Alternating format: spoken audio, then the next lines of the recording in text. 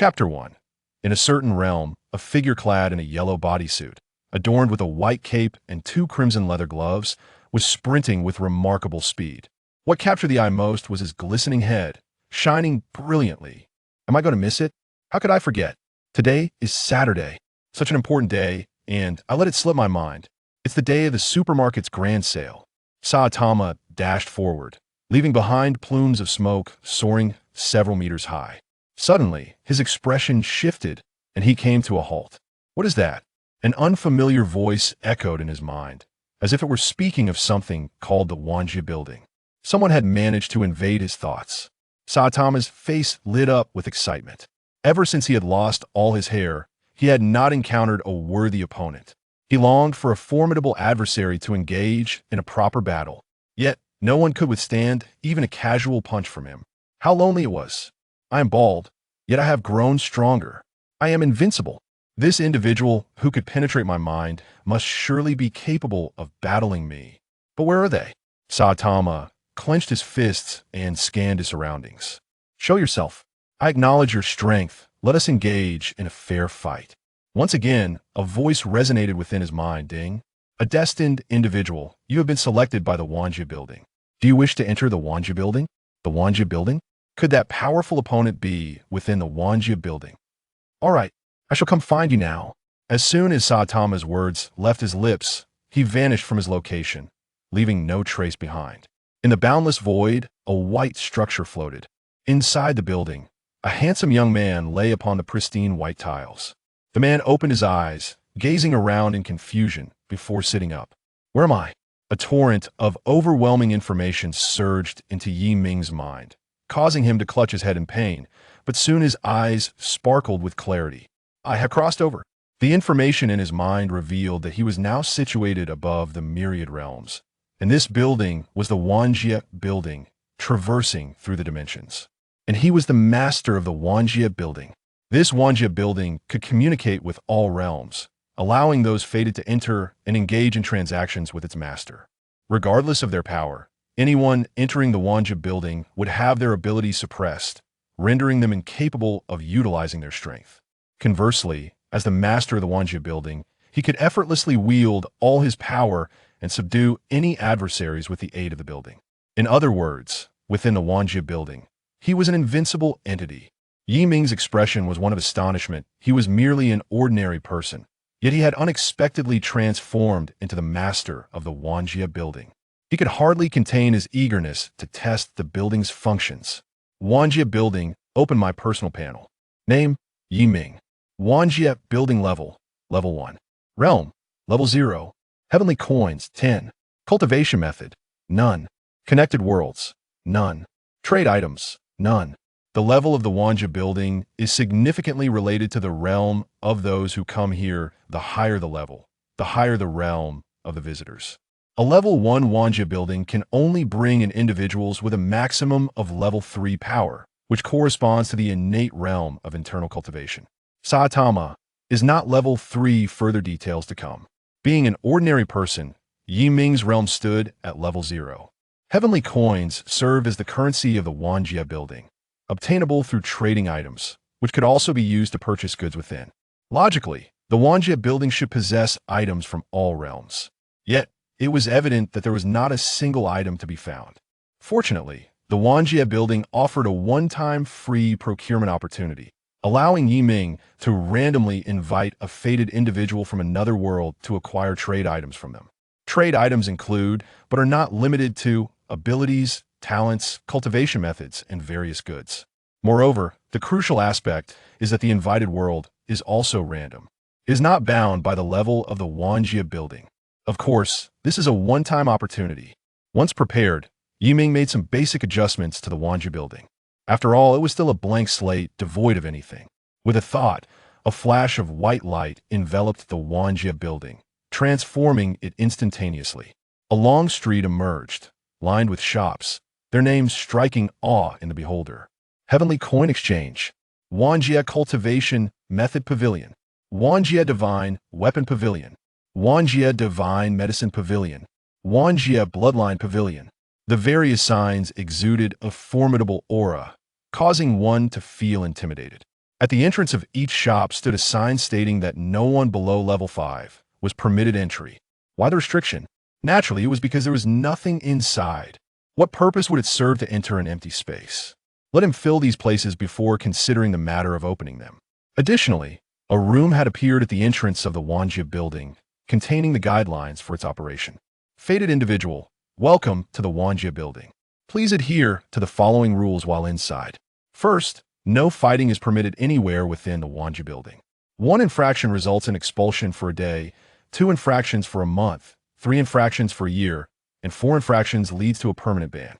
Second, the Wanjia building supersedes the myriad realms, allowing for the exchange of any items, weapons, methods, bloodlines, and goods. Anything you possess may be traded. After trading, heavenly coins can be used to purchase other items, as they're the sole currency of the Wanjia building. The third rule. I haven't thought of the third one, yet let's just skip it for now. Let me just these 2 rules. Aside from the rules, 2 sofas were placed around, accompanied by a coffee table, and of course, refreshments were provided. Yiming rubbed his hands together, an expression of excitement gracing his face. It was nearly complete. Wanjia building. Let's begin. Initiate the first trade. Commencing invitation. Yiming settled into the sofa, gazing at the entrance of the Wanjia building. It was a swirling black vortex, akin to a black hole. Individuals from the myriad realms could traverse this vortex to reach the Wanjia building. Inside the Wanjia building, Yiming awaited anxiously. He wondered who would arrive and whether he could trade for something useful. Ideally, someone with formidable strength would come, perhaps providing a cultivation method or the like, making future transactions easier. Alternatively, a powerful artifact would suffice, something capable of continuously producing elixirs. Cultivation methods could be resold multiple times, but other items could not. Well, not entirely for common items like gold and silver treasures, the Wanjia building could replicate. However, other items, such as elixirs and rare materials, could not be duplicated. Moreover, as the master, he would receive 1/10 of the heavenly coins from each transaction. At that moment, the black vortex began to stir, and a bald man in a yellow bodysuit emerged. Yiming's eyes widened in recognition as he exclaimed, "Are you the powerful one? Take my punch." A normal punch. Before Yiming could utter another word, Saitama swung a fist at him. What kind of sensation was that? Yiming felt a deep empathy with Genos. Those were not merely red leather gloves, but rather death was encroaching. Fortunately, this overwhelming aura surged swiftly, then dissipated even faster. An irresistible, ineffable pressure bore down on Saitama, pinning him firmly to the ground. "You truly are strong. I will take this seriously." Yiming remained momentarily stunned until Saitama spoke again. He lowered his gaze, noticing Saitama's face reddening, yet still unable to rise. However, rather than anger or frustration, Saitama appeared even more exhilarated. Clearing his throat, Yiming waved his hand, instantly binding all of Saitama's powers, then tossed him onto a nearby sofa. Cough, cough. Saitama, take a moment to review the rules here. Saitama attempted to stand, but found himself unable. This was the first time he felt a tinge of defeat. He realized he was no longer invincible. Yet, this only heightened his excitement. Let's engage in a proper battle. Yiming stroked his chin, his eyes glinting with intrigue. Saitama, the protagonist of the One Punch Man world. In that entire realm, there was not a single soul capable of withstanding his punch. Not even the cosmic overlord Boros, who traversed half the universe seeking a fight with Saitama. It is worth noting that Boros possessed the power to obliterate planets and extinction-level threat. Yet, this immensely powerful extraterrestrial was still defeated by a single punch from Saitama. Saitama was an anomaly in the One Punch Man universe, a human who had unshackled his limitations. He had the potential to infinitely enhance his strength, which is precisely why he was so formidable. If one were to consider what was most valuable about him, it would undoubtedly be the method to unbind those limitations. Certainly, if you wish to engage in a fair battle with me, you may complete a transaction. Upon its successful completion, I shall face you honorably in our next encounter. A faint smile graced Saitama's face as he readily acquiesced without a moment's hesitation. What transaction? I accept. Yiming's heart raced with exhilaration. Was it truly this simple?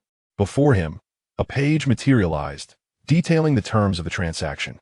Saitama's limit-breaking training method. Perform 100 push-ups, 100 sit-ups, 100 squats, and run 10 kilometers daily, regardless of the heat, without the luxury of air conditioning.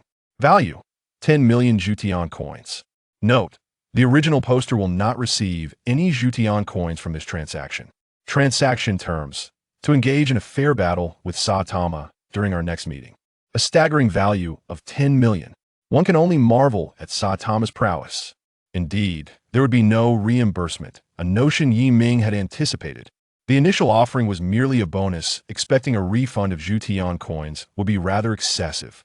Nevertheless, acquiring this training method at no cost was a delightful surprise. As for battling Saitama in our next encounter, one could only wait to see when that would be. All right, I have initiated the transaction, do you agree? Saitama, glancing at the displayed content, agreed without hesitation. Before Saitama could utter another word, Yi Ming promptly returned him to his own world. It wasn't a matter of turning his back. What if Saitama bowed his head and then lifted it again to declare that they had met once more? Then would they fight or not? Thus, better to be safe than sorry. After obtaining Saitama's limit-breaking training method, Yi Ming stroked his chin, pondering how to market such a costly item. Moreover, he couldn't afford it himself. Saitama's limit-breaking training method, Level 1. 10 Jutian coins, Level 2. 100 Jutian coins, Level 3. 1,000 Jutian coins, and so forth, up to Level 7 at 10 million Jutian coins. Completing Level 1 will elevate one's power to the pinnacle of the first stage. Yi Ming's eyes sparkled with excitement. How impressive! Saitama's reputation is indeed well-deserved. He could just barely afford to purchase Level 1. System: purchase Level 1. Insufficient Jutian coins. The original poster requires 100 Jutian coins to purchase Level 1. Darn, why is that? As the original poster, I should have privileges. Why must I pay a price tenfold? Purchasing as the original poster requires no training. The level is completed instantly. I may have spoken a tad too loudly. Please don't take offense. Yi Ming rose, having acquired the first item now. He needed to sell it. By selling for 1,000 Jutian coins, he could ascend to the ranks of a first-stage warrior. Onward. Initiate the invitation. Invitation commencing.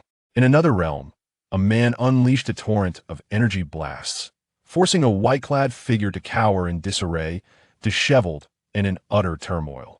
Once the white-clad man collapsed to the ground, the attacking figure ceased his onslaught. However, the white-clad man, overwhelmed with shame, charged again. Nearby, a stocky, bushy-browed man swiftly intervened, seizing the white-clad man's vital point and lifting him. After sparing your life, you resort to treachery? What kind of hero does that make you? I, Shao, a true man, am now compared to someone like you. With a powerful shake of his arm, he flung the white-clad man away, sending him sprawling in disgrace. As the white-clad figure contemplated burrowing into the earth in embarrassment, a voice suddenly resonated in his mind. Ding! A fated individual, you have been chosen by the Wanjia building. Will you enter the Wanjia building? Without a moment's thought, he consented to anything to escape this place. Yes, a flash of white light enveloped him, and the white-clad man vanished. Within the Wanjia building, a swirling black vortex materialized, from which emerged a disheveled man. Yi Ming regarded the newcomer, his eyes absorbing the information. Name: Murong Fu. Identity: Tianlong Babu Universe, heir of the Murong clan. Strength: mid-acquired stage, second stage. The mid-acquired stage is classified as second stage. From Yi Ming's understanding of Tianlong Babu, there seem to be ranks such as unranked, third-rate, second-rate, and first-rate prior to the acquired stage. Only after the first stage does one reach the acquired stage, and beyond that lies the innate stage. Thus, the third-rate, second-rate, and first-rate must all be considered first stage. The strongest in Tianlong Babu are innate warriors, equivalent to third-stage strength. Murong Fu, with his acquired strength, is already among the elite in the Tianlong Babu world. The Murong clan is renowned for its formidable martial prowess, and he, Murong Fu, is celebrated for his handsome demeanor and refined bearing, a name that resonates throughout the martial world. South Murong and North Xiaofeng are known as the two foremost masters of the Central Plains martial arts, and to fulfill the ancestral mandate of restoration, Murong Fu diligently studies the martial arts of various sections. As the only character in Tianlong Babu devoted to his cause, he places the weight of his ancestral teachings above all else, aspiring to restore the glory of the Yin state. Yet tragically, he is left with a fate of betrayal and isolation. As the last hope for the restoration of the Yin state, he bears an immense burden. He forsook everything despite his unscrupulous actions. All he sought was the revival of his homeland. However, why does he appear so disheveled? It seems he has not yet succumbed to madness. Murong Fu is quite particular about his image, so how could he be in such a state? Could it be that he was thoroughly bested by Duan Yu during that encounter? After Yi Ming assumed the role of the master of the Wanji Tower, every memory from his mind became vividly clear, as if everything he had ever witnessed was now in sharp focus. Murong Fu, please take a seat. Murong Fu's face was awash with astonishment. Where was this place? How did he arrive here? He recalled everything that had transpired earlier, being thoroughly humiliated by Duan Yu, and then being ambushed and flung aside by Qiao Feng. Subsequently, he had heard something in his mind, which brought him here. Wanjia Tower. He noticed a nearby notice, which stated that the tower transcends all realms. What is this vast multiverse? Murong Fu did not comprehend. Yet he was profoundly shaken, observing the surroundings, which were entirely unfamiliar to him. He realized he had encountered a celestial being. This was a stroke of divine fortune. Murong Fu hastily straightened his attire and respectfully bowed. He had met a celestial being? Yi Ming raised an eyebrow, but chose not to elaborate. Please sit. The rules of trade at Wanji Tower have already been transmitted into your mind. Feel free to express your thoughts. Murong Fu was taken aback as he sank into the sofa. It was astonishingly soft, truly. Celestial artifacts are of an extraordinary nature. Celestial being, I desire to grow stronger. I wish to restore my nation. Let the kingdom of Yin rise once more. Yi Ming nodded, instantly grasping Murong Fu's intentions upon seeing him. Very well. I possess a method of cultivation. If you practice it for 1 month, you will attain the innate level. After 2 months, you will reach the pinnacle of innate strength. Yi Ming was, of course, referring to the Satama-style limit-breaking cultivation method. The complete method required 3 years to master. However, the first level only took 10 days. The second level 20 days, the third level 30 days, and the fourth level doubled to 60 days, with the fifth level extending to 120 days, the sixth to 240 days, and the seventh requiring a staggering 720 days. In total, the segmented cultivation time amounted to 1,200 days, exceeding 3 years by 105 days. Yet there was no alternative. No one could purchase the entire cultivation method at once. Thus, it meant that after 1 month, Murong Fu could become an innate master and commence his quest to restore his nation in the world of Tianlong Babu. Innate level masters were exceedingly rare. Likely only the sweeping monk existed. As for any hidden innate masters, perhaps there were a few, but certainly not many. Murong Fu's eyes reddened, his breath quickened, and his heart raced. 2 months to reach the pinnacle of innate strength. It took him decades of arduous training to merely attain the mid-stage of acquired strength. Now, he had a way to achieve the pinnacle of innate strength in 2 months. Who could hinder his ambitions to restore his nation with such power? This was the closest he had ever been to his goal. Celestial being, how can I acquire this cultivation method? The first level of the Satama-style limit-breaking cultivation method was indeed worth 10 multiverse coins. The second level, 100 coins, and the third level, 1,000 coins. The cultivation method must be learned from the beginning, meaning he needed to purchase all 3 levels. A businessman. One must always seek profit. Yi Ming initially intended to sell the total worth of 1,100 coins for 10,000, but alas, the system would not permit such a price. This cultivation method required a total of 1,100 multiverse coins for the first 3 levels. As long as you possess this amount, you can acquire it for your training, but if funds are insufficient, you may also purchase them separately. The first level for 10 multiverse coins will allow you to attain the peak of first-rate strength, while the second level for 100 coins will enable you to reach the peak of acquired strength. Murong Fu took a deep breath and, according to the rules of Wanji Tower in his mind, conjured several manuals. This is the ancestral skill of the Murong family, Do Zhuan Xing Yi. This is the ancestral technique of Kanhe Ji, rivaling the six meridian swordplay of the Dali clan. Murong internal skill, Murong swordplay, compassionate blade technique, returning wind and sweeping willow blade, demon subduing blade technique, 18 paths of chopping knife, 3 unique moves of the back mountain, 5 tiger breaking door blade, fisherman's hook technique. Murong Fu presented an array of martial arts manuals. These were all skills he had practiced, allowing him to directly materialize martial arts texts. Unfamiliar skills could not be conjured, necessitating the exchange of physical manuals instead. Although he had not made a name for himself with Kanhe Ji, he was familiar with the manual. Do Zhuan Xing Yi, 3rd tier manual, worth 240 multiverse coins. Kanhe Ji, 3rd tier manual, worth 260 multiverse coins. Murong internal skill, 3rd tier manual, worth 200 multiverse coins. Murong swordplay, 2nd tier manual, worth 50 multiverse coins. Compassionate blade technique, 2nd tier manual, worth 30 multiverse coins. Returning wind and sweeping willow blade, 2nd tier manual, worth 40 multiverse coins. Demon subduing blade technique, 2nd tier manual, worth 80 multiverse coins. 18 paths of chopping knife, 1st tier manual, worth 3 multiverse coins. 3 unique moves of the back mountain, 2nd tier manual, worth 30 multiverse coins. 5 tiger breaking door blade, 2nd tier manual, worth 40 multiverse coins. Fisherman's hook technique, 1st tier manual, worth 7 multiverse coins. 1st tier items generally cost between 0 to 10 multiverse coins. 2nd tier items range from 10 to 100 multiverse coins, and 3rd tier items span from 100 multiverse coins. Yi Ming waved his hand, causing the manuals in Murong Fu's possession to vanish. You have a total of 980 multiverse coins. This is your Wanjie token. You can return to Wanjie Tower using it, and your multiverse coins are contained within. Yi Ming produced a white token and handed it to Murong Fu, who reverently accepted it with both hands. The Wanjie token clearly indicated how many multiverse coins each manual was exchanged for. The fact that 10 manuals were exchanged for 980 multiverse coins astonished him. After all, those were manuals capable of cultivating to the pinnacle of innate strength. With just a few ordinary manuals, he had nearly amassed 1,000 coins. He felt it was quite a bargain. Murong Fu was prepared. Once he returned, he would immediately head to Yanzhou and bring all his manuals to sell.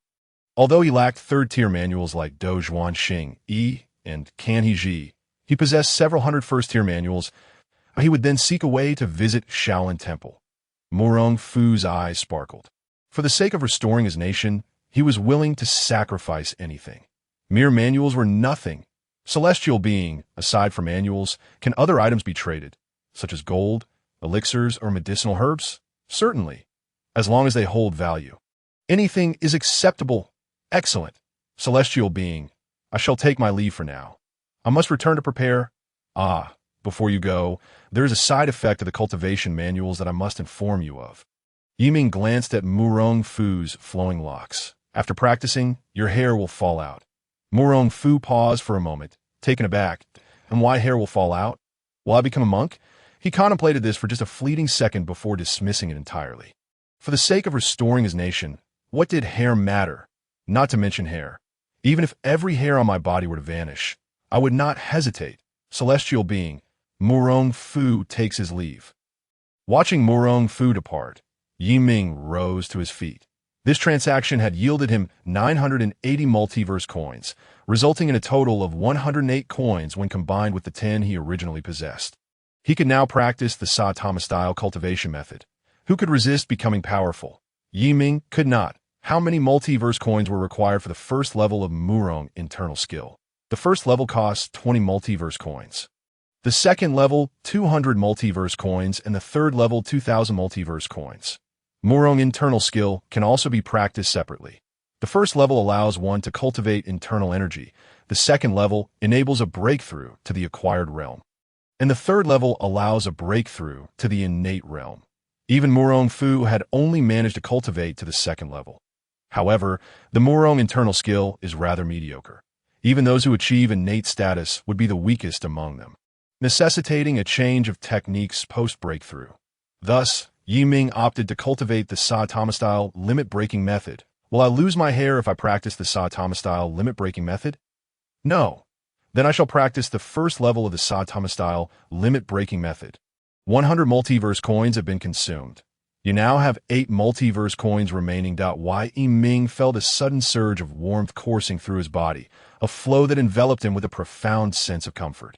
He sensed a remarkable enhancement in his strength and speed across all dimensions. Upon opening his personal panel, he noticed that the realm section had changed. Name: Yi Ming Universal Tower Level. Level 1 Realm. Peak Stage 1 Heavenly Coins. 8 Cultivation Technique. Chiyu Style Limit Breaking Method. First Layer, Connecting Worlds Trade Items. Chiyu Style Limit Breaking Method. Celestial Transformation. Merging Finger. Murong Inner Strength. Murong Sword Technique. Compassionate Blade Technique. Willow Wind Blade. Demon Slaying Blade Technique.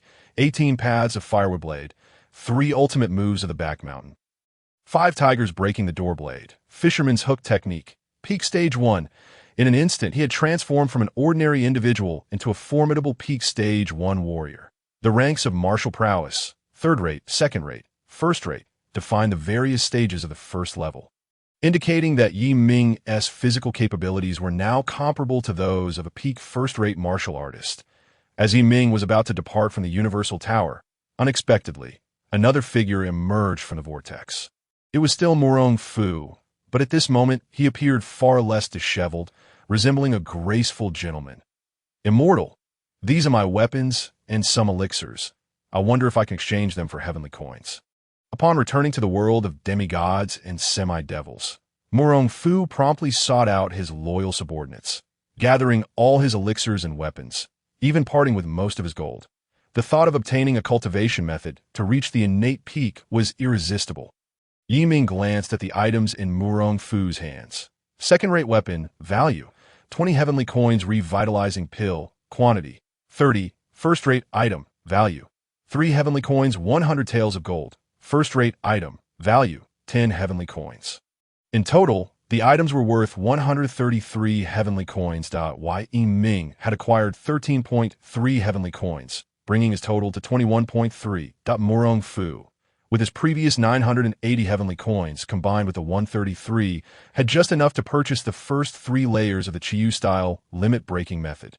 That is sufficient. Shall I proceed with the purchase of the cultivation method? Murong Fu eagerly nodded. Very well, a total of 10 heavenly coins will be consumed, leaving you with 3 heavenly coins. Suddenly, the cultivation method appeared in Murong Fu's mind, and after reviewing it, he was left in a daze. Not due to its complexity, but rather its simplicity. Is such basic training truly effective? What is air conditioning? Murong Fu pondered, though he refrained from voicing his doubts. To question the immortal would be to express disbelief. Immortal, I see this as merely the first 3 layers. Is their 4th layer? Indeed, the Chiyu-style limit-breaking method originates from a higher realm, designed to help you break your limitations and grow stronger without bounds. It consists of 7 layers, each enabling you to become the pinnacle warrior of your current realm. The 3rd layer represents the peak of Stage 3, equivalent to the innate peak in your world. 7 layers. Murong Fu's eyes nearly bulged in astonishment. If the 3rd layer equates to the innate peak, what then of the 7th? Immortal, how many heavenly coins does the complete Chiyu-style limit-breaking method cost? If purchased in one go, it would require 10 million heavenly coins. However, if bought layer by layer, the price increases tenfold. Thus, the 3rd layer costs 1,000 heavenly coins, and the 4th layer 10,000 heavenly coins. 10 million. Murong Fu glanced at his universal token, which contained a mere 3 heavenly coins in an instant. Over 1,000 heavenly coins had dwindled to just 3. He felt as though even if he traded the entire world of demigods and semi-devils, he still could not afford the 7th layer of the cultivation method. Murong Fu shook his head, dismissing such distant thoughts. First, I shall complete the initial 3 layers, and after restoring my country, I will consider the rest. The 7th layer may be out of reach, but the 4th and 5th layers might still be attainable. Thank you for your guidance, Immortal. I take my leave. Upon returning to the world of demigods and semi-devils, his companions Baobu Dong and the others stared in disbelief. Young master, where are your weapons? What happened to them? Murong Fu smiled, waving his hand dismissively. The weapons are of no consequence. He turned to face Xiao Feng, letting out a cold snort. Xiao Feng, I may have lost this time, but my name, Murong Fu, shall not be tainted by your slander. 1 year hence, we shall duel again. Then you will understand the might of the Murong name. With that, Murong Fu turned to leave with Bao Bu Dong and the others. Wang Yuyin, witnessing this, quickly called out, "Cousin!" Murong Fu glanced at Wang Yuyin, his cousin, who was a veritable encyclopedia, having studied various martial arts from an early age. Perhaps she could be of use. Moreover, the Mandala Villa's Linghuan Jade Cave was akin to their own China Manor's well of water, housing a plethora of manuals. "Cousin, come here." Wang Yuyan's face lit up with joy, and after a quick glance at Duan Yu, she hurried to Murong Fu's side. "Fairy sister." Duan Yu extended his hand, wishing to retain her, but Wang Yuyan's heart was solely with Murong Fu at that moment, leaving no room for Duan Yu. Meanwhile, the hidden Murong Bo observed Murong Fu and nodded slightly, recognizing that this fellow was not entirely beyond redemption. Murong Fu paid no mind to such trivialities. He yearned to return to China Manor as swiftly as possible. Casting a lingering glance at the Shaolin Temple's scripture repository, as the saying goes, all martial arts stem from Shaolin. If he could exchange all of Shaolin's martial arts, perhaps he could acquire the 4th layer of the Chiyu-style limit-breaking method. Alas, it was a pity. Once he broke through to the innate realm, he would undoubtedly return. With determined strides, Murong Fu made his way down the mountain, dismissing everything around him. His singular focus was to return to China Manor and cultivate. Striving for an early breakthrough to the innate realm. On the journey, he wasted no time, opting to run rather than ride, pushing himself to complete 10 kilometers while performing 100 push-ups, 100 sit-ups, and 100 squats. These peculiar exercises led Bao Bu Dong to believe that the young master had lost his mind, shaking his head incessantly. However, upon completing his first day of training, Murong Fu transitioned from mid-stage postnatal to late-stage postnatal. Having been stuck in mid-stage for long, he was astonished that his first training session resulted in a breakthrough. His companions, including the famously knowledgeable Wang Yuyin, were left agape in disbelief. A smile crept onto Murong Fu's face. After all, this was the cultivation method bestowed by the immortal. Mere mortals could not fathom its efficacy. He chuckled as he ran his fingers through his hair, only to realize that a clump had fallen out. At that moment, he recalled the immortal's words. Upon successfully cultivating the method, one would lose all their hair. Taking a deep breath, he resolved that for the sake of restoring his country, hair was inconsequential. "Let us go. Back to China Manor." Within the Universal Tower, Yi Ming arranged the martial arts manuals, elixirs, and other items in his room before vanishing from the Universal Tower. When he opened his eyes once more, he found himself back in his humble rented apartment. Yes, he had returned. He could now traverse freely between the present world and the Universal Tower. He could even establish another Universal Tower in this world. Ding! 48,562, 500 yuan has been credited to your bank account. A smile spread across Yi Ming's lips. The 100 taels of gold from Murong Fu had enabled him to replicate 21 times. Gold, as it turned out, only required 1/10 of its value to replicate, costing him merely 21 heavenly coins for the 21 copies that Yi Ming then instructed the Universal Tower to convert the gold into cash. Perfectly legal cash. In the blink of an eye, he had transformed from a penniless wretch into a millionaire. Over 48 million. Yi Ming had never encountered such wealth before. With money in hand, he could finally liberate himself from the drudgery of a 996 corporate grind. The first step was to resign from his job and unleash a tirade against his exploitative boss. Yi Ming stood up, leaving the rented apartment, and headed toward his workplace. He worked at a tech company where the team leader wielded authority like a tyrant, demanding overtime without compensation. Were it not for the meager salary, he would have quit long ago. However, he had to admit that the company was quite reputable, well known throughout the industry. Now standing beneath the towering building of more than 20 stories, Yi Ming gazed up at their company's headquarters. This entire building belonged to them. Yi Ming worked on the 10th floor, and as he approached his workstation, he was immediately met with a familiar, irksome voice. Yi Ming. "What are you doing? What time is it?" You're 2 hours late. Do you even want to keep your job? If not, just say so and don't disrupt the others. A bespectacled man clad in a suit pointed an accusing finger at Yi Ming's nose.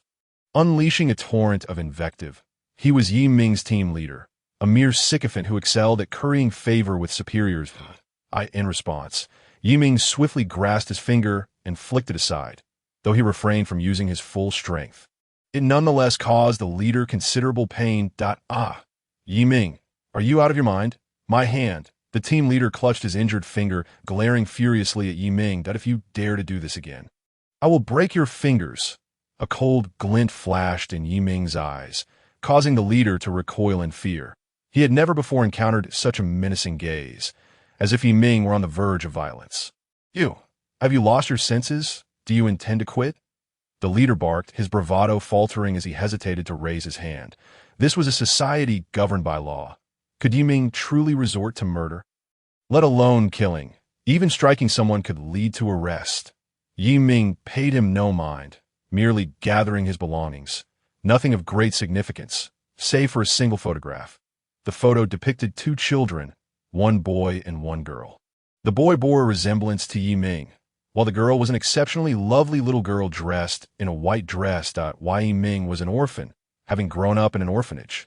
And that girl had been his sole friend there, unfortunately adopted away later. This photograph held immense importance for Yi Ming. He could part with everything else, but this picture was non-negotiable. After placing the photograph in his bag, he tidied up the remaining items and made his way to the Human Resources Department. Yi Ming, where are you going? To resign. You fool, if you say another word. Do you believe me? Upon arriving at the Human Resources Department, Yi Ming began the process of resignation. The head of HR questioned him extensively, attempting to persuade him to reconsider. I am merely informing you. Either process my resignation now, or you'll have to figure it out later.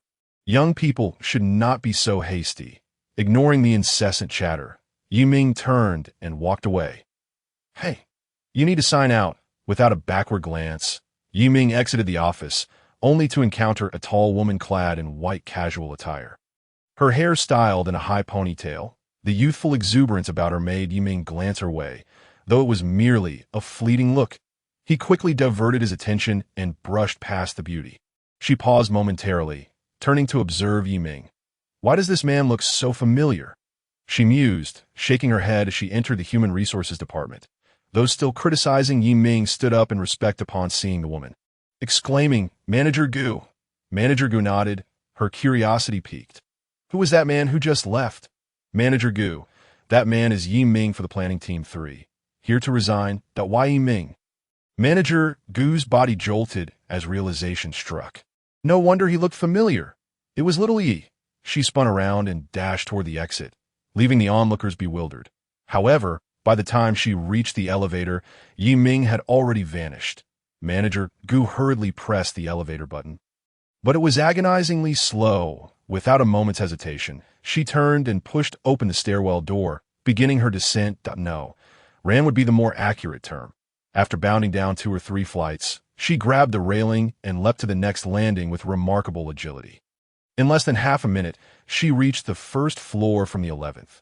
Emerging from the stairwell, she found the elevator still stuck on the 3rd floor, nowhere near the first. Taking a deep breath, she composed herself, preparing for the elevator. With a chime, the elevator doors opened, revealing, much to her dismay, an empty cabin.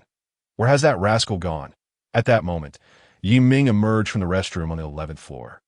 Having washed his hands, indeed, he was a first-tier cultivator, but even first-tier cultivators need to attend to nature's call. He approached the elevator and boarded just as the doors closed behind him. His elevator descended. Manager Gu exited hers, re-entering the Human Resources Department. What is Yi Ming's phone number? Yi Ming's phone card is here. All his contact numbers are the ones provided by the company. What about his home address? Yes, here it is. 378 Xuanfu Road, Qinglian District. After leaving the company, Yi Ming headed straight for a nearby real estate agency, determined to purchase a house first. After all, one must not suffer at the expense of their own well-being. Do you have any villas available? Yi Ming inquired upon entering, prompting the agents to rush over. Yes, sir, allow me to introduce you to some options. Bro, this way. Handsome, over here. I can help you. Yiming's gaze settled on a strikingly beautiful young woman. Dressed in a suit with thigh-high stockings, her long legs astonishingly captivating. "You will do." The girl beamed with delight, while the other sighed and turned away. Yiming, being a man, found her the most appealing among the agents. Was there anything wrong with his choice? Absolutely not. "Sir, may I ask what your budget is?" 40 million. The young woman's eyes brightened as she began to showcase various properties to Yiming.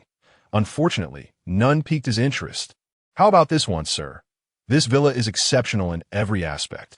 The only drawback is its remoteness. That it was built by a local tycoon who now needs to sell." "Where is it located?" "On the outskirts of the city. Surrounded by nothing. That it was originally intended as a vacation home.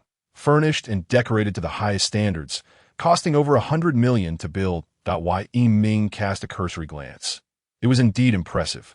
But its location was not just on the outskirts, it was in the countryside. While it was labeled a villa, it was more akin to a small estate, and the surrounding environment was indeed pleasant. The only downside was its distance from the city, which would require about an hour's drive. Moreover, there was nothing nearby. Yet at 40 million, the price was still remarkably low. This villa was easily worth around 200 million. So 40 million was quite outrageous. Yiming's eyes flickered with intrigue. Regardless of potential issues, if he could purchase it cheaply, it would be foolish not to. "I'll take it. Show me the place and bring the seller along. If all goes well, I hope to move in today." The young woman beamed, nodding enthusiastically. "Certainly, sir.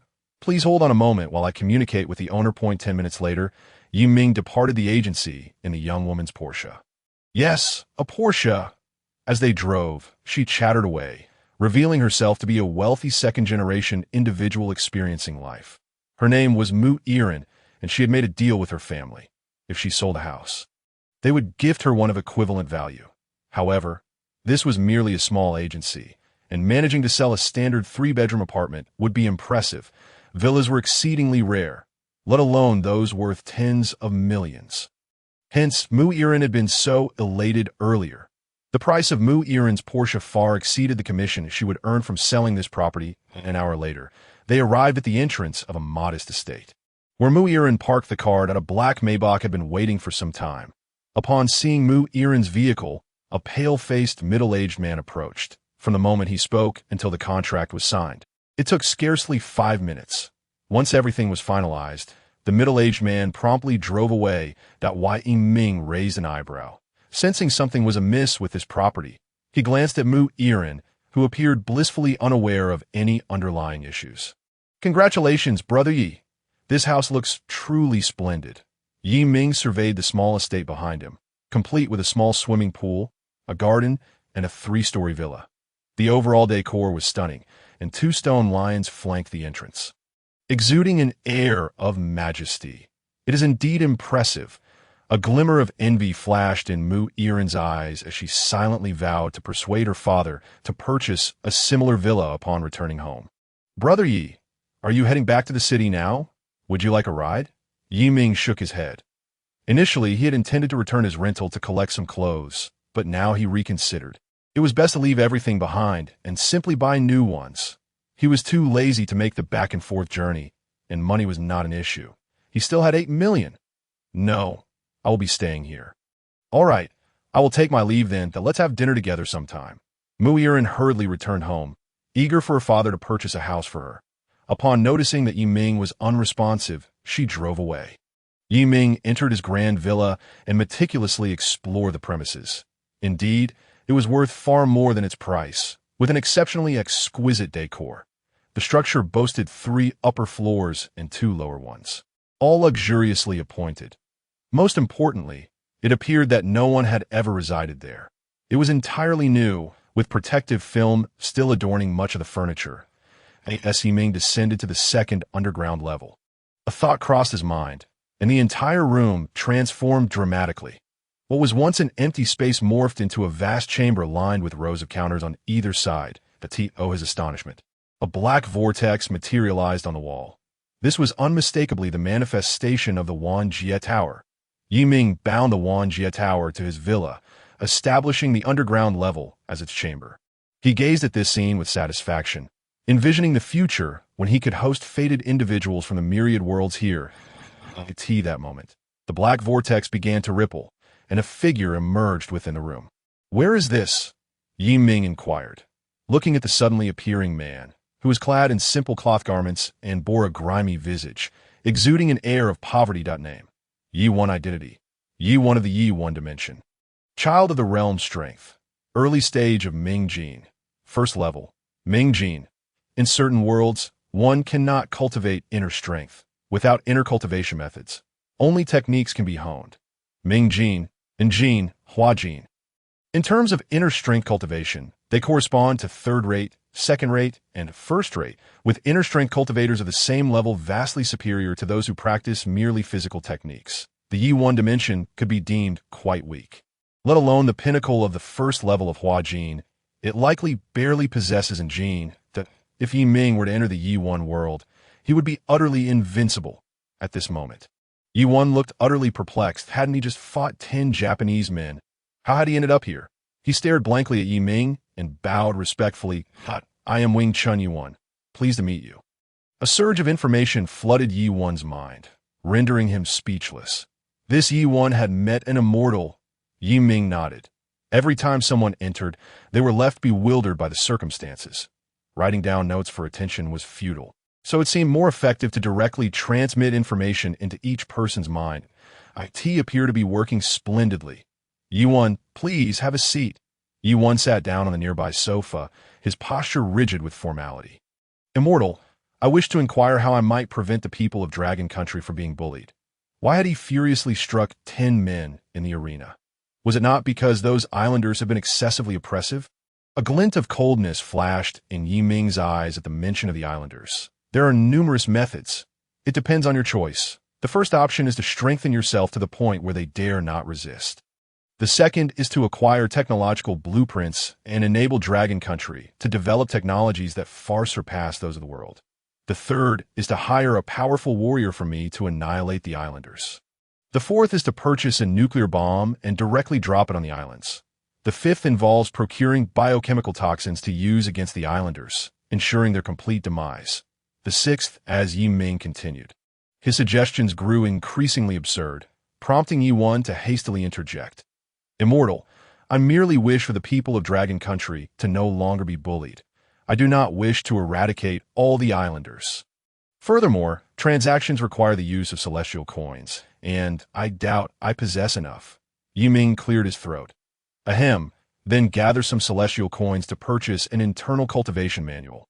Once you cultivate it, the islanders will have no choice but to respect you. When you are strong enough, they will not dare to enter Dragon Country." Yi One hesitated momentarily, questioning whether one could truly attain such strength. Could a single individual contend against an entire nation? It seemed implausible even with internal cultivation. He voiced his doubt, but Yi Ming shook his head. "That is merely a reflection of the inadequacy of martial power in your world. Know this, when internal cultivation reaches a profound level, a mere glance can extinguish life, and obliterating an entire nation with a single strike is not beyond reach." Yi One was greatly astonished. Perhaps his only passion was martial arts. After a moment's hesitation, he decided to first ascertain how many celestial coins he possessed. Raising a hand, a manual appeared before him. Wing Chun, first-level manual, valued at 2 celestial coins. Silence enveloped the room, a suffocating stillness. Besides Wing Chun, Yi One had nothing else. No money, no additional manuals. Only Wing Chun. He glanced at Yi Ming, feeling somewhat embarrassed, and tentatively asked, "Immortal, can I exchange 2 celestial coins for an internal cultivation manual?" Yi Ming regarded Yi One for a moment and nodded in acknowledgement of his shame-faced expression. The first layer of Murong internal cultivation allows you to cultivate inner strength and requires only 2 celestial coins. A flicker of joy illuminated Yi One's eyes. "Then I shall trouble the immortal. I wish to purchase the first layer of Murong internal cultivation." Yi Ming took back the Wing Chun manual and subsequently transmitted the first layer of Murong internal cultivation into Yi One's mind. Yi One closed his eyes to sense it, his body trembling with excitement. "IT truly is internal cultivation. I never expected that I, Yi One, would one day be able to practice internal strength." Once Yi One had calmed down somewhat, Yi Ming addressed him. "You can only cultivate inner strength. preventing the people of Dragon Country from being bullied is quite a challenge. Would you like to hear my suggestion? Yi Wan's eyes brightened. I would be eager to hear the immortal's guidance. Yi Ming sighed inwardly. His world resembled Yi Wan's in many ways, with Dragon Country having endured significant hardships. If he could assist, he was more than willing. Unfortunately, the rules of the Wan Jie Tower were stringent, and he could not easily contravene them. With celestial coins, everything was feasible. Without them, it was impossible. Seek out the higher echelons of Dragon Country, gather precious items, and bring them here for trade. Exchange them for advanced technologies from future worlds to bolster Dragon Country's strength. Only when Dragon Country is powerful will other nations dare not act recklessly. Respect must be upheld on the edge of sword, and truth lies within range. I have said all I can. The rest is up to you. Yi Wan bowed deeply, remaining kneeling for a lengthy duration. I'm grateful for the immortal's guidance. I, Yi Wan, express my heartfelt thanks on behalf of the people of Dragon Country. Watching Yi Wan depart, Yi Ming shook his head, hoping he could succeed. This task, while seemingly simple, was not without its complexities. Conversely, it was not insurmountably difficult. It all depended on whether he could earn the nation's trust. Upon returning home, Yi Wan did not ponder how to contact the higher-ups. Instead, he closed the door and began secluding himself for cultivation. Merely speaking would not persuade the country. He first needed to cultivate his inner strength within the villa. After exploring the entire premises, Yi Ming began procuring essential items. Clothing, shoes, toiletries, everything from the old house needed to be repurchased. Fortunately, with modern technology, same-day delivery was available, allowing for immediate fulfillment of orders. Yet this left Manager Gu in a predicament, waiting at Yi Ming's doorstep without any sign of him. After completing his shopping, Yi Ming's takeaway arrived. While he was enjoying his meal, in a distant dimension, atop a towering mountain, a man clad in dark finery questioned an elderly figure with white hair. Why am I still here? Why? I want to go back. I intend to bring the best technology with me. Let us see who dares oppose me. The elderly figure, unperturbed, gazed at him. This is merely an ordinary box. It is you who have imbued it with mystery. The man in fine attire erupted in anger, pointing at the wondrous box at the center of the table. Its lid floated in midair, appearing remarkably enigmatic. Nonsense, old man. I used this very box to come here, and now I demand it to return. I must come and go as I please. Hand over the box. The elderly man waved his hand dismissively. There is no need to rush, sir. Since this box cannot facilitate your return, do you not have other options?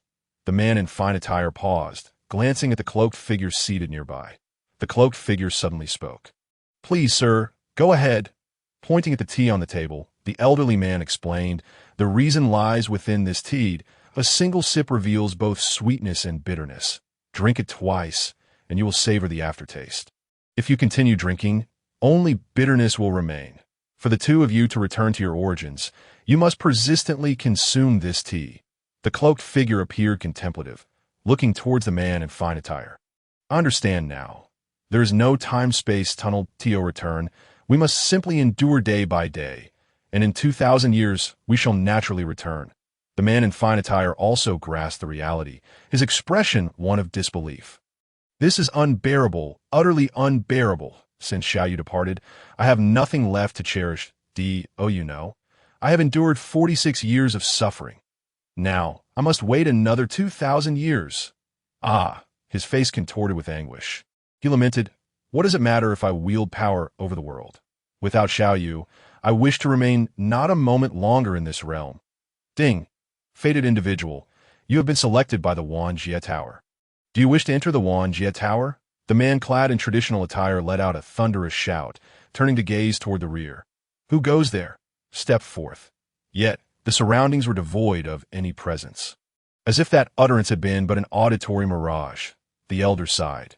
This box had withstood the test of millennia, and only a person of destiny could unlock it. A person of destiny? Just now, it seemed as though someone of that ilk had brushed past his ear. Had they entered some realm? Could it be this very box? The man in traditional garb fixed his eyes upon the treasure chest, convinced it must be a temporal conduit. Without hesitation, he stepped inside. In the next instant, he found himself emerging from a swirling vortex. Beyond the whirlpool lay a familiar scene. a sofa, a coffee table, a counter. His heart surged with excitement. He had truly returned. He was back. A stream of information flooded his mind, leaving the man momentarily stunned. The pavilion of 10,000 realms? Wasn't this 2,000 years hence? Impossible! He glanced at the staircase beside him and hurriedly ran towards it, desperate to escape this chamber. Yet, it was futile. No matter his efforts, he could not depart. He was compelled to confront the reality that he had indeed arrived in an extraordinary realm. Meanwhile, Yi Ming, still dining upstairs, suddenly received a message. Another had arrived. He sipped some water and descended with unhurried calm to the man in traditional garb. Yi Ming's sudden appearance in the room was startling. He quickly knelt, pressing his forehead to the ground in reverence. Zhao Gao. I have encountered an immortal. It had been ages since he had knelt before anyone. Ever since the demise of Qin Shi Huang, he had stood above all others in the court, and no one had remained worthy of his homage. Yet this figure before him was different. He was indeed a celestial being. The pavilion of 10,000 realms stood above all other realms. Yi Ming cast a glance at Zhao Gao, and his information materialized before him. Name: Gao Yao. Identity: mythical world, minister of the central chariot. Strength: none. Gao Yao. Rise. Gao Yao trembled at the sound of his name. One he had not heard in eons. The world knew him as the powerful minister of the central chariot. Zhao Gao. How few were aware that he had once been merely a cook, named Gao Yao. He gradually stood, a sycophantic smile gracing his face as he positioned himself beside the sofa. Your humble servant, Gao Yao, is truly fortunate to behold the countenance of an immortal. The world speaks of celestial beings as possessing unparalleled beauty and transcendent grace. Today, I see that the immortal's brow is adorned with the essence of mountains and rivers, eyes deep as if concealing the galaxy, a visage akin to jade, lips tinted like rouge, surrounded by a faint aura of divinity. Each step seemingly traversing clouds and mist, stirring one's heart and eliciting unabashed admiration at why Yi Ming regarded Gao Yao with an odd expression. Indeed, Zhao Gao was quite the charmer, his flattery reminiscent of how he had once delighted Qin Shi Huang. Yi Ming was well aware of the circumstances in the mythical realm. Gao Yao and Yi Xiaochuan had traversed back 2,000 years due to the treasure box as a cook. Gao Yao lacked education and had endured considerable hardship due to unfortunate circumstances. He had not only been castrated, but had also suffered torment and humiliation at the hands of many. Despite his tribulations, his thoughts were ever of his brother, Yi Xiaochuan. Though they shared no blood ties, as the only two modern individuals in this world, he had always considered Yi Xiaochuan's well-being first. Having risen to a respectable position, his first thought had been to ensure a better life for Yi Xiaochuan. But what of Yi Xiaochuan? He was lost in the tender embrace of the Elle sisters and Yu Shu, reveling in the bliss of becoming Meng Yi, utterly forgetting Gao Yao's existence. Were it not for Gao Yao, Yi Xiaochuan would have perished countless times. Even after realizing he was Zhao Gao, he still yearned to enjoy the splendor of wealth alongside Yi Xiaochuan, commanding respect in the Grand Qin. Yet Yi Xiaochuan stood upon the moral high ground, reproaching Gao Yao with righteous indignation. Fortunately, the great Buddha of Lesan had not yet been constructed. Otherwise, it would surely rise to allow Yi Xiaochuan a seat beside it. As Gao Yao had expressed, "You are remarkable. You are so noble. Do you have any idea what kind of torment I have endured simply because I lacked wealth and power? I am incomplete. I am a wretch. You are truly something special. Everyone adores you. What a wretched place this is.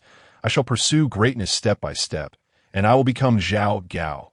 Yi Xiaochuan, lost in a world of tenderness, could not possibly grasp the tribulations Gao Yao faced. Those who have not endured another's suffering cannot simply advise them to relinquish their own pain. Such individuals are utterly detestable. Enough. This is not the Qin dynasty. You need not act this way. Please take a seat, Gao Yao. You are quite commendable.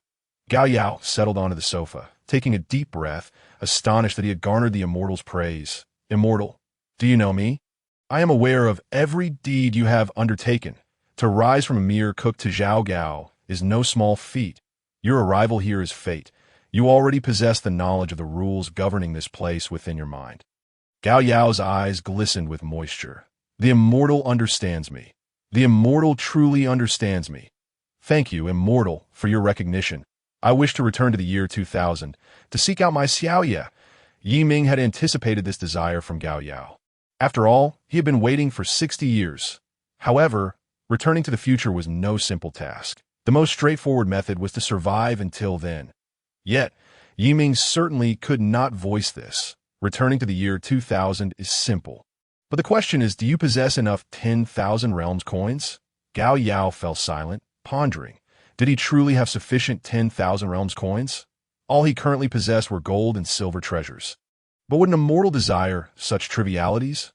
Ultimately, would he be condemned to endure 2,000 years? Those years would be excruciating. Yi Ming shook his head.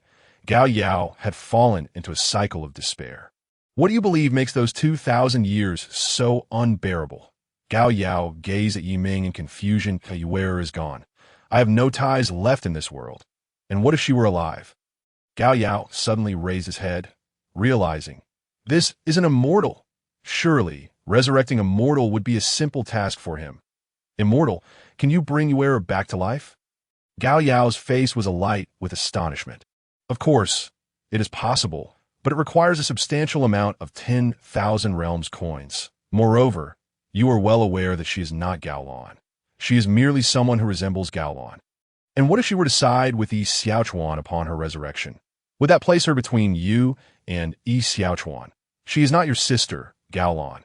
She is Yu Jie. Why Yi Ming's words pierced Gao Yao's heart. Though he would not divulge that resurrection was currently beyond reach. What you truly seek is merely a family member. In that era, you had none, but you could create one. Gao Yao lowered his head, fully cognizant of this fact. Yet he was a eunuch. He was a wretch.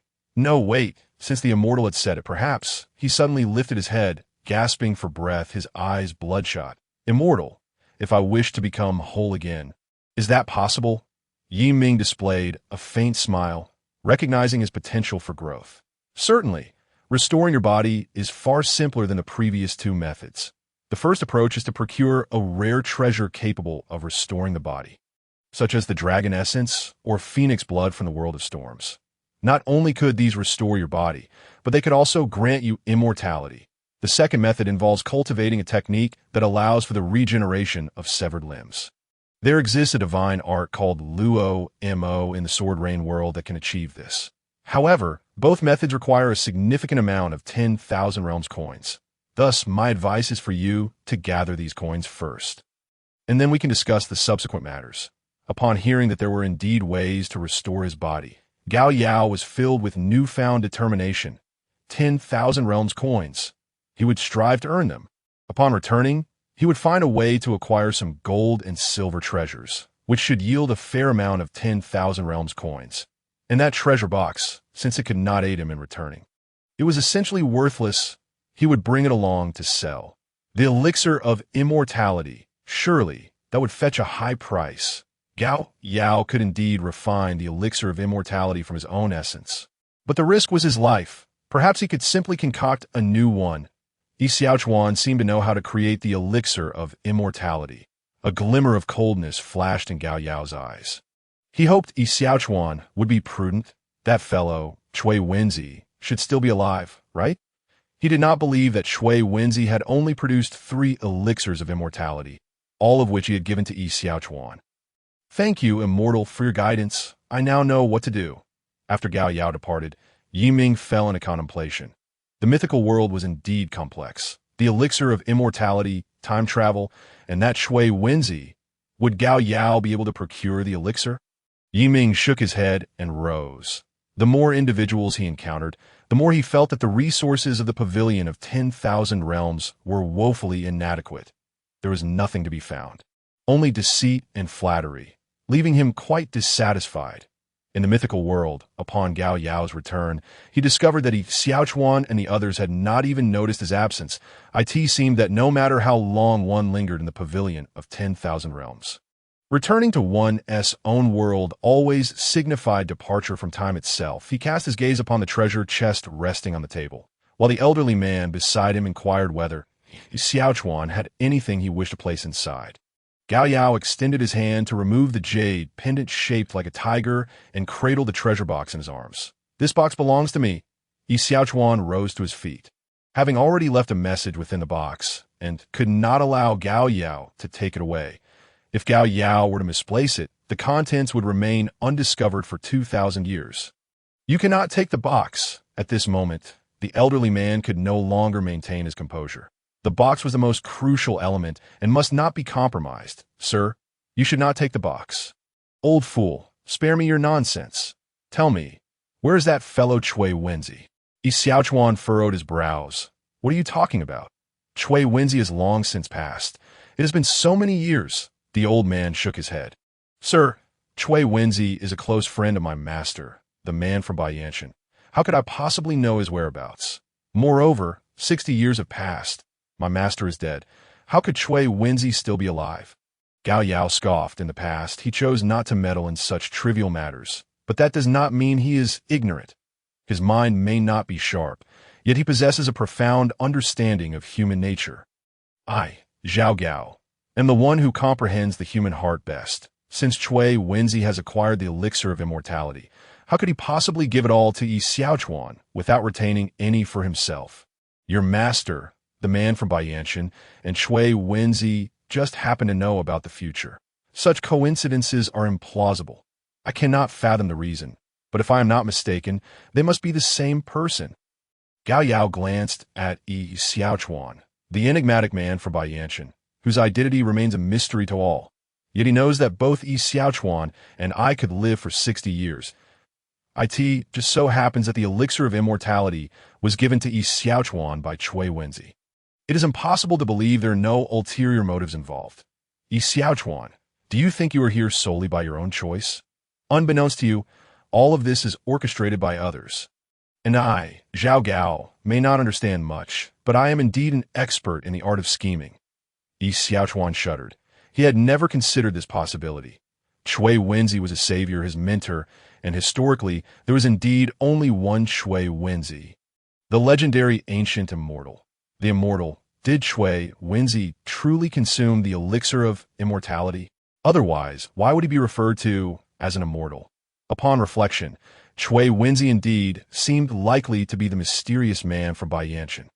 Instantly, Xiaochuan felt engulfed in a fog of confusion, as if every step he took was being guided from behind. The elderly man's eyes flashed with astonishment. This was not what his master had described. Zhao Gao should have left in anger after hearing that he could not return to the future, and then he should have handed the box over to Xiaochuan, arranging for the 5 elemental envoys himself. Everything is in chaos. He did not know whether his master was Chui Wenzi. After all, he had never seen what Chui Wenzi looked like. However, nearly all of his master's parting words had come to fruition, except for this moment. Gao Yao looked at the old man's expression, a flicker of satisfaction crossing his gaze. "You need not rush to speak, whether it is the man from Baiyanshan or Chui Wenzi. I believe they will come looking for me. Now, Xiaochuan, tell me, what is the formula for the elixir of immortality?" Xiaochuan was bewildered by Gao Yao's sudden transformation. Ever since learning he could not return, he had changed dramatically. "Telling you is of little consequence. There are currently no materials, and you would not be able to concoct it anyway. You only need to tell me. The essence of Black Wind's blood, combined with celestial star powder, along with rare medicinal herbs. As for the specific proportions, I do not know." Gao Yao cast a glance at Xiaochuan. "You brought me here, and all you have given me is pain.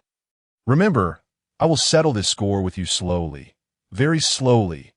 Gao Yao turned and strode away with the box, while Xiaochuan, lost in thought, made no attempt to stop him. The elderly man, witnessing this scene, felt utterly numb. "Master, this is not what you described. Should I try to seize it back? But I am already in my 60s or 70s. Can I truly win?" The old man could only watch helplessly as Gao Yao took the box away. Turning to Xiaochuan, he proclaimed, "Sir, that box should not be taken by him. It ought to be yours, to be placed where it rightfully belongs." Xiaochuan pondered for a moment before shaking his head. "Whether he or I took it, the box would ultimately end up where it was meant to be. Farewell." Gao Yao mounted his horse and opened the box, revealing a letter and a map within. A letter He casually discarded it and opened the map, which indeed depicted the location of the tomb of the first emperor. However, accessing the tomb would not be an easy task. He tucked the map into his bosom, and with a thought, returned to the Wan Jie building. "Owner, can this box be traded?" Yi Ming raised an eyebrow, surprised at Gao Yao's rapid return. The treasure box, the core of the mythological world. Trading it would result in the collapse of the entire mythological world's time and space, leading to the demise of all humanity. Trading is prohibited. The core of the mythological world. Upon reflection, it indeed seems so. If the box were traded, how would Gao Yao and Yi Xiaochuan cross back 2,000 years later? Without their return, how could the current Gao Yao exist?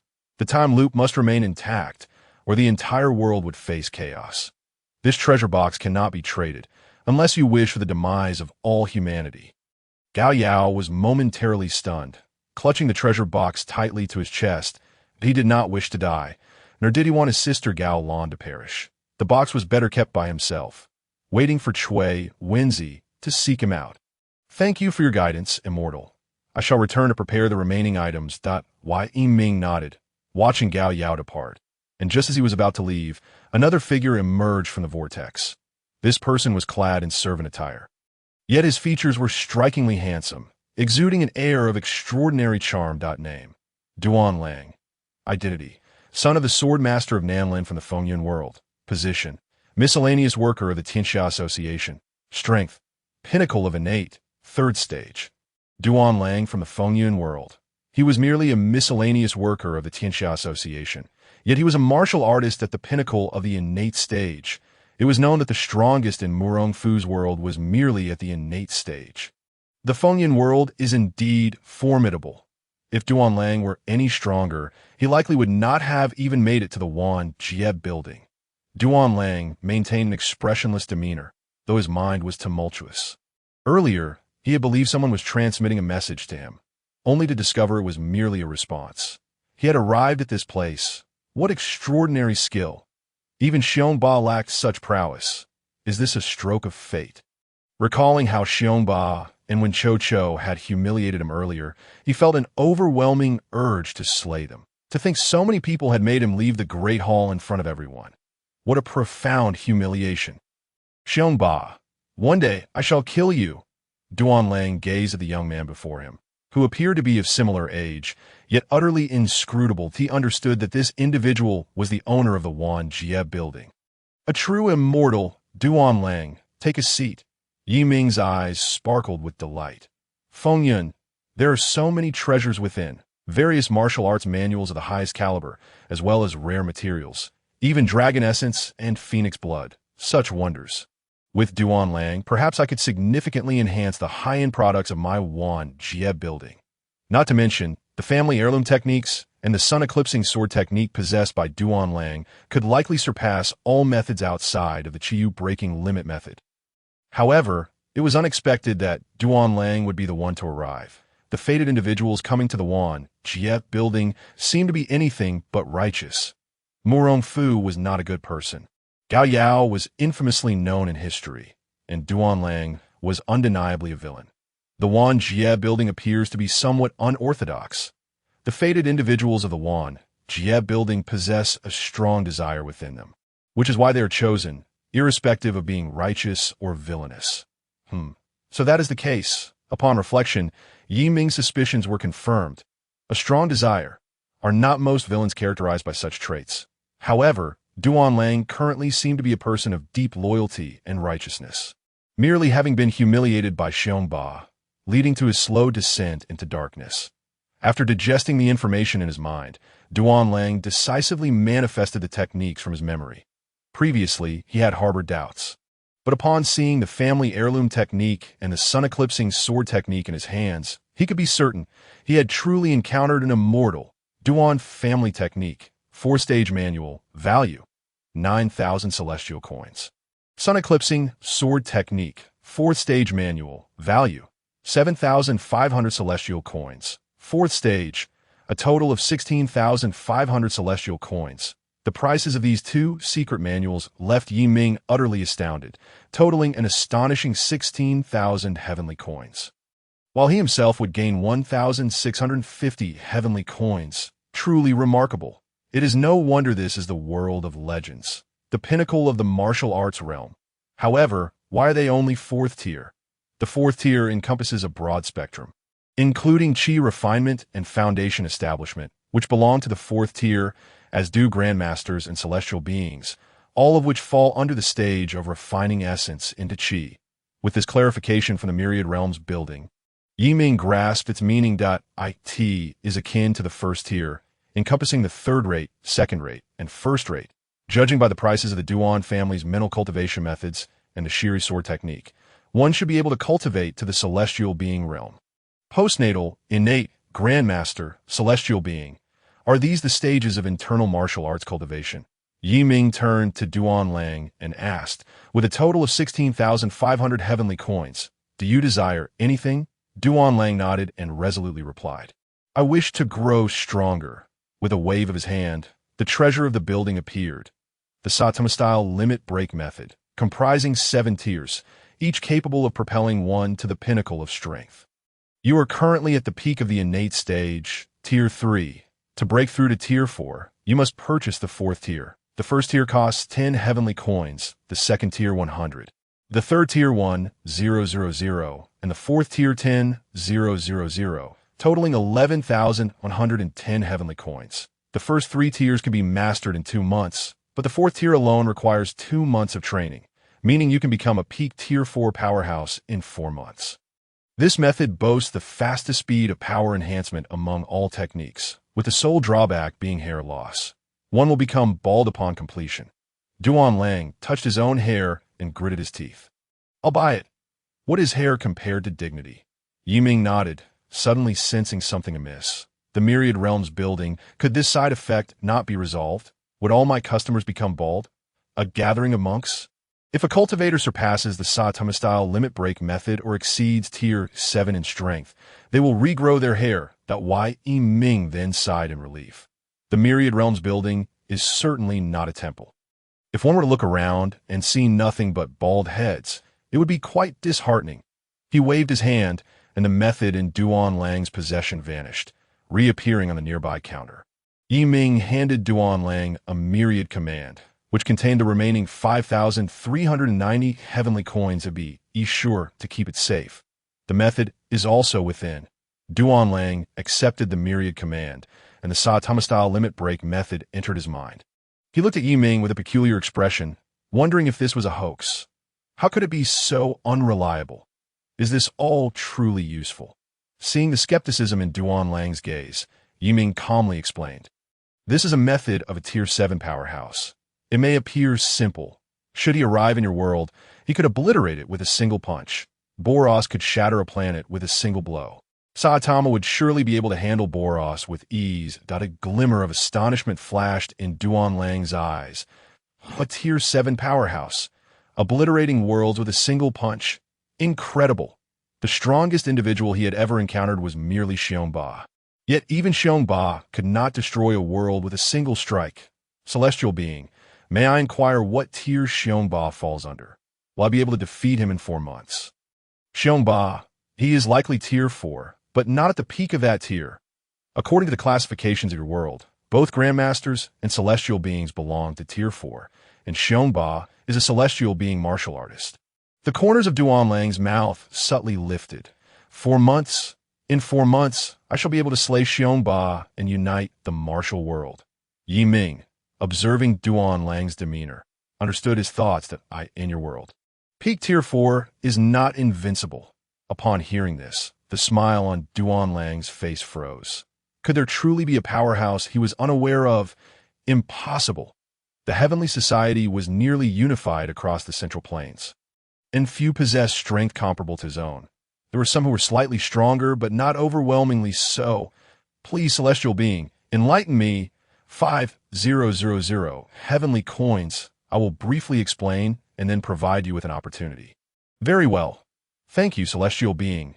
Yiming deducted 5,000 heavenly coins and said to Duan Lang, "In your world, there are many powerful beings, including those who have lived for 2,000 years without aging, and even one who has lived for 3,000 years without dying." "What? 3,000 years. Duan Lang exclaimed, his face filled with shock. How could a human possibly live for 3,000 years? Are they not human? No, they are human. They merely consumed certain substances that allowed them to live for 3,000 years. What substances? That is not for you to know at this moment, and to inquire about such matters for merely 5,000 heavenly coins would be an affront to those substances. Duan Lang's heart sank. How could one obtain the secrets of beings that live for 3,000 years for just 5,000 heavenly coins? He had underestimated the value of such knowledge. Yi Ming continued, you should make your way to the Lingyun cave immediately. Within the cave lies a treasure known as blood bodhi, born from the blood of the fire Qilin. A rare fruit boasting the ability to heal severe injuries and enhance one's strength without injury. Though the effects diminish with increased consumption, it should still be of assistance to you. Moreover, any surplus can be traded at the Myriad Realms building. Yi Ming contemplated, not mentioning any other items. The blood bodhi alone would suffice for Duan Lang to recoup his 5,000 heavenly coins. Furthermore, deeper within lie the fire Qilin's sword, the snow-drinking mad blade, and the 6 absolutes of Ahan, all of which are too easily encountered by the fire Qilin. Should Duan Lang encounter the fire Qilin now, he would surely perish. By the way, remember to leave as soon as you find it. The Lingyun cave houses the fire Qilin, and neither Niefeng nor Bu Jingyun would stand a chance against it. Duan Lang returned to his own stable, lying on the straw bed, contemplating Yi Ming's words. Lingyun cave, fire Qilin, blood bodhi. He was acutely aware of the fire Qilin's strength.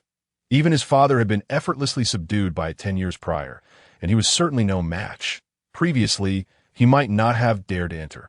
But now that he knew the blood bodhi awaited him within, he felt compelled to take the risk.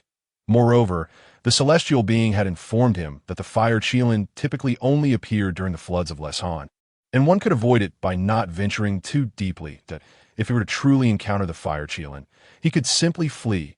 The celestial being also shared the fire Qilin's critical weakness, the spot from which the Duan family's ancestor had previously severed its scales. That area lacked scale protection and could directly harm the fire Qilin's innards. Duan Lang pondered why the celestial being had indicated he should go to the Lingyun cave soon. Was it because he had calculated his desire to obtain the blood bodhi immediately? Duan Lang's body jolted, and he immediately sat up. Turning to face the speaker, it was none other than Lord Dugu. Duan Lang, to endure humiliation during the day and lick your wounds alone at night, without garnering sympathy from others, merely leaves you as fodder for their gossip. Lord Dugu shook his head, his companion Dugaming wearing a look of disdain. How much longer do you intend to live this way? Duan Lang turned his head away. That is my own affair. A knowing smile played on Lord Dugu's face. I believe you are more aware than I am that you have pledged your allegiance to a tyrant. Xiongba is a figure of great ambition. In his eyes, only he matters. Even the 3 disciples he personally trained are merely pawns in his game. What of you? Ha! Lord Dugu stood up and took a seat behind Duan Lang. Duan Lang, it is evident to me that you have suffered grievances. Xiongba intends to keep you as a menial laborer solely to diminish the reputation of your Duan family. Have you considered this? He patted Duan Lang's shoulder, feigning a concerned demeanor. Even if you can endure Xiongba's bullying and humiliation, your ancestors of the Duan family may not approve of such actions. Lord Dugu's incessant counsel aimed to draw Duan Lang to his own Wushuang city. Just as Duan Lang was inclined toward this notion, as cultivating within the heavenly society drew too much attention, he needed a change of scenery. Wushuang city would suffice. Any location away from the heavenly society would do. Watching Lord Dugu and his son depart, Duan Lang's heart surged with tumultuous waves. The celestial being had indeed spoken truthfully. Lord Dugu had come to recruit him, and through their discussions, they had genuinely settled on a plan to venture into the Lingyun cave.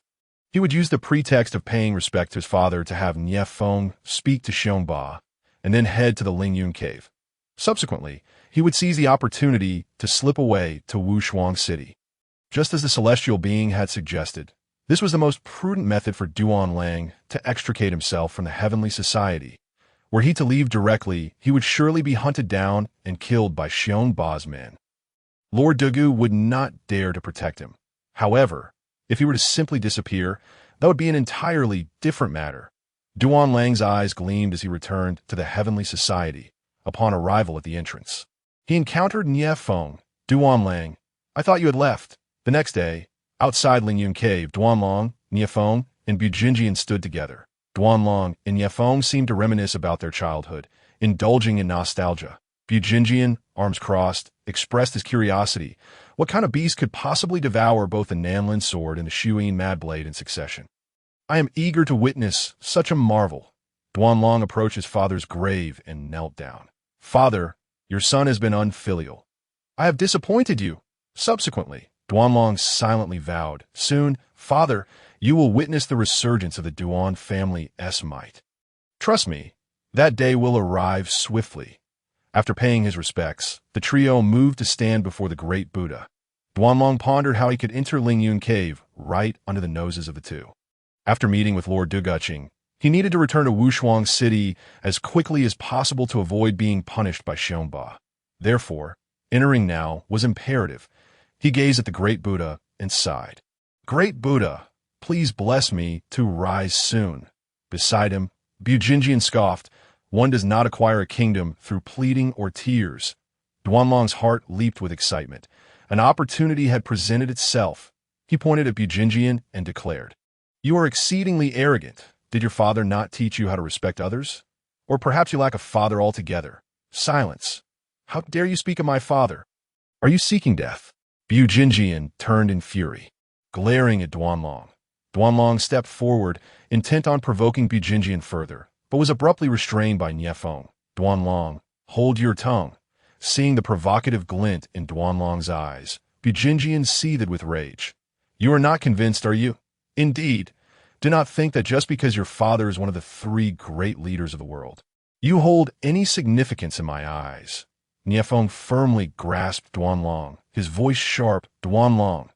Under Nie Feng's stern gaze, Duan Long ceased his words, though Bujinjian's demeanor indicated that it was already sufficient. Nie Feng quickly stepped in front of Bujinjian. Brother Yin, for my sake, do not hold this against him. A defeated pawn dares to speak of valor. Wind, allow me to teach this boy a lesson. Bujinjian pushed Nie Feng aside, and Duan Long swiftly drew his longsword. The two began to gather their internal energy. Bujinjian's hands moved in grand gestures, his cloud-splitting palm stirring the winds around him rapidly. Duan Long, not to be outdone, unleashed the sun-eating sword technique, a faint red glow flickering upon his blade. As their palm and sword struck out in unison, Nie Feng hurriedly positioned himself between them, extending his hand in an attempt to halt the confrontation. Strangely, he did not channel his internal energy, merely standing there. Both Bujinjian and Duan Long were startled, quickly diverting their attacks to avoid harming Nie Feng. Simultaneously, Duan Long shifted his foot and charged toward Bujinjian's cloud-splitting palm. Duan Long's sword energy crashed onto the lake surface, sending waves soaring dozens of meters high. While Bujinjian's palm landed before Duan Long. Utilizing the force, Duan Long feigned being struck and leaped onto the great Buddha, plummeting into the entrance of Lingyun Cave. Duan Long. Nie Feng swiftly activated his wind god leg and darted toward the cave's entrance. Bujinjian furrowed his brow, perplexed by Duan Long's actions. Nie Feng may not have noticed, but he saw clearly that Duan Long had deliberately collided with the cloud-splitting palm.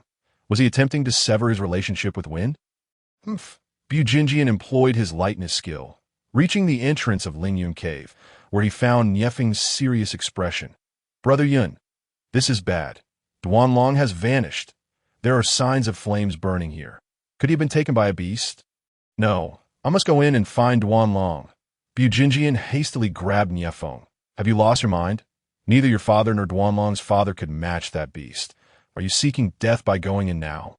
Nie Feng shook off Bujinjian's grip. Regardless, I cannot stand by and watch Duan Long disappear like this. 10 years ago, he had witnessed his father's disappearance here. He would not allow his good friend to meet the same fate. With no knowledge of life or death, Bujinjian scoffed. Duan Long clearly wished to ascend. This has nothing to do with me. Who knows if he is merely putting on a show for us? Nie Feng was clearly angered, his voice rising. Brother Yun, you are being unreasonable. If you had held back, Duan Long would not have been sent flying.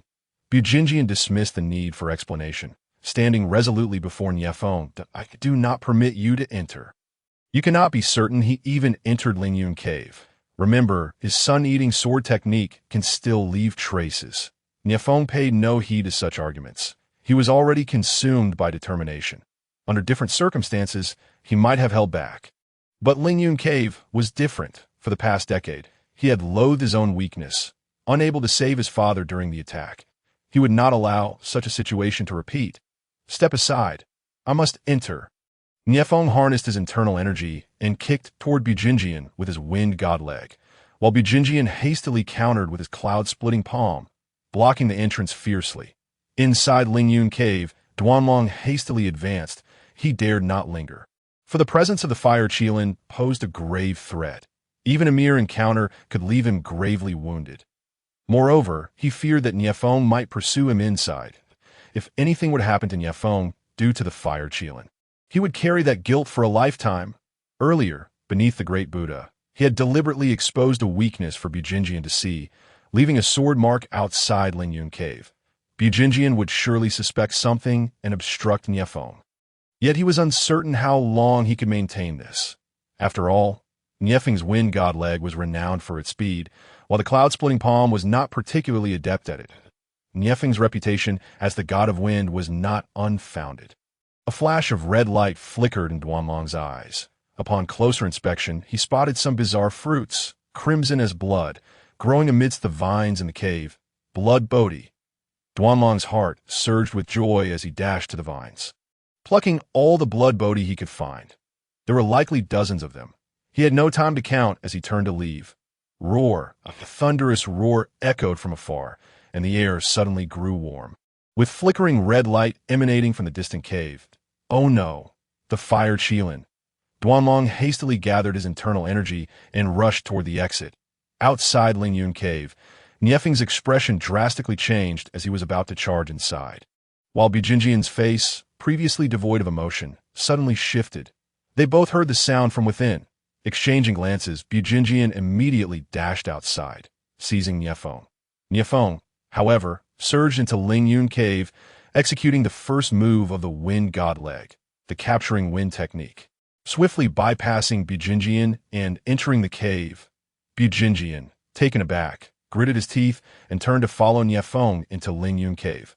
Inside, Duanlong perceived the distant white light. Realizing he was nearing the exit, the flames behind him drew closer, the searing heat intensifying, as if he were being scorched by fire. Niefeng had just entered and spotted Duanlong along with the fire Qilin in the distance. His expression turned grave as he called out, "Duanlong, hurry!" He channeled his internal energy and unleashed the fifth form of the wind god leg, the wind sweeping the remnants, his body whirled, sending surrounding rocks flying into the air, swirling around Niefeng. Yet he did not rush forward himself. He merely kicked the stones toward the fire Qilin. After Bujinjian entered, he swung his palms, executing the fourth form of the cloud-splitting palm, the overwhelming mountains. The force of his palm struck fiercely, echoing throughout Lingyun Cave. The combined attacks of the wind god leg and cloud-splitting palm struck the fire Qilin, causing its flames to flicker slightly. However, it did nothing to hinder the beast. Rather, the assaults only enraged the fire Qilin further. With a deafening roar, its speed increased, and in the blink of an eye, it was upon Duanlong. Realizing there was no more time to flee, Duanlong drew his longsword and swiftly searched for a vulnerable spot on the fire Qilin. Indeed, he spotted a wound on its right limb. Unprotected by scales, he swung his longsword, channeling his internal energy, a faint red glow shimmering on the blade. The first form of the sun-eating sword technique. The breaking dawn of the white sun. The rising sun, bright yet not fierce. A beam of white light surged toward the fire Qilin's wound, its sharpness alerting the beast instantly. The fire Qilin quickly recoiled, instinctively releasing a breath of flame. Duanlong, seeing the fire Qilin retreat, felt a surge of relief that he wielded his longsword to fend off the flames, using the force to propel himself backward. Niefeng caught Duanlong, guiding him swiftly toward the cave's exit. Roar. The fire Qilin stood within the confines of Lingyun Cave, observing the trio's escape, its dissatisfaction evident in its roar. Snorting in frustration, It turned and retreated deeper into the cave. Duanlong, are you unharmed? Duanlong shook his head, yet his heart brimmed with relief. That was close. One day, he vowed, he would slay that accursed fire Qilin. Humph. If one chooses to court disaster, so be it. Yet they nearly brought harm upon Feng. Duanlong gently caressed the blood bodhi nestled in his embrace, his thoughts indifferent to Bu Jingyun. Let us depart at once, lest it emerges. The trio vacated Lingyun Cave and sought refuge in a nearby inn. Under the cloak of night, a volley of flaming arrows pierced through the chamber, rousing the three from their slumber. After exchanging glances, they bolted outside. 10 minutes later, Bu Jingyun and Nie Feng had repelled the assailants, only to discover that Duanlong had vanished. The following morning, Nie Feng sat astride his steed, his visage a tapestry of complex emotions. Let us move on. He has chosen to abandon the Tianxia society. Impossible! Duanlong would never depart without a word. His actions are understandable. You know this better than anyone. Bu Jingyun mounted his horse and rode away, while Nie Feng cast a reluctant gaze around, opening his clenched palm to reveal a crimson blood bodhi. In Wushuang City, Duanlong stepped into the town, finally exhaling a sigh of relief. At last, he was safe. After parting ways with Nie Feng, he had hurried alongside Dugaming, ultimately returning to Wushuang City. Now he sought to sell the blood bodhi he possessed. Within the Wan Jie building, Yi Ming was meticulously organizing his recent gains. The two manuals from Duanlong had netted him 16,500 Jutian coins, and he had acquired 1,650 Jutian coins. A veritable windfall. In times of previous abundance, he had never amassed more than 600 Jutian coins. Yet now he had over 1,600. Regrettably, the 5,000 Jutian coin news had not returned 110. However, considering the circumstances, it was understandable, as it had already been taxed once, and a second taxation would be excessively greedy. The information fee remains intact, appearing in Chapter 77. With 1,650 Jutian coins, plus some change, Yi Ming now possessed a total of 1,650.5 Jutian coins. Among these, 0.3 Jutian coins were from previous savings, and 0.2 Jutian coins were acquired through trading for Wing Chun from Yiwan.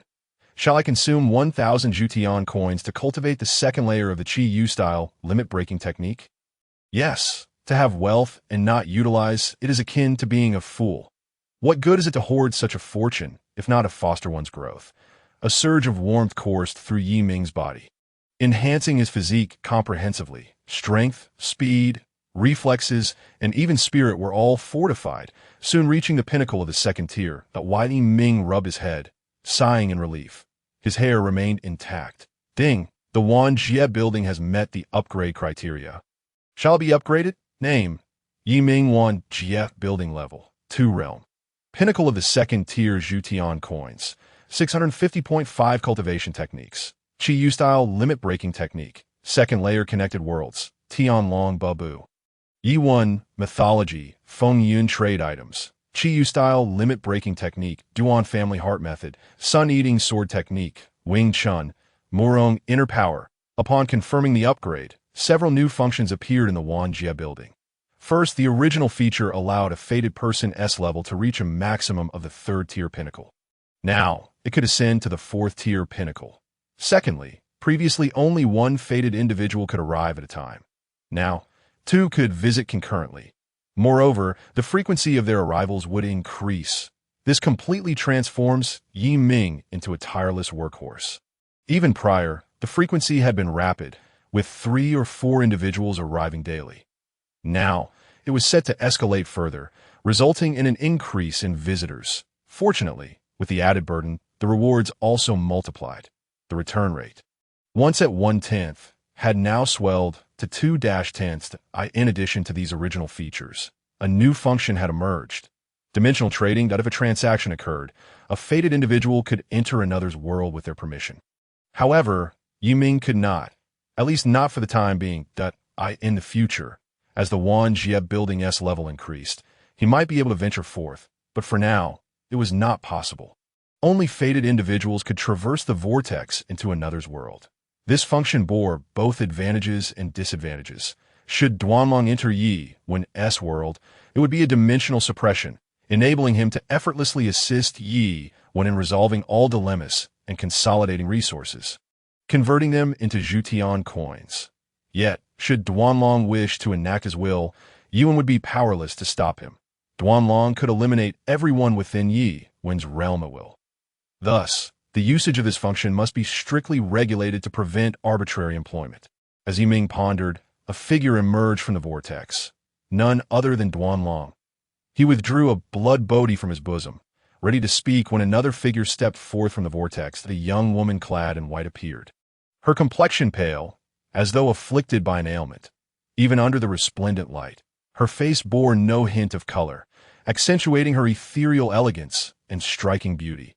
Both Yi Ming and Duanlong were captivated by her presence, silently marveling at the celestial beauty before them. Name: Xialong Vididi, world of the Condor heroes, third-generation leader of the ancient tomb sect strength. First-class pinnacle, first tier. Xialong was merely a first-class pinnacle warrior. Thus, it seemed the five absolutes had not yet reached the innate realm. This was understandable, considering the sweeping monk was the one who had attained the innate realm. If the five absolutes had achieved it, they would easily overpower anyone below that level. However, in the original text, there seemed to be no instances of such overpowering. Upon seeing Yi Ming, Xialong hastily performed a bow. I am Xialong of the ancient tomb sect. I have encountered the immortal. Yi Ming nodded and addressed her. Xialong, please have a seat and wait a moment. Xialong obediently sat to the side, not daring to move. Though she was within the ancient tomb sect, her injuries left her feeling that her time was limited, and the thought of being unable to fulfill her lifelong promise to care for Yonggua filled her with unease. As she contemplated whether to end Yonggua's life, a voice resonated in her mind, leading her to the immortal's abode. The mystical artifacts surrounding her were awe-inspiring, and the seat beneath her was incomparably soft, though she had lacked the strength to walk within the ancient tomb sect due to her injuries. Here, it felt as if her ailments were suppressed. Duanlong cast a glance at Xialong before returning his focus. While she was indeed beautiful, she was neither from his world nor a distraction he could afford, as his sole ambition was to become a formidable force and restore the glory of the Duan family. Immortal, what is the worth of this blood bodhi? Yi Ming glanced at the blood bodhi, understanding how Duanlong had procured it in such a short time, that he had always been aware that the passage of time here differed from that of other worlds. In some realms, a day could equate to mere minutes here, while in others, a century could pass within a single day. Different worlds operated at varying temporal speeds. The blood bodhi, a fourth-tier heavenly material and earthly treasure, could enhance one's strength and heal injuries. Consuming it once could augment 30 years of inner strength. The second time yielded 20 years, the third 10 years, and the fourth had no effect. Its value, 1,000 Zhutian coins. 0.3 of these could enhance one's inner strength by 60 years. Impressive. Yi Ming suddenly recalled two elixirs capable of enhancing inner strength: the Great Returning Pill and the Small Returning Pill, said to be treasures of the Shaolin Temple. The Great Returning Pill could enhance 30 years of power, while the Small Returning Pill could improve 10 years. By comparison, did the blood bodhi offer the same effect as the Great Returning Pill? Unlikely. What was the blood bodhi? It was a heavenly material and earthly treasure nurtured by the blood of a Qilin. How could the Great Returning Pill even be mentioned in the same breath? If the blood bodhi could speak, it would likely scoff at such comparisons. What a disparity! How dare anything be likened to my efficacy? Reflecting on the distinctions between the Fengyun world and other martial realms, it seemed inner strength was categorized by levels. The martial arts in the Fengyun world, even the most mediocre of manuals, likely surpassed the finest in other martial worlds. Perhaps due to the differing qualities of inner strength, it was possible that the Great Returning Pill could truly enhance 30 years of inner strength in those ordinary martial realms. Yet in the Fengyun world, whether it could still provide such enhancement remained uncertain. The blood bodhi, priced at 1,000 Zhutian coins, could enhance 30 years of inner strength, diminishing by 10 years with each subsequent use, and became ineffective after 4 uses. Would you prefer to exchange it for Zhutian coins? Duanlong's eyes sparkled. 60 years of inner strength. What a treasure! he had languished at the pinnacle of the innate realm for many years. Consuming 3 would assuredly allow him to transcend into the master realm. However, the blood bodhi also possessed healing properties. He couldn't sell them all, leaving a few for emergencies, and perhaps 2 for Niefeng. No, not just yet. He would convert them into Jutian coins to enhance his strength first. He could always return to Lingyun Cave later. Who knew? There might still be blood bodhi there. Previously, he had only retained 1 blood bodhi out of fear that Niefeng would consume it, leaving the remainder for Bu Jingyun or others. If Niefeng were to discover that the second blood bodhi's efficacy diminished, he would surely give it to Bu Jingyun. While Duanlong pondered, Xilong's heart surged with tumultuous waves. 60 years of inner strength. The crimson fruit astonishingly possesses the power to augment one's internal energy by 60 years. If it were to be introduced into the martial world, it would undoubtedly incite a tempest of bloodshed and chaos, prompting even the 5 absolutes to intervene in a bid to seize it. At this moment, Duanlang had contemplated sufficiently and turned to Yi Ming, declaring, "Immortal, I wish to sell 20 blood bodhi seeds. Can I consume them here to break through? Transactions are permissible, yet you cannot achieve a breakthrough in this realm, as all forces are suppressed here. Even if you consume the blood bodhi, your prowess will only elevate upon returning to your own world." A flicker of dejection crossed Duanlang's eyes. Having just arrived in Wushuang City, he remained unfamiliar with his surroundings and could not feasibly break through immediately. What if the Dugu family were to strike unexpectedly, disrupting his ascension? He had never placed his trust in the Dugu clan. However, there exists a sanctuary where you can safely break through without any issues. Duanlang's spirits lifted, and he eagerly inquired, "Immortal, please guide me." Yi Ming's lips curled into a subtle smile as he glanced at the petite figure of Xilongnu beside him. This sanctuary is none other than the world of Xilong. You may traverse through the Wanjie Tower to reach her realm, where the strongest beings likely hover around the innate realm. Should you venture there to break through to the Grandmaster realm, no one shall disturb you, provided that Xilongnu grants her consent.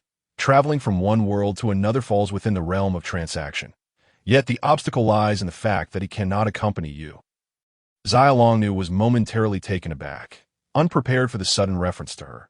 Duanlang cast a gaze toward her, considering this approach quite favorable. Xilongnu felt an overwhelming pressure. She was unaware of the Grandmaster realm's significance. Yet she was well aware of the innate realm. It was a level that had long been lost in the martial world, with even the 5 absolutes failing to reach it. The Grandmaster realm was likely above the innate realm. The young man before her, seemingly of similar age to Yonghua, was on the verge of surpassing the innate realm. "Young hero, I must sincerely apologize, but the ancient tomb sect forbids the entry of males." Duanlang's brow furrowed in surprise at Xilongnu's outright rejection. Yi Ming understood Xilongnu's concerns. After all, they were but a man and a woman alone together, and Duanlang's strength was formidable enough to render him invincible within the world of the return of the Condor heroes. Should he harbor any ill intentions, no one could withstand even a single strike from him. He sighed, realizing he must take matters into his own hands. Duanlang was the strongest among all his fated acquaintances at this stage, and the world he hailed from was of the highest caliber, brimming with invaluable treasures. He could not bear the thought of Duanlang encountering any trouble. "Xilongnu, since you are injured, Duanlang possesses several blood bodhi seeds. You should take one. It will not only restore your vitality, but also grant you 30 years of internal energy. Know that Duanlang's world is no ordinary place. The 30 years of internal energy he speaks of refers to the mastery of internal arts in his realm, which would likely yield even greater benefits in yours. My suggestion is for you to accept this transaction, as I can guarantee that Duanlang will not act recklessly and will return promptly after his breakthrough." Xilongnu hesitated. Restoring her strength would enable her to care for Yonghua, and enhancing her power was of little concern. Moreover, with the immortal vouching for this arrangement, there should be no complications. Duanlang promptly added, "Xilongnu, fear not. I shall merely break through briefly and return swiftly, without engaging in any unnecessary actions that I, Duanlang of the Duan family, pledge my name as a guarantee that I will not misbehave." Xilongnu, being of a rather innocent nature, felt reassured by Duanlang's familial pledge and consented. Very well, Duan Lang. Hurry back, if Xilongnu returns to me with grievances, or if I fail to see her again. Do not blame me for my lack of courtesy. Yiming's words acted as both a morale booster for Xilongnu and a cautionary warning for Duan Lang. With Xilongnu's extraordinary beauty, what if Duan Lang were to entertain improper thoughts? Duan Lang's heart tensed, and he hastily clasped his fists. Rest assured, immortal, Duan Lang shall conduct himself with utmost propriety. Subsequently, Duan Lang retrieved a blood bodhi seed and extended it towards Xilongnu. She carefully accepted it, observing the radiant fruit with reverence before securely placing it within her bosom. The two then stepped into the vortex, vanishing from sight. Yiming settled back onto the sofa, placing the blood bodhi seeds within a nearby cabinet. 20 blood bodhi seeds, totaling 20,000 Jutian coins, earned him 4,000 Jutian coins. The sensation was utterly exhilarating. If only he had an assistant. Should he cultivate some internal arts, or await the accumulation of 10,000 Jutian coins to purchase the third tier of the Chiyu limit-breaking cultivation method? At present, his physical strength was formidable, yet internal arts still held certain advantages that in the world of the return of the Condor heroes, within the ancient tomb sect, Xilongnu and Duan Lang materialized upon the surface of a lake. With Yanghua lying on the shore, traces of tears still evident upon his cheeks. Upon Xilongnu's appearance, her body weakened, and Duan Lang swiftly supported her. As this occurred, Yanghua awakened abruptly. "Auntie, who are you?" Yanghua's eyes blazed with fury at the sight of a man grasping his aunt. He raised his hand, ready to retaliate against the intruder, and sternly admonished, then turned to Duan Lang, saying, "Young hero, Guo is but a child. I hope you can forgive his rashness." Yanghua halted his assault and approached Xilongnu, assisting her to recline. "Auntie, how are you?" Duan Lang spoke in a calm tone. "Xilongnu, you should consume the blood bodhi to mend your injuries." Xilongnu, feeling her strength waning, did not attempt to endure any longer. She struggled to retrieve the blood bodhi from her bosom, preparing to consume it. Suddenly, a strikingly beautiful Taoist priestess emerged, elegantly gliding towards Xilongnu. Xilongnu, already fatigued, lost her grip, and the blood bodhi fell onto her body. "Such a precious treasure should be kept for me." "Junior sister," Limacho declared, sweeping forth with her whisk. Yanghua was taken aback, ready to spring into action. Xilongnu grasped him tightly, exclaiming, "The blood bodhi!" She was acutely aware that with Duan Lang present, Limacho could not pose a threat. Thankfully, Duan Lang had returned with her. Otherwise, not only would her injuries remain untreated, but the blood bodhi would also be snatched away. Duan Lang let out a cold snort. He had long sensed the presence of another. He unsheathed his sword, and with a single sweep, a scarlet sword aura cleaved Limacho's whisk into two, sending her hurtling backward. This was done with restraint. Otherwise, a single strike would have cleaved her in twain. Limacho spat a mouthful of blood midair, crashing against a stone wall before sliding down. Hong Lingbo rushed forward to support her. "Master," Limacho coughed up blood, feeling her internal organs grievously injured by the might of that strike. The man was overwhelmingly powerful. "Medicine." Hong Lingbo hastily retrieved a healing elixir and fed it to Limacho. "Flee. Quickly." She helped Limacho to her feet and dashed toward the exit. Yet again, a flash of sword light sliced through, severing Hong Lingbo's hair and striking the stone wall. The wall erupted in a shower of debris, and while Hong Lingbo utilized her internal energy to mitigate the explosion's force, both women stumbled to the ground. "Dare to run again, and you shall perish." Duan Lang's frigid voice resonated, causing them to freeze in place. Beside Duan Lang, Xilongnu consumed the blood bodhi. Her complexion instantly revitalized, but a surge of potent vitality coursed through her, mending her injuries almost instantaneously. The vitality intertwined with her internal energy. It accelerated, and Xilongnu's internal power began to surge. 10 years, 20 years, 30 years, 40 years, 50 years. In the blink of an eye, Xilongnu's internal energy had escalated by 50 years. Yet it did not cease there. As it slowed, it finally culminated just shy of 60 years, at which point the vitality was entirely expended. This moment, Xiaolong's cultivation had reached the innate realm. She opened her eyes, a formidable internal force radiating from her being, causing Yang's expression to shift dramatically as he staggered backward. This overwhelming aura made it difficult for him to breathe. How had his aunt grown so powerful in an instant? From afar, Limacho was equally astounded. This force eclipsed anyone she had ever encountered. Even the five absolutes might be outmatched, just moments ago. Xiaolong had seemed so weak, yet in the blink of an eye, she had transformed into a powerhouse. Could it be the fruit from earlier? I nearly seized it. The thought made Limacho's frustration boil over, and she coughed up blood, losing consciousness. Master! Master! Xiaolong glanced at Limacho, frowning down. Take your master and senior sister down. Perhaps before, I would have held reservations about Limacho, but now she is but a mere chicken in my eyes. Duan Gongzi, I thank you for your protection. Please follow me. I shall lead you to a secluded chamber. Yanghua felt a sudden discomfort in his heart as he noticed Xiaolong Nu trying to send him away to be alone with Duan Lang. Where did this Duan Lang come from?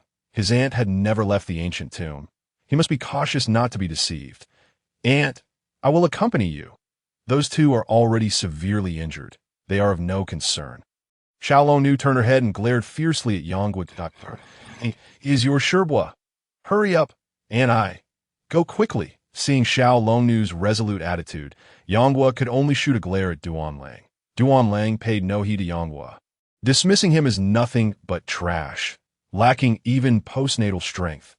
Were it not for his promise to the immortal to refrain from causing chaos while in Xiaolong Nu's world, he would have surely killed Yanghua. Xiaolong Nu smiled apologetically, saying, My apologies, young Master Duan. Gur is still young and does not understand etiquette. Please follow me. Duan Lang nodded and followed Xiaolong Nu into a concealed chamber. Young Master Duan, rest assured to enter your meditation. I shall guard the entrance for you. Thank you, Miss Xiaolong Nu. No, I should be the one expressing gratitude. Duan Lang seated himself on a stone and took out a blood bodhi, swallowing it whole. A powerful surge of blood energy erupted within him, rapidly merging with the Duan family's martial arts. Duan Lang unleashed his aura, pouring all his strength into breaking through. Outside the chamber, Xiaolong Nu immediately felt an immense pressure bearing down on her, nearly overwhelming her. This force was too formidable. In the face of such power, even innate practitioners were utterly vulnerable. She stepped back, seeking a more comfortable position. Aunt! Yanghua shouted, startling Xiaolong Nu, who swiftly activated her lightness skill and rushed to his side. Yanghua's face lit up with joy upon seeing her. Aunt! Silence! Xiaolong Nu covered Yanghua's mouth, fearing she might disturb Duan Lang's meditation. The breakthrough of a martial artist was of utmost importance. Failure could result in severe injury or even death. Yanghua, bewildered, wondered why his aunt was so harsh with him. Young Master Duan is currently in meditation. Do not shout. Xiaolong Nu lowered her hand. And Yanghua quietly asked, Aunt, where did this man come from? His strength is remarkable. That is not your concern. You guard your Sherbua. I will protect young Master Duan here. Yanghua furrowed his brow. Aunt, why don't you check on Sherbua? I can guard young Master Duan. After a moment's contemplation, Xiaolong Nu shook her head that I will personally remain here. Then I shall accompany you. Oh, do as you wish. Just remember, do not make too much noise. Understood. Yanghua followed Xiaolong Nu a short distance forward when an overwhelming aura surged towards him, nearly suffocating him. His face was filled with terror. How could this young Master Duan be so powerful? Even surpassing Uncle Gua. An hour later, the pressure finally dissipated, and Duan Lang emerged from the chamber, his face aglow. Congratulations, young Master Duan, on your successful breakthrough. Thank you, Miss Xiaolong Nu, for providing this sacred space, since I have successfully broken through. I shall take my leave now. All right, farewell. With that, Duan Lang vanished from this world. Yanghua stood in shock. Auntie? Yiming sat on the sofa, awaiting Duan Lang's arrival. The flow of time differed between the two realms, so he should return soon. Indeed, it was not long before Duan Lang reappeared from the vortex. Name: Duan Lang identity. Son of the Sword Master of the Southern Lin in the world of Fengyun strength. Initial stage of Master, 4th level, successfully broken through. Thank you for the Immortal's guidance. I have attained the Master Realm. Excellent. A breakthrough is commendable. Once you reach the pinnacle of the Master Realm, feel free to seek me out. I can provide you with information. Very well.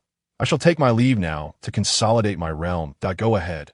After sending Duan Lang off, Yiming intended to rest when Xiao Longnu arrived once more. Yiming sighed, observing Xiao Longnu's condition. Name: Xiao Longnu. Identity: third-generation leader of the ancient tomb sect in the world of the Condor hero's strength. Initial stage of innate, third level. Yiming raised an eyebrow. The effects of a blood bodhi were astonishing. It had directly elevated Xiao Longnu from the pinnacle of the first-class realm to the innate realm, bypassing the postnatal realm altogether. Was she now the strongest individual in the entire world of the Condor heroes? The blood bodhi truly was. Yiming suddenly recalled something and opened his panel. Universal coins, 4,650.5. Damn. I didn't take a commission from the transaction between Xiao Longnu and Duan Lang. That's 200 universal coins gone just like that. Yiming's heart ached painfully. What a bloody lesson. Fortunately, I realized in time. Otherwise, the losses could have been even greater. Thank you for your assistance, Immortal. Without you, Xiao Longnu would not have been able to recover from her injuries and further enhance her strength. Yiming waved his hand, still feeling the sting of loss. Immortal, Xiao Longnu wishes to trade these items. Xiao Longnu raised her hand, revealing several martial arts manuals. Yin Heart Sutra, second-level manual, worth 80 universal coins. Yin Sword Technique, second-level manual, worth 50 universal coins. Yin Pure Heart Sword Technique, second-level manual, worth 70 universal coins. Heavenly Net Technique, second-level manual, worth 30 universal coins. Beauty Fist Technique, second-level manual, worth 15 universal coins. Sparrow Capture Technique, first-level manual, worth 3 universal coins. While Yiming lamented the disappearance of 100 universal coins, he hastily waved his hand, accepting all of them without much thought. A total of 248 universal coins. This is the multiverse order. After trading all her items, Xiao Longnu received only 49.6 universal coins in return. Yiming's heart sank further. Xiao Longnu realized that these items combined were worth less than a single blood bodhi, leaving her utterly astonished. She had heard Yiming mention that a blood bodhi was worth 1,000 universal coins. Immortal, I only have 248 universal coins. Can I trade for some items? Yiming sighed. Regaining his composure, in sorrow, he couldn't recover his losses, so he might as well treat it as a lesson learned. Certainly. What would you like? Xiao Longnu pondered for a moment, considering her needs. Martial arts manuals. I'm currently not in need of those. I've already reached the innate realm, making me virtually invincible, so I do not require additional manuals for now. Yes, she thought. It seemed she could not afford anything. Perhaps she could buy a martial arts manual for Guo'er, as both the Complete Truth Heart Sutra and the Yun Heart Sutra were not particularly exceptional. If only she could acquire the techniques of young Master Duan. Immortal, I wish to purchase a profound martial arts manual. Yiming waved his hand, producing 2 manuals, one being the foundational martial arts method and the other being the Duan family internal technique. The Duan family's martial arts had an extremely high potential for strength, likely reaching the pinnacle of the celestial realm. Among these, one was the foundational martial arts method, the Chiyu-style break limit method, while the other was the Duan family internal technique. The Chiyu-style break limit method belongs to the 7th level of martial arts and can be cultivated to the 7th level peak within 3 years. 7th level peak. Xiao Longnu gasped in astonishment.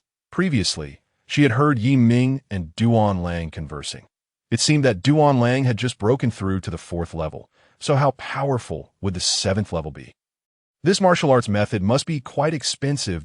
It costs 10 million universal coins. Yiming chuckled. I only have this many universal coins. The first layer costs 10 universal coins, and the second layer costs 100 universal coins. You may purchase the first 2 layers, and within 3 months, you will complete your cultivation, attaining the peak of the postnatal realm. Xiao Longnu's eyes brightened. 3 months? Peak of the postnatal realm. This is feasible. Then I will buy the first 2 layers. I understand your urgency, but please do not rush. The Chiyu-style martial arts method has a side effect. Upon completion, your hair will fall out, leaving you bald. Xiao Longnu was taken aback. Bald? She recalled Yanggua's face and imagined him without hair, causing her to shudder. Being bald would make him look like a monk. How could a member of the ancient tomb sect be a monk? No, Gur cannot be a monk. Immortal, what about the other martial arts manual? Yi Ming chuckled heartily, affirming his earlier thoughts. Perhaps the little dragon maiden had indeed developed feelings for Yanghua. How could she possibly allow him to shave his head? Having spent so long in the ancient tomb without encountering any men, Yanghua was her first. Given their extended time together and the fact that they practiced the Jade Maiden Heart Sutra in the nude, it was inconceivable that emotions had not blossomed. Women of that era were notoriously modest. Merely gazing at a shoulder could send them into a frenzy, let alone viewing the entirety of one's form. Their relationship was simply constrained by their respective statuses, with no further intimacy breached. These thoughts were merely a figment of his imagination, a self-induced contemplation. Moreover, there existed another martial art, the ancestral technique of Duan Lang. Priced at 9,000 Jutian coins, the first tier required 9 Jutian coins, while the second necessitated 90, enabling cultivation to the peak of the acquired realm, though the duration of practice would depend on one's innate talent. The little dragon maiden's face lit up with a glimmer of surprise. The prowess of the young Duan was truly remarkable. That was a pathway directly leading to the Grandmaster realm. Yi Ming gazed at her expression, feeling somewhat reluctant to dampen her spirits. Duan Lang possessed exceptional talent, and his cultivation in his realm was comparatively easier than in yours. However, even he took 20 years to reach the third tier. If you wish for Yanghua to cultivate, it would be prudent to prepare a blood bodhi. The smile on the little dragon maiden's face faltered. Acquiring a blood bodhi was no simple feat. It cost 1,000 Jutian coins, and the total value of the martial arts she had exchanged amounted to only 200 Jutian coins. That I have a piece of news that requires only 100 Jutian coins. Would you care to hear it? Yes. Please, wise one, enlighten me. You of the ancient tomb sect possess a coffin, do you not? Upon it is inscribed the 90 manual by Wang Chongyang.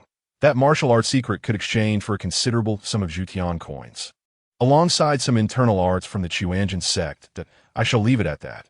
The rest is for you to ponder. The little dragon maiden nodded, having momentarily forgotten this detail. If she could procure more martial arts manuals, would it not be possible to exchange for a blood bodhi? She had always heard that the world's martial arts originated from Shaolin. If she could trade all the martial arts manuals from Shaolin Temple, would it not be simple to acquire a blood bodhi? Thank you, wise one. The little dragon maiden now knew what to do. Yi Ming deducted 299 Jutian coins and was about to speak when another figure emerged from the vortex. How can there be yet another person? This is becoming excessive. No, I need to find a worker. I wish to be the boss, not a mere beast of burden. Oh, cousin, what brings you here? Murong Fu stared in bewilderment at the little dragon maiden, his mind momentarily blank. Why had she also arrived at the 10,000 Realms Tower? The little dragon maiden, equally perplexed, regarded Murong Fu and offered a bow. I am the little dragon maiden of the ancient tomb sect. It is an honor to meet you, young hero. Little dragon maiden? What sect is the ancient tomb sect? I have never heard of it. However, he could ascertain that the person before him, who bore an uncanny resemblance to his cousin Wang Yuyan, was likely from another world. I am Murong Fu of Gusu. It is a pleasure to make your acquaintance, little dragon maiden. I had mistakenly taken you for my cousin. I hope you can forgive my error. The little dragon maiden paused. Though she had never left the ancient tomb, she was still familiar with certain matters. For instance, Murong Fu of Gusu was one of the two formidable figures over a century ago in the martial world. Bei Qiaofeng and Nan Murong. Are you not the esteemed head of the Gusu Murong family, known as Bei Qiaofeng of the Central Plains? Murong Fu was taken aback. How could this person recognize him? Indeed, there's that MY lady. You have heard of me. You are from the same world as I. The little dragon maiden bowed once more, addressing Murong Fu as her senior. I have heard of your esteemed name. Over a century ago, you and the esteemed Qiaofeng were heralded as the young titans of the martial world. Over a century ago, Murong Fu murmured, glancing at the little dragon maiden. Could this maiden be a descendant of my cousin? How could she resemble her so closely? If she hails from the future, perhaps she knows what lies ahead. Tell me, have I successfully restored my nation, the Yin Kingdom? Has my great Yin been restored? The little dragon maiden shook her head. It is presently the Song dynasty. And as for the Yin Kingdom, I have not heard of it. Morong Fu felt as though he had been struck by a thunderbolt. Collapsing onto the sofa, that I have failed in my efforts to restore my nation. How could this be? Yiming cleared his throat. Ahem. You two are not from the same world, so you need not concern yourself with the little dragon maiden's words. Morong Fu finally regained his composure, realizing he had not greeted the Wise One, and hurriedly bowed. I am honored to meet you. Wise One, you say this little dragon maiden is not from my world? Yet she knows my name, and with her striking resemblance to my cousin, she must surely be a descendant of hers. The little dragon maiden, too, was bewildered. Am I truly a descendant of Senior Morong's cousin? To be honest, I do not even know who my parents are. Morong Fu had mistaken her for his cousin upon arrival. Could it be true that she is indeed a descendant of Senior Morong? Yiming shook his head. These two worlds are interconnected. The little dragon maiden's world once contained Morong Fu, but is not certain that Morong Fu's world had the little dragon maiden. The little dragon maiden's realm has a slight connection to yours, but you may completely overlook it. You can disregard her statements. The moment you entered the 10,000 Realms Tower, your life paths diverged.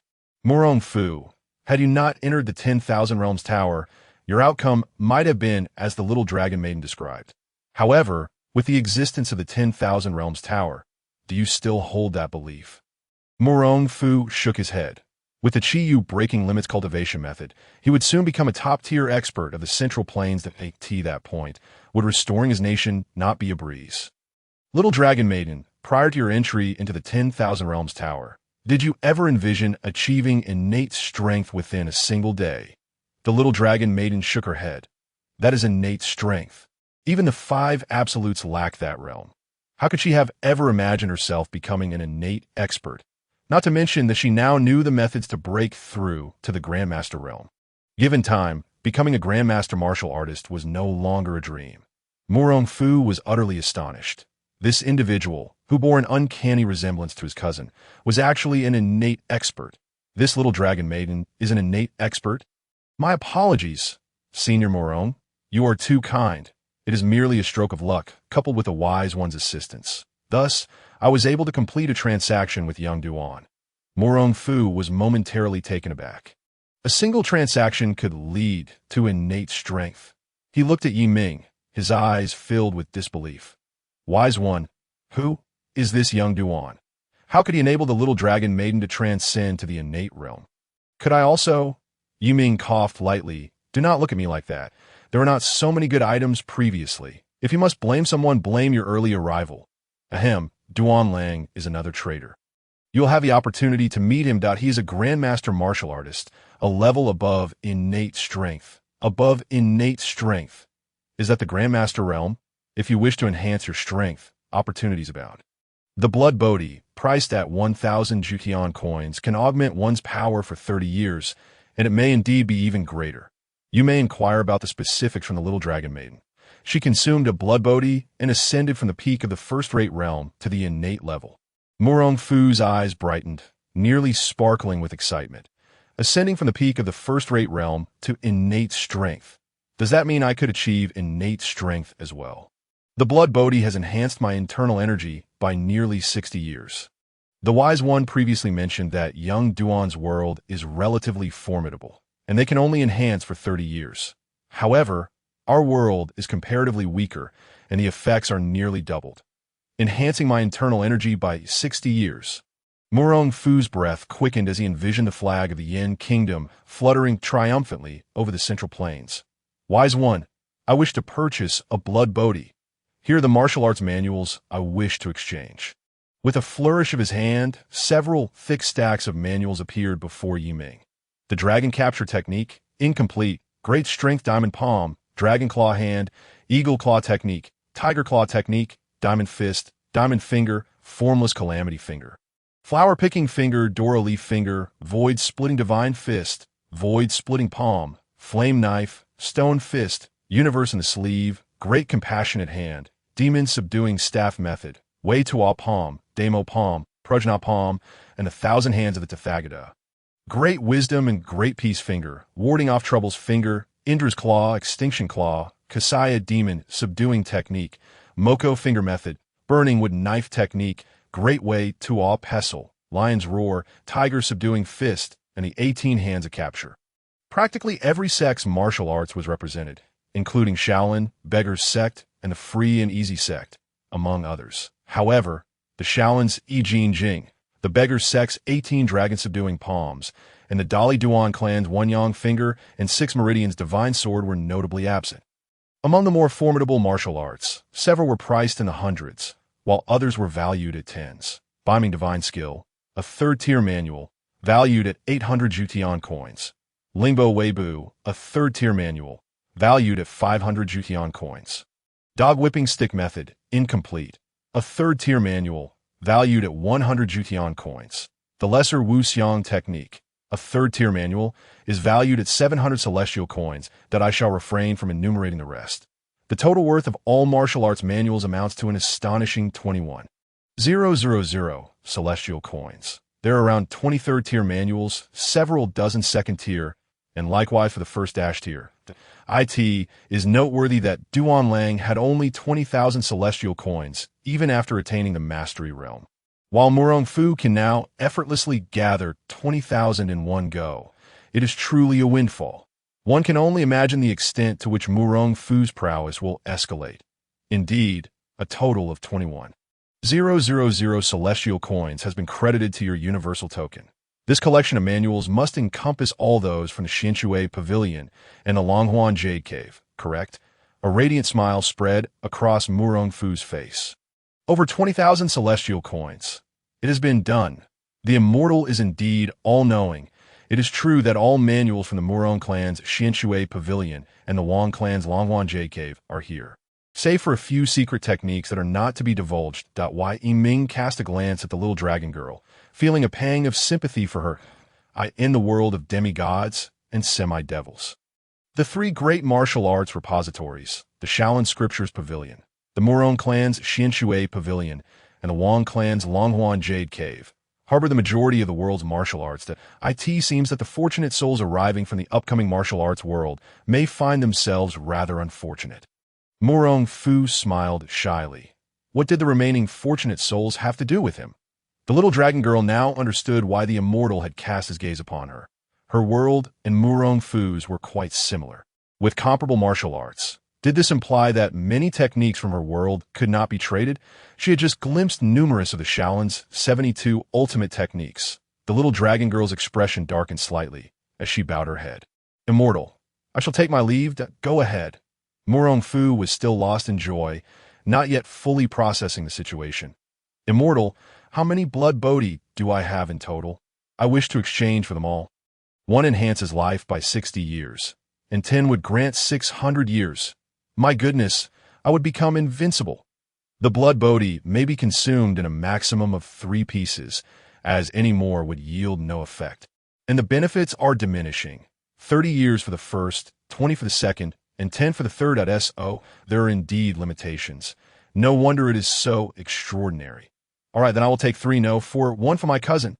Murong Fu began a spree of reckless spending, waving his hand as he expended 4,000 celestial coins. Yiming handed him 4 blood bodhi, and Murong Fu gazed at the fruits, faintly glowing with red light, his heart brimming with excitement.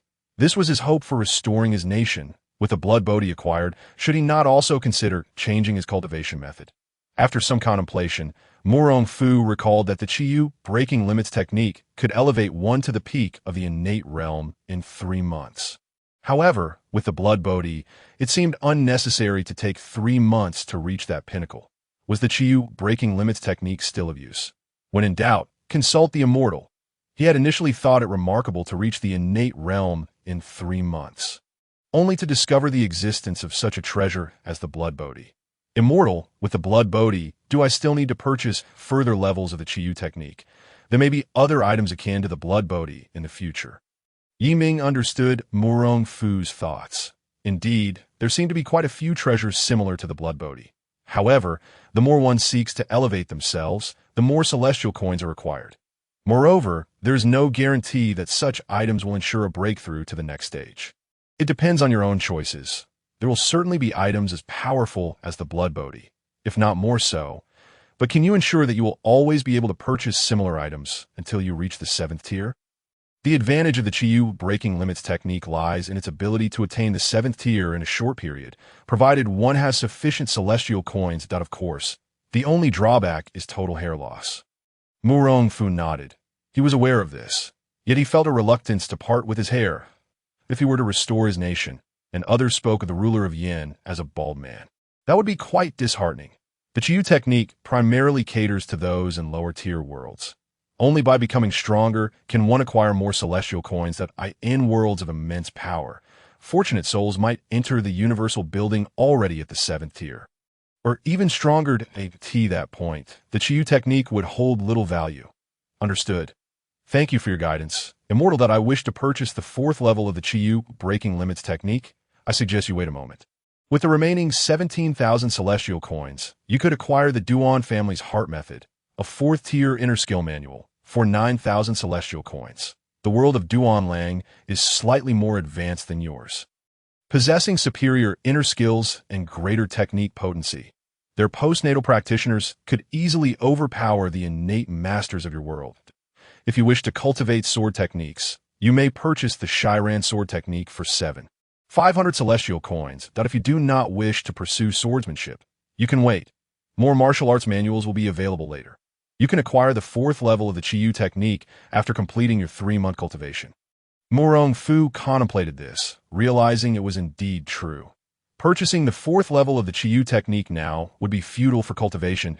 It would be wiser to invest in inner skills. This not only enhances his own strength, but also allows him to impart these inner skills to his subordinates, thereby elevating their abilities. As long as he does not distribute them all at once, their power will not surpass his own.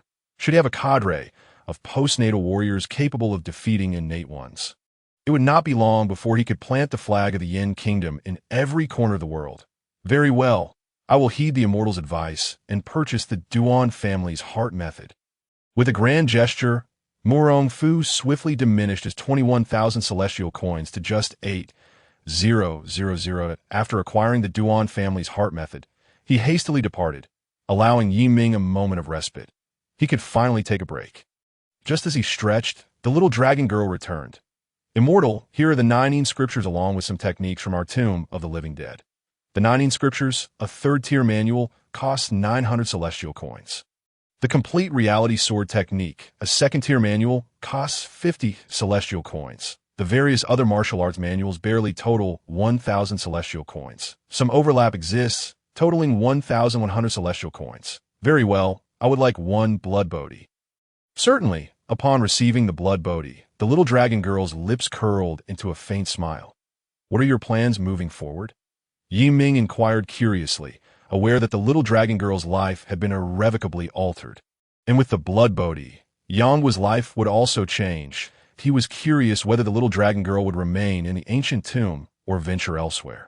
Hearing his question, the little dragon girl fell into contemplation. What were her plans? Having grown up in the ancient tomb, her days were spent in practice. Now that she had reached the innate realm, she was invincible in the world of the return of the Condor heroes. What more was there to cultivate? Moreover, her current techniques had reached a standstill. At this moment, she felt somewhat lost. She was unable to leave the tomb, having sworn an oath to never depart unless a man, unaware of this rule, willingly sacrificed his life for her. After much thought, the little dragon girl shook her head, and I do not know why Yi Ming nodded, finding it as expected. The little dragon girl inherently lacked worldly desires. And given the tomb's peculiarities, it was quite normal for her to be uncertain about her next steps. All right, let me offer you a piece of advice. Murong Fu has returned to his world. Once he breaks through to the innate realm, he will readily gather various martial arts and techniques from across the land. By then, many techniques from your world will be unavailable for exchange with celestial coins. Take your time to ponder this. When you have made up your mind, come to me. I have a trade proposition for you. The little dragon girl nodded and turned to leave. Yi Ming stood in place, watching her depart before fixating on the swirling vortex. After a few minutes, finally, no one emerged. Yi Ming's eyes brightened as he slumped onto the sofa. At last, it is over. He opened his panel, reflecting on the day's gains. Previously, after breaking through to the peak of the second tier, he had only 650.5 celestial coins remaining. With the universal building upgraded to level 2, the commission had risen to 20%. Subsequently, Duan Lang sold 20 blood bodhi, netting him 4,000 celestial coins. The little dragon girl's initial transaction yielded 248 celestial coins, granting him 49.6 celestial coins. Then came Murong Fu's transaction of 21,000 celestial coins, from which he acquired 4,200. Lastly, the little dragon girl's final transaction of 1,100 celestial coins netted him 220. In total, he had accumulated 9,120.1 celestial coins. Name: Yiming Level 2 Realm. Peak of Stage 2 Universal Coins. 9120. 1 Cultivation Method. Qi Yu's Limit Breaking Technique. Level 2 Connected Worlds. Tianlong Babu. Yuan Myth Fengyun. The Return of the Condor Heroes Trade Items. Qi Yu's Limit Breaking Technique. Duan Family Heart Method. Sun Eating Sword Technique. 90 Manual. Lingbo Weibu. Biming Divine Skill. Over 9,000 universal coins, quite a fortune. The system has also upgraded to level 2, unlocking interdimensional trading capabilities, allowing Duan Lang to successfully break through. However, it has been rather exhausting. After meals, one visitor after another has come. Non-stop, but they've only opened 5 worlds so far, and already there are so many people. If more worlds are open later, I'd be overwhelmed, with over 9,000 universal coins. Can I perhaps enhance myself a bit? The third level of Qi Yu's limit-breaking technique requires 1,000 universal coins. Yet, Yiming needs 10,000 universal coins, leaving him 900 short. Thus, the question arises, should he wait for all 900 universal coins to accumulate? Or should he seek other means to enhance his strength first? For instance, internal power. Currently, the offensive capabilities of Qi Yu's limit-breaking technique feel somewhat monotonous. The application of internal strength appears to be more unconventional. Ding! At level 3, the Universal Tower allows the expenditure of universal coins to deduce exclusive techniques, rendering them invincible within the same tier. Level 3. How does one ascend to level 3? Achieve a trading volume of 1 million universal coins to upgrade to level 3. Let me reiterate, this narrative revolves around interdimensional trading. The real world will only be briefly mentioned and will not feature prominently in the future. Hence, any glitch real-world plot can be skipped, focused directly on the interdimensional narrative that follows. A trading volume of 1 million universal coins. Currently, the total is barely 100,000. Reaching 1 million seems quite challenging, estimating it will take about 10 days. But perhaps, if Duan Lang contributes a bit of strength, it could be gathered in just a few days. So, I'll hold on to these 9,000 universal coins for now. Yiming hardly considers the deduction of techniques to be without cost. It would be awkward if he were to run out of funds. Stretching his limbs, he ascended back upstairs, noticing that the sky had darkened outside. With a yawn, he made his way toward the bedroom. Meanwhile, in a luxurious villa similar to Yiming's, Mu Yiren was excitedly recounting her remarkable accomplishments of the day to her father. "Oh, you sold a villa worth 40 million? Impressive. Since I promised you, I will certainly fulfill it. Which villa do you desire, as long as its value is comparable?" Mu Yiren produced a tablet from behind her. Placing it before her father on the screen was an extravagant estate, appearing even more opulent and grand than Yiming's that, of course. The price was even steeper, with a label of 300 million. Wow, trading a 40 million villa for a 300 million estate. Your heart is quite ruthless, even taking advantage of your father. Oh, come on, Dad. It's just a bit pricey. The villa I sold is quite similar to this estate. It's merely cheaper. Mu Chansheng playfully tapped Mu Yiren's forehead. Speaking indulgently, do you really think your father is a fool? How could 40 million possibly buy such an estate? Mu Yiren straightened her posture, her elegant nose slightly wrinkled. Really, it's south that estate in the western suburbs. It truly sold for 40 million. Mu Chansheng's expression turned serious, the smile fading from his face. Which estate? In the western suburbs? Was the seller perhaps named Li? Yes, Dad. How did you know? Mu Chansheng's demeanor shifted to one of grave concern. Which estate is it? That one. The situation of that estate was not only known to him. It was common knowledge among the prominent figures in the city. The estate was valued at 200 to 300 million. And 40 million was indeed a bargain, but why had no one bought it? The answer was clear. It had issues. Otherwise, it would have been sold long ago. Who were the buyers of houses at this moment? Mu Irin sensed something was amiss. Her father's expression was too grave that it was a young man named Yi Ming, appearing slightly older than me. What's wrong? Is there something wrong with that house? A young man named Yi Ming. Anyone capable of producing 40 million should not be underestimated. His family's background must be significant. However, he likely isn't a local. Otherwise, how could he possibly purchase that estate? That estate was coveted by the Jiang family, who issued a warning that anyone daring to buy it would be opposing them. The Jiang family is a dominant lineage in Lishan, one of the 4 martial arts families in the south. Martial arts families, as the name implies, practice ancient martial arts, not mere flashy moves. They wield lethal skills. An ancient martial artist against a common person is akin to a dimensional strike. Sending just one could easily annihilate an entire household. Thus, that estate had remained unsold, as no one dared to purchase it. Who could have anticipated such an incident? Mu Qiansheng felt a rising panic. Would this matter implicate him? Although he was wealthy and ran a large company, he would be utterly defenseless before ancient martial artists. He abruptly stood, anxiety etching his features that no, I must find a way to mitigate this. He turned to Mu Irin, urgently inquiring, has the ownership of that house been transferred? Yes, it has. The seller brought people over to complete the transfer on the spot. Mu Qiansheng felt darkness clouding his vision, collapsing onto the sofa that were doomed, utterly doomed. Mu Irin, startled by this scene, quickly asked, Dad, what's wrong? Sigh. That house has issues. The owner has offended the Jiang family, which is why no one would buy it. I should have informed you that anyone capable of producing 40 million should be aware of this matter. I fear the Jiang family may hold us accountable, and then we would be finished. Mu Irin trembled, having heard of the martial arts families.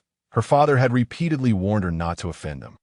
In their eyes, only their own interests mattered, disregarding even the nation that a mere casual dispatch from them could wipe out the entire Mu family. Tears cascaded down Mu Irin's cheeks. Dad, what do we do now? I am so sorry. I truly had no idea this would happen. Sigh, it's not your fault. I'll contact a few old friends and see if money can resolve this issue. If worse comes to worst, I'll abandon the company. Mu Qiansheng had built his company from the ground up, pouring a lifetime of effort into it. Yet, when faced with his daughter, he chose her above all else. Ever since his wife passed away, she had been his sole focus. Mu Irin collapsed in her father's embrace, tears flowing uncontrollably. That I'm sorry. It's all right. It's not your fault. You were unaware of this matter. If only I hadn't encouraged you to experience life. How true the old saying is. Indulging a daughter is a momentary delight, but pursuing her leads to disaster. Now they were on the brink of catastrophe. Mu Irin raised her tear-stained eyes, looking pitiful. Dad, what about the buyer? Yi Ming? What will happen to him? Sigh, he will undoubtedly face trouble. The Jiang family's reputation is rather notorious. Should I inform him? Mu Qiansheng fell silent. If he spoke, what if the man fled? If the Jiang family couldn't locate him, would he bear the brunt of the blame? He hesitated. While he felt guilty for not telling Yi Ming, his daughter would surely feel the same. Perhaps this would even affect her. Give him a warning. That is all we can do. Mu Irin nodded, retrieving her phone to message Yi Ming. However, Yi Ming had already gone to rest and had not seen it. Meanwhile, on the other side, Gu Zong had been waiting by Yi Ming's rental apartment door all day without a sight of him. In exasperation, she sought out the landlord, who regrettably delivered unfortunate news. Yi Ming. He terminated the lease today. Where did he go? I have no idea. I can check his phone number for you. 175 at upon receiving the phone number. Gu Zong dialed immediately, but the call went unanswered. Is he asleep? Fine. It's not urgent. I'll call again tomorrow. That infuriating Yi Ming. Just wait. Tomorrow. I shall make you pay. Gu Zong turned and left, settling into the waiting Maybach below. The vehicle glided away, and with the soothing music playing, she closed her eyes. Meanwhile, her assistant was scrolling through her phone when suddenly she exclaimed, Miss, there's new information regarding the Jiang family. Speak. The villa previously mentioned by the Jiang family has been purchased by a reckless youth for 40 million. Reckless youth? Indeed. It seems to be a fellow named Yi Ming in Lishan City, within the Jiang family's estate, at this moment, in one of the Jiang family's villas, Jiang Hao is frolicking in his room with several beautiful young women. A burly middle-aged man approaches the door and knocks. Upon hearing the knock, Jiang Hao's brow furrows. Get lost, young master, the villa in the western suburbs has been sold. Who the hell bought it, daring to oppose me? Jiang Hao, they must not wish to live. A youth named Yi Ming. Dispose of him. Do I need to instruct you? And that fellow with the surname Li, does he truly believe that selling the house will absolve him of consequences? Eliminate him as well, and retrieve the money. Understood, young master. However, there is one more matter. Are you ever done? That house was sold by the Mu family. The Mu family? The Mu group? How dare he oppose the Jiang family? Find a martial artist and annihilate his entire clan. That may not be prudent. The higher-ups are watching closely. However, the Mu family has reached out to us, expressing a desire to negotiate compensation for the involuntary sale. Watching closely, then let us first secure the funds and deal with them later. How can anyone in Lishan City dare to challenge the Jiang family? It would only serve to make the other families laugh at us. The daughter of the Mu family is a university student, a pure maiden, quite lovely. Suddenly, the door swings open, and Jiang Hao hastily adjusts his robe to prevent any exposure. Inside, several young women lie on the bed and sofa, completely unguarded. Let me see the photo. The man produces his phone, revealing a striking image of Mu Irin. Dressed in a JK uniform, she appears fresh and engaging, her delicate features radiating youthful vitality. Very well. Bring her over tomorrow, and have them present 1 billion. This matter will be resolved. Certainly, young master. Jiang Hao claps the man on the shoulder, a smile gracing his face. Uncle Yun, you truly understand me. Uncle Yun offers a slight smile. But as he opens his mouth to speak, Jiang Hao interjects. However, if you dare knock next time while I am conducting my affairs, I will have you killed. Jiang Hao turns and slams the door shut with force. Uncle Yun's smile fades, a glint of menace flashing in his eyes. Damn that brat. If it weren't for Jiang Hao being the sole heir of the Jiang family, I would have surely dealt with him. What insolence! A worthless fool dares to speak to me in such a manner. At the Mu family's villa, Mu Tiancheng paces back and forth, finally receiving a call. Brother, what did the Jiang family say? There's a moment of silence on the other end before the response comes. 1 billion. Mu Tiancheng breathes a sigh of relief. Resolving the issue with money is acceptable. All right, 1 billion it is. A trivial matter. Thank you. We shall meet another day, and make sure to send your daughter over tomorrow night. Consider this carefully. Based on my understanding of the Jiang family, if you don't comply, your lives are forfeit. The one who bought the villa and the one who sold it likely won TC the dawn. You have 1 day to prepare yourself mentally. Alas, as the call ends, Mu Tiancheng stands frozen in place. Either death or sending my daughter to the Jiang family. Sending her there is akin to sending her to her demise. Father, what did they say? Mu Irin inquires. Her eyes filled with anxiety. Mu Tiancheng gazes at her, gently patting her head. Come, we must leave Lishan City at once. Mu Irin clutches his arm, her expression dim. Father, the Jiang family is a martial arts clan. There is no escaping them, is there? How will we know unless we try? I will make a few calls. You begin packing and Yu Tiancheng steps aside to make calls. Leveraging his connections, Mu Irin watches her father's silhouette. Tears streaming from her eyes. I heard the voice on the phone earlier. If I go, they will survive. I am sorry, father. I brought this upon myself, and I will deal with it. Mu Irin murmurs and quietly leaves the study. Half an hour later, Mu Tiancheng slams his hand on the desk, sending papers scattering to the floor. He has contacted everyone, friends, business partners, even the police, but to no avail. The entire Lishan City is under lockdown. With no train, high-speed rail, or plane tickets available for purchase, the police merely offered 2 officers for protection, which is utterly useless. If only he had connections within the martial arts community, he wouldn't find himself in such a predicament. Now, his only option is to drive away with his daughter. If they can escape, perhaps there is still hope. He rushes to find his daughter, only to discover she is missing from the villa. Mu Tiancheng's heart skips a beat. Where could she be? He dashes outside, realizing his car is gone. She has indeed run away. In an instant, He comprehends Mu Iren's intentions. She is headed to the Jiang family. As long as she arrives there, the Mu family will be safe. Mu Qianqing quickly opens his phone and locates the car's position, relieved that he had installed a tracking device. The vehicle has stopped, and its location is in the outskirts. Is this the villa the Jiang family mentioned? Mu Qianqing realizes that his daughter must have overheard their conversation and likely knows that the young man who bought the house is in danger. So she intends to warn him and help him escape? What a foolish child. He hastily calls his bodyguards and speeds off toward the destination, this moment, at the entrance of Yi Ming's estate. Mu Iren has just exited the car when she notices a Maybach pulling up behind her.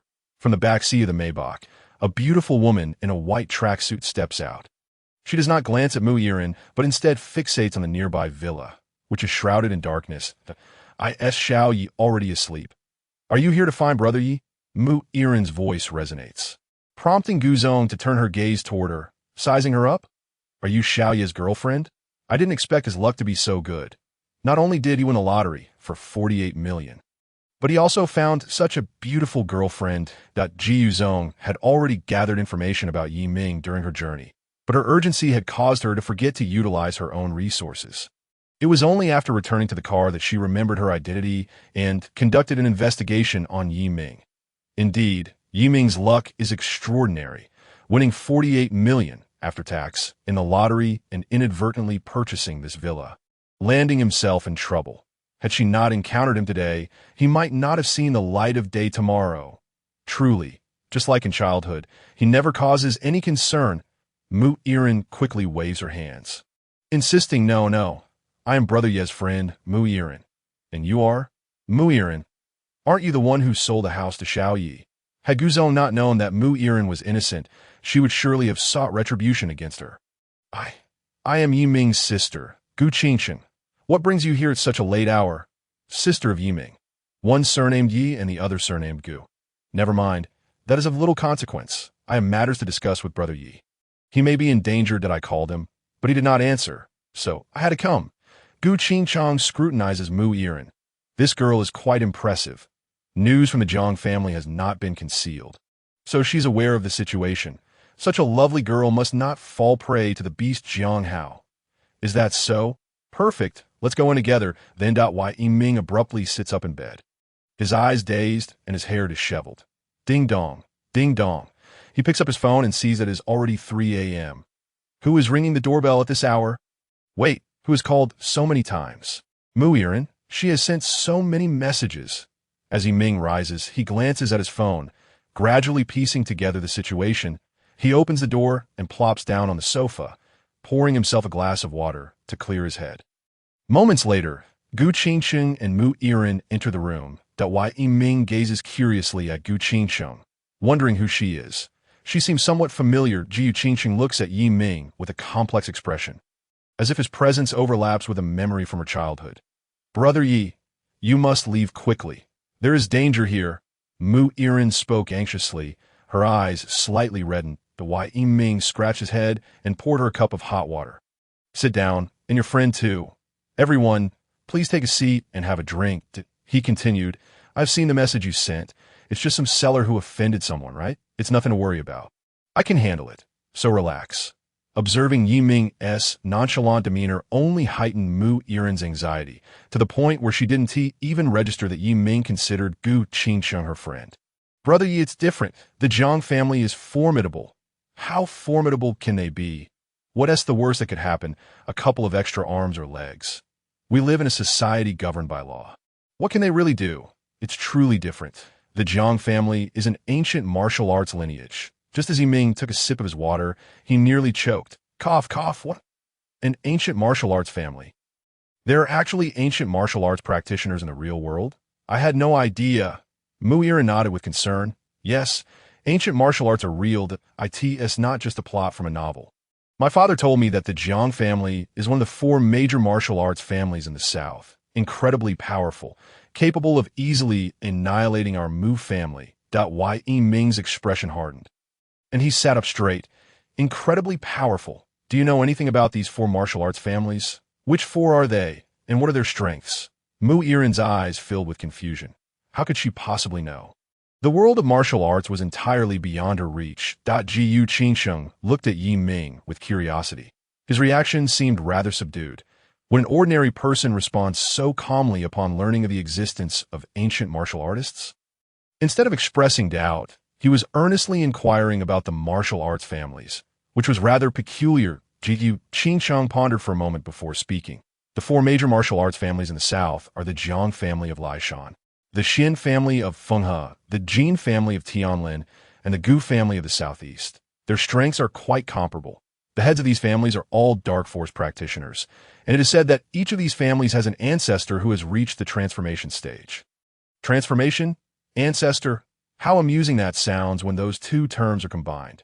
Yi Ming had initially thought the martial prowess in the real world might be astonishing, possibly featuring innate, master, or even celestial-level practitioners. Yet what he was told was that transformation practitioners were already considered ancestors. What then was the innate realm? What about the postnatal realm? Gu Qingsheng appeared momentarily stunned, as if she detected a hint of disdain in Yi Ming's eyes. Was she imagining things? After all, there were hardly 20 transformation practitioners throughout the entire Dragon Kingdom. Dark Force practitioners were already considered strong. Leaning back on the sofa, Yi Ming showed no concern for the Jiang family. If they had even one innate practitioner, he might have taken them seriously. But transformation? They were simply looking for death. However, this woman clearly knew about the martial arts families. Her identity was not ordinary. Why did she seem increasingly familiar? Irin, your friend seems quite remarkable, being so well informed about the martial arts families. Mu Irin was taken aback. She had initially been curious about why Yi Ming's sister knew so much, only to hear Yi Ming's question. I assent, Tishi, your sister. Yi Ming was puzzled, pointing to himself. My sister? I assent, Tishi, your friend? Mu Irin recoiled slightly, leaning back against the sofa. That I ran into her at your doorstep. She said she was your sister, named Gu Qingsheng. Why Yi Ming turned to Gu Qingsheng. Gu, are you from the southeast Gu family? Mu Irin gasped. So the Gu family was a martial arts lineage? No wonder she knew so much. She wouldn't be here to cause trouble for Brother Yi. Would she? Gu Qingsheng nodded, gracefully acknowledging her identity. That I am indeed from the southeast Gu family at O. Are you also here to see me? Yes. Did the Jiang family send you? Not at all. Yi Ming blinked, observing Gu Qingsheng as that familiar sensation grew stronger. Then what brings you to me? Besides being from the Southeast Gu family, I am also the CEO of Southeast Technology. Suddenly, Yi Ming recalled seeing a woman when he resigned earlier today. It was her. Oh, I remember now. You are the one from earlier. You wouldn't be looking for me to ask me to return to work, would you? Gu Qingsheng rolled her eyes. No. Whether you wish to work is your concern. And besides, you just won 48 million in the lottery. Why would you want to work? Yi Ming's expression stiffened. 48 million. That was the rationalized funding arranged for me by the Wanjie building. This person has investigated me. Just as Yi Ming was about to say something, the door swung open. What a lively gathering. So many people. Two men entered dramatically, one of whom was dragging a nearly beaten-to-death man, leaving a trail of blood behind. Yi Ming frowned. The floor was getting dirty. How infuriating. Following the two men, a woman stumbled in, her body marred with wounds and blood. And I'm sorry, miss. I couldn't stop them. I could that moment. Gu Qingqing's expression finally shifted. This woman was the personal assistant and bodyguard arranged by her family. The man on the floor was both a driver and a bodyguard. Both had been taken down. It was known that they were both at the peak of the bright force realm. Dark force. The two words flashed through Gu Qingqing's mind. A dark force practitioner had intervened. From behind the assistant, a burly man stepped forward. It was Uncle Yun, who had previously reported to Jianghao. What unexpected joy! Originally, I intended to vent some pent-up anger by torturing someone, but I didn't expect to find such an unexpected gain. Uncle Yun glanced at Mu Irin and then at Gu Qingsheng. A glint of admiration flashing in his eyes. Point two exquisite beauties. How fortunate for me. Gu Qingqing's pupils constricted. He was indeed a dark force practitioner. She was merely at the peak of the bright force realm. Her strength not yet reaching dark force. She could never contend with that man, a dark force practitioner. You are Lian? No, you are an external patron of the Jiang family, officially Jiang Yun. Uncle Yun clapped his hands. praising, as expected, of the young lady of the southeastern Gu family.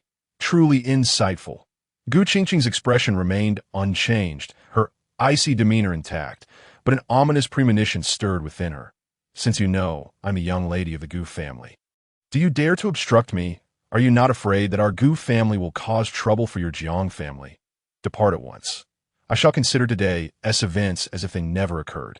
This villa has been secured by my Gu family. Any issues should be directed to Jiang H.A.G.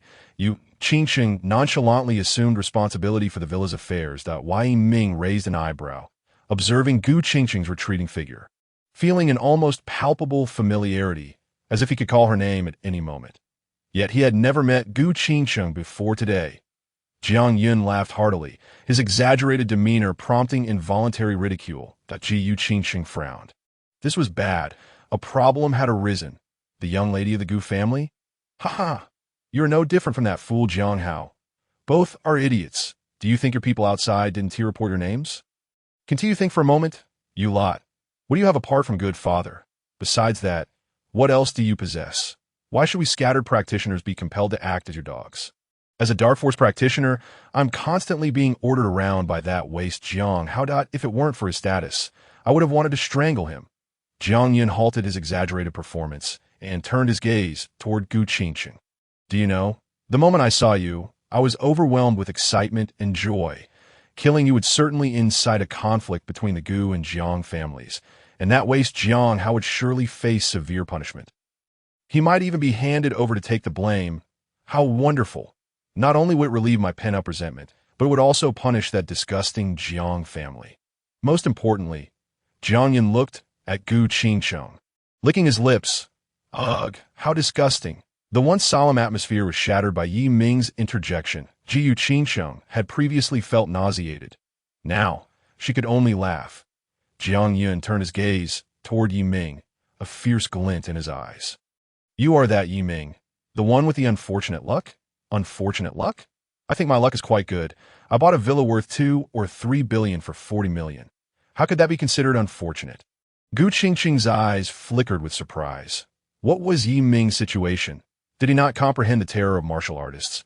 Or did he possess some hidden card? To speak frankly, she could not conceive of any trump card.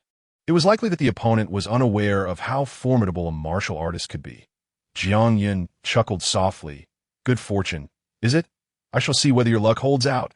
He then glanced at the two subordinates beside him, who hastily twisted their necks and approached Yi Ming. Why Yi Ming's expression darkened. Did they truly consider this a wilderness?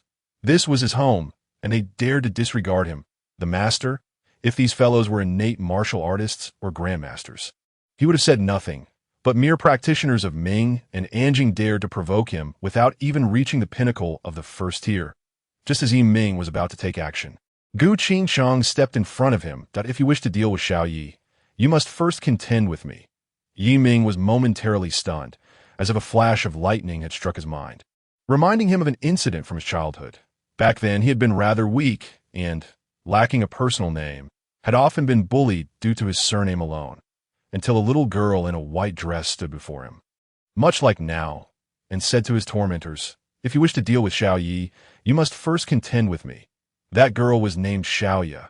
Like him, she had no personal name, but when he found her, she possessed a jade pendant engraved with the character Ya, while Yi Ming had only been found with a note bearing the character Yi. Xiaoya, Gu Qingqing's nose tinged with warmth, nearly moved to tears. Yes, Xiao Yi, I have found you. Jiang Yun clapped his hands in mock celebration. Congratulations, Miss Gu, on reuniting with your childhood sweetheart from the countryside. Dying together is quite commendable. What are you two fools still standing there for? Did I summon you to gawk? Jiang Yun scolded his subordinates, who stood there like idiots. The subordinates quickly rushed forward, aiming a palm strike at Gu Qingqing. Although Gu Qingqing was a mid-tier Ming practitioner, these two subordinates possessed late-stage Ming strength, and she would struggle in a one-on-one scenario, let alone a two-on-one. However, she had to intervene. Otherwise, Xiao Yi would be in danger. Do not harm the young lady of the Gu family. I admire wild spirits with a sense of resistance. Just as Gu Qingqing prepared to act, Yi Ming seized her hand and pulled her back. A powerful force yanked her away, enabling her to evade the strike. The two Ming practitioners exchanged glances and stepped forward to attack once more. Yi Ming was utterly speechless. Was there any distinction between the techniques of ancient martial artists and mere flashy moves? At times, he felt the necessity of possessing some inner strength. Otherwise, he would be no different from them. Appearing as foolish, he needed to elevate the Wanjie building to Tier 3 swiftly. Yiming pulled Gu Qingsheng to the sofa and pressed her down. Entirely disregarding the dual strikes that were now coming from behind, Be careful. Rest assured, since you are in my home, sit tight and allow me, the host, to take action. Yiming gazed into Gu Qingsheng's eyes. Now, it is my turn to protect you. Yiming turned around, and, as both assailants struck his chest simultaneously, an immense backlash force instantly sent them flying. They crashed against the wall, fortunately without causing a dent. Jiang Yun's pupils constricted, sensing an ominous premonition. This guy was also an ancient martial artist. No wonder he was so audacious. It turned out he was a martial artist too, and at such a young age had achieved Anjing strength. What a pity he encountered. Before he could finish his thought, Yiming appeared before Jiang Yun, delivering a resounding slap. Jiang Yun was sent flying, losing 2 of his teeth in the process. You insufferable fool! I've tolerated you for far too long. Bursting into my home and chattering endlessly, do you truly believe I lack temper? Jiang Yun covered his face, eyes wide with disbelief. How is this possible? You! Jiang Yun glared at Yiming, only for Yiming to vanish again in the next moment. Even with his Anjing strength, he could not discern how Yiming moved. This power, could it be Hualing? Had he unknowingly provoked such a young Hualing powerhouse? With a resounding slap, Jiang Yun was sent flying once more. You fancy wild spirits, do you? Yiming's figure instantly appeared beside Jiang Yun, delivering yet another slap. You relish resistance, do you? Slap? Why not resist? Slap. Isn't that what you like? Slap. Where is that arrogant demeanor of yours now? Slap. Jiang Yun's face resembled that of a pig. All his teeth knocked out. Why now? He had yet to catch a glimpse of Yiming's movement trajectory. He seemed ghost-like. Why Yiming snorted coldly, tossing Jiang Yun at the feet of his 2 subordinates, who, petrified, immediately knelt in fear. Spare us, senior. We were coerced by Jiang Yun. I have an elderly mother of 80 and a 3-month-old child who relies on me. I implore you to spare my life. Yiming's figure appeared behind the 2 subordinates, grasping their necks and applying a gentle pressure, shattering their spines with ease. The 2 subordinates had yet to process what had happened before they collapsed to the ground. Unable to move, Yiming then returned to the sofa, sitting beside Gu Qingsheng, who gaped in astonishment. These were a late-stage Anjing practitioner and 2 late-stage Ming practitioners, and they were effortlessly incapacitated. What on earth had Xiao Yi experienced over the years that he had transformed into such a powerhouse? On the side, Mu Yiren lacked this understanding. She merely felt that Yiming must also be an impressive ancient martial artist. Initially, she had prepared herself for submission, but now it seemed the situation had taken a turn. Had she not come here, she would never have encountered such events. Truly, good people are rewarded. The most astonished of all was Gu Qingqing's female assistant, who had expected a storyline of a wealthy girl reuniting with her impoverished childhood sweetheart.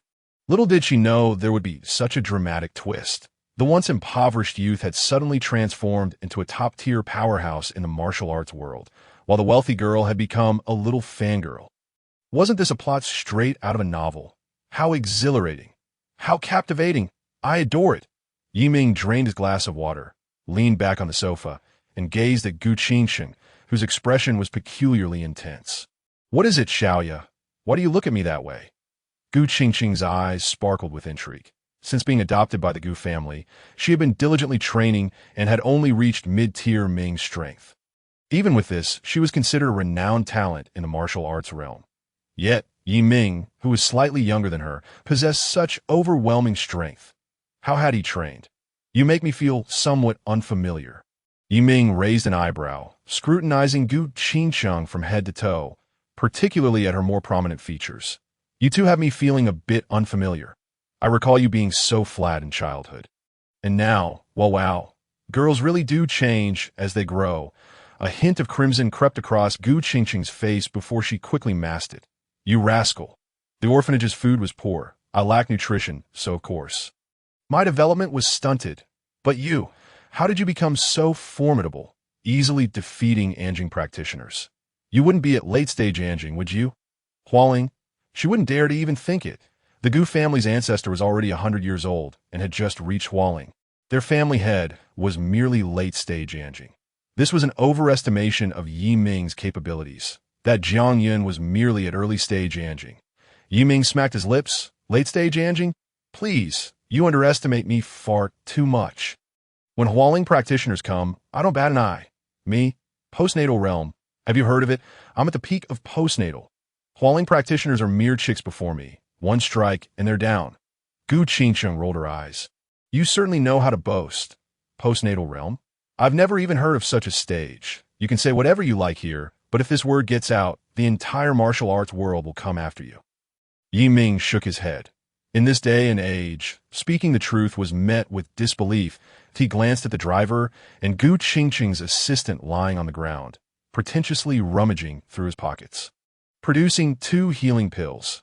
Here are 2 healing pills. Give them to your subordinates and then deal with these 3 rascals.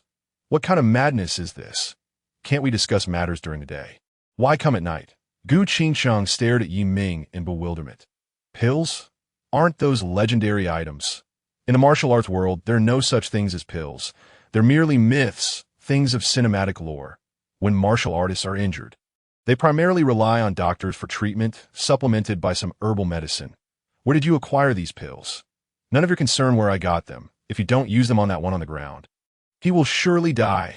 Gu Qingsheng hastily handed the elixir to her assistant, who promptly consumed one, followed by taking another for himself.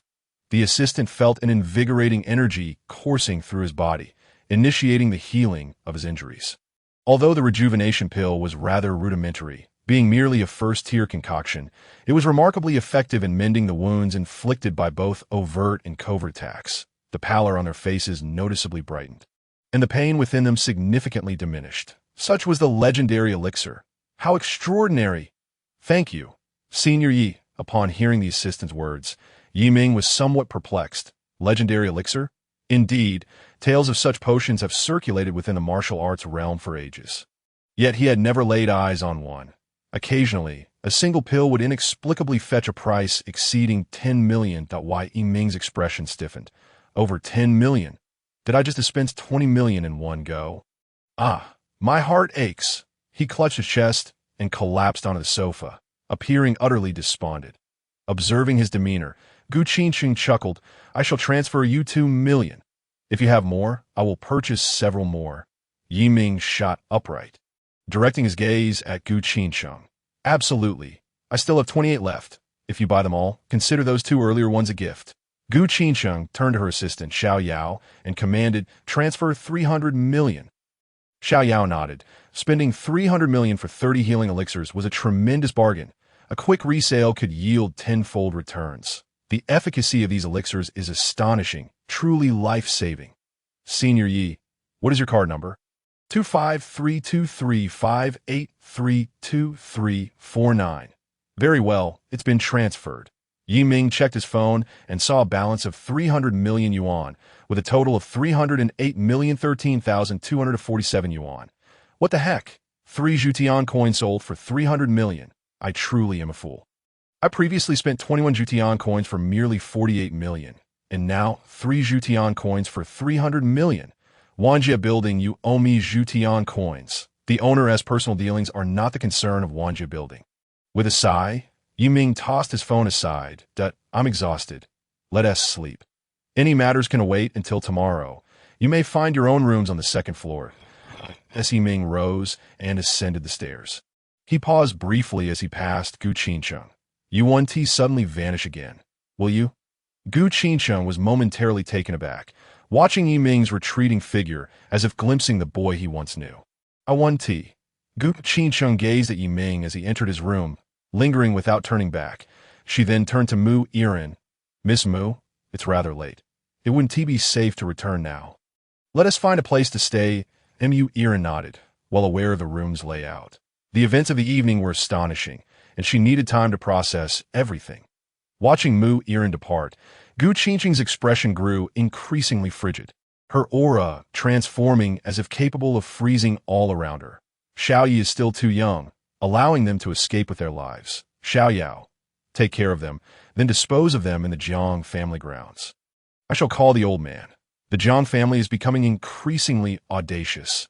Xiao Yao's face was as cold as ice as he approached Jiang Yun and his two companions, swiftly crushing their throats. How dare they lay hands on the young lady? Yi Ming returned to his room, tossing and turning on the bed, unable to find sleep, his mind filled with images of Gu Qinsheng and Xiaoya. Truth be told, he had longed to encounter Xiaoya every day. Yet when the moment finally arrived, he found himself at a loss for words. Should he recount how arduous his years had been? Those were in the past. Xiaoya appeared to be thriving, rendering such discussions unnecessary. As Yi Ming pondered, he gradually succumbed to slumber. In his dreams, he encountered a myriad of characters, acquiring an endless supply of Zhutian coins, ascending to become a top-tier powerhouse, so blissful that he drooled onto his pillow. Within the world of Tianlong Babu, in a hidden chamber of the Kang Manor, Murong Fu suddenly opened his eyes. A powerful aura radiating from him. Murong Fu, have finally broken through to the innate realm. The 3 blood bodhi he had consumed had already elevated his strength to the innate level, propelling him towards the later stages of innate mastery. The first bodhi provided 60 years of internal energy, the second 40 years, and the third 20 years, totaling 120 years of internal energy. This had fully maxed out his Murong internal skill. Yet he did not cease his seclusion, that he spent 3 days transitioning his cultivation from Murong internal skill to the Duan family heart method. The Duan family heart method, worthy of a higher realm, was far more challenging than his Murong internal skill. His innate late-stage realm had reverted to the early innate stage, yet the depth of his internal energy was no lesser than that of an innate late-stage practitioner. Murong Fu felt a profound sense that he could now effortlessly defeat his former self. He opened the hidden chamber door and emerged to find the others, including Wang Yuyan, rejoicing. Congratulations, young master, on your monumental achievement. With this breakthrough, that Xiao Feng should pose no threat. You can easily crush him. Congratulations, cousin, on your significant advancement to a new realm. Murong Fu laughed heartily, embracing Wang Yuyan. Cousin, I owe you greatly for your assistance. Without you, I would not have reached my current state. Cousin, would you be interested in practicing martial arts? Wang Yuyan's cheeks flushed as she playfully struggled to escape his embrace, but found it futile. Her mind was filled with the warmth of her cousin's arms. Martial arts. I have no interest in fighting and killing. Murong Fu released Wang Yuyan, gazing at her celestial visage.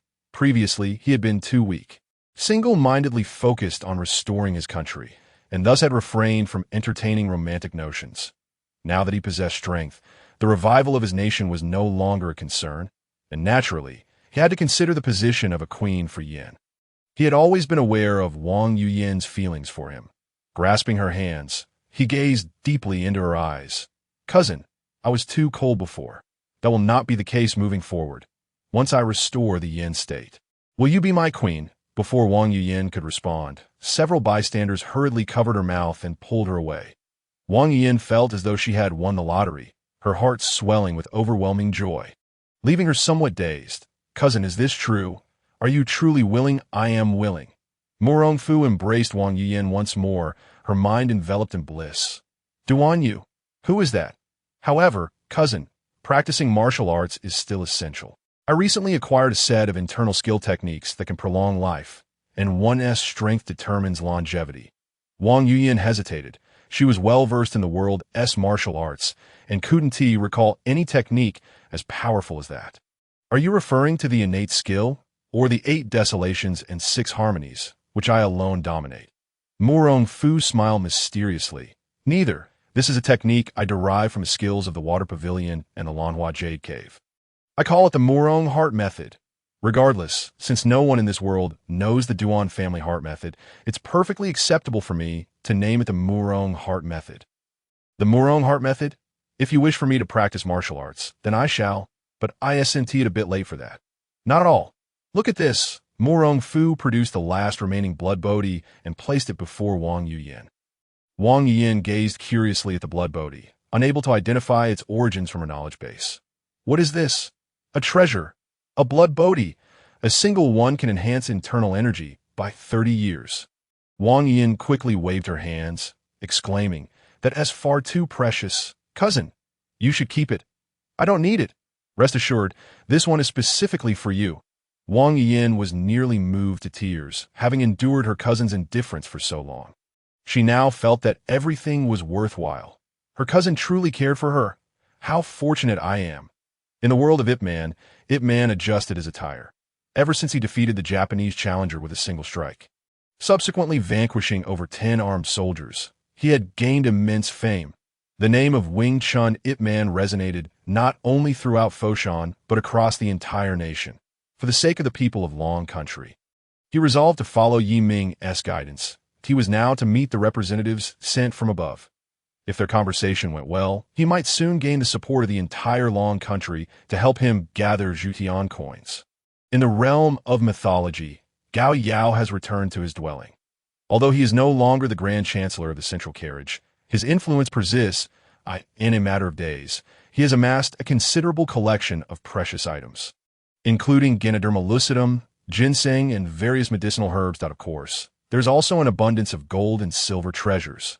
Once he exchanges some items of the Wanjia building, he plans to seek out the tomb of Qin Shi Huang. In the Duanlong world, Duanlong is consolidating his realm within the secret chamber of Wushuang City.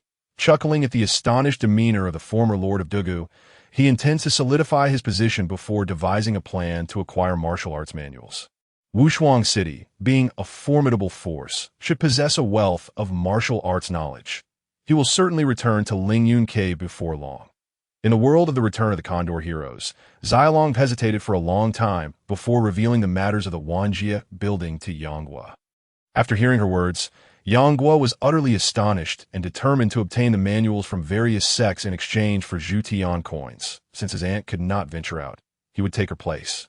With the first destination being the Chuanjin sect.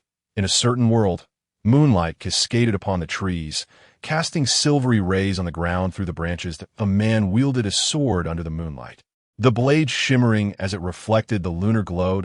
He spun the long sword. He shouted and thrust it toward the stone. The moment the sword made contact, it shattered, sending fragments flying in all directions. The man, now on the ground, gazed at the hilt in his hand. Engulfed in profound sorrow, he cast aside the hilt, utterly heartbroken. Heaven help me! How can I not even master the Huashan swordplay? When will I be able to avenge my family? He dashed toward a tree, furiously ramming his body against it. He was unwilling to accept his fate. His entire family had been exterminated, yet he lacked the power to seek vengeance. Just when he thought he had found a new home, he discovered that the hypocrite Yu Buchuan attempted to kill him time and again. Why? Why? Ding! A voice echoed in his ear. Fated one, you have been chosen by the Wanjia building to you wish to enter the Wanjia building. He abruptly sat up and scanned his surroundings. No one was present, but a golden Kasaya slowly descended from the heavens. He caught the Kasaya, but before he could examine it, the voice returned. Ding! Fated one, you have been chosen by the Wanjia building you wish to enter the Wanjia building. After a moment of hesitation, he nodded. Within the Wanjia building, the man emerged from a vortex and beheld everything around him. Where is this place? Information flooded his mind, causing his entire being to tremble. Celestial fate. This is a realm of immortals. I have hope for revenge. He curiously opened the Kasaya in his hand, the evil-repelling sword manual. Father, mother, if you're watching from the heavens, please bless me in acquiring our ancestral evil-repelling sword manual. And I have obtained celestial fate. Lin Pingji perused the evil-repelling sword manual in his hands. And upon reading the first line, he felt as though he had been struck by lightning. To practice this skill, one must first undergo castration. He was on the verge of marrying Yuling Shan. How could he possibly cultivate this? Although Yu Buchuan had indeed attempted to kill him multiple times, Yuling Shan was unaware of this and treated him kindly. Yet without the evil-repelling sword manual, how could he possibly seek vengeance? But there is someone else. A man clad in resplendent attire entered behind Lin Pingji, prompting him to quickly rein in his emotions and turn to bow respectfully. Lin Pingji of the Huashan sect pays his respects to the immortal. Gao Yao paused momentarily. Immortal? Where's the immortal? Oh, he thinks I am an immortal. I am not an immortal. My name is Gao Yao, and I am here to seek the immortal. However, it seems the immortal is not present. Gao Yao walked over to a nearby sofa and sat down. Having visited this place several times, he was somewhat familiar. He could tell that the immortal was not one to concern himself with formalities. Please sit. The immortal is likely busy and will arrive shortly. Lin Pingji hesitated for a moment before taking a seat opposite Gao Yao. The moment he sat down, he felt the sofa sink beneath him, causing him to bounce back up. Gao Yao chuckled. Haha, this is a sofa, very soft. You are not from the modern society, are you? Lin Pingji's attire bore resemblance to that of his own era, certainly not modern, as he seemed unaware of the concept of a sofa. Lin Pingji, not comprehending the notion of modern society, hesitated but eventually sat down. Esteemed senior, have you been here before? Yes, a few times. Just call me Gao Yao. Senior, I would like to inquire if everything in my mind is true. Lin Pingji still found it hard to believe that he had indeed encountered celestial fate. Of course it is. I remember there are items for trade in that cabinet over there. You can take a look. Anything can be traded here. Gao Yao stood up, sensing that the cabinets around him seemed more numerous than during his previous visits. Lin Pingji followed suit and gazed into the display case. Chiu style breaking limits, training method. 7th tier manual, can break through to the peak of the 7th tier within 3 years. Price, 10 million Jutian coins. 7th tier, what level of power is that? 10 million Jutian coins. He was aware that Jutian coins could be exchanged for his belongings, but he was uncertain how many he possessed. Duan family heart method. 4th tier manual, the ancestral technique of the Duan family from the storm and cloud world, capable of cultivating to the pinnacle of the celestial realm. Price, 9,000 Jutian coins. That sun eclipsing sword technique. 4th tier manual, the ancestral sword technique of the Duan family from the storm and cloud world. Price, 7,500 Jutian coins. Lin Pingji glanced at the evil-repelling sword manual in his hands. To practice this skill, one must first undergo castration. Get lost. Whoever wants to practice it, go ahead. Rubbish. The sword techniques of Celestial Realm warriors are undoubtedly superior to the evil-repelling sword manual. Yet I wonder what the Celestial Realm truly entails. It must be above the acquired stage. Lin Pingji continued to peruse, encountering the 9 true classic, Morong Heart Method, and a myriad of martial arts manuals. With over 100 volumes available here, from manuals capable of cultivating to the first-rate pinnacle to those reaching the pinnacle of the Celestial Realm, it began to understand the hierarchy of realms. From the third-rate to the first-rate, then the acquired warriors, followed by the innate warriors, and finally, the Celestial Realm warriors. The array of manuals dazzled Lin Pingji's eyes, alongside various martial arts, dragon capture technique, 9 white bone claw, northern underworld divine art, and the 72 unique skills of Shaolin. All legendary martial arts were here. After examining the manuals, he shifted his gaze elsewhere. Blood Bodhi, 4th tier heavenly material and earthly treasure, can enhance one's power and heal injuries. Consuming it once can enhance internal force by 30 years, the second time by 20 years, the third time by 10 years, and the fourth time has no effect. Value, 1,000 Jutian coins. Lin Pingji's eyes sparkled. Enhancing 60 years of internal force. This is exactly what I need. With the Blood Bodhi, he could immediately seek vengeance, eliminating the hypocrite Yu Buchuan and Zhuolong Chan. 1,000 Jutian coins. I wonder if my belongings could be exchanged for that amount. The most valuable item he possessed was likely the evil-repelling sword manual. Gao Yao, observing from aside, shook his head. For him, the most beneficial item was also the Blood Bodhi. Purchasing a martial art manual and then the Blood Bodhi would allow his power to soar. At that time, what would Yi Xiaochuan be?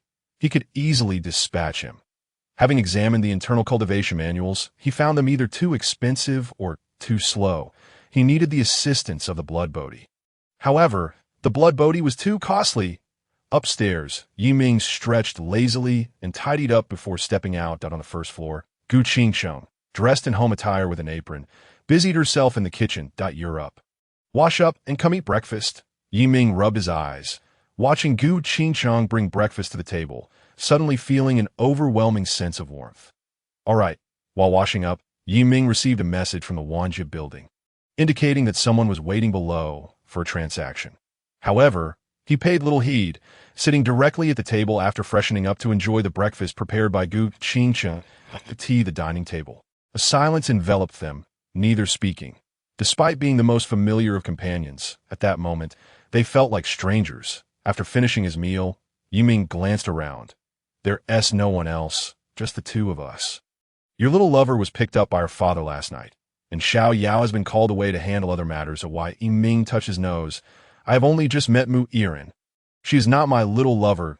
Jiu Qingcheng took a sip of milk and licked her lips. If others were to hear this, it would surely hurt their feelings.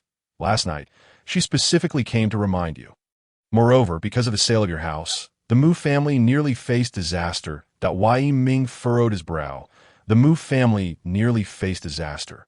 What does it mean? The Jiang family, known for their martial arts lineage, found themselves in a predicament after the Mu family offended them. To make amends, Jiang Hao demanded a sum of 1 billion from the Mu family, and that Mu Yiren spent a night with him to settle the matter. Yesterday, Mu Yiren intended to inform you before heading to the Jiang family. Yi Ming paused, surprised that Mu Yiren had not mentioned this to him. The Jiang family, a martial arts clan? Shouldn't we consider eliminating them? Gu Qingcheng, thinking Yi Ming was troubled by the Jiang family, revealed a slight smile. You, thinking of taking action without a plan? Now you're hesitant. Don't worry, I've already contacted the Gu family. They'll support us against the Jiang family. And I've made special arrangements for your little lover. Yi Ming rolled his eyes, insisting she was not his little lover. All right then. Thank you, Sister Xiaoya. Upon hearing this familiar address, Gu Qingcheng's eyes instantly curved into crescent moons. You're welcome. After finishing their meal, Yi Ming and Gu Qingcheng placed the dishes in the kitchen. With such a large space, we need help, Gu Qingcheng remarked suddenly, to which Yi Ming immediately responded, you can come live here. Gu Qingcheng shot him a glance, saying, I'm not a maid. Besides, I sometimes have to go to the company. Let's talk about it later. She turned to leave the kitchen, removing her apron. I'm off to the company. I have things to attend to. Wash the dishes yourself. Washing dishes. Not happening. Yi Ming retorted as he exited the kitchen, heading downstairs. Upon reaching the second basement level, he encountered Gao Yao and another newcomer. Name, Lin Pingji. Identity, a character from the world of the smiling, proud wanderer. Strength, peak of the 3rd tier, 1st rank. Wow, such low strength. Except for Yi Wen and Gao Yao, no one else is weaker than him. HM? Gao Yao, Lin Pingji? Yi Ming's gaze darted between the two. Neither seemed formidable, yet they had crossed paths. This must be a special fate. Gao Yao exclaimed, I've met an immortal. At his words, Lin Pingji quickly bowed. Lin Pingji of the Huashan sect, I greet the immortal. Yi Ming approached the sofa and addressed the two. Please, sit down. Gao Yao, you're quite lucky to have encountered Lin Pingji. Gao Yao was momentarily taken aback. How could this be considered luck? The two exchanged puzzled glances. Lin Pingji, please go ahead. Have you obtained the evil repelling sword manual? Lin Pingji's eyes widened in astonishment. Truly, he was an immortal, for he knew of the manual he had just acquired. Reporting to the immortal, I have obtained it. Here it is. Lin Pingji raised the cassock in his hand, and a manual appeared in midair. Evil repelling sword manual, a 3rd tier manual, value, for 100 heavenly coins. Lin Pingji hesitated, then quickly summoned the remaining manuals. Huashan sword technique, a 2nd tier manual, value, 20 heavenly coins. The rest were mere scraps. The total value amounted to only 450 heavenly coins. 450 heavenly coins. This is your multiverse token. Yi Ming tossed the token to Lin Pingji, then opened the evil repelling sword manual in front of Gao Yao. The first page bore 8 large characters. To practice this skill, one must first castrate oneself. Gao Yao's pupils dilated in shock, his hands trembling slightly, and no wonder the immortal said he was lucky. This must be the most suitable technique for him. Lin Pingji possesses the evil repelling sword manual. Could it be? Gao Yao's gaze drifted downward towards Lin Pingji, who quickly closed his legs, explaining, I haven't practiced this yet. Mine is still intact. Gao Yao sighed regretfully, while Lin Pingji felt a shiver run down his spine. Sensing disappointment in Gao Yao's eyes. Thank you for your consideration, immortal. Yi Ming refrained from directly stating that he was a eunuch, sparing him some dignity. Nevertheless, the evil-repelling sword manual belonged to Lin Pingji. It was unlikely he could keep this information hidden. After all these years, he had grown accustomed to it. Immortal, I wish to purchase the evil-repelling sword manual. He waved his hand, revealing a collection of items. They consisted of antiques, gold, silver, jewels, and medicinal herbs. Unfortunately, the total value amounted to only a few dozen heavenly coins. Antiques and precious herbs were common items, classified as first tier. Gold and silver should typically hold more value. Murong Fu's gold had exchanged for a considerable amount of heavenly coins. Yet this time, it was merely a few. Why are these treasures worth so little? Ding, previously, it was a beginner's phase, so we acquired some gold and silver. Now the owner no longer needs them, hence the low price. Yi Ming shook his head, handing the 45 heavenly coins to Gao Yao. Lin Pingji gets 450, and Gao Yao gets 45. How coincidental. The value was disappointingly low. Likely insufficient for a trade. Lin Pingji looked at Gao Yao. Purchasing the evil-repelling sword manual indicated he was incomplete, that he, too, nearly became an incomplete person. Brother Gao, Gao Yao chuckled self-deprecatingly, surprised that after gathering for so long, it was worth so little. Indeed, I am a eunuch for various reasons. Lin Pingji observed the dejection on Gao Yao's face, seemingly reflecting on his own past. Had he not encountered the multiverse building, he might have ended up like Gao Yao. Brother Gao, do not laugh at me. Had I not met the immortal, I might have also gone down that path. Gao Yao was startled, looking up at Lin Pingji. My entire family was exterminated. I sought refuge in a sect, only to find that the leader wished to kill me, that I wanted revenge, but my strength was lacking. All I had was this family heirloom, the evil-repelling sword manual, my only means of vengeance. Gao Yao felt a kinship, realizing the other had endured even greater suffering. Brother, we are both unfortunate souls. I was dragged back to 2,000 years ago by a despicable person, enduring torment and humiliation. Brother Gao, I too have suffered greatly in recent days. Surviving by the skin of my teeth. I was beside Qin Shi Huang, akin to accompanying a tiger. The two brothers, united in their shared misfortunes, began to converse freely. Ate tea that moment. Lin Pingji looked up at Yi Ming, as if making a decision. Immortal, may I sell the evil-repelling sword manual to Brother Gao at a discount? Lin Pingji's feelings ran deep. He reflected on his past, that if someone could help him, it would illuminate the dark world for him. Though his past remained unilluminated, he wished to brighten the world of others. Gao Yao's expression changed. The Immortal's multiverse building was fundamentally a trading venue, and being able to buy and sell at original prices was already a great benefit. If they were to trade privately, it would be akin to overturning the Immortal's livelihood. Gao Yao sensed Lin Pingji's good intentions. He was Zhao Gao, yet he would never betray those who treated him sincerely. Lin, this is not something to say. The Immortal providing us with a platform for our meeting is already quite generous. We should purchase what we need from the Immortal, not engage in casual trades. Lin Pingji immediately realized his misstep, hastily standing and attempting to kneel. Immortal, it was my lack of foresight.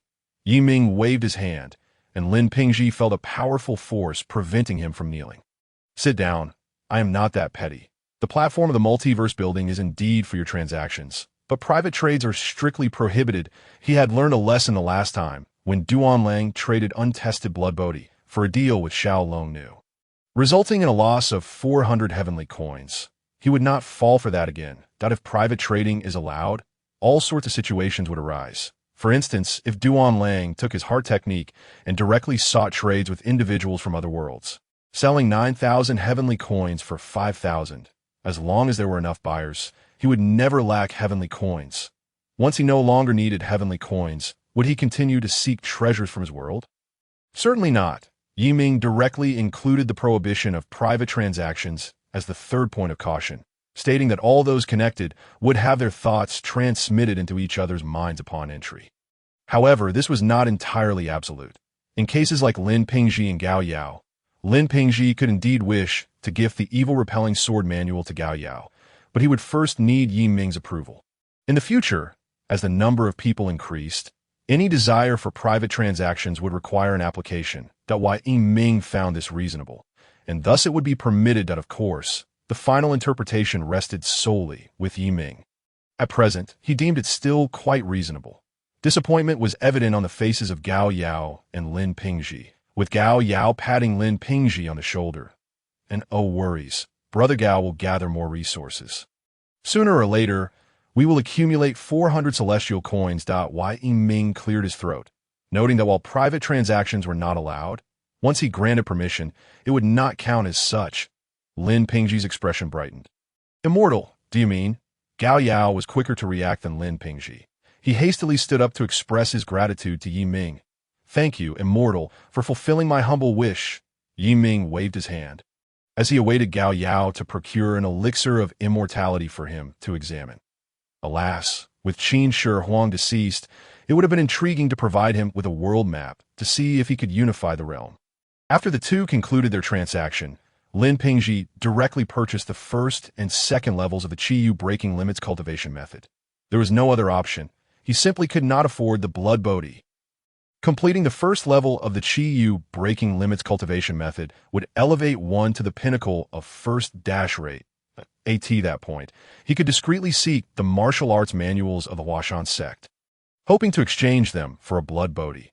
Upon finishing the first two levels, his strength would nearly match the top tier of the martial world, making it significantly easier to pursue other endeavors. As for hair loss, that was a minor issue. Losing hair was certainly preferable to losing one's lower faculties.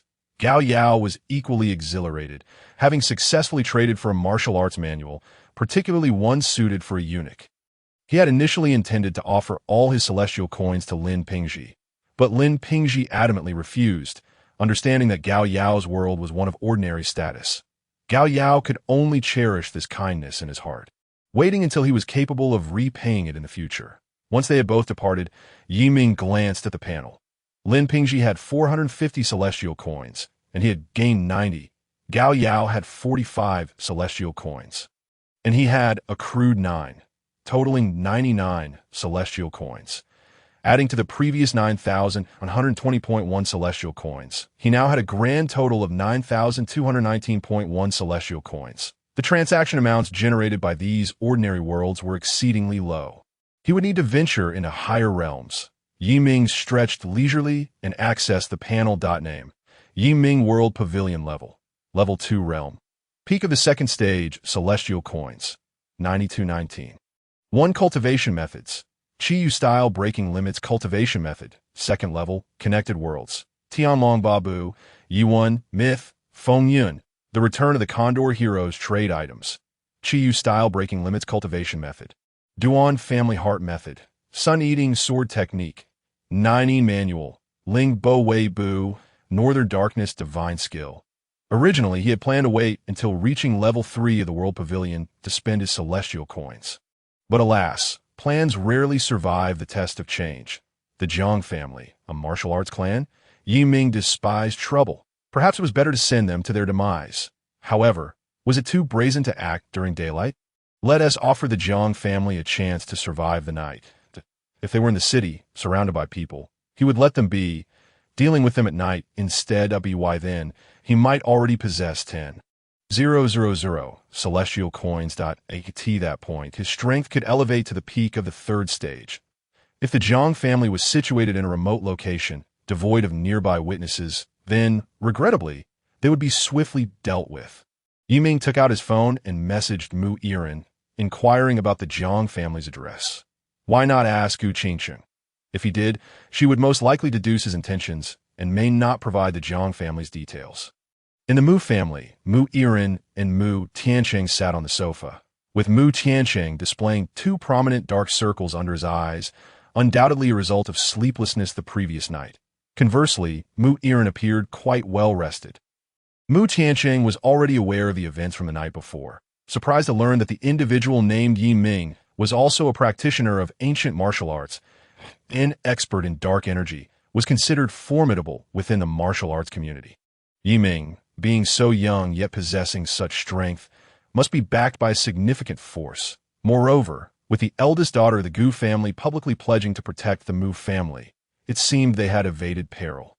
Yet, Mu Tianqing recognized that the situation was far from simple. After all, Lishan City was the Jiang family's territory. Should they truly seek to annihilate the Mu family, the Gu family would be unable to provide timely aid. Distant waters could not quench a nearby fire. Mu Qianqing pondered whether he and his daughter should take refuge in Yiming's villa. However, the Gu family's eldest daughter evidently shared a unique bond with Yiming. Should they offend her, the Mu family could still be in jeopardy. Neither the Jiang family nor the Gu family were entities he could afford to offend. Such was the lament of a minor character. It would be hard for others to believe that a billionaire executive could possess such a fragile side. Brother, Yi sent me a message, asking for the location of the Jiang family. Mu Yiren glanced at Mu Qianqing, questioning how she could possibly know where the Jiang family was situated, and Mu Qianqing's eyes lit up. Yiming's inquiry about the Jiang family's location could indicate an intention to confront them.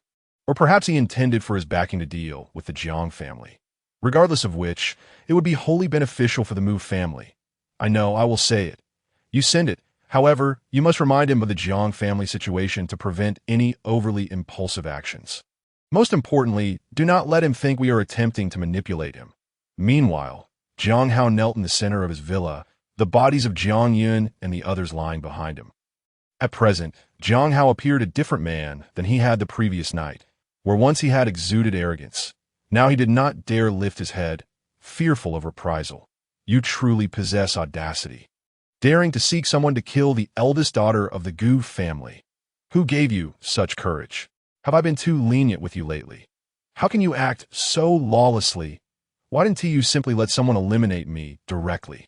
Jiang Hao hastily raised his head to explain, Father, I did not arrange for anyone to kill the Gu family's eldest daughter. I am not foolish enough to do such a thing. It must have been Jiang Yun. That useless Jiang Yun acted on his own accord.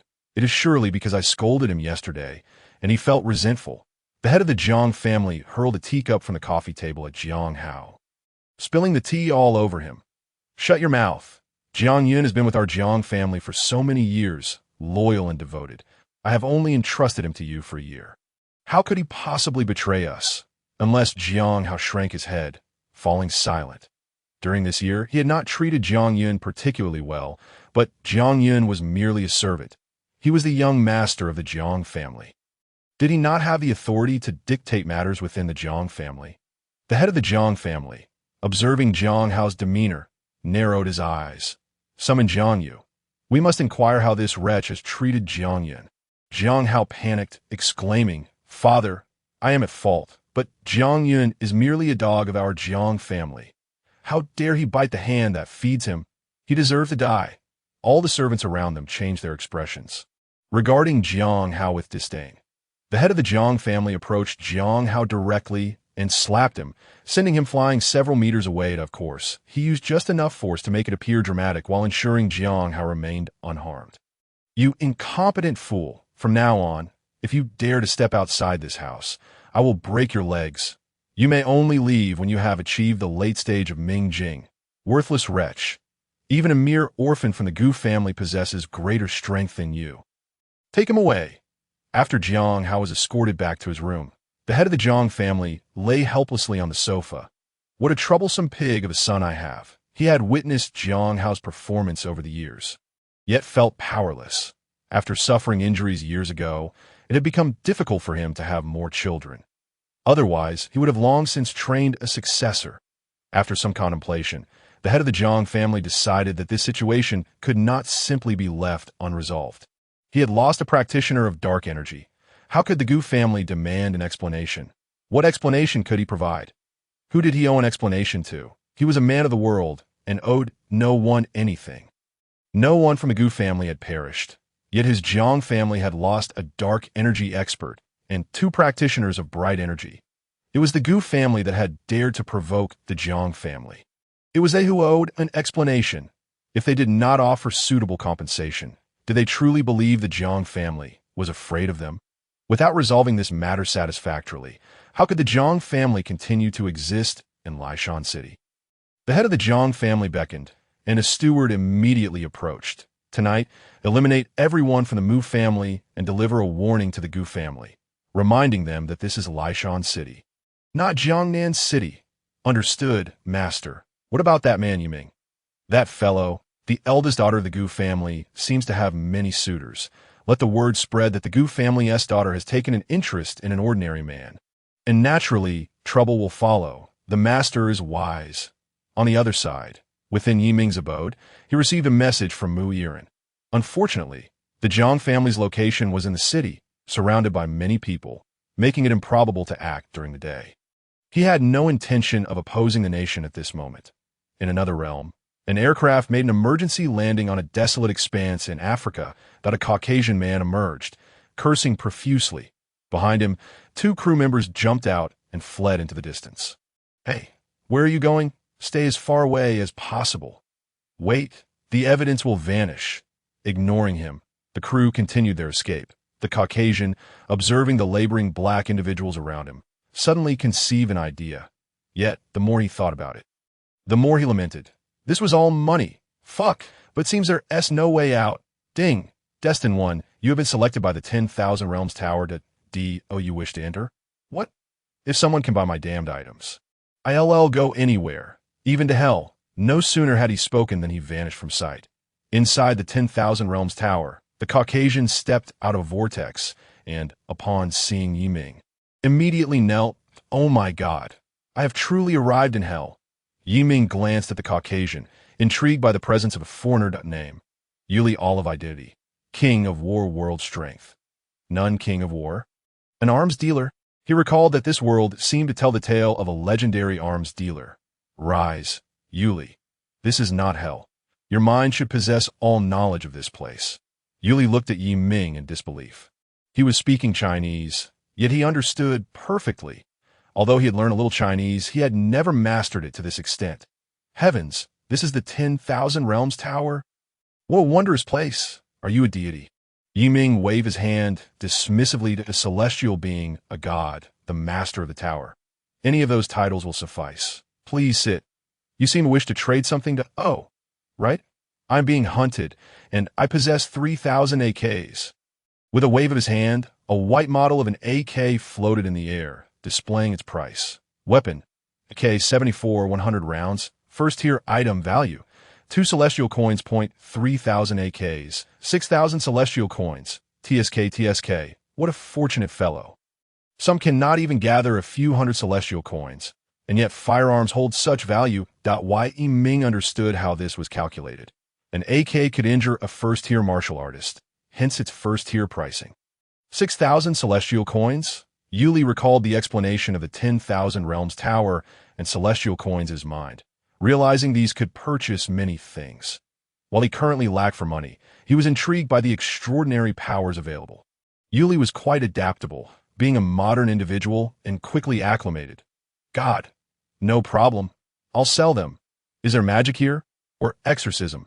Yiming raised an eyebrow, observing Yuli's demeanor, reminiscent of Nicolas Cage, the actor who portrayed the King of War. Nicolas Cage had played many roles, including that of a magician. Regrettably, there is no magic here. This realm is solely based on Eastern martial arts, and magic is currently absent. However, you might accumulate more celestial coins for future purchases once magic becomes available.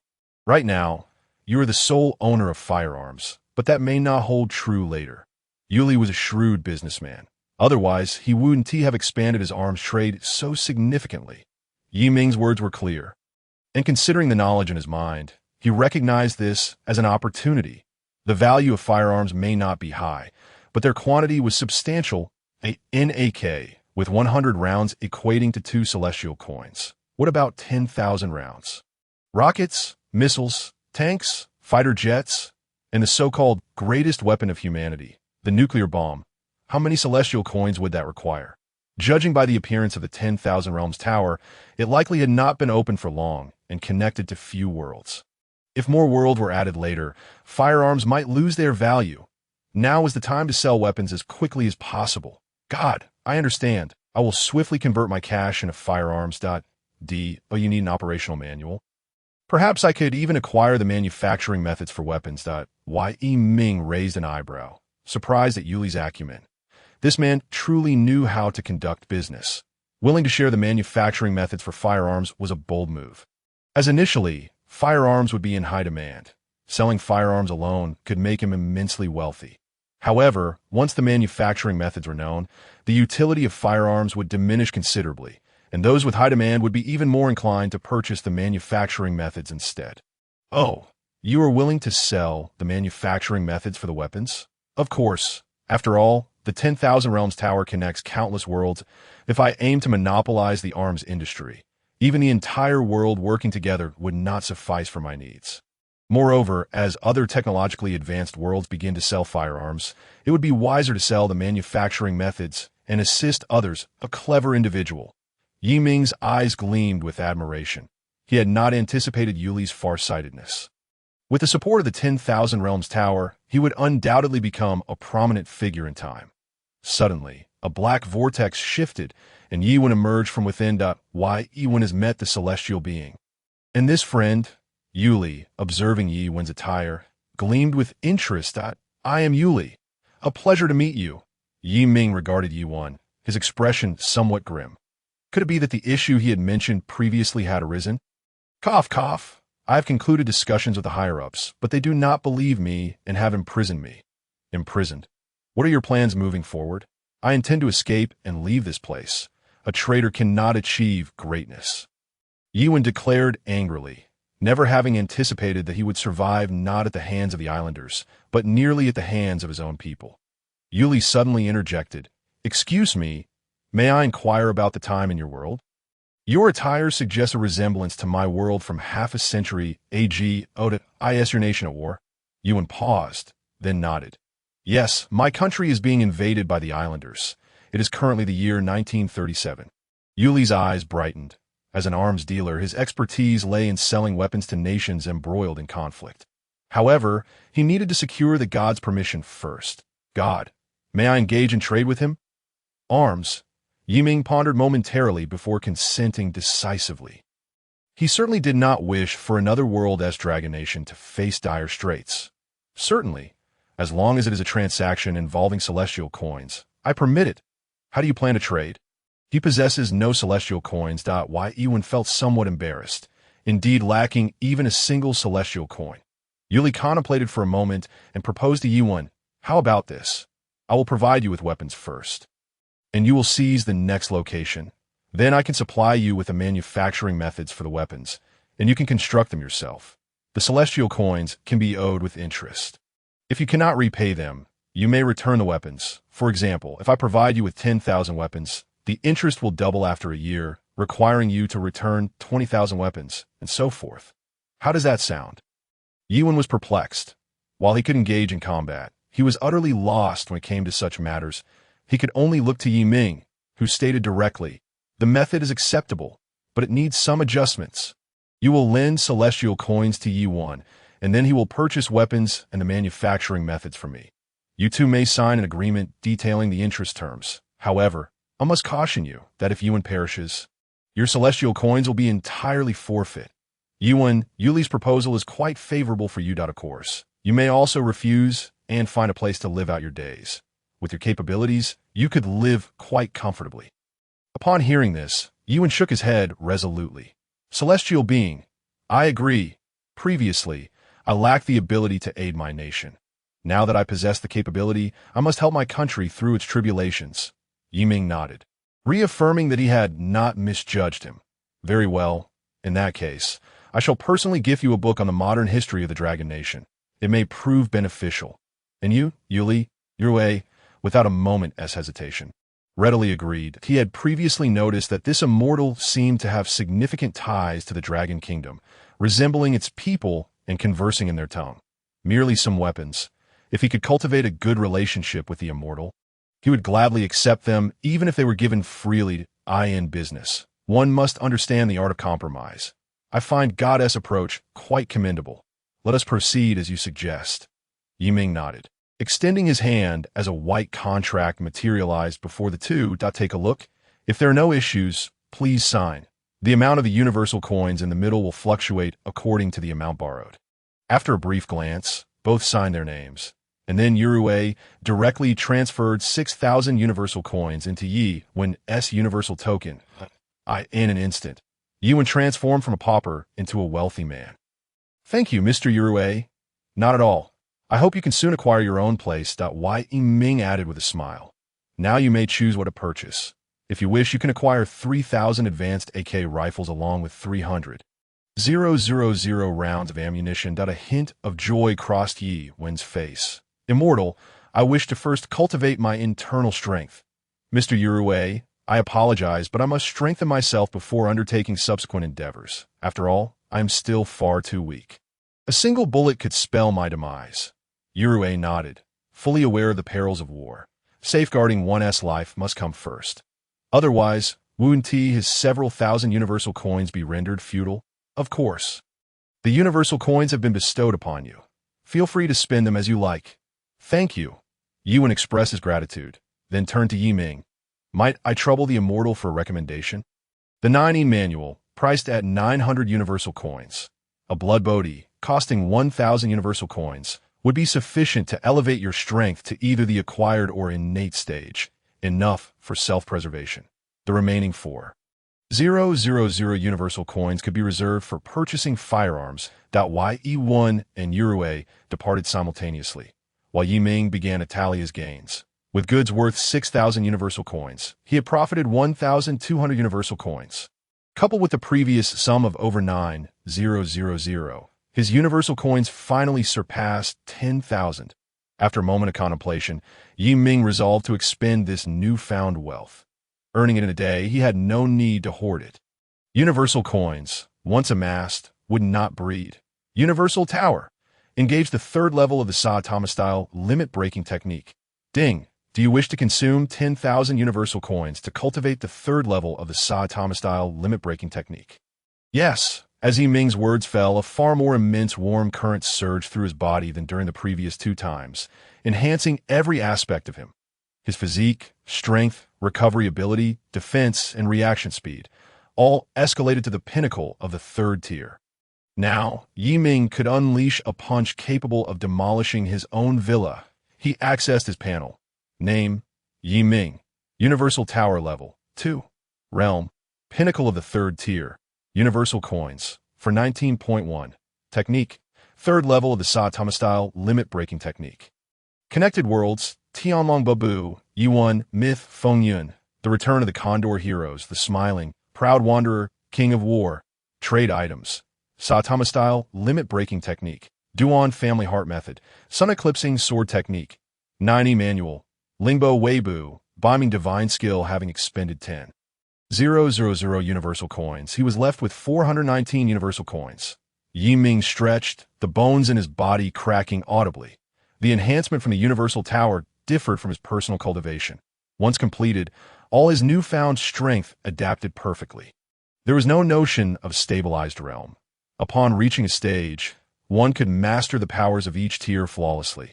The pinnacle of the 3rd tier equated to the peak of the innate stage. Entering any typical martial arts world, he could dominate effortlessly.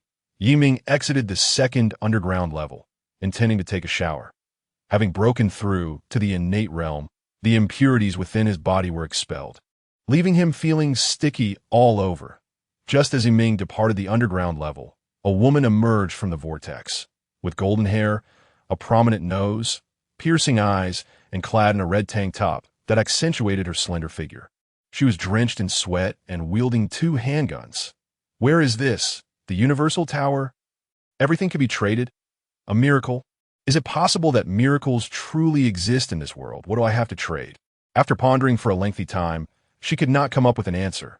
Dejected, she sank into the sofa. Noticing the tea on the table, she poured herself a cup, having not tasted water in ages. The woman waited for 20 minutes until Yi Ming finally returned. As he stepped into the room, she suddenly raised her gun, nearly pulling the trigger. I apologize. I was a bit on edge. Relax. This is not your world. There are none of those vile creatures here. Upon viewing the woman's profile, Yi Ming immediately grasped the context. Name, Alice. Identity, resident of the biochemical crisis world. Strength, 2nd tier Esper, the biochemical crisis world. Filled with zombies, is often referred to as the novice village of the multiverse. There is danger, but not insurmountable. Of course, that is contingent on not being surrounded. If one were to be encircled by a horde of zombies, Even the mightiest would meet their end. Oh, you need anything to eat. Yi Ming held a degree of admiration for Alice, who faced the Umbrella Corporation single-handedly and ultimately salvaged the zombie-ridden world. Quite commendable. Alice swallowed hard. Food? It had been ages since she had savored a delightful meal. Is that possible? Of course. Just a moment. Yi Ming ascended to the upper floor and brought back some food for her. Alice devoured it ravenously, as if she had been starved for days. In reality, she likely had not indulged in such a feast in years. That Yi Ming did not rush her, but instead contemplated something. What resources are available in the biochemical crisis world? The Red Queen, firearms, the T-virus. Aside from that, there seemed to be little of value. Zombies? Utterly useless unless one were a demonic cultivator in need of souls. After finishing her meal, Alice shyly smiled. Thank you for your hospitality. Not at all. This esteemed one, just call me the Tower Master. Very well, Tower Master. May I inquire if there is hope for our world? Indeed, the Umbrella Corporation possesses an antidote. Once obtained, it can eradicate the global bioweapon virus. Alice's eyes sparkled with hope. An antidote. If she could acquire it, salvation was within reach. But could she obtain it? Alice felt a wave of uncertainty. Her previous encounters had left her teetering on the brink of death. Could she truly secure the antidote? Tower Master, may I request the assistance of the Universal Tower? That is permissible, but you must offer something in return. If Alice had something of value, she could issue a quest for others to fulfill. However, without any form of compensation, who would undertake such a thankless task? Alice lapsed into silence, realizing that even the Umbrella Corporation compensated its workers. She could not expect to gain without giving. Yet, having been enhanced by the T-virus, her physical and mental faculties had significantly improved. Tower Master, my world possesses artificial intelligence, various weapons, and the T-virus. If I were to completely open my world, relinquishing everything within, would that suffice as compensation? Yi Ming stared at Alice in astonishment. She was truly willing to sacrifice her own world. If opening your world is feasible, it is indeed possible. However, it does not guarantee that others will seek the Umbrella Corporation for the antidote. No matter, the entire world is under the Umbrella Corporation's surveillance. If suddenly inundated with new individuals, they are bound to notice. Moreover, valuable items are closely tied to the Umbrella Corporation. Any attempts to acquire them will inevitably lead to confrontation with them as long as the Umbrella Corporation does not keep a constant watch on me. I shall have the opportunity to plot gradually. Yi Ming pondered. The prospect of opening a world seemed plausible. Whether for cultivation or as a testing ground, it appeared promising as long as caution was exercised. There should be no significant issues. Universal Tower, if the biochemical crisis world were to be opened, would those who entered be at risk of contracting the T-virus?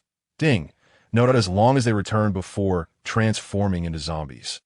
The T-virus within them will be eradicated as if they were mere stowaways. Since the issue of T-virus infection can be resolved, there seems to be no substantial concern by the way, if the biochemical crisis world is opened.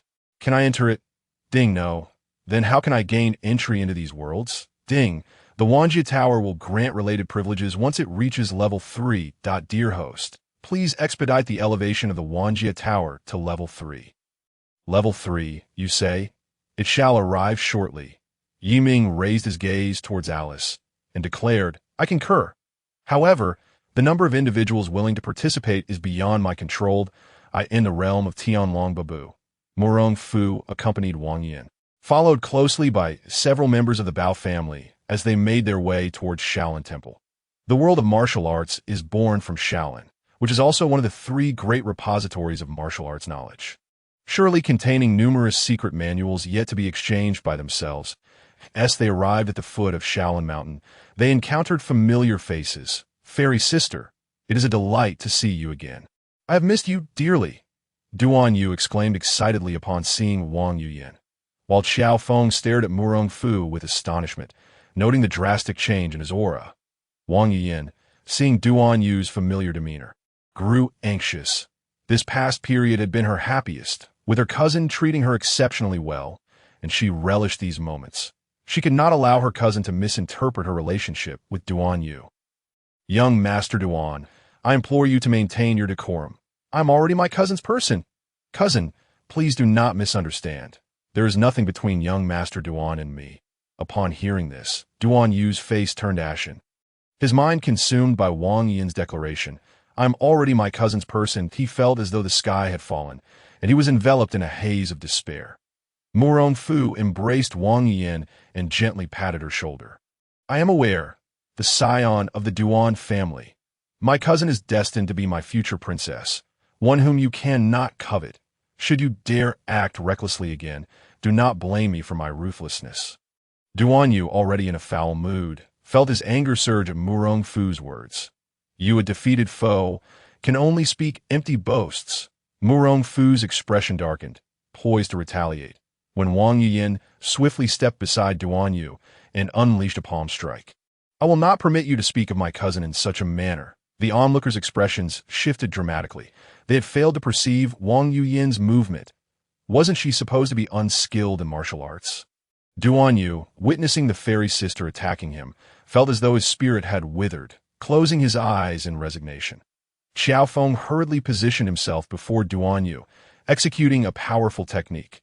Wang Yin's brows knitted together. She had not exerted much force initially, but with Xiao Feng's intervention, she had no choice but to respond with vigor. Altering her stance, she evaded his strike with a graceful Lingbo Weibu, channeling her internal energy to unleash the Tianshan Luyang palm. Clouds and mist emerged from the shui curtains. The Tianshan Luyang palm's might was nearly on par with the dragon's subduing 18 palms, augmented by Wang Yin's mastery of the Duan family's heart technique, rendering her internal energy exceptionally potent. Though her cultivation was merely at the early stage of postnatal development, her strike rivaled Xiao Feng's recent dragon, subduing 18 palms. Lingbo Weibu, Tianshan Luyang palm. The onlookers instantly recognized these two renowned martial arts techniques. Xiao Feng's expression shifted drastically. How could this woman, who had previously seemed unskilled, possess such formidable strength now? He hastily retaliated, their palms clashing, resulting in a powerful shockwave that sent Duan Yu sprawling. Su Zhu rushed over to support Duan Yu. Astonished by the confrontation, Xiao Feng staggered back 3 steps, his face a mask of disbelief, whereas Wang Yin merely stepped back twice, the disparity unmistakable. Xiao Feng clasped his hands in courtesy and remarked, Miss Wang, your internal energy is impressive. To think one in the early stage of postnatal development could push me back is truly admirable. I concede defeat. Wang Yin felt a favorable impression towards Xiao Feng. The bold man who acknowledged his defeat and returned a polite gesture. My skills are trivial compared to my cousin. Returning to Murong Fu's side, they appeared as a pair of celestial lovers. Murong Fu unfurled his folding fan, elegantly fanning himself, exuding an air of nonchalance akin to a refined gentleman. Xiao Feng, I previously mentioned we would battle again in a few months. Alas, it has not even been a month, and you cannot even contend with my cousin. I, Murong Fu, am too proud to associate with you. What was once North Xiao Feng, South Murong, should henceforth be North Yuyin, South Murong. Clearly, Murong Fu still harbored grievances from their last encounter. Xiao Feng snorted, believing Wang Yuyin had merely concealed her skills until now. As for Murong Fu, having defeated him once, he could do so again. Murong Fu, when did you require a woman to validate yourself? The prowess of Miss Wang has no bearing on you. Murong Fu tucked away his fan, placing it at his waist. As of now, I, Murong Fu, do not regard you highly. Step aside. I must ascend to Shaolin. What audacity! I, Qiao, shall seek to learn from you. Just as Xiao Feng prepared to strike, an elderly figure appeared nearby. Amit Ba, why do you remain at the gates of Shaolin? Esteemed guests. Clad in a gray robe, with white hair and beard, the man appeared exceedingly aged. Upon seeing him, the crowd gasped. Despite his age, none dared to underestimate him. It is he, the of a scripture depository, a lone warrior against several formidable opponents. Even with your father and Xiao Feng's father combined, they could not match him. This was a truth witnessed by all. Many believed he had transcended to the legendary realm of innate mastery. Murong Fu discerned this cultivation level immediately. Early stage of innate mastery, akin to his own. However, Murong Fu was confident he could defeat 10. Observing the strength, he assumed he was the hidden master of Shaolin and spoke directly. "Old monk, I have come this time for your scripture depository. May I gain entry for a glimpse?" Ba. Well spoken. However, the scripture depository is of utmost importance to Shaolin, accessible only to the monks of the temple, and if I insist on entering, onlookers regarded Murong Fu as if he were a fool. This venerable figure was of innate mastery. Even his father could not defeat him, yet he sought to storm Shaolin. At this moment, two figures descended from the mountain, revealing themselves as Murong Bo and Xiaofeng's father. "Fuer, step back." Murong Fu furrowed his brow, glancing at the newcomers, his body stiffening in shock. "Father, how can this be? I thought you were dead."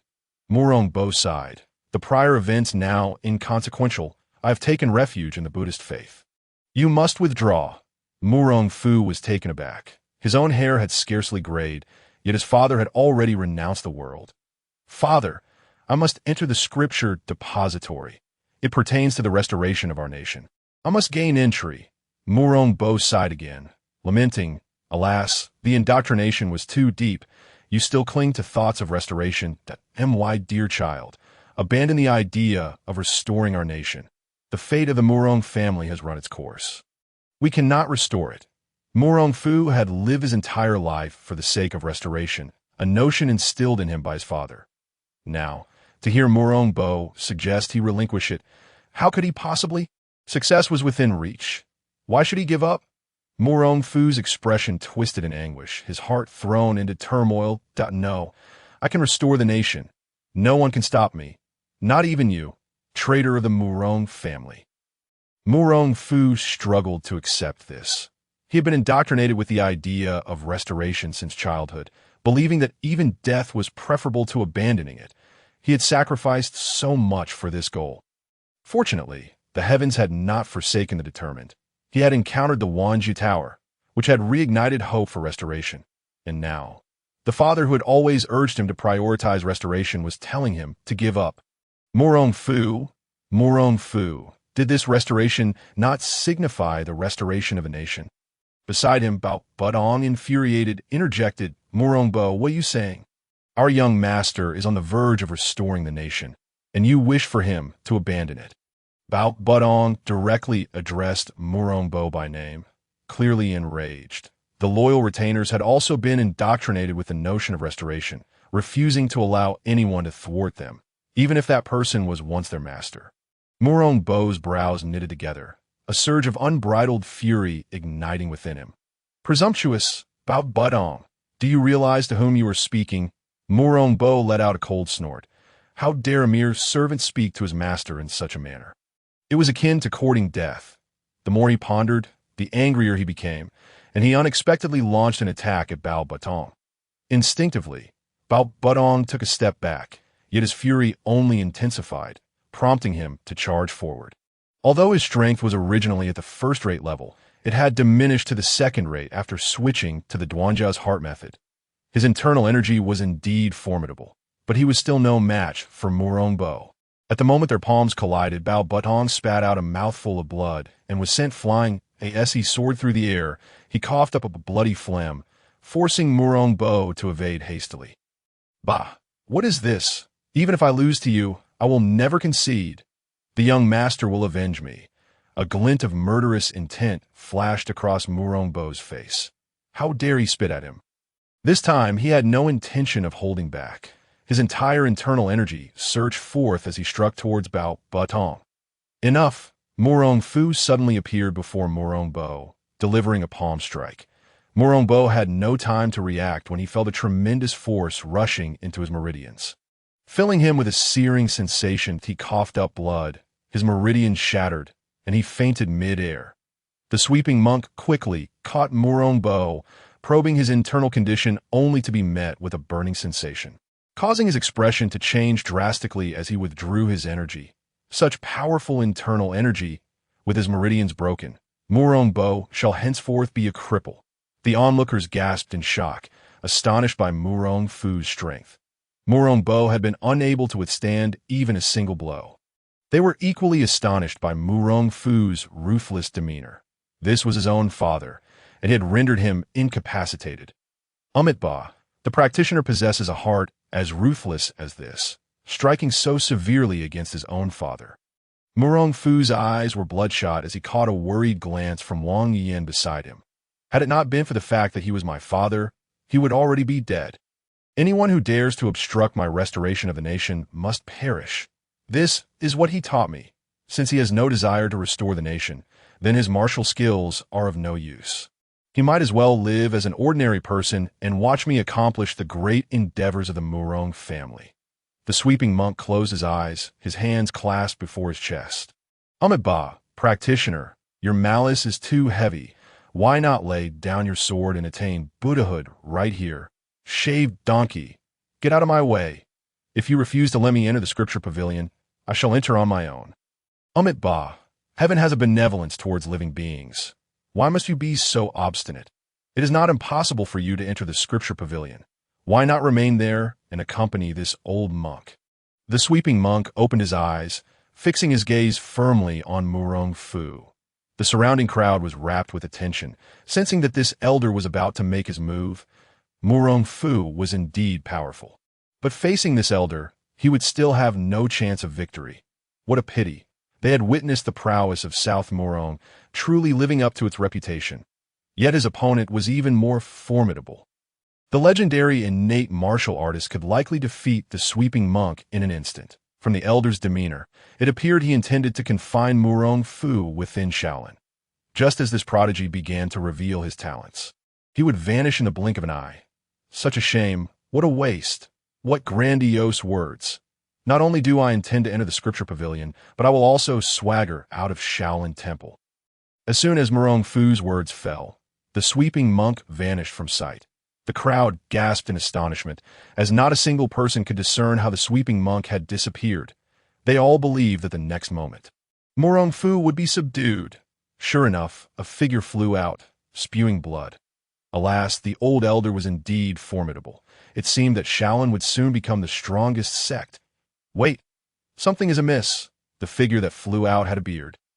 As everyone focused, they were instantly struck with shock, their souls momentarily lost. The one who had been sent flying was none other than the sweeping monk, a powerful, innate warrior. He had single-handedly bested several top-tier experts, Xiaofeng, Murong Bo, Xiaofeng's father, and Jamozi. Yet Murong Fu had so easily injured him. They had not even seen the sweeping monk's form before Murong Fu had defeated him. What unfathomable strength! The crowd gazed at Murong Fu in terror. He still maintained his elegant demeanor as a refined young master. However, the gradual retraction of his hand confirmed that he had indeed vanquished the sweeping monk. Murong Fu looked disdainfully at the sweeping monk. He came swiftly and left just as quickly. How dare a mere initial stage innate warrior challenge him? Though he too was at the initial stage, he feared not even those at the later stages. The sweeping monk gazed at Murong Fu in terror, initially believing him to be merely a practitioner with unique internal energy, only to discover that his strength was equally formidable. His long-maintained calm demeanor was shattered in an instant. He was familiar with most martial arts in the world, yet had never witnessed such domineering internal energy. Now his meridians felt as though they were burning. What kind of internal skill do you possess that is so powerful? Murong Fu sneered. This is a technique I created by amalgamating numerous martial arts. The Murong Heart Method. The sweeping monk coughed up a mouthful of blood, unable to stop himself. Cough. Indeed remarkable. Young Master Murong is truly a martial arts prodigy. I only hope that young Master Murong can show mercy and spare the other monks of Shaolin, allowing me to bear all responsibility. Namo Amitba. Humph. I did not come to annihilate your Shaolin. I have said from the beginning that I am here solely for the scripture pavilion. Murong Fu cast a glance around at the remaining crowd. Nearly all the strong practitioners were present. Duan Yu, Su Zhu, Xiao Feng, Duke Duan, Jamozi, the four great villains. However, since everyone was here, there was no need for him to come and go anymore. As Murong Fu's gaze swept over the crowd, they instantly fell into a state of dread. All of you, surrender your cultivated techniques, and I shall spare your lives. In the world of Yuan, Yuan unleashed a palm strike that sent a soldier armed with a gun flying, disappearing from everyone's sight in mere leaps. Somewhere in Foshan, Yuan quietly reappeared, finding his wife. The two embraced tightly, preparing to depart, when suddenly a voice rang in Yi Wen's ear. The Wanjie building will temporarily open the world of Resident Evil. Those interested may proceed to the Wanjie building for details. That why Ewan was momentarily taken aback, contemplating before vanishing from the world. In the mythical world, Gao Yao wielded a sword, his speed increasing, leaving behind a trail of red afterimages. The evil repelling sword manual was not merely a set of sword techniques. It also included accompanying internal energy methods. When Lin Pingji practiced for 3 months, he was able to contend with Zhuolang Chan. One can imagine the extent to which this martial art could enhance someone who had undergone self-castration. Gao Yao had not practiced for long, yet he had already become one of the top figures in the entire mythical world. His heart raced with excitement. This is internal energy, so powerful. With a single swing of his sword, the blade flickered, instantly severing all the surrounding bamboo. This evil-repelling sword manual is extraordinary. Lin Pingji, one day Gao Yao will repay your kindness. With the sword in hand, Gao Yao revealed a smile. The Wanjie building will temporarily open the world of Resident Evil. Those interested may proceed to the Wanjie building for details. Upon hearing the voice, Gao Yao's eyes gleamed with delight, and he vanished from the spot that in the world of Fengyun. Duan Lang emerged from the martial arts pavilion of Wushuang City with a joyful expression. Although they were merely low-level techniques, it was fortunate that he could peruse them while that higher-level techniques required contributions to be viewed freely. After spending a considerable amount of time, Duan Lang completed his review of the techniques. The Wanjie building could extract them from his memory. The Wanjie building will temporarily open the world of Resident Evil. Those interested may proceed to the Wanjie building for details. Duan Lang raised an eyebrow. Intending to exchange some heavenly coins and take a look at in the world of the Return of the Condor Heroes. The little dragon girl in the tomb was counting the manuals of the Chuanjin sect alongside Yanghua. After consuming the blood bodhi, Yanghua's strength surged, nearly matching the 5 greats. Not only had he plundered the Chuanjin sect's manuals, but he had also encountered Ouyang Feng along the way and obtained the toadstyle from him. Gugu, with so many manuals, we should be able to exchange for a considerable amount of heavenly coins, right? The little dragon girl nodded, about to speak. The Wanjie building will temporarily open the world of Resident Evil. Those interested may proceed to the Wanjie building for details, or I shall visit the Wanjie building and exchange all of these in the realm of the smiling, proud wanderer. Lin Pingji gazed at the slumbering Yulingshan beside him. His heart brimming with sweetness, he had come perilously close to becoming an incomplete soul. Fortuitously, the Wanjie Tower had intervened. The Wanjie Tower was set to temporarily open a portal to the world of Resident Evil, inviting those with interest to traverse through its gates. For further details, one may inquire at the Wanjie Tower, the New World. The prospect of venturing into a new realm ignited a flicker of excitement in Lin Pingji's eyes as he donned his garments and vanished from sight. In the world of the War King, Yurue had returned to his abode. The recent interception of his flight was undoubtedly a ploy against him. Yet, rather than causing him distress, it had led him to the Wanjie Tower. He should be grateful to this individual. Indeed, his current objective was to amass a considerable arsenal, ensuring he would never lack for arms buyers in the future. Establishing a firearms trade in another world would likely make him the pioneer in such an endeavor. He was not short on wealth, as the Wanjie Tower offered countless treasures to exchange at remarkably low prices. Any item casually taken from the Wanjie Tower could fetch a handsome sum in his world. Next, he contemplated acquiring formidable weaponry, grenades, missiles, perhaps even nuclear arms. The Wanjie Tower would soon open a gateway to the world of Resident Evil. Could there be potential for trade? Within the Wanjie Tower, Yi Ming observed familiar figures emerging from the obsidian vortex. The second-level Wanjie Tower permitted the simultaneous appearance of 2 individuals, indicating the arrival of 2 new fated ones. For those who had previously visited, there were no restrictions. Morong Fu, Yiwen, Gao Yao, Xiaolong, Duan Lang, Lin Pingji, Yurue, everyone had arrived. The space in the room was ample, yet with the sudden arrival of 7 individuals, alongside Yi Ming and Alice, it felt rather cramped. After all, the room contained display cabinets and furniture. Rather than being empty Wai Ming promptly recognized the situation and waved his hand lightly, causing everyone to find themselves in a bustling square. Towering edifices surrounded them, and various shops lined the streets, including currency exchange kiosks, the Wanjia Martial Arts Pavilion, the Wanjia Divine Armament Pavilion, the Wanjia Divine Medicine Pavilion, and the Wanjia Bloodline Pavilion. These establishments were particularly enticing, not only for their size, but for the palpable aura of dread they exuded. The sign at the entrance warning against entry for those below 5th level only heightened the sense of imminent peril, as if transgressing would lead to immediate execution. In the distance, a grand pavilion loomed at the center, inscribed with the 3 characters Wanjia Tower. The characters emitted a subtle glow, evoking an overwhelming sense of authority that felt as if it transcended even the divine. Yi Ming turned with a smile, extending his arms wide. "Welcome, all of you, to the true Wanjia Tower." The characters of Wanjia Tower shimmered behind Yi Ming, and an imposing aura swept across the square, casting Yi Ming's figure in an imposing light. Both Yurue and Alice's pupils constricted, their hearts racing with astonishment. These two, hailing from the modern era, had initially held a respectful skepticism regarding Yi Ming's identity, perceiving him merely as a somewhat formidable, ordinary individual. However, their perceptions had now shifted dramatically.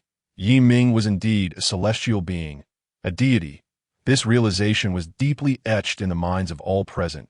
Yi Ming waved his hand again, and a swirling portal manifested in the square, adorned with the bold characters of Resident Evil. "This is the spatial passage to the world of Resident Evil. Alice, a fated one from this world, has decided to open her realm to you all. Anything obtained within shall belong to you."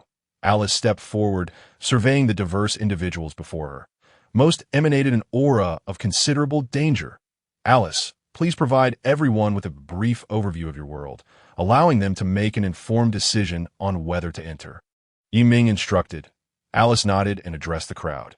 "I am Alice, formerly an employee of the Umbrella Corporation, the most powerful commercial entity in my world. I was responsible for security at a clandestine research facility known as the Hive, a vast underground laboratory dedicated to the development of biological weaponry. However, a catastrophic incident occurred, resulting in the outbreak of a virus that claimed many lives. Alice's expression turned grave as she continued. "But the troubling reality is that they're not entirely dead." The rest of the audience was taken aback. What did she mean by not entirely dead? Alice elaborated. "The T-virus, engineered by the Umbrella Corporation, not only resurrects the deceased, but also transforms them." "Wait, are you saying it could bring the dead back to life?" Gao Yao interjected, his face alight with excitement. "That if the T-virus exists, could it not resurrect Xiaoya?" Lin Pingji too displayed a glimmer of longing, pondering whether it could restore his father. The others bore expressions of yearning.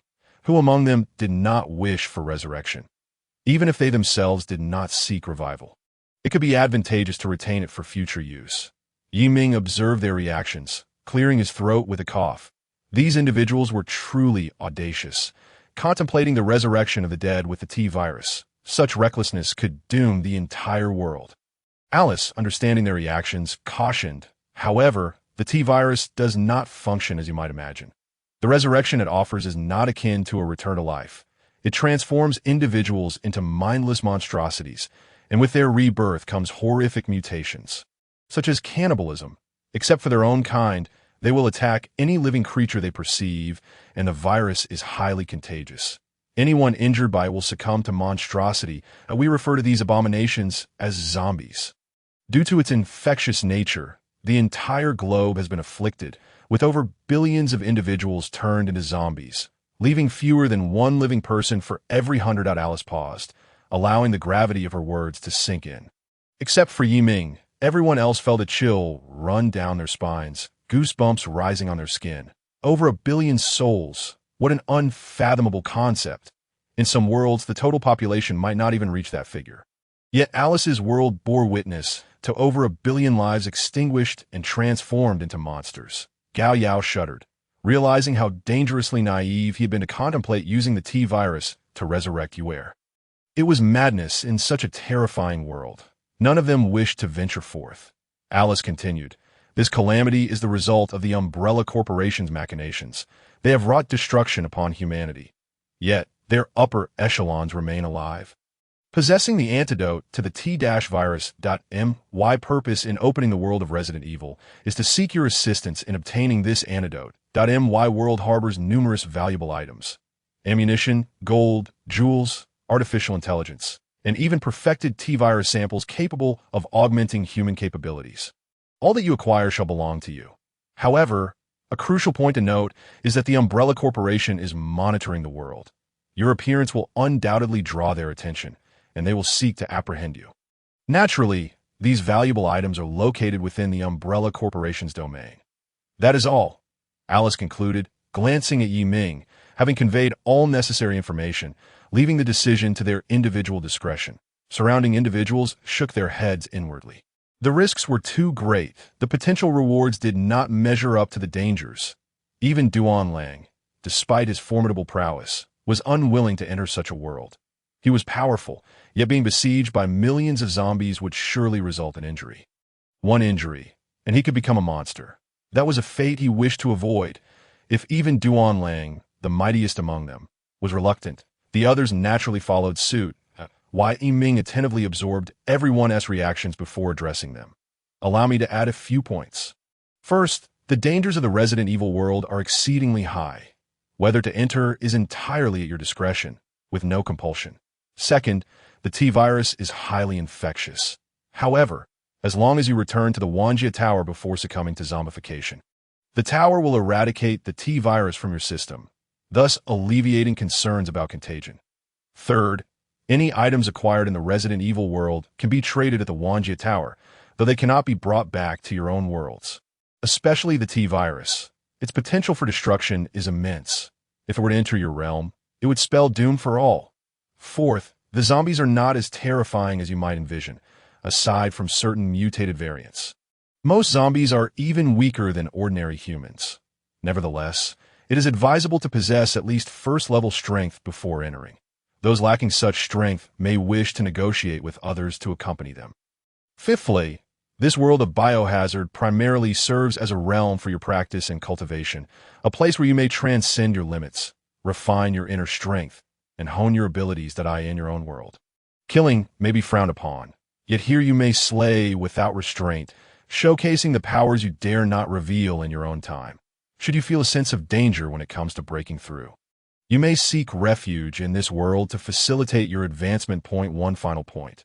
This world is temporarily accessible, and in the future, I may require the collection of universal coins for entry.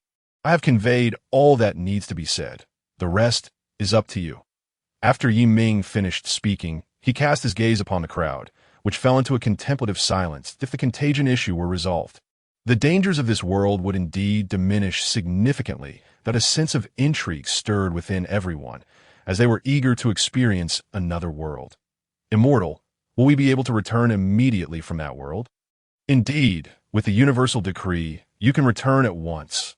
The universal decree is bound to each of them. As long as they think of it, it will materialize, residing within their bodies, thus eliminating concerns about losing it. I'll go. Ever since my breakthrough, I haven't unleashed my full power. I can venture into that world and test my abilities. Duan Lang was the first to speak, confident that his fourth-tier strength would render him nearly invincible in the biohazard realm, as long as he refrained from using large-scale weaponry. Soon after, Lin Pingji voiced his thoughts. Though his strength was not the greatest, he was in dire need of time to grow stronger, with limited universal coins. The prospect of earning more in the biohazard world was enticing. Murong Fu and Xiao Long followed suit, with Murong Fu eager to test his strength and Xiao Long curious about other realms. Gao Yao, Yu Rue, and Yu Wan, the weakest among them, also expressed their desire to explore other worlds, resolving that they could simply retreat should danger arise. In this moment, all 7 were willing to go. Yi Ming nodded. Then you may return to your respective worlds to make your arrangements. Time in your own world will flow slowly as you enter other realms, although the flow rate may differ. Your absence will certainly be noticed. Suddenly, Murong Fu spoke up. Immortal, I have some items I'd like to exchange. His words caught everyone's attention, eager to see what Murong Fu would trade and how many universal coins he might acquire. Unfazed, Murong Fu waved his hand, revealing several manuals. Dragon Subduing 18 Palms, a third-tier manual, valued at 900 universal coins. Point 6 Meridian's Divine Sword, a third-tier manual, valued at 800 universal coins. Dragon Capture Technique, a third-tier manual, valued at 100 universal coins, previously exchanged for fragments. Hence the lower price. Point 1 Yang Finger, a third-tier manual, valued at 700 universal coins. Unnamed Heart Technique, a fourth-tier manual, valued at 1,500 universal coins from a Sweeping Monk. Shaolin 72 Ultimate Techniques, second to third-tier manuals, valued at 9,000 universal coins, some portions previously exchanged. Eagle Claw Classic, a third-tier manual, valued at 950 universal coins. Point 9 Yang Scriptures, a third-tier manual, valued at 900 universal coins. In addition to these notable manuals, there are also various ordinary ones. T.O. Yi Ming Surprise, the 9 Yang Scriptures were among them. He quickly realized that they originated from the scriptures created by the revered Bodhidharma, as the 9 Yang Scriptures were included in the Lankavatara Sutra, housed in the Shaolin Scripture Repository. Altogether, that's 19,450 universal coins that you've indeed plundered the martial arts of Shaolin and various formidable masters. The coins were transferred. Murong Fu's smile was unmistakable, reveling in his bountiful haul. However, most of the martial arts from the Tianlong Babu world had been packaged and brought over, meaning fewer future exchanges would be available. It was merely good fortune. Once the manuals were exchanged, it was likely that the universal coins he could acquire would diminish. Yi Ming nodded in agreement. Indeed, Murong Fu's martial arts manuals were exceedingly comprehensive, suggesting that in the future, individuals from other martial arts worlds would struggle to exchange for many universal coins. Herbs could also be exchanged, although their prices were lower. They could be acquired in abundance. This is a brilliant idea, Murong Fu mused thoughtfully. The others, except for Duan Lang, were utterly astonished by the near 20,000 universal coins. They had toiled for mere hundreds, while Murong Fu effortlessly amassed nearly 20,000 universal coins. Truly remarkable. Xiaolong's expression soured slightly. She had just retrieved the martial arts of the Chuanjin sect, only to find that Murong Fu had already accumulated such an extensive collection. Many martial arts in her world were akin to those in Tianlong Babu, meaning her options for exchange had significantly diminished. Hesitant to exchange, she realized that if she delayed further, she might miss the chance altogether. Immortal, I also have items to exchange. With a flourish, she revealed the manuals of the Chuanjin sect. Toad Skill, a third-tier manual, valued at 500 universal coins. Chuanjin sect martial arts, first to second-tier manuals, valued at 1,210 universal coins. Many of these were revised from previously acquired manuals, leading to a lower price. The total came to 1,710 universal coins, which were promptly transferred. Yi Ming waved his hand, making the manuals vanish. Thank you. Immortal, although her total was nearly 2,000 universal coins, less than Murong Fu's, it still left Lin Pingji, Gao Yao, and Yuan enviously longing for such riches. If only I had that many universal coins. Seeing that no one else was trading, Duan Lang finally raised his hand to reveal his manuals. Fire Dragon Fist, a fourth-tier manual, valued at 1,400 universal coins. Skywalker Blade, a fourth-tier manual, valued at 2,100 universal coins. Feather Sword Technique, a fourth-tier manual, valued at 1,100 universal coins. Dragon's Palm, a third-tier manual, valued at 700 universal coins.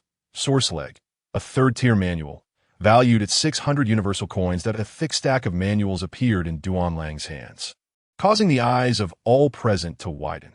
While the quantity may not have matched Murong Fu's, the value was undeniably high. Most of these manuals were third-tier, with only 3 being fourth-tier. Yet the total value soared to a staggering sum. Altogether, that amounted to 39,600 universal coins, which were transferred. These manuals were all low-tier from the Wushuang city. Even so, none fell below the third-tier threshold, as anything below that did not qualify for entry into the martial arts repository. Truly, these were top-tier manuals of the current stage. If Emperor Shutian were to arrive, he would undoubtedly generate tens of thousands of universal coins. All eyes fixated on Duan Lang, who had produced nearly 40,000 universal coins. Some felt that they might never amass such wealth in their lifetime. Yet Duan Lang had done so with apparent ease, and he didn't seem entirely satisfied. Murong Fu had previously been incredibly proud, believing he was among the fortunate in the myriad worlds, but how many could truly rival this? Thankfully, he had refrained from boasting earlier. Otherwise, it would have been an embarrassing moment. Alas, if only he could access the second level of the Wushuang City scripture repository. He might have secured even more universal coins. These were merely low-tier martial arts. He hadn't even been permitted to view the higher-tier techniques. Duan Lang sighed, contemplating that if it were top-tier martial arts, each one could likely be exchanged for 8 or 9,000 universal coins. Murong Fu almost choked, lamenting the disparity. He had plundered the martial arts of the entire Central Plains just to acquire these manuals, with third-tier manuals already considered top-tier. Yet in Duan Lang's world, third-tier manuals were deemed low-level, while fourth-tier manuals were likewise low-level.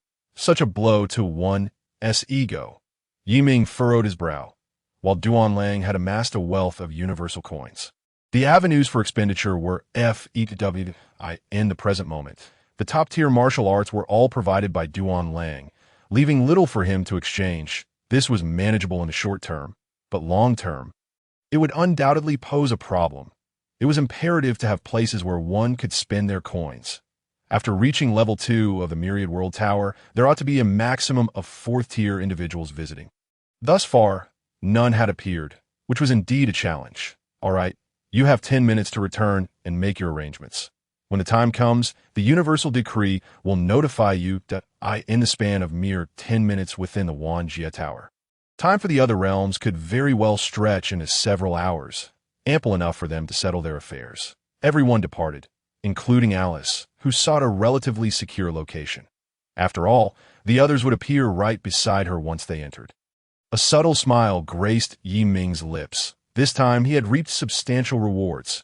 Nearly 60,000 Juqian coins worth of items. He had struck a magnificent fortune, just as Yi Ming was about to begin tallying his gains.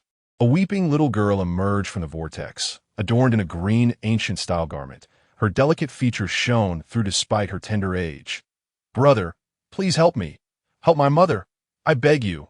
Yi Ming, witnessing the beautiful child's tears, felt a pang of compassion and gently patted her head, saying, "Little darling, do not cry.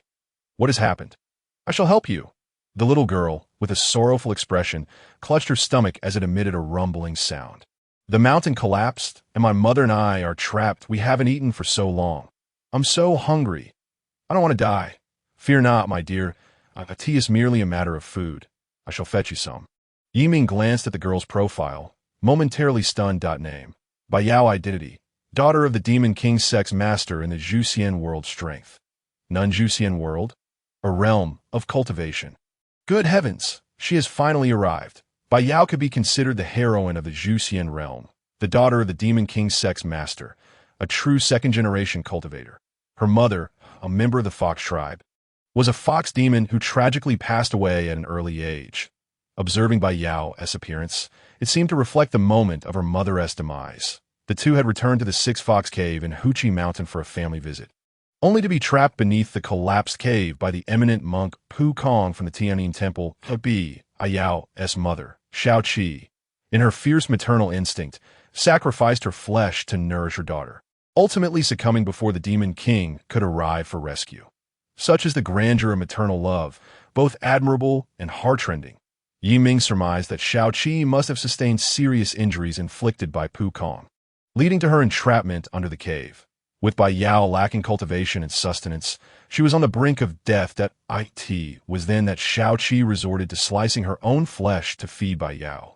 Regrettably, she could not endure, and upon learning of the incident, the Demon King nearly killed Baiyao, believing her to be the cause of his wife's demise. Ultimately, he refrained from acting against her.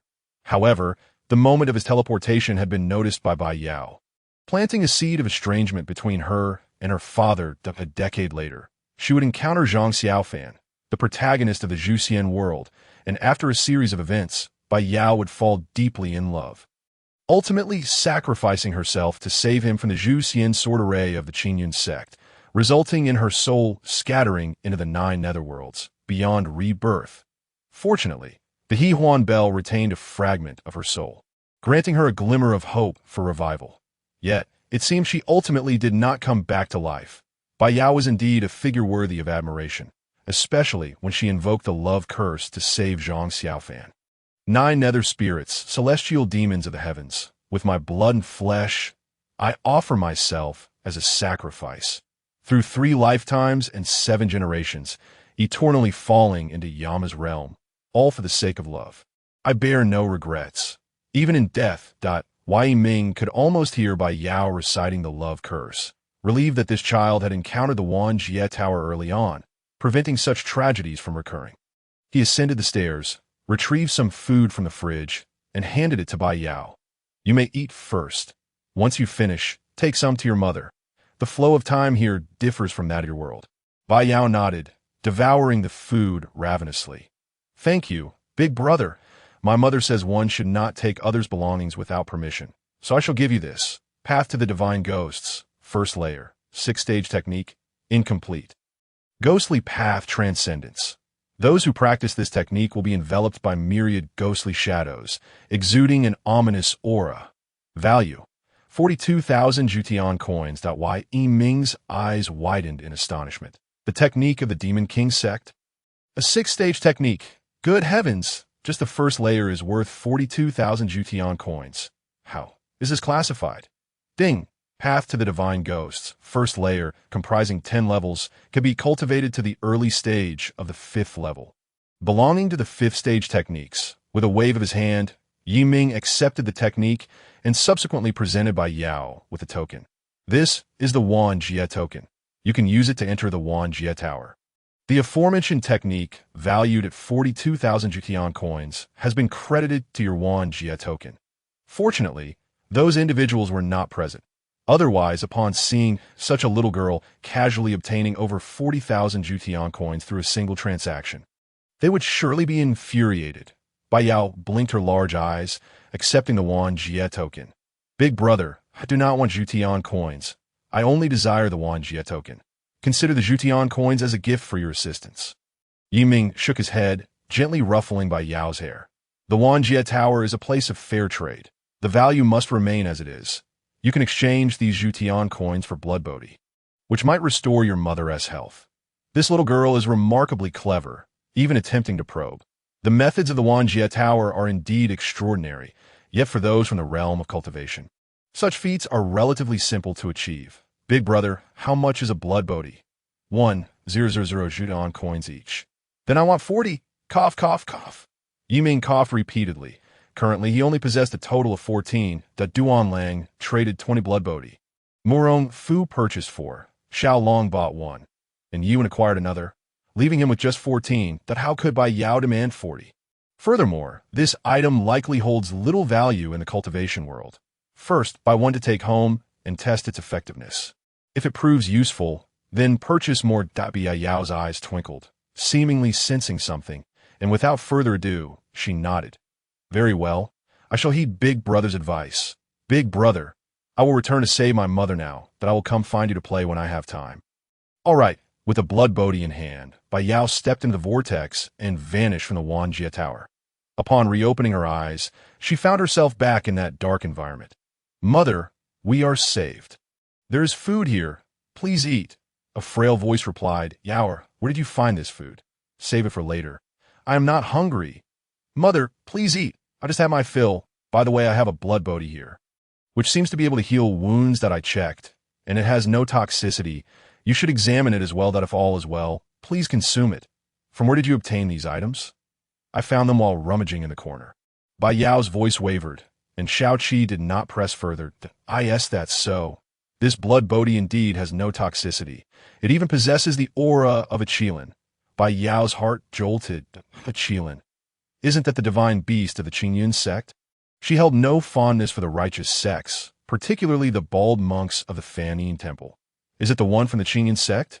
No, this Qilin feels weak and is of the fire attribute, while the one from the Qingyun sect is of the water attribute. Moreover, its aura is quite peculiar, harboring a hint of demonic energy. Had I not been of the Fox tribe, I might not have sensed it. Bai Yao sighed in relief. The Wanjie Tower did not seem to be a fabrication, as the righteous sects typically did not engage in such elaborate deceptions. They would usually act with violence upon encountering anything demonic. The man had clearly recognized the cultivation technique of the Demon King sect, yet made no indication of hostility, suggesting he was likely not from the righteous sect. Can it heal wounds? Yes, it should be effective. Allow me to give it a try. All right, half an hour later, Shao Qi exhaled deeply. This blood bodhi contains a spirit energy combined with the pure bloodline of the fire Qilin. It has managed to restore 13 of my injuries. Yao's face lit up with excitement. My injuries are healing. That is splendid. A faint smile appeared on Shao Qi's face. She was now able to wield her demonic power. Yao, mother will take you out. Yi Ming sat on the sofa, rubbing his hands together, unable to suppress his joy. This windfall was truly magnificent. Murong Fu had traded 19,450 Zhutian coins, yielding him 3,890 Zhutian coins. Xiaolong had traded 1,710 Zhutian coins, granting him 342 Zhutian coins. Duanlang had traded 39,600 Zhutian coins, resulting in 7,920 Zhutian coins for him. Just from the previous transactions, he had accumulated 152 Zhutian coins, directly surpassing 10,000. Then Bai Yao had come along. Though she traded only for a single technique, it was worth 42,000 Zhutian coins, granting him 8,400 Zhutian coins. In total, he amassed 552 Zhutian coins, crossing the 2,000 mark. This was the most lucrative occasion in history. Most importantly, another formidable world had emerged. Zhuxian was indeed a realm of cultivation, though the pinnacle of combat prowess may not represent the zenith of the cultivation realm. It undoubtedly surpasses the strength depicted in the television portrayal of the world of Fengyan. Furthermore, while the cultivation techniques in the realm of Zhuxian may not grant immortality, living for a millennium is certainly within the realm of possibility. Yiming did not rush to contemplate the expenditures of these celestial coins. Instead, he first opened the Tongxian Ghostly Divine Path to take a closer look. The Tongxian Ghostly Divine Path is the cultivation method of the Ghost King sect. Akin to the Tai Chi Xianxing path of the Qingyun sect, both divided into three major realms. However, the version of the Tongxian Ghostly Divine Path traded by Yao only encompasses the first major realm. It remains uncertain whether the Ghost King only provided Bai Yao with the techniques of the initial stage, or if she merely chose to present the first phase, despite her youth. Bai Yao's wisdom has already begun to manifest. Unlike conventional martial arts, the first three levels of the Tongxian Ghostly Divine Path do not yield formidable power. Rather, they predominantly consist of techniques for guiding qi. Thus, one's strength may not necessarily surpass that of martial artists of the first three tiers. Yet, upon reaching the fourth level, one gains the ability to manipulate objects, resulting in a significant enhancement of power. Especially when one acquires a formidable magical artifact, one's prowess can soar dramatically. Upon a cursory examination, Yi Ming stumbled upon an unexpected revelation. Why is the Ghost King sect named thus? Does the Ghost King find this moniker impressive? Certainly not. It is because the Tongxian Ghostly Divine Path intrinsically relates to spirits and souls. When Yi Ming first acquired the Tongxian Ghostly Divine Path, he noticed that cultivation would cause phantom shadows to coil around him, exuding a chilling aura as if one were surrounded by ghosts. Hence the name Ghost King Sect. The designation of the Ghost King Sect as a demonic cult is not without reason. Although the text does not elaborate extensively, it is evident that the sect has committed its share of atrocities, as can be gleaned from their techniques. Moreover, it is recorded that the Ghost King Sect, with its ruthless methods, stands apart and unyielding. Are their methods truly as cruel as soul extraction and spirit refinement? Undoubtedly, at the very least, the Tongxian Ghostly Divine Path incorporates techniques for extracting souls to accelerate one's cultivation speed. This is also why the Ghost King sect has emerged unexpectedly, capable of contending with the Qingyun sect in this light. It is plausible that Bai Yao's lack of strength stems from her reluctance to cultivate the Tongxian Ghostly Divine Path. After all, she does not exhibit the overwhelming presence of ghostly shadows or a chilling aura when engaging in combat. In other realms, such techniques are often scorned, perceived as demonic methods to be eradicated. However, in a different world, such as that of Resident Evil, the scenario shifts dramatically. The world of Resident Evil is rife with souls. If one were to cultivate the Tongxian ghostly divine path within that realm, the progress would be astonishingly swift. The combination of the Tongxian ghostly divine path with the Resident Evil world could potentially rival the speed of cultivation found in the Saitama limit-breaking method. Alas, the Tongxian ghostly divine path is a 6-tier technique. Capping at the pinnacle of the 6th tier, Yiming set aside the Tongxian ghostly divine path, placing it beside the Saitama limit-breaking method. He had no intention of cultivating this method, as its ghostly aura was unsettling and ill-suited to his temperament. Instead, he aspired to cultivate the Tai Chi Xianqing path. A smile graced Yiming's face. The first cultivation world had arrived, and the others would surely follow. He opened his personal panel. Name: Yiming, Multiverse Tower Level 2, Realm, Peak of the 3rd tier, Celestial Coins, 20971.1. Techniques: Saitama Limit Breaking Method, 3rd Layer. Connected Worlds: Zhuxian, Tianlong Babu, Yuan Myth, Fengyun, The Return of the Condor Heroes, The Smiling, Proud Wanderer, War King, Resident Evil. Trade Items: Saitama Limit Breaking Method, Tongxian Ghostly Divine Path, 1st Layer. Duan Family Heart Method, Sun Erosion Sword Technique. 90 Manual, Lingbo Weibu, Biming Divine Skill with 20,000 Celestial Coins. Should he invest in some form of cultivation? It felt rather peculiar to hoard such wealth without expenditure. The black vortex shimmered slightly as Alice emerged from within. Host, I have located a safe place. We are merely awaiting the others. Indeed, do you not have anything you wish to trade? It is worth noting that once the others enter your world, the items available to you will diminish significantly. Alice hesitated. She was well aware of this fact. However, the humans in her world were too feeble to be frank. She harbored no grand ambitions. She simply wished to restore her world and live as an ordinary person. The experiences of these past years have been exceedingly exhausting.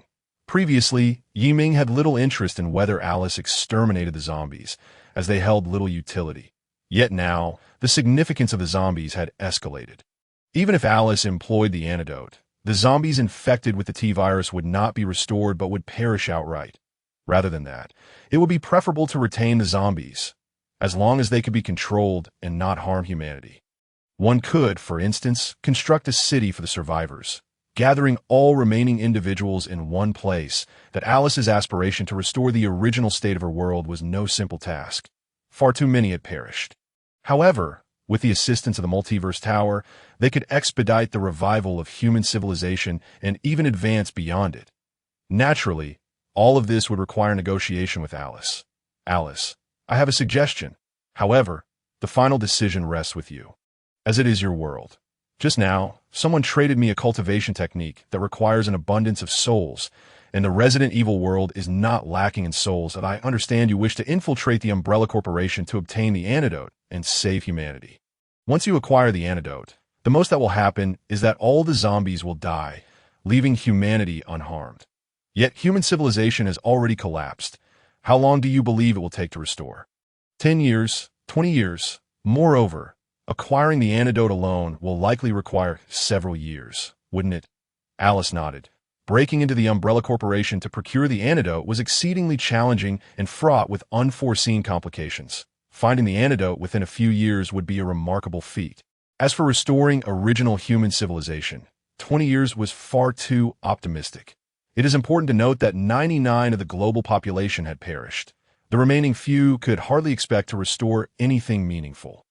Achieving a return to their original level within a century would be commendable. What is the host implying? With the power of the Multiverse Tower, not only could you restore your world's original civilization, but advancing to an even higher level would not be an insurmountable challenge. Alice had already anticipated that Yiming would make such a statement, especially since her intelligence had surged following her transformation by the T-virus. The host means to utilize the power of the Multiverse Tower to gather all survivors together and then domesticate the zombies. However, leveraging the power of the Multiverse Tower requires celestial coins, and I possess none. While it was indeed true that the Resident Evil world previously offered scan opportunities to acquire celestial coins, the situation had now changed if someone were to cultivate that technique. They would undoubtedly seek to enter my world at that point. I could charge an entry fee. Those wishing to enter my world to cultivate would pay celestial coins daily or assist me in completing tasks. In this manner, I would accumulate celestial coins, enabling the survivors in my world to receive assistance at the quickest possible pace, thus accelerating the restoration of human civilization. Ming snapped his fingers in agreement. Precisely. Of course, if you still prefer to adhere to your original plan, so be it. I merely offer a suggestion. Your world, your decision. Although this approach may not directly yield celestial coins for him, it would effectively incentivize others to acquire them, benefiting the multiverse tower, fellow traders, and the world of Resident Evil alike. He never perceived himself as the master of the world, nor could he make decisions for everyone, yet he believed this method held great promise. Once he had rescued all the survivors, he would gather their opinions. Should they express reluctance, he could always close off the world of Resident Evil at a later time. Ming nodded, confident that as long as Alice was not foolish, she would likely agree. However, host, what would be an appropriate fee for the entry tickets? Ming pondered, stroking his chin. Setting the price too high would be unwise, yet too low would also be problematic. Let us offer free entry for the first 3 days. After that, the ticket price will be 100 celestial coins per day. Those capable of cultivating the Tongxian ghostly divine path are unlikely to be short on funds. Those lacking financial resources would possess inadequate strength to achieve much within. All right, we shall proceed as the host suggests. Additionally, I wish to trade this item. Alice raised her hand, and a vial of blood materialized within it. Perfect T-virus bloodline, 4th tier lineage. Upon use, one may be transformed into a T-virus bloodline, bypassing T-virus defenses, providing a comprehensive enhancement of qualities, and significantly bolstering recovery capabilities. There's a chance to awaken psychic abilities. Usage requires the consumption of T-virus. Value: 9,000 celestial coins. Bloodlines akin to martial arts manuals can be repeatedly sold to traders, and Alice's sale of the perfect T-virus bloodline does not result in the disappearance of her own lineage. However, Ming was taken aback to discover that the upper limit of the perfect T-virus bloodline could indeed reach the 4th tier. Judging by the price, its power should rival that of peak celestial beings. Unlike manuals, which require extensive training and time, bloodlines can bestow one with first-tier strength upon exchange, and thereafter, one merely needs to develop it step by step. The deeper the development, the stronger the individual becomes. Representing a unique method of growth. Alice's current state feels as though she has just integrated the T-virus bloodline, indicating that her strength is not particularly formidable. 9,000 Jutian coins have been transferred. Thank you, esteemed host. Subsequently, several traders arrived at the Wanjie building in succession, quickly gathering together. Aside from Bai Yao, who was unaware of the circumstances, the rest were present. Now that everyone has arrived, preparations should be made to venture into the world of Resident Evil. With ample Jutian coins, one might consider purchasing the latest martial arts technique from me. Entering the Resident Evil world will yield surprises. This time, the Resident Evil world is open for free for 3 days. After that, tickets will be required at a cost of 100 Jutian coins per day. By the way, here are some trade items related to the Resident Evil world for your perusal. Ming displayed the perfect T-virus bloodline, and then advised, this bloodline is only recommended for those who have not trained or possess limited strength. Those with their own cultivation paths should refrain from exchanging it, as compatibility with internal skills is not guaranteed. Upon hearing this, the interested Murong Fu and Duan Lang instantly lost their enthusiasm. While the bloodline is indeed powerful, a conflict with their established internal skills would render it pointless. They could not afford to abandon their years of training. In contrast, Yi Wen, Gao Yao, and Lin Pingji displayed some interest, as their own strength was not particularly robust, and they had not trained for long. Yurei remained disinterested, aspiring to be a magician, with little inclination towards close combat. Since the bloodline was not applicable, Duan Lang's interest was piqued by the new martial arts techniques mentioned by Ming. Esteemed immortal, what kind of techniques are you referring to? I would like to learn more. If suitable, I shall purchase them. Duan Lang was indeed quite affluent, having nearly 40,000 Jutian coins from the last transaction. Along with the previous balance of 20,390, he possessed a total of 59,990 Jutian coins. Yiming raised his hand, revealing the Tongxing Guishan Dao before the crowd. Tongxing Guishan Dao, first layer, a six-tier technique, fragmented, encompasses the ghostly path's profundities. Those who cultivate this technique find themselves enveloped by numerous ghostly apparitions, exuding an ominous aura. Its value, 42,000 Juhian coins. The Tongxing Guishan Dao represents the first layer of a six-tier cultivation technique, which consists of 10 levels that can be purchased separately or collectively. Duan Lang appeared puzzled, inquiring, what exactly is a cultivation technique?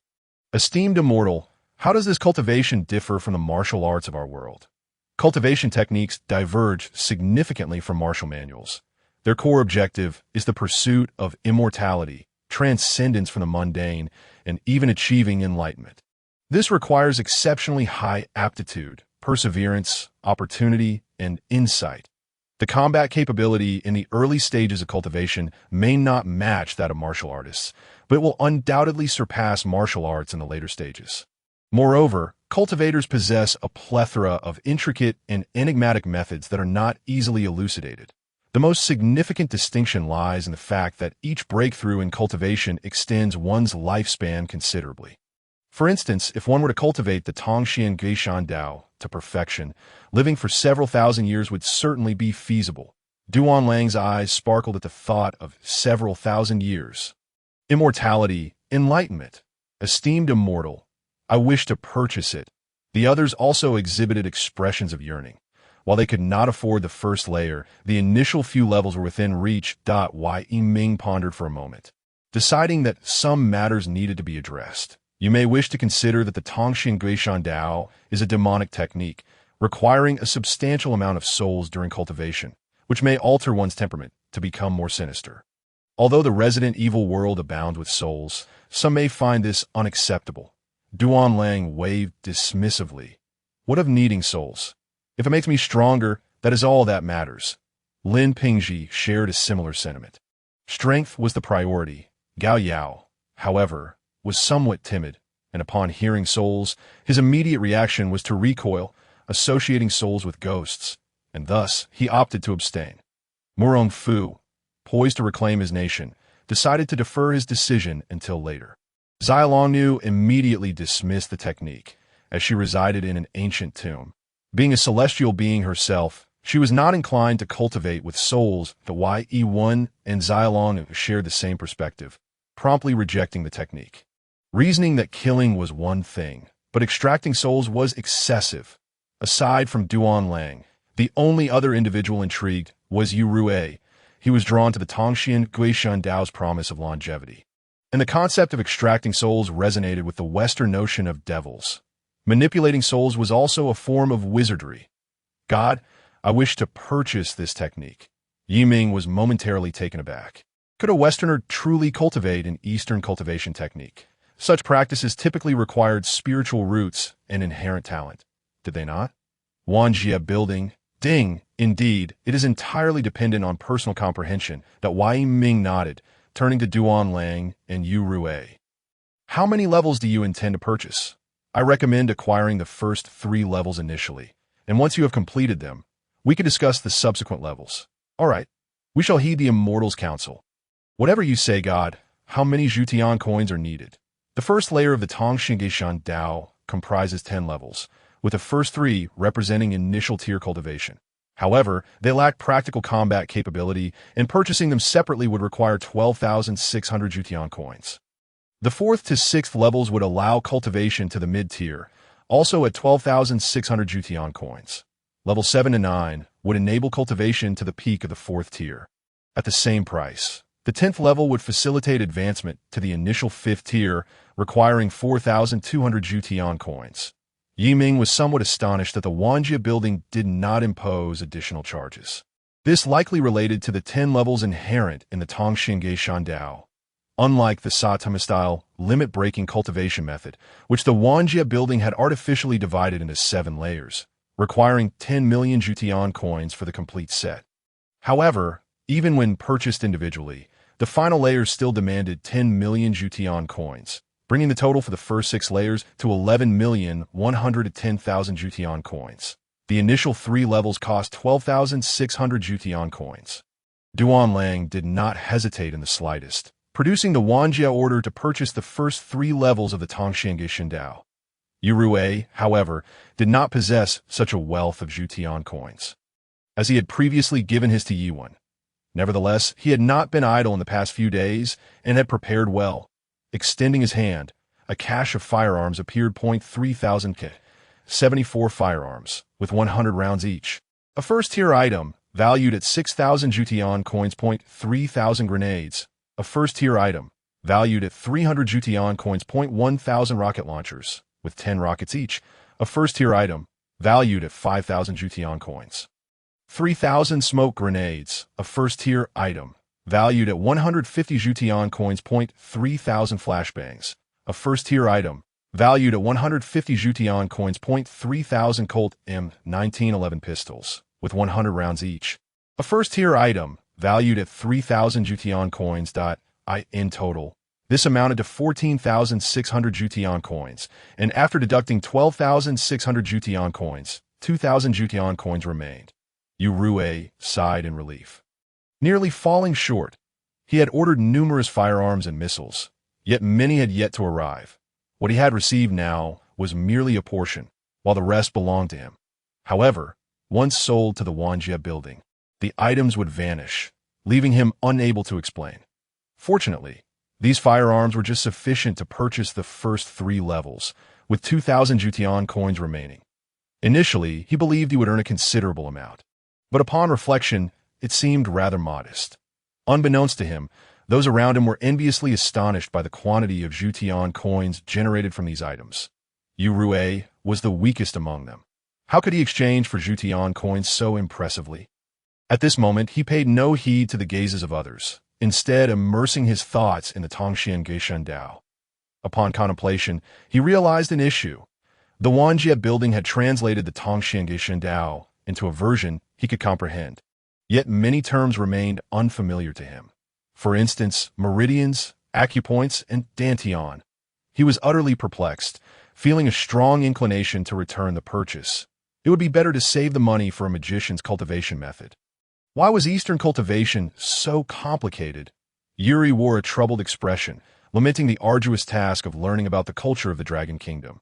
Observing Yuri's demeanor, Yi Ming inquired, "What's the matter? Is there an issue?" After a moment's hesitation, Yuri responded, "God, there's so many terms I don't understand. What is a dantian? What are acupoints? I feel as if I might not be able to cultivate at all." Yi Ming fell silent. Having assumed that Yuri's inability to cultivate stemmed from a different reason altogether, 2 choices lay before him. First, to erase Yuri's memories related to the enigmatic path of the transcendent. Second, for Yuri to learn everything about the Dragon Kingdom, and then pursue cultivation. Yuri scratched his head and glanced at Yi Ming. "That I think I should learn about the Dragon Kingdom first, and then cultivate."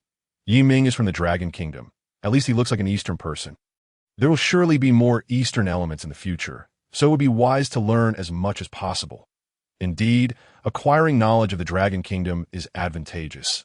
The limitations of the West are quite stark. Once I achieve a higher rank, I will primarily encounter Eastern cultivation methods, so it is prudent to familiarize myself early on. Upon hearing this, both Yuri and Alice exchanged glances, their expressions thoughtful as they nodded in agreement. He asked, noticing Yuri's difficulty, "Mr. Yuri, if you have any questions, feel free to contact me. I will assist you." Yuri's eyes brightened, surprised that his previous kindness bore fruit. Good deeds indeed reap rewards. "Thank you, Mr. Yi," he exclaimed. "I will lend you these 2,000 celestial coins for now, as I have no immediate use for them." "Mr. Yuri, you are too kind. You have already assisted me. It is customary for us from the Dragon Kingdom to repay kindness. You can keep those 2,000 celestial coins. I still have 4,000 celestial coins that remain unspent.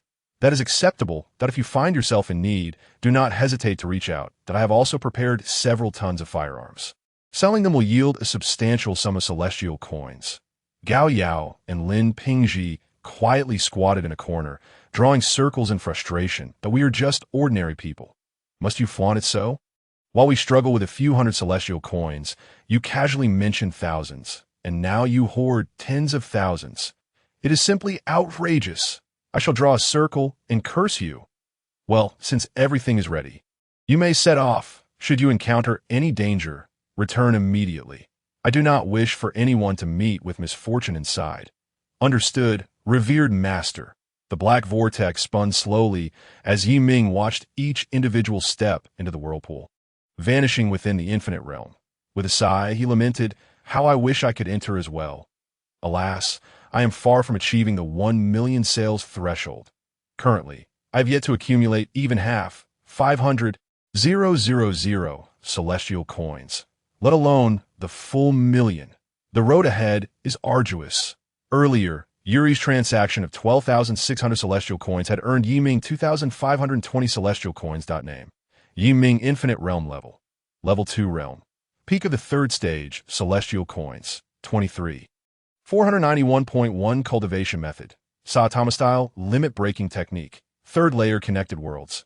Zhu Xian, Tianlong Babu, Yuan, Myth, Feng Yun, Shun Jiaoxia, LV, Xiao Ao, Jianghu, King of War, Resident Evil Trade Items. Saitama Style, Limit Breaking Technique. Transcendent Ghostly Path, First Layer. Duan Family Heart Method. Sun-Eating Sword Technique. Nining Manual. Ling Bo Wei Bu, Bei Ming Divine Art. A bountiful harvest indeed. In the world of Resident Evil, atop a high-rise building, Alice and her companions appeared. The sun hung high in the sky, casting its rays upon the city, infusing this desolate and barren landscape with a semblance of vitality, and on either side of the streets, shop windows lay shattered. Goods strewn across the ground, covered in dust and the passage of time. The surfaces of buildings were either entwined with vine-like plants or marred by mottled bloodstains and corrosive scars. The air was thick with an indescribable stench. The odor of decaying corpses, evoking a sense of nausea that a gust of wind swept through, stirring up dry leaves and scraps of paper, producing a harsh rustling sound that pierced the silence of the city. The once bustling throngs of people had long since vanished, replaced by the foul-smelling, grotesque forms of zombies wandering through the streets and alleys. Upon the arrival of Duan Lang and his party in this world, they were met with this grim spectacle, all eyes widened in horror, a chill running down their spines. "Welcome to my world," Alice proclaimed, but as soon as she finished speaking, everyone except Duan Lang retched, including Morong Fu. Duan Lang fought to suppress the rising bile. His complexion pale, he had taken lives and witnessed those subjected to torture, yet he had never encountered such a horrific scene. Zombies with half their heads missing, intestines and organs exposed to the air, and various grotesque forms of the undead undeniably tested the psychological limits of those present. In a corner, a zombie feasted upon a victim, tearing fresh flesh from its belly and stuffing it into its mouth. Initially, Alice would also retch at such sights, yet she had grown accustomed to it. Everyone regarded Alice with pity, contemplating how they would cope if their world had transformed into something so horrific. I shall give you a brief introduction. There are many types of zombies, the most common being those below.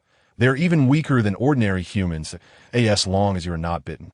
Being infected with the T-virus is a minor concern. The greatest threat posed by zombies lies in their capacity for contagion.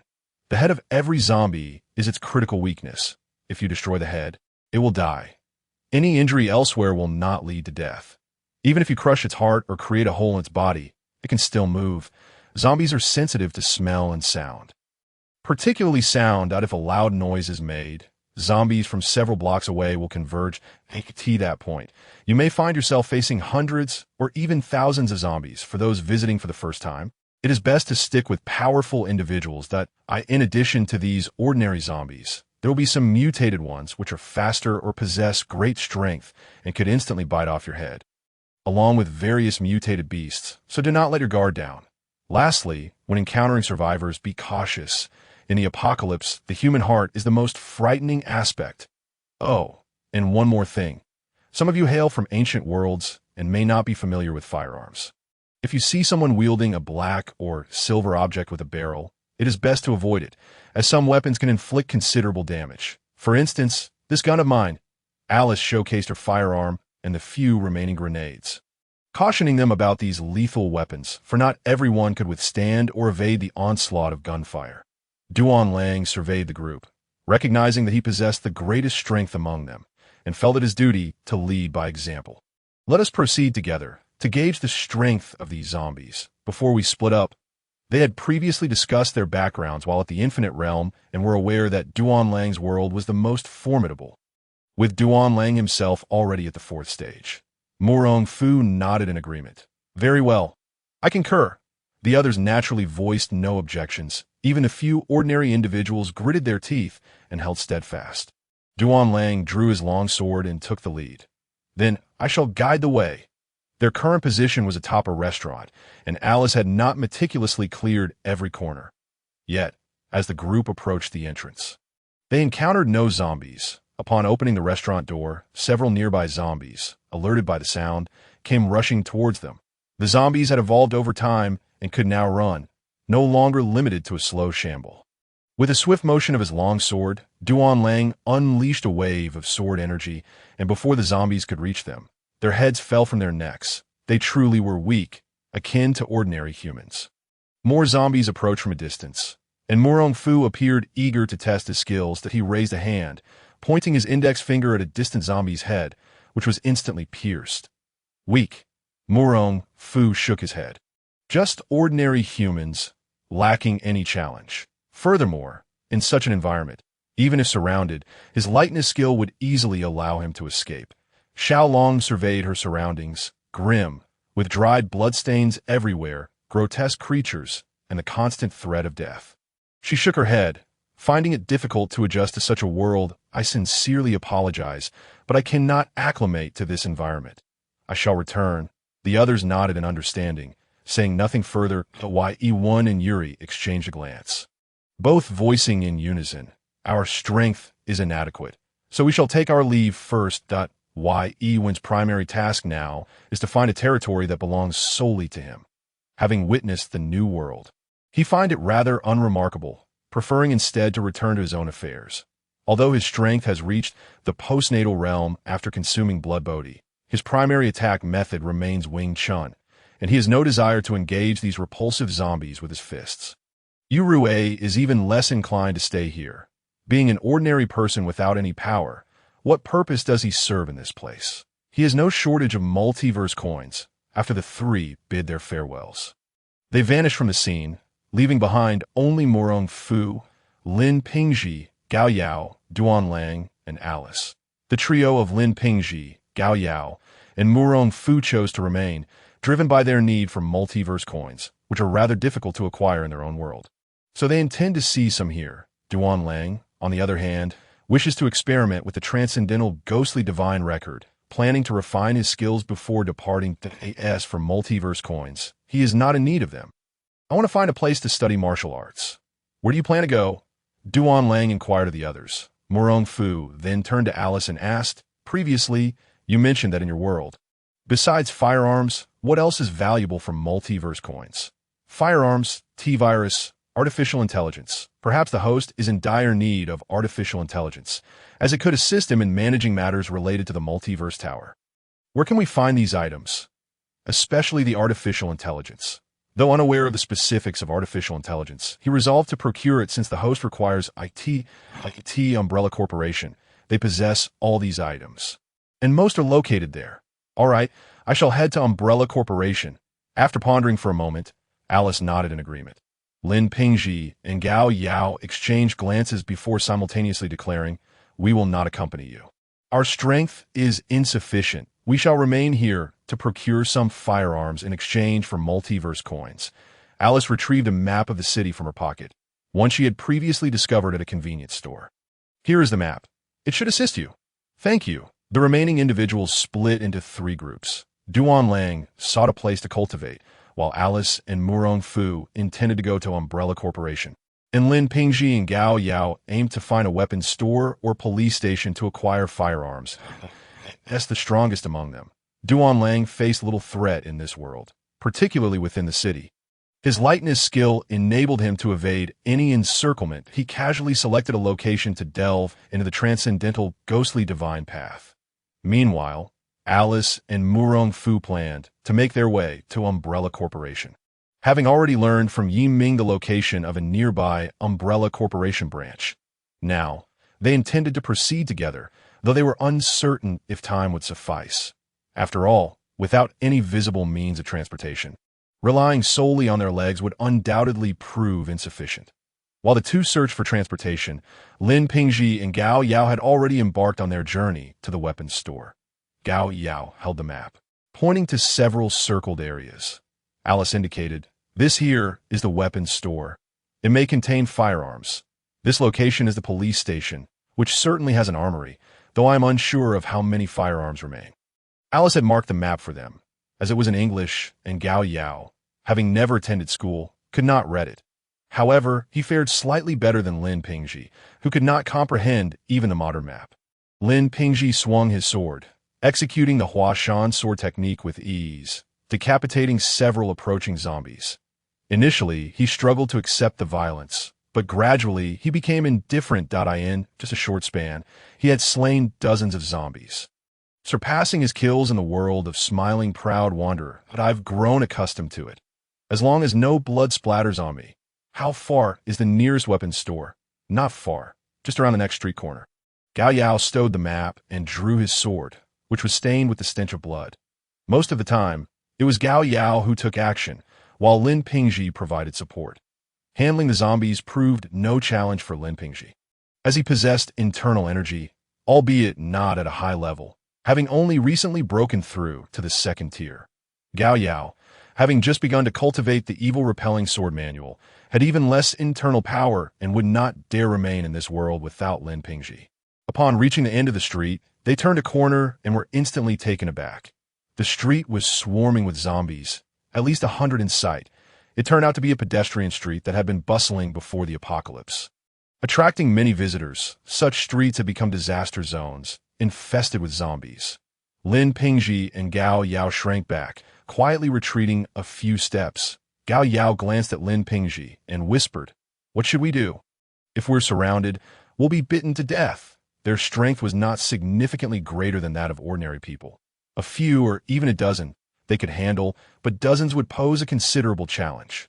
Lin Pingji surveyed the surrounding buildings, noting their considerable height, with some reaching 7 or 8 stories or even more.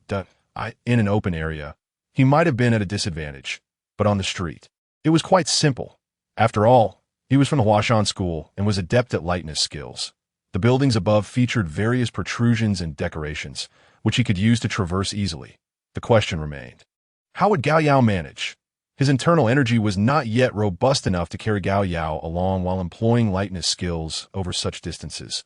Gao Yao, astute in reading situations, a skill honed from his time in the palace, spoke up, "Lin, why don't you go ahead? I have a feeling this world may not suit me. I want to go back." Lin Pingji glanced at Gao Yao, shaking his head. "Brother Gao, we agreed to stick together. Let us enter this building and traverse from the rooftop." After a moment's hesitation, Gao Yao was pulled into the building by Lin Ping. As they entered, 2 zombies charged at them. Gao Yao brandished a sword with such speed that Lin Pingji barely registered the movement before the heads of the 2 zombies rolled away. This evil repelling sword manual is truly formidable. Lin Pingji spoke with a mix of envy and pride. After all, it was his ancestral sword technique, and its strength brought him honor. Regrettably, to cultivate this technique, one must undergo castration.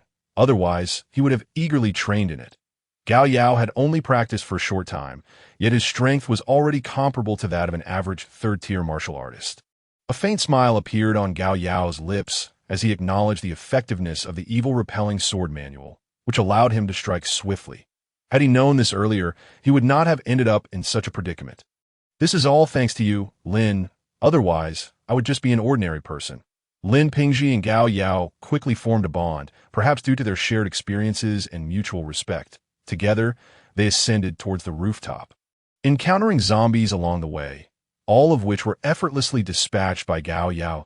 He didn't even need to exert his internal energy. Merely relying on his swordsmanship sufficed to eliminate these creatures. With each zombie slain, Gao Yao grew increasingly proficient in the evil repelling sword technique, even experiencing a slight improvement in his cultivation.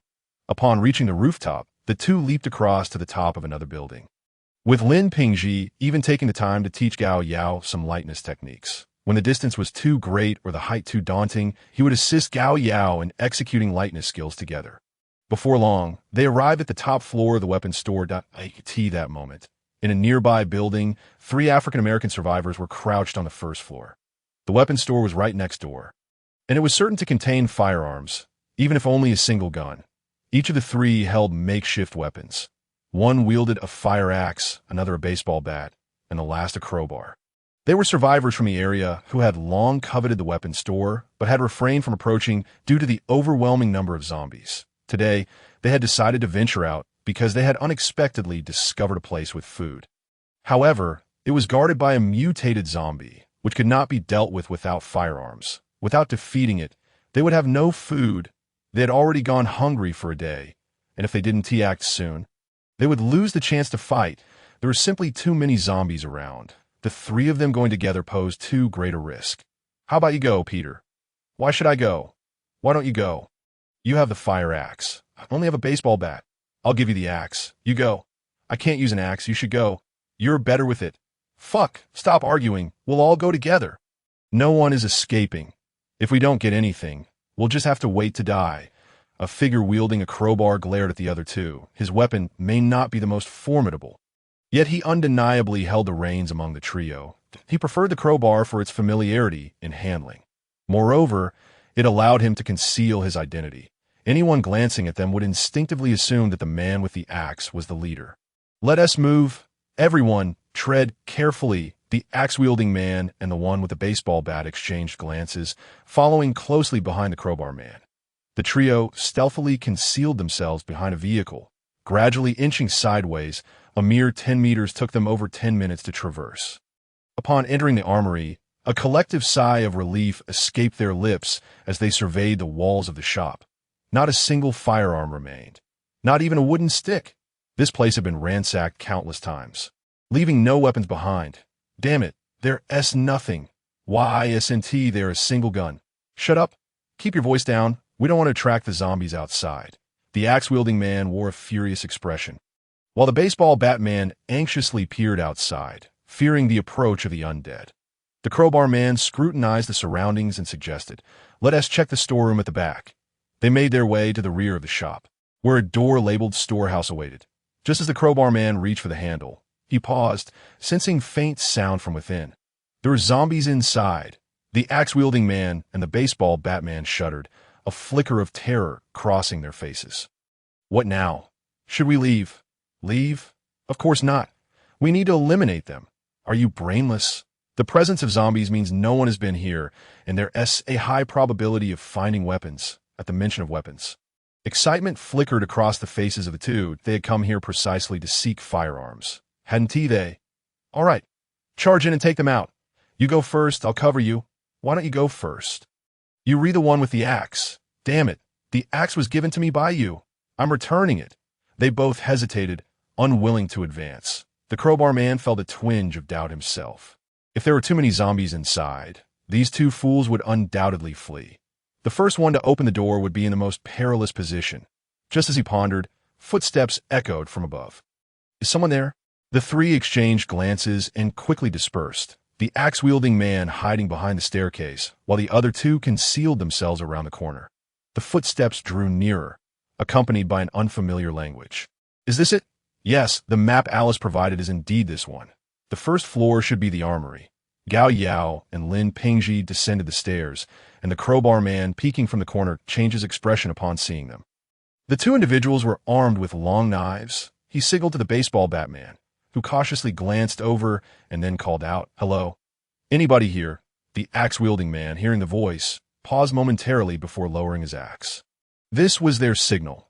If a situation became perilous, they would communicate and feign weakness to bide their time. Gao Yao abruptly turned toward the corner, his sword aimed at that position. Who's there? Step forward. Although he couldn't understand much, he grasped the meaning of hello. Lin Pingji appeared bewildered, puzzled by the rapid exchange. When Alice communicated with them, the Wanja building would automatically translate into a language they could comprehend. But that wouldn't apply to everyone else. Lin Pingji could not understand English. The baseball bat man and the crowbar man stepped forward, hands raised high. "Hey bro, Relax. Gao Yao, however, could not comprehend English, retorting in Chinese. I don't understand. As they descended the stairs, Lin Pingji, hearing movement behind him, swiftly swung his sword back, pressing it against the axe-wielding man's neck. The axe-wielding man, startled, dropped his axe, raising both hands. Hey man, relax yourself. Gao Go. What are they saying? I can't understand at all. I can't understand either. I don't speak English. The crowbar man felt relieved and he acted immediately. Their reactions were too swift. Even if they had charged out, they would likely have been overpowered. I know, a little Chinese. We mean no harm. Please, don't hurt us. Lin Pingji understood this and sheathed his sword. Are you also here for firearms? The crowbar man hesitated, seemingly pondering Lin Pingji's words. That we gun. Steel? Yes. Yes. Gun. Gao Go, what does he mean? Steel. The crowbar man, after a moment's thought, extended his thumb and index finger, mimicking a gun. Bio. Oh, guns. He is talking about guns. He is also here for firearms. Gao Yao did not lower his sword. He had witnessed too much of humanity's depravity and had not forgotten Alice's warning. Lin Pingji queried, Have you found any guns? The crowbar man glanced at the storeroom, shaking his head. No. No gun. He says there are no guns. Should we leave without anything? Lindy, you go check ahead. All right. Lin Pingji proceeded forward while Gao Yao shifted his sword. Instructing the three to huddle together, he scrutinized them as he approached the storeroom door. He had noticed one of them glancing at this area, and while keeping his gaze on the trio, he reached to push open the storeroom door. The three men exchanged anxious glances, gripping their weapons tightly. The moment the door opened, the zombies would surely attack that man, and then would be their chance. Gao Yao sensed their tension. Perhaps there truly were firearms within that room. He pushed the door open, his eyes darting inside, only to be met with a grotesquely bloodied face bursting through the gap. Simultaneously, the crowbar man and the baseball bat man lunged forward, while the axe-wielding man bent to retrieve his axe, trailing behind them. Gao Yao was momentarily startled by the zombie's sudden appearance. Instinctively raising his sword, but the distance was far too close. The zombie lunged at him, and two more emerged from behind, pinning him down. The baseball bat man, frozen in shock at the unfolding scene, did not react, while the crowbar man swiftly darted into the room. Inside, rows of firearms were neatly arranged, with countless golden bullets scattered beside the crates. Grenades, flashbangs, smoke bombs, a variety of handguns, rifles, and submachine guns that he struck gold. He eagerly reached for a handgun and began loading it. Gao Yao found himself pinned beneath three zombies, an overwhelming stench assaulting his senses. The undead clawed at him, leaving several bloody scratches, but thankfully, they did not manage to bite him. Channeling his inner strength, he unleashed a powerful blow. The three zombies were sent flying, one landing near the baseball Batman. The baseball Batman's first instinct was not to retaliate, but to flee. However, the zombie clamped down on his leg, and just then, an axe came crashing down upon the zombie's head, reducing it to a grotesque mess. Gao Yao stood up, his expression dark as he brandished his sword, severing the heads of the remaining zombies. Just as he contemplated eliminating the two black men, a gun was pressed against his forehead. In the back of the armory, the baseball Batman writhed on the ground, clutching his leg and wailing. Help me! I've been bitten! Save me! The axe-wielding man glanced at the crowbar man, who nodded in response, then swiftly brought his axe down, cleaving the baseball Batman's head from his body. This was a human, not a zombie. Blood splattered everywhere, on the walls, on Gao Yao, and on the two black men. Gao Yao stood frozen, stunned that his companion had executed a man so casually. Was this what the apocalypse had come to? No wonder Alice had cautioned them about survivor threats. Regrettably, he had fallen into the trap. Truly, the human heart is inscrutable.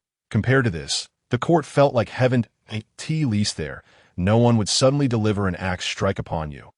Gao Yao was initially taken aback when a gun was pointed at his head, but he soon regained his composure. The assailant did not immediately pull the trigger. He could leave this world at any moment. Moreover, Lin Pingji had arrived. A blade of sword energy shot forth from the side, severing the gunman's arm before he could react. Subsequently, Gao Yao's long sword flickered slightly, and the remaining arm and legs of the gunman were cleaved from his body. Having nearly been killed by him, how could he possibly let him go? Brother Gao, are you all right? Gao Yao's face was pallid. Having narrowly escaped death, He was not slain by a zombie, but nearly fell victim to a fellow survivor. He should have struck them down at the first opportunity. The gunman let out a cry of pain, and Gao Yao thrust his sword into the man's mouth, shattering his tongue. The axe-wielding man, witnessing this scene, was utterly bewildered. What was happening? Just moments ago, they had the upper hand, yet the situation had reversed in an instant. The axe-wielding man turned to flee, but a stream of sword energy shot from Lin Pingji's hand. The axe-wielding man felt the world spin around him, only to see a familiar figure before him, still clutching an axe. Was that not himself? He then fell into darkness, losing consciousness. Lin Pingji looked at Gao Yao's wounds, his brow furrowing. "Brother Gao, you've been scratched?" "Yes. Gather these firearms. I shall return first.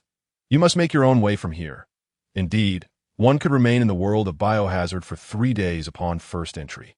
However, if one exited midway, re-entry would be impossible. Lin Pingji sighed, pondering that had he been the one left behind, his situation would have been similar to Gao Yao's, likely resulting in injuries. Most critically, Gao Yao could not unleash his sword energy. If the two of them had been caught, they would both be doomed. They were perilously close to total annihilation. This world was far too dangerous. In the future, any encounter with survivors should be met with immediate lethal force. "All right, I shall share half of the celestial coins with you." Gao Yao shook his head. "No need. There is no rush. Your evil-repelling sword manual has been immensely beneficial to me that I am not currently in dire need of celestial coins. You should keep it for yourself, including the coins for these firearms." He had consumed the elixir of immortality, granting him at least 2,000 years of life. Moreover, his world was not fraught with danger, unlike Lin Pingji's, where one's life was perpetually at risk. Lin Pingji was taken aback. "Brother Gao, that is not right. How can I take your celestial coins? It is nothing. Focus on enhancing your strength. Consider a loan from me. You handle the firearms. I shall step outside for a moment." Gao Yao hoisted the gunman and departed without waiting for Lin Pingji's response. Lin Pingji looked at Gao Yao with gratitude. This older brother was not a misguided choice. Upon reaching the entrance of the weapon shop, Gao Yao opened the door and tossed the gunman towards the nearby zombies. The scent of blood attracted the zombies, who quickly descended upon the gunman to feast. Gao Yao stood emotionless, observing as several zombies, drawn by the scent of his own blood, approached, only to have their heads severed by his sword. After the gunman had perished completely, Gao Yao finally turned to leave. Back in the storeroom, Lin Pingji had completed his task. The firearms did not need to be brought back to the Wanjie Tower. They could simply confirm ownership with the Wanjie token. "Brother Gao, all done." "Good, cough cough. I shall return to the Wanjie Tower first. I am feeling a bit unwell." "All right, see you at the Wanjie Tower. See you at the Wanjie Tower." Gao Yao produced the Wanjie token and vanished from the spot, reappearing at the Wanjie Tower. "Oh.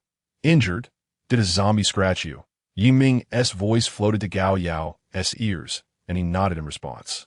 With a wave of Yi Ming's hand, a beam of white light enveloped Gao Yao, and he instantly felt the discomfort within his body dissipate.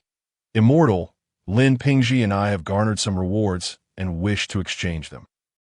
Very well." With a flick of his wrist, various firearms appeared in mid-air, with ownership belonging jointly to Gao Yao and Lin Ping. Yi Ming glanced at the array of handguns, submachine guns, rifles, and an assortment of grenades. There were many types, yet the quantity was limited. Each type of firearm numbered around 10, while some had even fewer. The grenades were more abundant, averaging about 30 per type. Handguns generally cost 1 celestial coin each. Submachine guns and rifles 2 celestial coins. Grenades 10 for 1 celestial coin, and other auxiliary grenades 20 for 1 celestial coin, totaling approximately 870 celestial coins. 0.870 celestial coins have been credited to your Wanjie token. How you find the world of biohazard? Chaotic, disgusting, and the treachery of humanity. Oh, have you encountered survivors? Gao Yao rubbed his temple, recalling the spot where he had just been threatened at gunpoint. "Indeed, I nearly met my end beneath a gun." Yi Ming studied Gao Yao, recognizing that he was born into a peaceful world. Even after experiencing ancient court intrigues, it paled in comparison to the world of biohazard. Unless one remained in their own world, they would inevitably encounter such horrors sooner or later. Meeting them now was not necessarily a bad thing. "Thank you for your guidance, Immortal." Gao Yao understood Yi Ming's implication, unless he remained at ease in the realm of myth. Living as a eunuch for 2,000 years, he would inevitably confront such predicaments in the world of biohazard. Lin Pingji watched as the firearms before him vanished, signifying the completion of the transaction. And he chose not to linger any longer, as he still needed to search other locations for more firearms. If he could gather enough celestial coins here, he could purchase a blood bodhi, significantly boosting his strength. Only then could he escape danger and roam freely in the world of the smiling proud wanderer, rather than living in constant fear upon Mount Huashan. Without Gao Yao, Lin Pingji could finally unleash his lightness skill. Increasing his speed remarkably, he followed the map Gao Yao had given him, arriving at the second weapon shop in just a few minutes. However, he did not enter immediately. Instead, he found a secluded spot to restore his internal energy before stepping into the shop. Unfortunately, luck was not on his side, and he found no weapons whatsoever. Meanwhile, Alice and Murong Fu had also located their mode of transportation. Murong Fu stared at the two-wheeled contraption before him in bewilderment. Can this thing really travel 1,000 miles a day?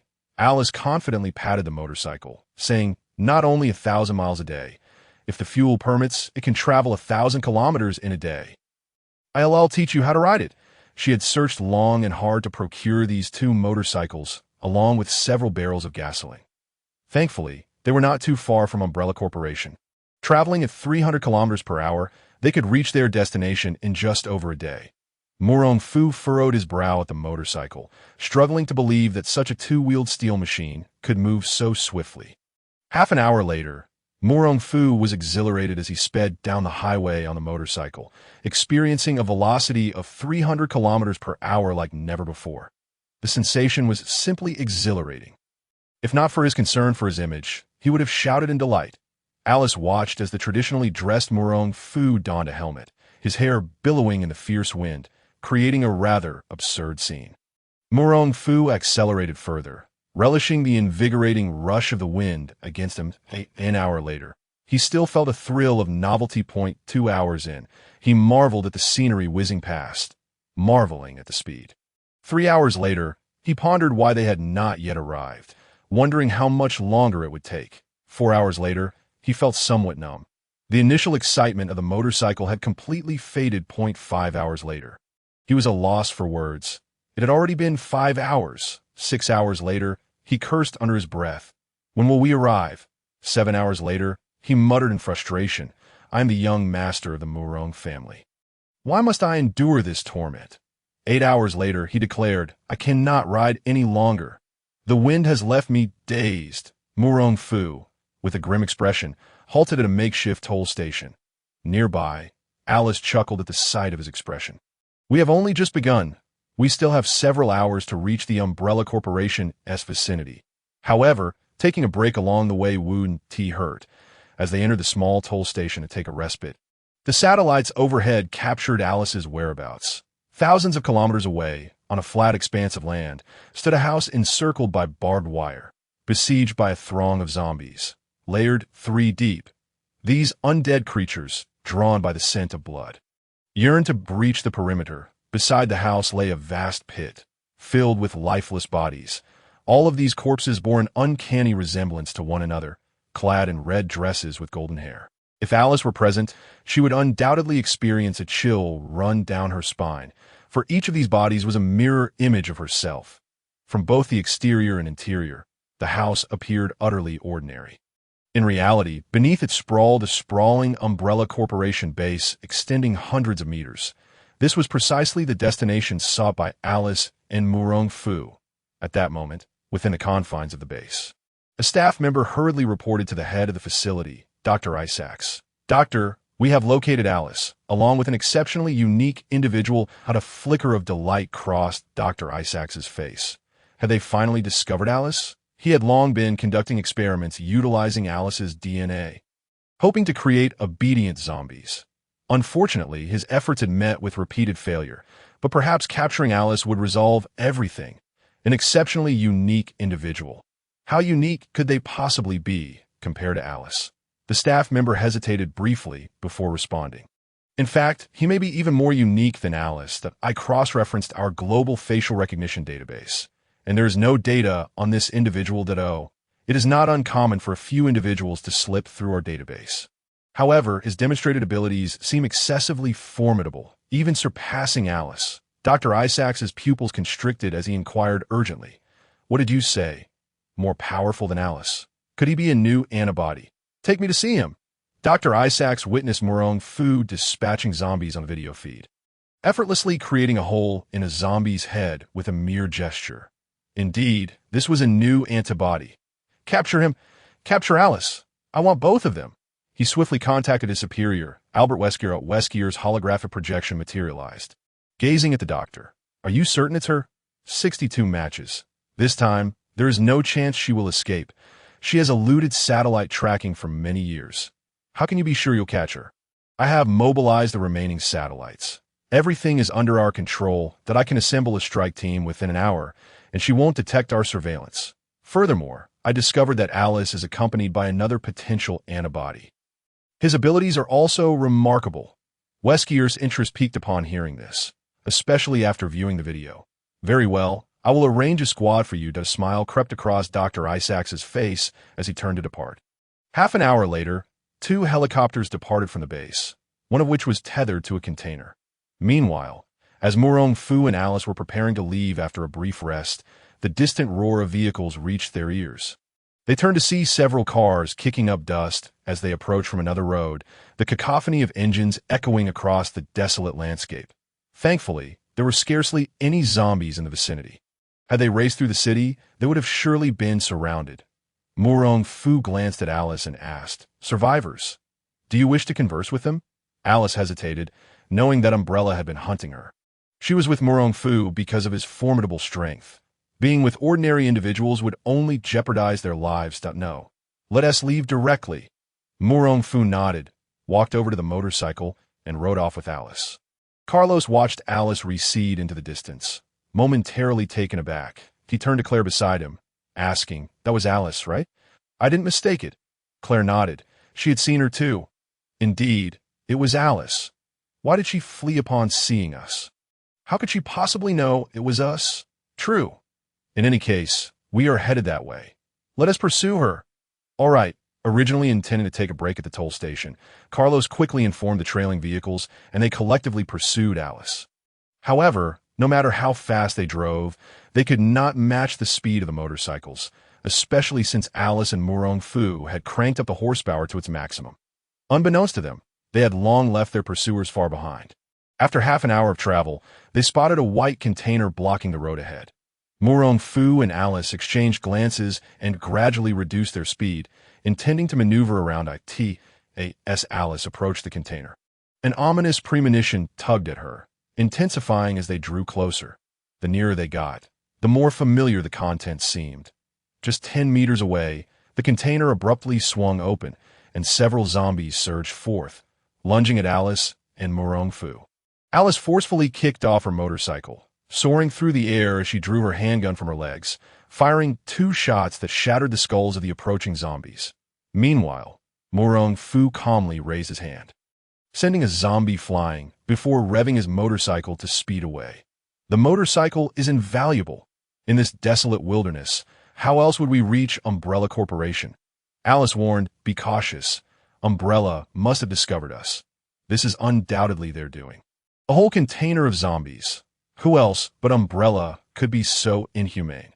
Furthermore, Alice noted that these zombies all wore identical clothing and possessed heightened resilience, likely indicating they were specially modified. She raised her weapon, unleashing a barrage of fire, but it proved futile. The bullets barely phased them, merely momentarily halting their advance before they charged forth once more. Her ammunition was quickly depleted, yet the horde showed no signs of abating. The container seemed like an abyss from hell, relentlessly spewing forth zombies. In mere moments, dozens had emerged, with more continuing to appear. Alice holstered her gun and unsheathed 2 Nepalese kukris, executing a graceful flourish before charging into the fray. With a single strike, she embedded one blade into a zombie's skull, then kicked the creature aside, brandishing her other knife at yet another. Not far from their location, a helicopter rested on a slope. accompanied by a small tent. Inside the tent, Dr. Isaacs observed Alice's fluid movements with a smile creeping across his face, as if he were witnessing the triumph of his finest creation. She is truly remarkable. Once she is dead, your actions must be swift. We must obtain her blood sample before it cools. No problem. Regarding the other target, capturing him alive would be ideal, but if not, it was of little consequence. Understood, sir. Are the satellites in position? They are. Then let us bring her to a halt. Upon Dr. Isaacs's command, the staff member clicked away on the computer, connecting to the satellites. In the next moment, the umbrella logo flashed before Alice's eyes, causing her to freeze in place as if her system had crashed. While Alice stood immobilized, the surrounding zombies did not relent in their assault, lunging toward her neck. Just then, a white figure leaped from behind the container, wielding a long sword, gracefully weaving through the throng of zombies. None of the undead could touch him. His speed left behind a blur, and in the blink of an eye, he was at Alice's side. He twirled the sword in an intricate flourish before flicking the blood off the blade and sheathing it at his waist. As he passed, the heads of all the zombies in his path toppled from their shoulders, leaving a dozen headless corpses crumpling to the ground. Clad in white, with long flowing hair, Murong Fu resembled a gallant prince. Yet in an instant, he had dispatched a multitude of zombies. This jarring contrast left the Umbrella personnel in stunned silence. The staff member turned to Dr. Isaacs, bewildered, as the zombies appeared utterly ineffective against them. Dr. Isaacs furrowed his brow. While he had previously witnessed Murong Fu slay zombies, he had not anticipated him to be so formidable. In an instant, over a dozen zombies were dispatched, proving to be more formidable than soldiers wielding firearms. This development only intensified his desire to capture Murong Fu. He must seize him, and alive at that. Murong Fu furrowed his brow as he gazed at Alice, sensing something amiss with her. At that moment, Alice was in a state of frantic urgency. She was conscious and aware of her surroundings, yet utterly unable to control her own body. Damn it, it must be the Umbrella Corporation's doing. Murong Fu cast his gaze towards the nearby container, from which more zombies continued to emerge, leaving him ponder just how many were concealed within. First, he needed to deal with these zombies. Drawing his long sword, he charged into the horde, his white attire billowing as he swung his blade, severing the heads of the undead in his wake. Before long, layers of corpses littered the ground, and no more zombies emerged from the container. Nearly 100 zombies had their heads cleaved off, standing atop the container. Murong Fu remained unblemished, not a drop of blood staining his garments. As he fanned himself lightly with a folding fan, fixated on the motionless Alice. What was the matter with her? After all, they were both from the Wanja building. He couldn't simply abandon Alice if anything were to go awry. He might find himself unable to enter the world of biohazard, the temporary camp of the Umbrella Corporation. Everyone stared in disbelief at Dr. Isaacs, questioning their ability to capture such a man. Dr. Isaacs himself frowned, contemplating the next course of action. And no matter how strong he was, could he possibly withstand bullets? With a team of security personnel, they would apprehend him alive. Remember, do not get too close. Just ensure he remains breathing. What of the convoy behind? They must evacuate the personnel before their arrival. Murong Fu approached Alice, waving his hand before her eyes, letting out a resigned sigh. Alice, too, felt helpless. She longed to break free from the control that bound her, yet found herself unable to do so. Suddenly, Murong Fu sensed a grave danger, tilting his head back. Not far away, the ground erupted into a small crater, and his expression changed dramatically as he pulled Alice behind the container for cover. From a distance, a sniper lowered his rifle in shock. Fuck! How is this possible? Did you see that? He actually dodged the sniper bullet. Are we really going to fight someone like him? The captain barked sharply. Shut up. Who ordered you to aim for the head? Aim for the legs. I'll provide you with the coordinates. Just fire. This foolish man dared to speak recklessly while someone was listening in. The captain pressed his earpiece. Dr. Isaacs, the target is taking cover behind the container. We need a location. That a staff member glanced at Dr. Isaacs, and upon receiving permission, nodded affirmatively. Understood. The staff member typed rapidly on the computer, and the screen displayed the scene before Alice. Where Murong Fu was grimacing as he ran his fingers through his hair, he had narrowly evaded the sniper's shot, but a few strands of hair had been clipped away. Once the captain had the coordinates, he relayed them to the sniper, who resumed aiming, aligning his sights on a specific spot on the container, 50 centimeters above the ground. He fired. Murong Fu's expression darkened. He had nearly lost his life. There was no sound, not a soul in sight, yet he had come perilously close to being shot.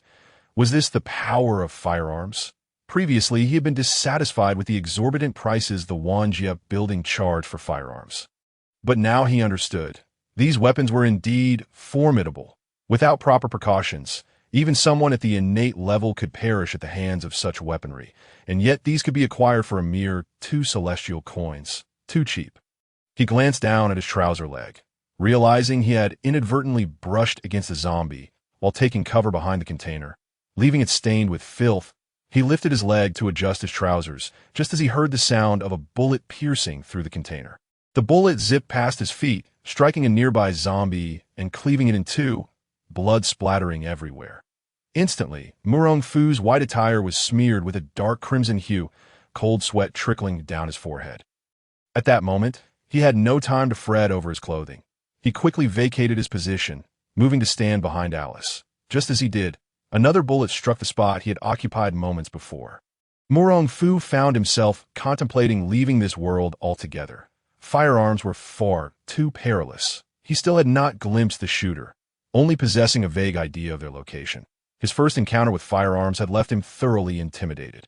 The goosebumps on his skin had yet to fade, fearful that a stray bullet might end his life at any moment. He dared not linger in one place, moving back and forth behind the container. Alice remained unresponsive. He had no idea what was happening, where the enemy was, how they had discovered him, or how they managed to attack him. He was completely in the dark. Earlier, he had intended to confront the Umbrella Corporation. Yet now he realized that it would be a blessing if they chose not to pursue him. Alice, can you hear me? What should we do? It seems they are aware of my position. Murong Fu felt increasingly anxious. He had yet to restore his country, and he could not afford to die here. If Alice remained unresponsive, he would have to return to the Wanjia building. There was no way he would risk his own life.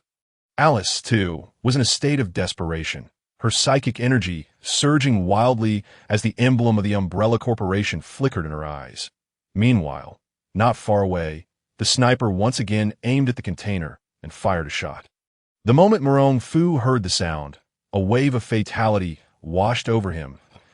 In the next instant, a sniper bullet pierced through the container, appearing before Murong Fu's eyes.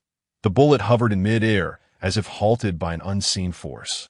Before losing momentum and plummeting to the ground, in that moment, a powerful invisible force suddenly lifted the container, and Alice waved her hand, sending it soaring into the distance. They're over there. Charge forward with me. I will shield you from the bullets. Had Yiming been present, he would have recognized that the Alice, previously at the second tier, had now astonishingly broken through to the third tier. Murong Fu nodded, a glimmer of ferocity igniting in his eyes. He was not one to be on the receiving end of blows. He grasped Alice's hand, circulating his internal energy, and utilized his lightness skill to sprint towards the container. At the temporary camp, Dr. Isaacs was startled to see Alice break free from control. What is happening? We don't know. There seems to be an issue with the satellite. Regain control of Alice, at once, in the distance. The special operations team watched in awe as the container hurtled towards them, their eyes nearly popping out of their heads. Holy shit! Get out of the way! Quickly move aside. They scrambled to evade the incoming container. But when they looked up again, Murong Fu and Alice were already within 100 meters of them. Open fire freely. Do not hold back. They were all well aware of the duo's formidable strength. To hold back would be tantamount to courting death. The entire special operations team raised their submachine guns and began to spray bullets at Murong Fu, who had anticipated this move. Therefore, he did not charge in a straight line, but instead moved with serpentine agility. A few stray bullets came his way, but were effortlessly evaded. The special operations captain took cover in the sand, aiming at Murong Fu, and fired at a spot in front of him, hoping to restrict Murong Fu's movements. Murong Fu sensed the impending danger and hesitated momentarily. Charge! I can take the hits. Recalling the earlier scene, he dismissed his doubts and pressed forward. The special operations captain, Noticing Murong Fu's lack of evasion, smirked with confidence, certain he would hit his target. This was the culmination of his years of marksmanship experience. Serpentine movements could only deceive novices, and they were ineffective against him. Just as he was about to celebrate, he was stunned by the sight before him. The bullets he had fired were all suspended in midair before Murong Fu, a sight even more astonishing than when he had previously dodged bullets. The captain was gripped by an ominous premonition.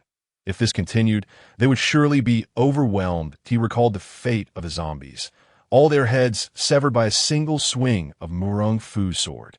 Fuck! He pounded the ground in frustration and shouted to his teammate, retreat. Fight while falling back. Dr. Isaacs, we may not be able to stop them. We need to request an evacuation. Dr. Isaacs, the captain tapped his earpiece. While a teammate sighed heavily. Captain, stop shouting. The helicopter has already taken off. The doctor is likely preparing for evacuation. The captain cast his gaze towards the rear, where indeed the helicopter beside the makeshift camp had ignited into life. And he spotted a familiar figure striding toward it. Who else could it be but Dr. Isaacs? Damn it! Retreat! Before he could finish his sentence, the captain's head was severed cleanly from his body, and before his comrades could even process their grief. Several more heads followed suit. Blood gushed forth, splattering onto the sandy ground, adding a splash of color to the monotonous yellow desert. Murong Fu wiped the blood from his sword, coldly surveying the surrounding corpses. These were the very fiends who had nearly taken his life moments ago. Ever since encountering the Wanji Tower, he had indulged in a sense of arrogance. Dismissing all matters as trivial, he fancied himself the chosen one, capable of effortlessly resolving any challenge, destined to ascend to greatness. Yet, today's battle imparted a crucial lesson. Never underestimate your enemy, no matter where you are. The multiverse is replete with an array of cunning tactics. Even a child could wield a formidable weapon capable of ending his life. Pride demands a steep price. Caution and prudence are the keys to survival. He glanced at the distant helicopter and inquired of Alice beside him. What is that? The helicopter. They sought to flee. Murong Fu scoffed, thinking it absurd to run when they couldn't win. The helicopter had already begun its ascent, yet the distance between them remained vast. Just as Murong Fu was about to drag Alice along, she shook her head, eyeing the sniper rifle nearby. There's no time. She seized the sniper rifle and aimed it at the helicopter. Murong Fu cast a hesitant glance towards the temporary camp before stepping beside Alice. With a muffled boo, the silenced sniper rifle discharged, and the pilot's head erupted, splattering Dr. Isaacs with blood. The helicopter began to spin wildly, and Dr. Isaacs turned pale with terror, hastily prying the pilot's hands from the controls. However, it was too late. The helicopter had already tipped over. Dr. Isaacs was forced to leap from the aircraft, fortunate that the height was minimal and the sandy ground cushioned his fall, resulting in merely a slight fracture of his leg. Regret washed over him in waves. Had he known, he wouldn't have come. With a resounding boom, an explosion echoed, sending the shockwave hurling Dr. Isaacs away. His head throbbed, and his vision blurred. In the next instant, a severed head landed before him, jolting him to clarity. Don't move. Alice! A gun was pointed directly at Dr. Isaacs' forehead, and he no longer felt the initial thrill of discovery. Tell me a reason not to kill you. I can divulge the Umbrella Corporation's secrets. Before he could finish, the Umbrella insignia flashed in his eyes, rendering him motionless, before Alice and Murong Fu could comprehend the situation. Dr. Isaacs' head burst like a watermelon dropped onto the ground. Both were momentarily stunned, drenched in blood, their faces and mouths smeared with the crimson liquid. They stood gaping, certain that Dr. Isaacs' head had not been shattered by external force. Had there been an attack approaching, they would have undoubtedly sensed it. Yet, nothing had come. His head simply exploded. Curse the Umbrella Corporation. This man had a bomb implanted in his head. Not even his own people were spared, truly deranged. Damn it! Umbrella Corporation. Murong Fu, will remember you. Suddenly, a profound sense of impending doom enveloped Murong Fu's heart. Alice seemed to sense it too, spotting a small black in the sky rapidly approaching. Her expression shifted, and she shouted at Murong Fu, "Quick, return to the Wanjie Tower, now!" With that, she produced the Wanjie token and vanished from sight. Murong Fu hesitated, his expression changing dramatically as he pulled out his own Wanjie token. Disappearing from the world plagued by biohazards, in the distance. Carlos's convoy was slowly advancing, but Alice and the others were moving far too swiftly to catch up. Carlos rummaged through his pocket and inquired of a nearby companion. "Got any smokes left?" The man beside him, a black man, shook his head, clutching his own pockets. "None left." Carlos shot him a glare, reaching into his pocket to extract a cigarette. "What is this? Look at your stingy demeanor. I'll return you one next time." He placed the cigarette between his lips, ready to light it. With a sudden boom, a tremendous shock wave accompanied by a gust of wind shattered the car windows. In the distance, an enormous fireball erupted, thick black smoke billowing into the sky. "Damn it, a missile! Stop the car! Everyone, take cover!" Inside the Wanjie Tower, Murong Fu and Alice materialized, their bodies and faces splattered with blood. "What just happened?" Murong Fu asked, his heart still racing from the terror of that deathly sensation, as though he had one foot already in the abyss. Alice sighed. "It must have been a missile from the Umbrella Corporation." "My apologies, Murong Fu. We returned empty-handed." Murong Fu shook his head, insisting it was not entirely fruitless. At the very least, he had recognized the importance of mindset. They had been fortunate this time, escaping with their lives. But if he did not amend his ways, the next encounter might not be so forgiving. "Oh, you encountered a missile as well. How intriguing. Pray, share the tale," Yi Ming remarked with a hint of exasperation. Uncertain if the appearance of Bai Yao had drained all their luck. Many had come throughout the day, yet their powers were lacking. The total trading volume over these few hours barely amounted to 100 Jutian coins. The likes of Chun Jun from the Jingwu Gate, Wang Feihong from the Wang Feihong realm, Yuan Jia from the Hui Yuan Jiao world, Bruce Lee from the Bruce Lee saga, and Feng Yuxiu from the One Man's Martial world, all possessed first-tier manuals. Yet collectively they fell short of 100 Jutian coins. While the first four were commendable figures from righteous sects, Feng Yuxiu was an anomaly, seemingly deranged, calling out for immortals while attempting to spar with him. Despite being aware of the Wanjie Tower's rules, he still dared to make a move against him. Yi Ming, refusing to indulge such folly, promptly expelled him. Murong Fu glanced at Alice and addressed Yi Ming. "Immortal, might I request that Alice speaks on my behalf? I feel quite unwell. He was indeed a dashing gentleman, yet now he was drenched in blood, foul and unsightly." Yi Ming nodded, and Murong Fu performed a respectful bow before vanishing. Alice felt equally uneasy, yet she dared not return immediately. It would be best to wait a while longer. She recounted her and Murong Fu's experiences to Yi Ming, detailing the zombies in the shipping containers and culminating in the missile incident. While these events echoed the original plot, the differences were significant. For instance, in the original narrative, Dr. Isaacs escaped, injecting himself with the T-virus and transforming into a monster, leading to a grand battle with Alice. However, in reality, his attempt to reveal the Umbrella Corporation's secrets resulted in the detonation of the bomb in his head. Dr. Isaacs was a clone, so the presence of a bomb in his mind was to be expected. Alice, having stayed for an hour, prepared to depart. Just as she left, two figures materialized from the vortex, one brandishing a sword, draped in flowing white garments, exuding a chivalrous aura. The other, also wielding a sword and similarly garbed in white, rivaled the former's gallantry, though one could not help but notice the dog-skin plaster affixed to his forehead. "I, Shimen Shui Shui, have met the immortal." Shimen Shui respectfully bowed, while the swordsman behind him frowned, a comical expression crossing his face. "Shimen Shui, you are really Shimen Shui." Shimen Shui regarded the swordsman behind him, whose white robe bore a vertical red stripe down the center, hair bound with white paper, and the most amusing detail, a dog-skin plaster adorning his temple. "Indeed, I am Shimen Shui. Are you familiar with me? I'm a pretender. Do you think I have never seen Shimen Shui before? He could never be as handsome as you." Shimen Shui was momentarily taken aback, unsure if the remark was a compliment or an insult. "And you are?" "I'm the lord of Baiyun City." Yi Guqing. The normally expressionless Shimen Shui displayed an incredulous look on his face as he scrutinized Yi Guqing from head to toe, seemingly unable to believe his eyes. "You are Yi Guqing?" "Yes, no doubt about it. A sword comes from the west. like an immortal descending from the heavens. I am Yi Gucheng, the lord of Baiyun City.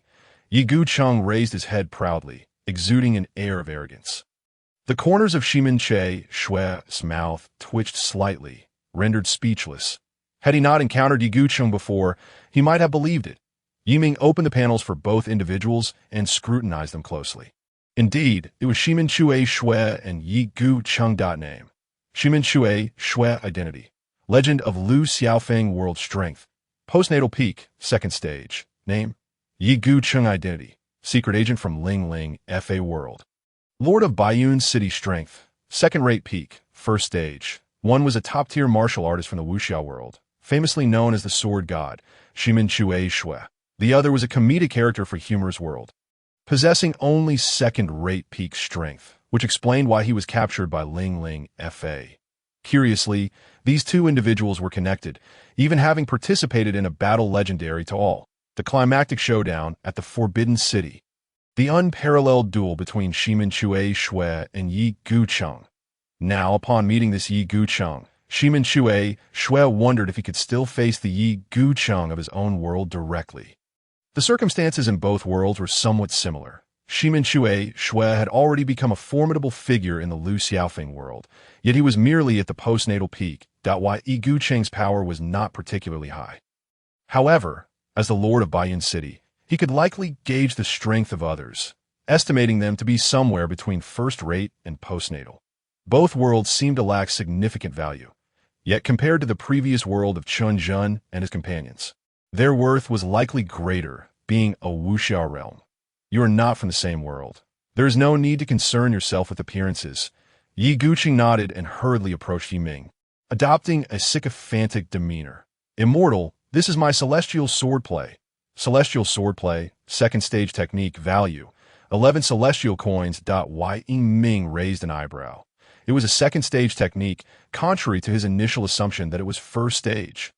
11 celestial coins. Immortal, may I exchange for some gold and silver treasures? Certainly. Yi Gucheng joyfully exchanged all 11 celestial coins for gold and jewels, leaving the multiverse tower, while Yiming shook his head in disbelief. Immortal, can celestial coins help me find an opponent?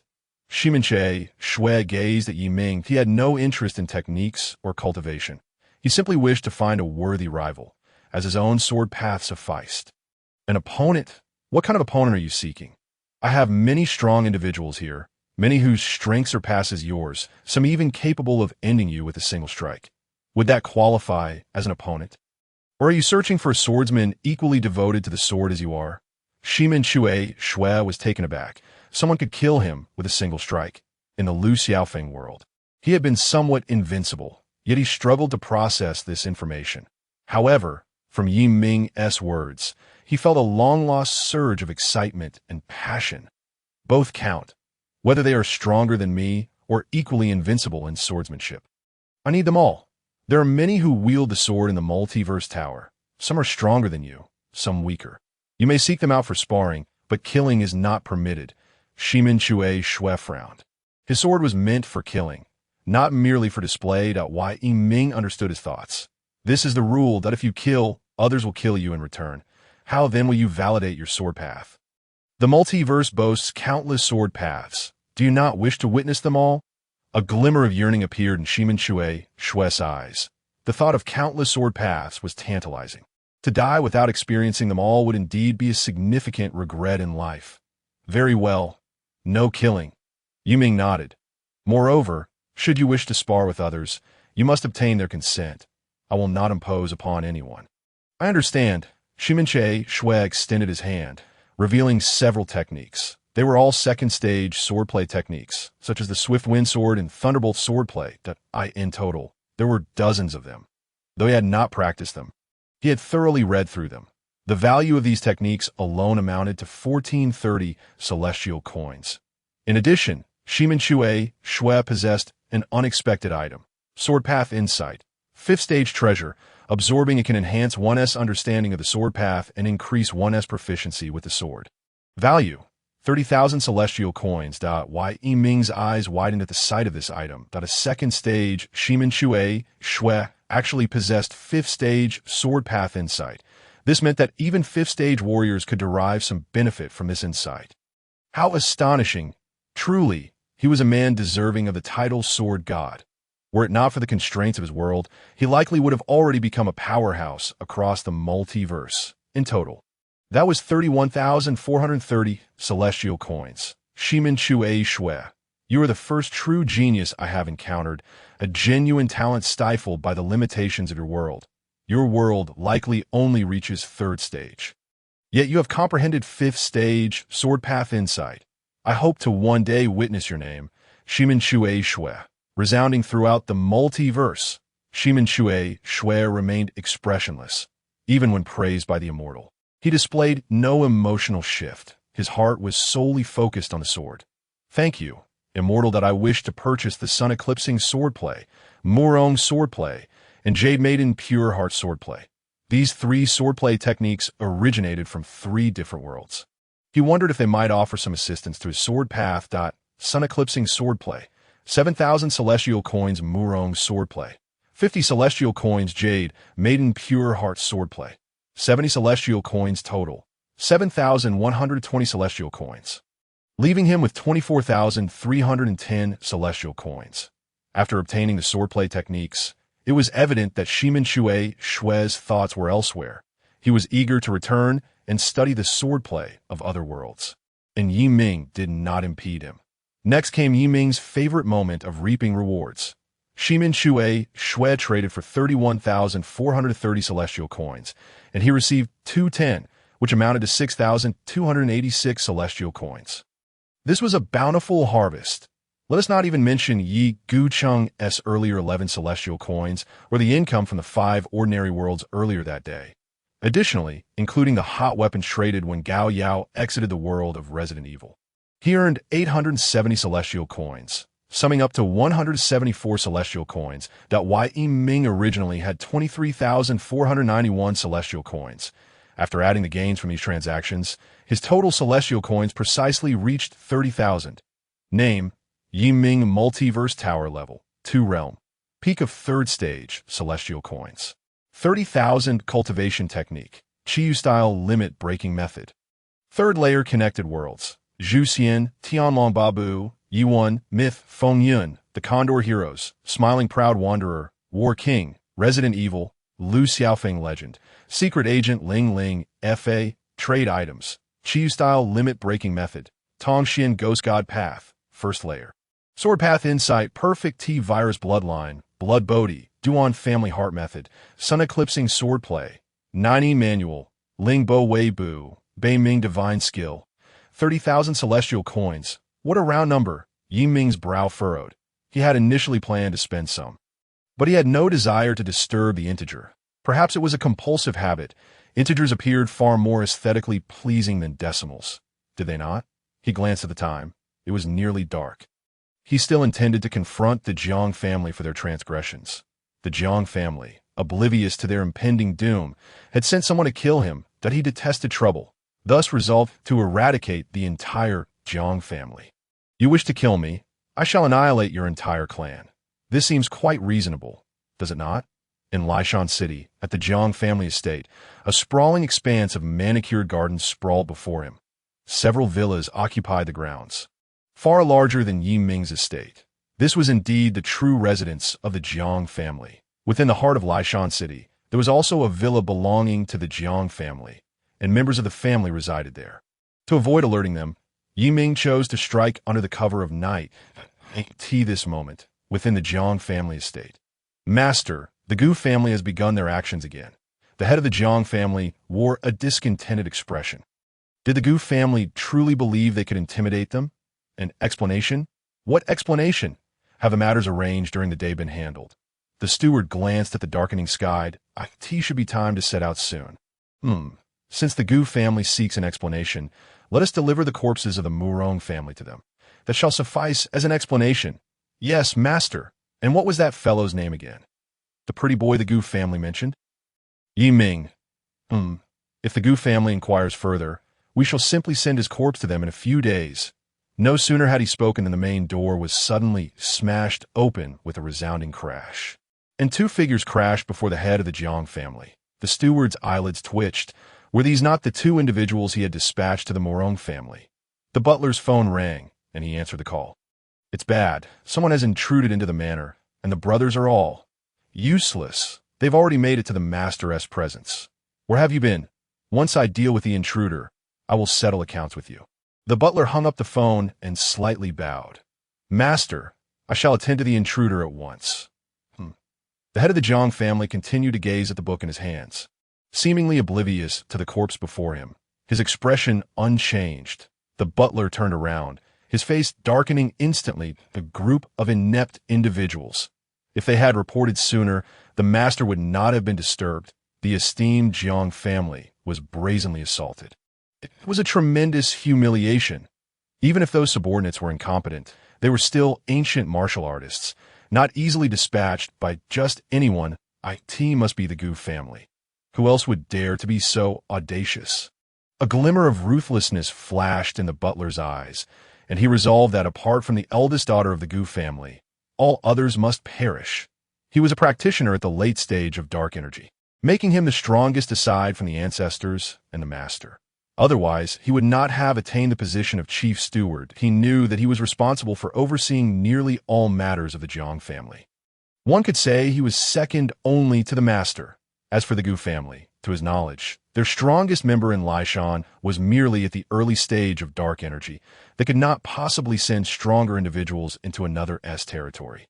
Ideally, among these intruders, there would be the eldest daughter of the Gu family, allowing him to torment her subordinates before her very eyes. It would be splendid to leave her with a lasting scar. How outrageous! Even the head of the Gu family would not dare to send his subordinates directly to the Jiang family. The more he pondered, the angrier he became, wishing to grind the intruders to dust. As he approached the door, he finally glimpsed the silhouette of the intruder. However, contrary to his expectations, there was only a single individual. Many lay fallen around, yet there was no blood. Could it be that this fellow had not killed anyone? Alas, even if he had not taken lives, merely incapacitating them would still warrant death. The dignity of the Jiang family cannot be trifled with. The intruder turned around, revealing a youthful and handsome visage. It was Yiming. The butler was taken aback. He had assumed it was a member of the Gu family. How could it be Yiming? He had researched Yiming's profile, knew his appearance, and understood everything about him. Yet was not Yiming an ordinary person? A thought suddenly struck the butler. Yiming might have always been affiliated with the Gu family. Everything was not coincidental, but rather a conspiracy by the Gu family against the Jiang family. The butler felt as if he had stumbled upon a monumental secret. Narrowing his eyes, he fixed his gaze upon Yiming. Capturing him would reveal everything. You audacious brat, daring to stir trouble in the Jiang family. Upon hearing the voice, Yiming turned his head, flexing his hands. The throats of those around him had all been crushed. How to describe this sensation? Quite dull. No one could withstand even a single strike from him. At the pinnacle of the third tier, his strength was beyond the feeble first-tier martial artist could resist, with each blow resulting in instant defeat. The might of the Qi Yu style breaking limit cultivation method resonated within him. Speed, strength, defense. His physical attributes had all reached the pinnacle of the third tier. The butler furrowed his brow, intending to teach this impudent young man a lesson. In the next moment, a figure appeared before the butler, startling him into retreating several steps until he collided with the door. Are you the head of the Jiang family? Yiming curiously scrutinized the elder, who did not seem to fit the bill. The butler feigned calmness, yet internally turmoil raged. Such speed! He had barely seen the person before him arrive. If Yiming intended to strike him, would he have any means to resist? The butler's pupils constricted. His muscles tensed, fearing Yiming might suddenly attack. I am the butler of the Jiang family, and I do not know. Before the butler could finish his sentence, Yiming was already upon him, delivering a powerful blow to his throat. Darkness enveloped the butler's vision, and his final thought was a lament for the lack of martial decorum. A sneak attack. Wasn't the head of the Jiang family supposed to be conversing with me? The butler collapsed to the ground, while Yiming slowly stepped into the room. Not that moment. The head of the Jiang family had finally set aside his book. The butler had been stationed at the door and had witnessed the entire scene. I know not who you are, But for the sake of our Jiang family's elder Jiang Tian, I beg you to show mercy." With the butler dispatched in an instant, the head of the Jiang family realized he was no match for Yi Ming. His strength surpassed that of the butler, but not by much. If Yi Ming could kill the butler, he could surely do the same to him. "Jiang Tian? He is the one I seek. Where is he?" The voice echoed beside the head of the Jiang family, causing him to shudder. When he focused his gaze, Yi Ming had vanished from the doorway, now seated casually on the sofa beside him. Taking a deep breath, the head of the Jiang family was filled with fear. It was no wonder the butler had been powerless to fight back. This speed was astounding. Could he be a practitioner of transformative energy? This individual had come seeking Elder Jiang Tian. Could he be an enemy of the Elder? It was possible. Otherwise, why would such a formidable character come knocking? The head of the Jiang family had never regarded Yi Ming with any seriousness, even after learning of his connection to the Gu family. However, he had never seen Yi Ming's information, including his appearance. He still believed Yi Ming was merely causing trouble for the Elder, never considering him a threat. "May I inquire your esteemed name, so I may inform the Elder?" Yi Ming cast a glance at the head of the Jiang family. Had he not intended to eradicate all threats, he would not have bothered to converse, simply finishing the task at hand. Yet, considering that the Jiang family still had a practitioner of transformative energy, though not particularly strong, leaving them alive would pose a potential threat. Thus, they should be eliminated together. 10 minutes. Should he not arrive in that time, you shall perish. The head of the Jiang family's smile froze instantly. He could see that Yi Ming was not lying, that if the Elder did not arrive in time, he would indeed face death. "This esteemed sir, the Elder does not possess a mobile phone. To find him, one must go to his secluded location." Yi Ming looked toward the head of the Jiang family and directly inquired. "Where? Just behind the manor, but without me, no one can enter, so lead the way." The head of the Jiang family was still contemplating how to persuade Yi Ming to follow him inside when, before he could finish speaking, Yi Ming had already agreed. What a delightful surprise! Youth, after all, is characterized by a lack of awareness of the world's perils. Yi Ming could scarcely care for any schemes the head of the Jiang family might concoct. He would just bulldoze through. Such was his invincibility. At the pinnacle of the third tier, he could withstand bullets. A gunshot would merely leave a white mark on his skin. Aside from large weapons and specially designed armor-piercing rounds, nothing could claim his life. That if he truly encountered such threats, he could simply enter the myriad world's tower. At worst, he could wait until he reached the pinnacle of the fourth tier before emerging. The head of the Jiang family led Yi Ming toward the rear of the manor, where a false mountain and a picturesque lake awaited. That he arrived at the false mountain, touched a specific spot, and a combination lock appeared. After a few manipulations, the mountain split open, revealing an elevator. Yi Ming sensed a distinct energy beneath. The transformative energy Elder, the head of the Jiang family, spoke of, should be below. As Yi Ming approached the head of the Jiang family, he delivered a punch, shattering the latter's throat. The head of the Jiang family had yet to comprehend the situation before he was met with his demise. To his last breath, he remained oblivious to Yi Ming's true intentions for coming to the Jiang family, nor why he sought to eliminate its members. He naively believed Yi Ming was an enemy of the transformative energy Elder, unaware that it was his foolish son who had doomed the Jiang family's grand legacy. Yi Ming entered the elevator, which contained only a single button. Upon pressing it, the door closed. The elevator descended slowly, and after approximately a minute, the doors opened. Before him lay a long corridor, at the end of which stood a room. Yi Ming stepped out of the elevator, vanishing from sight, only to reappear before the door of the room. The mechanisms along the corridor finally activated, and several machine guns emerged from the walls. Yet, Yi Ming had already left the corridor. The guns, failing to locate an enemy, retracted.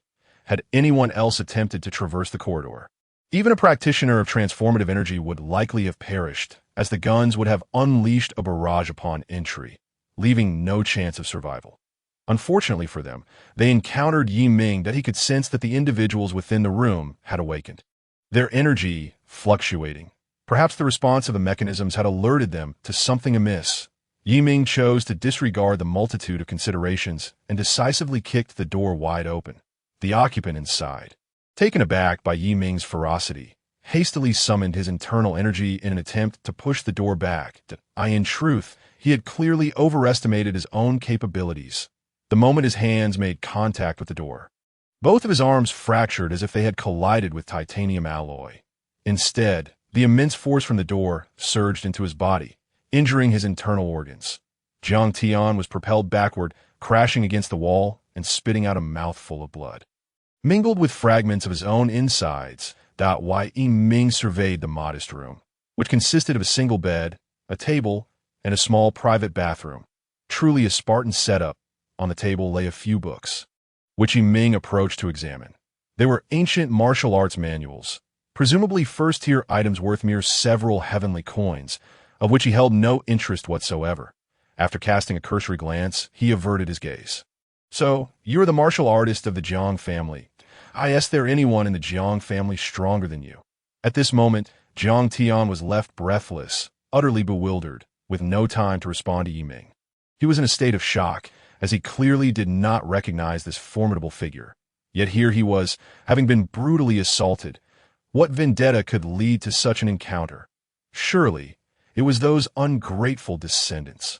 How could they offend someone so powerful? This individual was undoubtedly a martial artist beyond the transformation realm. Such beings were legendary within the ancient martial arts community, having not appeared for centuries. To his astonishment, his own family had managed to antagonize one. The more Jiang Tian thought, the angrier he became, until he was driven to the brink of a fatal outburst.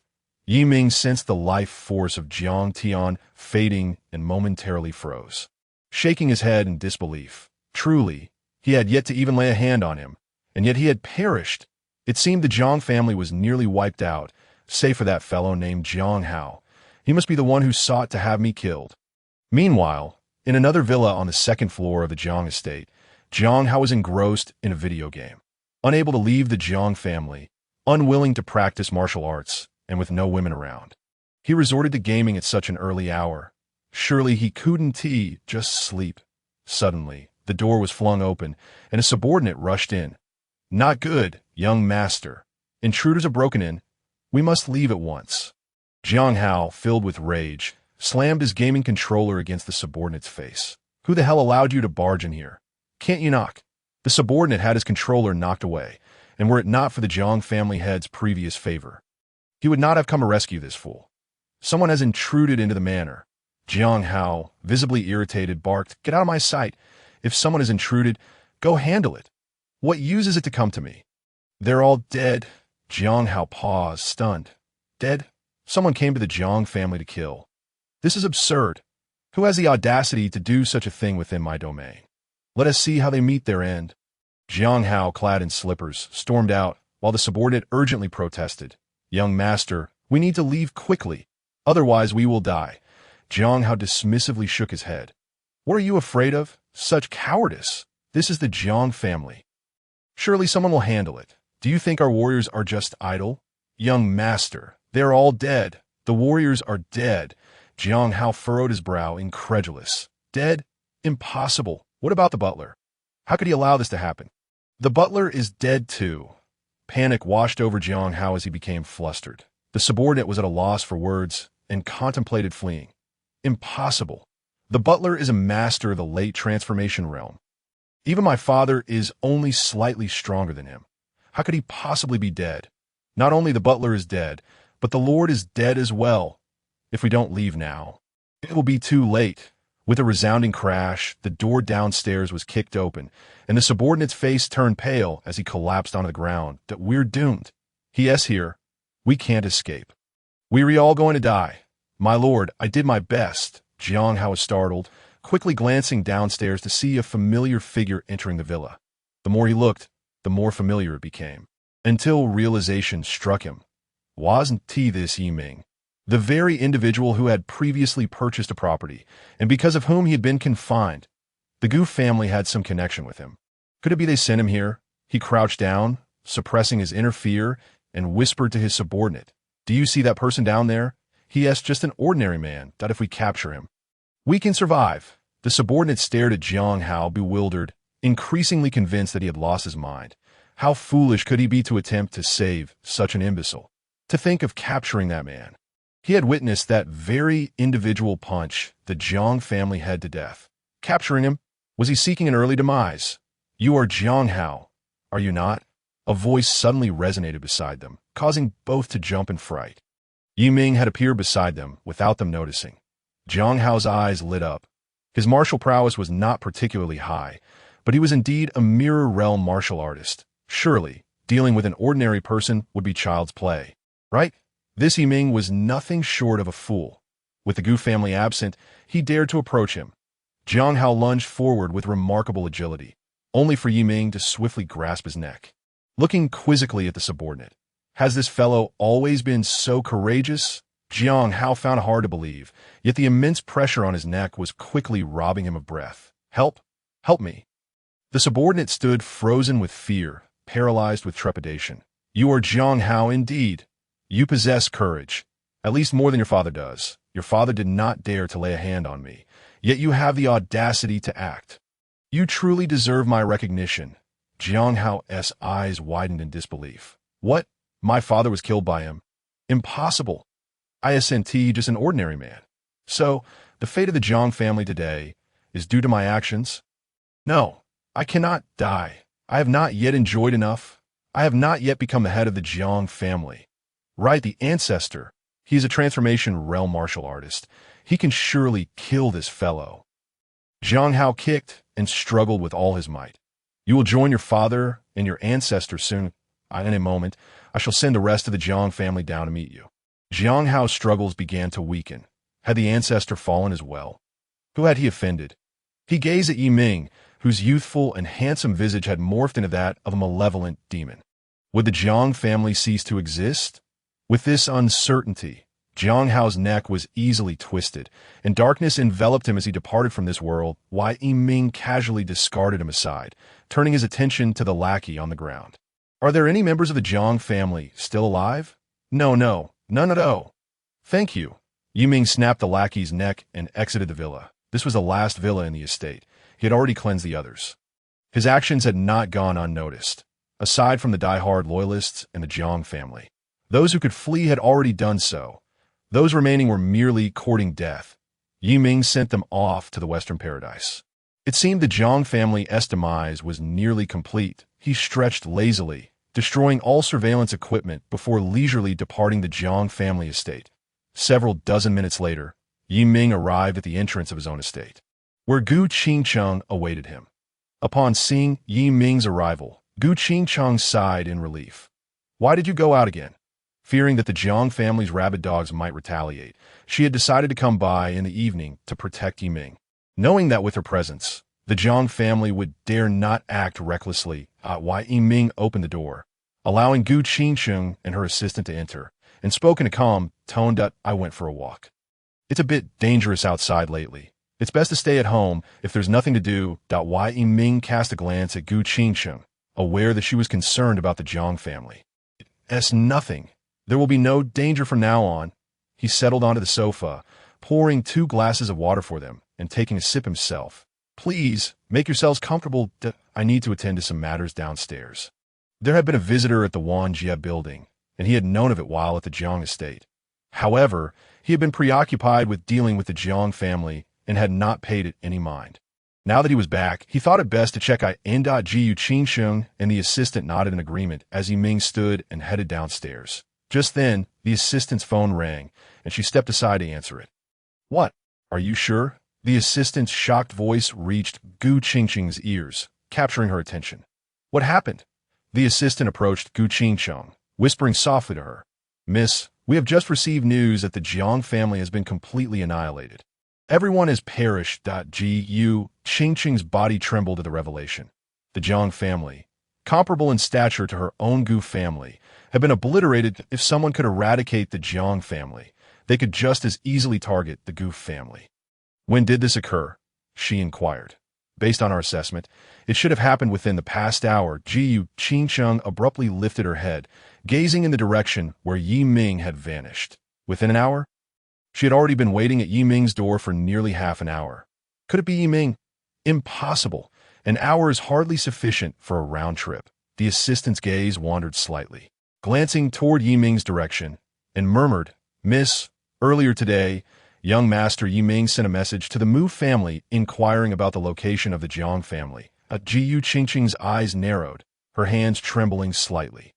Are you suggesting that the speculations at home imply that it may be related to young Master Yiming?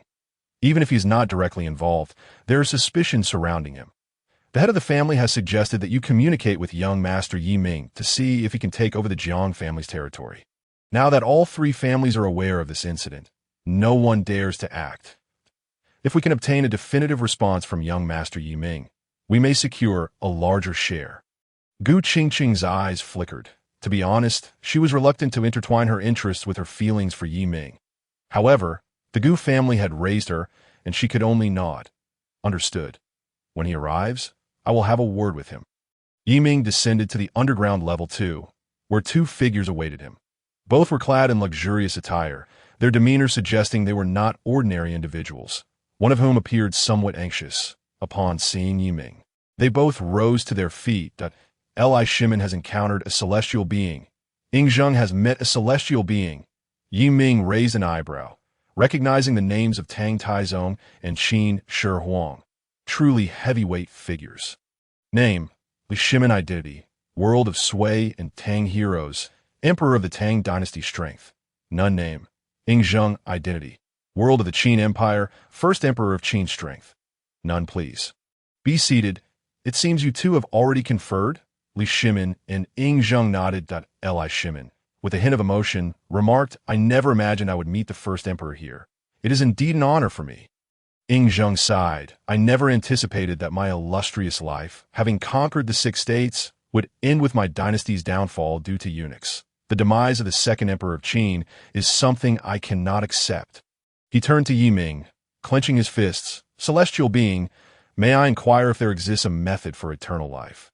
I have yet to plant the banner of Qin across the world. How can I possibly die? Yiming leisurely took a seat beside the sofa. He had anticipated Ying Zheng's inquiry. Every incarnation of the first emperor across various worlds yearned for immortality. It would be surprising if he did not pose such a question upon encountering a celestial being. Indeed, there are methods for eternal life, and numerous options at that. A smile spread across Ying Zheng's face. It seemed that there truly was a way, since his entry and the discovery of the existence of the 10,000 Realms Pavilion. He had been certain that an elixir of immortality awaited him. He would unify the world, ensuring that the Qin dynasty would not merely perish in the hands of the second emperor, but would endure through the ages, achieving unparalleled greatness. Thank you for your guidance, celestial being. I wish to exchange for all these items. With a wave of his hand, a plethora of gold and silver treasures appeared before him. Yiming frowned. The 10,000 Realms Pavilion had previously stated that it no longer accepted gold. He had sensed something amiss during his last visit, and this time it was even more pronounced. Why does the 10,000 Realms Pavilion refuse to accept gold and silver treasures? I had intended to inquire about this previously. Some manuals can be purchased in their respective worlds for merely 1 tael of gold, yet these manuals can be exchanged for 10,000 realms currency. Why not gold? Ding. The value of gold varies across worlds, and in higher realms, one can transmute stone into gold. Hence, gold and similar items are not accepted. Yiming pondered for a moment, realizing the validity of this statement. Initially, Murong Fu's 100 taels of gold had exchanged for 10,000 realms coins, roughly equating to 10 taels of gold for 1 10,000 realms coin. 10 taels of gold weighed 500 grams. And if one considers the real-world price of 400 yuan per gram, that totals 200,000 yuan. However, a single firearm would cost only 2 10,000 realms coins, which could be converted to 400,000 yuan, enough to purchase several firearms. Indeed, gold could easily disrupt the currency system of the 10,000 realms, hence the pavilion's refusal to accept it. Yiming shook his head. Addressing Ying Zheng, I regret to inform you, First Emperor, that the 10,000 Realms Pavilion does not accept gold and silver treasures. You may exchange them for other items such as medicinal herbs, weapons, armor, and the like. Ying Zheng furrowed his brow as the gold and silver treasures vanished from his grasp, and the smile faded from Li Shimin's face. What does an emperor possess in abundance? Wealth, the abundance of gold and silver. Yet now, they were being turned away, but upon reflection, it was understandable. After all, they were dealing with a celestial being. What use would such mundane items hold for them? Ingzheng raised his hand again, producing a collection of weaponry and armor. 5,000 sets of Qin standard weaponry, Tier 1 items, valued at 2,510,000 realms coins. 5,000 sets of Qin standard armor, Tier 1 items, valued at 5,010,000 realms coins. Wai Yiming glanced over. 2 sets of weaponry amounted to 10,000 realms coin, while 1 set of armor equated to 1 coin. Fairly reasonable. Weapons require skill to wield, and armor provides adequate protection against initial tier opponents. After all, Qin armor is of commendable quality. However, with 5,000 sets, would Ingzheng truly deplete his treasury? It was a pity that Gao Yao was no longer the minister of the chariots. Otherwise, he could have procured a substantial amount of armor and weaponry. 7, 510,000 realms coins. That I recommend you purchase 2 items. First, a world map. Second, the chronicles of the 5,000 years of Chinese history. The history of the Central Plains is encapsulated within these 2 texts, totaling 10,000 realms coins. These were 2 new items that Yiming had added to the inventory, offered as a bundle. 10,000 realms coins could be considered a bargain. Ingzheng paused, nodding in agreement. I shall purchase them. What are the method for eternal life? Yiming extended his hand, and a skill materialized. The Path of the Transcendent Ghosts, first layer. A 6-tier skill, incomplete. This technique allows the practitioner to become enveloped in a multitude of ghostly figures, exuding an aura of Yin. Value: 42,000 10,000 realms coins. A cultivation method for immortality. Living for several thousand years is certainly achievable. He gestured again, revealing a spherical object. Perfect T-virus bloodline, 4th tier bloodline. Upon use, one may be transformed into a T-virus bloodline, ignoring T-virus defenses, significantly enhancing overall attributes, with a high chance of awakening psychic abilities. Usage requires T-virus consumption. Value: 9,000 10,000 realms coins. That a bloodline capable of ensuring a century of life. He gestured once more, producing a manual. The supreme sovereignty of the 8 desolates and 6 harmonies, a 3rd-tier skill. Every 30 years, one shall regain youth, but upon rejuvenation, 1's power resets. Restore 1's strength. Daily cultivation is necessary, with each day equating to a year, and one must consume fresh blood at noon to cultivate. Value: 910,000 realms coins. Li Shimin was curious about his title as the Eternal Emperor, as this was of paramount importance to any ruler. What emperor would not desire to be adored by all his subjects? Moreover, the chronicles of the 5,000 years of Chinese history would provide insights into future events, making it an essential acquisition. Wai Yiming nodded, storing the armor and imprinting the world map and chronicles into his mind. If you wish to expand your territory and unify the world, consider purchasing modern firearms from future realms. An AK for 10,000 realms coins, along with 100 rounds of ammunition. With adequate practice, it would be easy to take down 70 or 80 foes. Shimin's eyes widened in astonishment. Such formidable weaponry exists. What is this AK that is so powerful?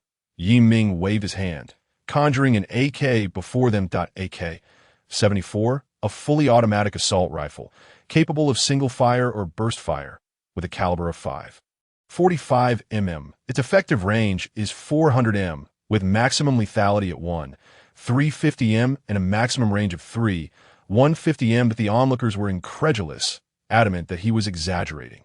Many had criticized the renaming of 10,000 realms currency to 10,000 realms coins, resulting in over an hour of revisions. Suddenly, an aide overheard the commotion and gasped, shouting loudly, "Protect the Emperor! Protect the Emperor!" Li Shimin, holding the firearm, took a few steps back, astonished at the weapon's recoil. He had inadvertently stumbled backward. He glanced at the 4 individuals beside him, who had instinctively recoiled a bit, not due to a lack of strength, but rather because they had not anticipated the force of recoil at all. "Step back, it's fine." Just then, the imperial guards who had rushed forward were ordered to retreat by Li Shimin at that moment. The 4 looked at their firearms in sheer astonishment. The sound was deafening, nearly rendering them hard of hearing. "It almost took me aback. What a remarkable piece of equipment. Your Majesty, if this were on the battlefield, it would surely startle them." Cheng Yaojin felt as though he had stumbled upon a new world. Fiddling with the gun and turning to Li Shimin to speak. "Your Majesty, this..." Li Shimin was taken aback and quickly shouted, "Do not point the gun at anyone." Qin Shubao promptly lifted the firearm, seizing it away. "Cheng Yaojin, are you attempting to assassinate His Majesty?" Cheng Yaojin, still bewildered, was oblivious to the gravity of the situation. "Isn't this weapon just a bit loud? Isn't it meant to intimidate? What are you saying?" "I, old Cheng, am utterly loyal. How could I ever contemplate harming His Majesty?" Upon seeing the gun taken from him, Li Shimin breathed a sigh of relief. "This weapon is far too perilous," Qin Shubao scolded. "You foolish pig! Look at the target ahead." Since they were all novices, the target was not positioned too far away, merely about 10 meters in such a short distance, although they did not hit the bull's eye. There was still a hole on the edge of the target. Cheng Yaojin scratched his head, initially failing to grasp the significance of the hold. It wasn't until Qin Shubao aimed and fired again, leaving another hole in the target, that Cheng Yaojin comprehended the implications. Cold sweat broke out on his brow. He hurriedly knelt before Li Shimin, realizing that had he accidentally pulled that trigger, His Majesty might very well be lying on the ground now. "Your Majesty, I deserve 1,000 deaths. I nearly harmed you. Please, punish me." Li Shimin waved his hand. "Enough, rise. Ignorance is no crime. I should not have allowed you, this simpleton, to come here. First, disengage this part of the gun and ensure the safety is on." "Yes, that's it. What do you think of this weapon?" Chang Sun Wuji promptly inquired. "A splendid weapon. If it can pierce a hole in the target, it surely can do the same to a person. But I wonder, what is its range?" Yu Qigong nodded in agreement. "If its range is greater, then this weapon would indeed be formidable." Cheng Yaojin and Qin Shubao looked at Li Shimin with excitement. The power of this weapon was astounding. Li Shimin pondered the data Yi Ming had provided and related to them. This weapon is called the AK-74, with a maximum range of 150 meters, over 6 li. "What? 6 li?" Cheng Yaojin exclaimed loudly, startling the others. Shimin shot him a glare and continued. "However, the maximum lethal range is only 1,350 meters, roughly 2.5 li, with an effective range of merely 400 meters, less than 1 li. Around 250 steps." Qin Shubao stroked his chin. "The effective range means that within this distance, its power and accuracy are high. So as long as one aims within 250 steps, they can hit the target. This is far superior to our archers, who typically aim to hit a target within 50 steps, with even the best marksmen only reaching 100 steps at most. This is truly a divine artifact." Cheng Yaojin was brimming with excitement, nearly leaping with joy. Your Majesty, let me give it a try." Li Shimin nodded, adjusting the gun in his hands, disengaging the safety, and switching it to full automatic mode. "Move forward, stand 5 meters from the target, and pull the trigger without releasing it. This gun has significant recoil, so you must push down on the barrel to ensure it remains aimed at the target." Cheng Yaojin nodded eagerly, taking the gun with the muzzle directed at the ground. "Your Majesty, fear not. I was unaware of the gun's power earlier. Otherwise, how could it have made me recoil?" Cheng Yaojin walked to within 5 meters of the target and lifted the firearm. Li Shimin instructed, "This gun has 2 modes. One is a single shot we just used, firing 1 bullet per trigger pull, and the other is continuous fire, allowing for 30 bullets to be discharged in succession." "Bullets? You mean those golden objects, like arrows, firing 30 bullets in succession?" The legendary Zhuge crossbow. Cheng Yaojin pulled the trigger, and the sound of explosions filled the air, causing the muzzle to rise. He quickly pressed down to steady the gun. But just as he stabilized it, the bullets were expended. The surrounding imperial guards and eunuchs stared in astonishment, bewildered by the deafening noise. Cheng Yaojin glanced at the target, which was now reduced to half. The other half had splintered into fragments on the ground. "What a magnificent weapon! Your Majesty, why has it ceased to function?" "Pulling this trigger no longer produces any arrows. There are no more bullets. It can only hold 30 rounds at a time. And once those are used, it needs to be reloaded." Li Shimin then looked at a grenade nearby, picking one up. "And this a grenade." He pulled the pin and hurled it with force. A few seconds later, a resounding boom erupted, creating a crater in the ground and sending dust flying. The 4 were startled, the sound reminiscent of thunder, and the destructive power was staggering. If thrown near a person, it could surely blow them away. All right, you all put away this weapon and follow me back to the study. In the study, Li Shimin gazed at the four and directly asked, "What do you think of this weapon?" "Excellent, truly remarkable. With it, I could easily subdue the surrounding Turks. Your Majesty, this weapon would greatly assist our soldiers. If we had a few hundred of them, pacifying the Turks would be a simple task." "This should be mass-produced," the three unanimously agreed, eager for a large supply, while Changsun Wuji contemplated the matter. How did His Majesty acquire such a weapon? It seems unlikely that we could manufacture such a thing. It appears to be iron, yet is not iron, with intricate internal mechanisms. Such an item is unlikely to be mass-produced. Most importantly, this thing is far too dangerous. Li Shimin nodded. Having witnessed the weapon's power, he understood its potential to aid him. However, its might was indeed alarming. As for how it came to be, that is not your concern. That I need you to dispatch your most trusted individuals to assemble a team, and I will equip them with these weapons. Following that, I require you to lead these individuals to unify the entire world. Not just the Central Plains, but the entire world. Yi Ming waited downstairs for a while, speculating that Li Shimin would return shortly. Indeed, that was the case. Li Shimin soon returned, bringing with him 500 AK-74S, 1000 grenades, and 10 handguns.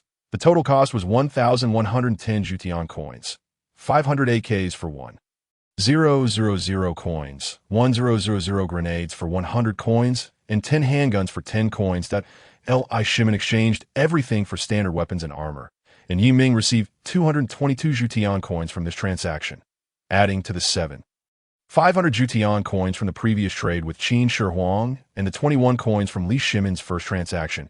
Yi Ming now had a total of 15,504.2 Jutian coins, originally possessing 30,000 Jutian coins. He now had 31,504.2. After seeing off Li Shimin, Yi Ming was about to return to the first floor when the vortex began to ripple once more. Sighing, he sat down again. A white woman in a black leather jacket with short hair emerged from the vortex. From her gaze, Yi Ming sensed an ironclad will coupled with a hint of vengeance. Name: Celine. Identity: World of Night Legends.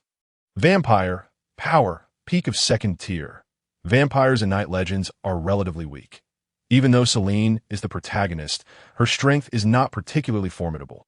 Night Legends is a world of werewolves and vampires, both of which have been in a constant state of conflict.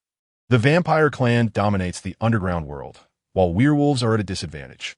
Both sides seek to eliminate each other, leading the vampires to secretly establish a group of elite vampire warriors known as the Walkers of Death, which produces werewolves on a large scale. Celine is one of them. Dubbed the Goddess of the Moon, Celine was adopted at a young age by one of the vampire leaders, Victor. Not only did Victor bestow upon her the gift of immortality, but he also trained her to be far more formidable than the average vampire. In this world, vampires are significantly weaker than those from other realms. Even elite vampire warriors resort to using firearms to slay werewolves. However, in other aspects, they share similarities with their counterparts from different worlds, such as the necessity to consume blood, their exceptionally long lifespans, and even true immortality. Werewolves, too, resemble those from other realms, possessing the ability to transform into both werewolf and wolf forms. Before she could acquire the dragon essence and phoenix blood, she encountered a vampire instead. This must surely be the first tradable item capable of granting longevity. Whether one can live indefinitely remains uncertain. Yet living for several millennia is undoubtedly feasible. Moreover, this is not akin to the elusive elixirs of immortality that only allow survival within one's own realm.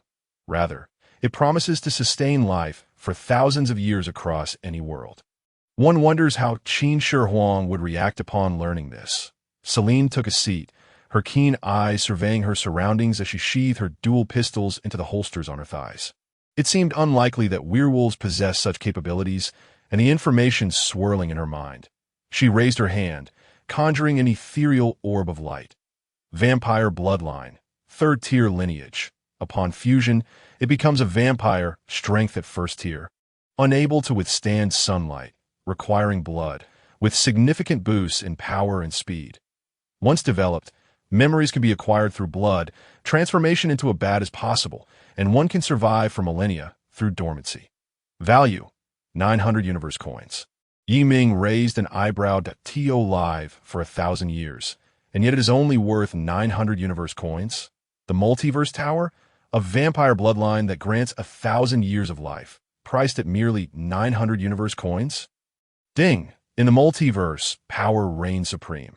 Even if one can live for 10,000 years, encountering a fourth-tier powerhouse would still result in death. Therefore, the vampire bloodline is classified as a third-tier lineage, and its price reflects that tier. This assertion holds a semblance of truth. No matter how long one lives, strength is ultimately limited. Encountering a formidable foe would still lead to demise. First, one must survive to live long. Upon observing the orb in her hand, Celine finally believed. She settled onto a nearby sofa. Her curiosity piqued as she gazed at Yi Ming. To her surprise, the owner of the Multiverse Tower appeared rather ordinary. At least he appeared so. Owner, I wish to trade this. All right, 900 universe coins. Here's the multiverse token. Yi Ming handed the token to Celine, appraising her from head to toe. Celine bore a resemblance to Alice.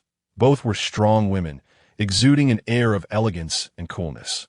Celine hesitated, uncertain of what 900 universe coins could purchase. Owner, is there anything that could swiftly suit my needs? Yi Ming pondered briefly. Training her in internal arts seemed impractical. Vampires inherently possessed power, and introducing internal arts might lead to conflict. The blood body's efficacy for her was uncertain, yet it should hold some merit. After all, the blood body was formed from the blood of the fire Qilin, and it should contain a trace of the Qilin's essence, which would likely benefit a vampire. However, it was evident that her universe coins were insufficient. I have one, but your universe coins are inadequate. However, you may spend 500 universe coins to purchase a piece of information from me. Celine did not hesitate and nodded. All right, please tell me. Werewolves are seeking a doctor named Michael Coven. He is a descendant of Alexander Coventus and the only pure human untainted by corruption. His blood can merge the genes of werewolves and vampires, granting a hybrid lineage. Moreover, his blood allows vampires to withstand sunlight. Celine jumped to her feet, astonished at the prospect of a werewolf-vampire hybrid. No wonder the recent behavior of the werewolves had been so peculiar. It was all due to this and the ability to resist sunlight. How splendid! Acquiring such vital information for merely 500 universe coins was a steal. Thank you, owner. By the way, can werewolf blood be sold?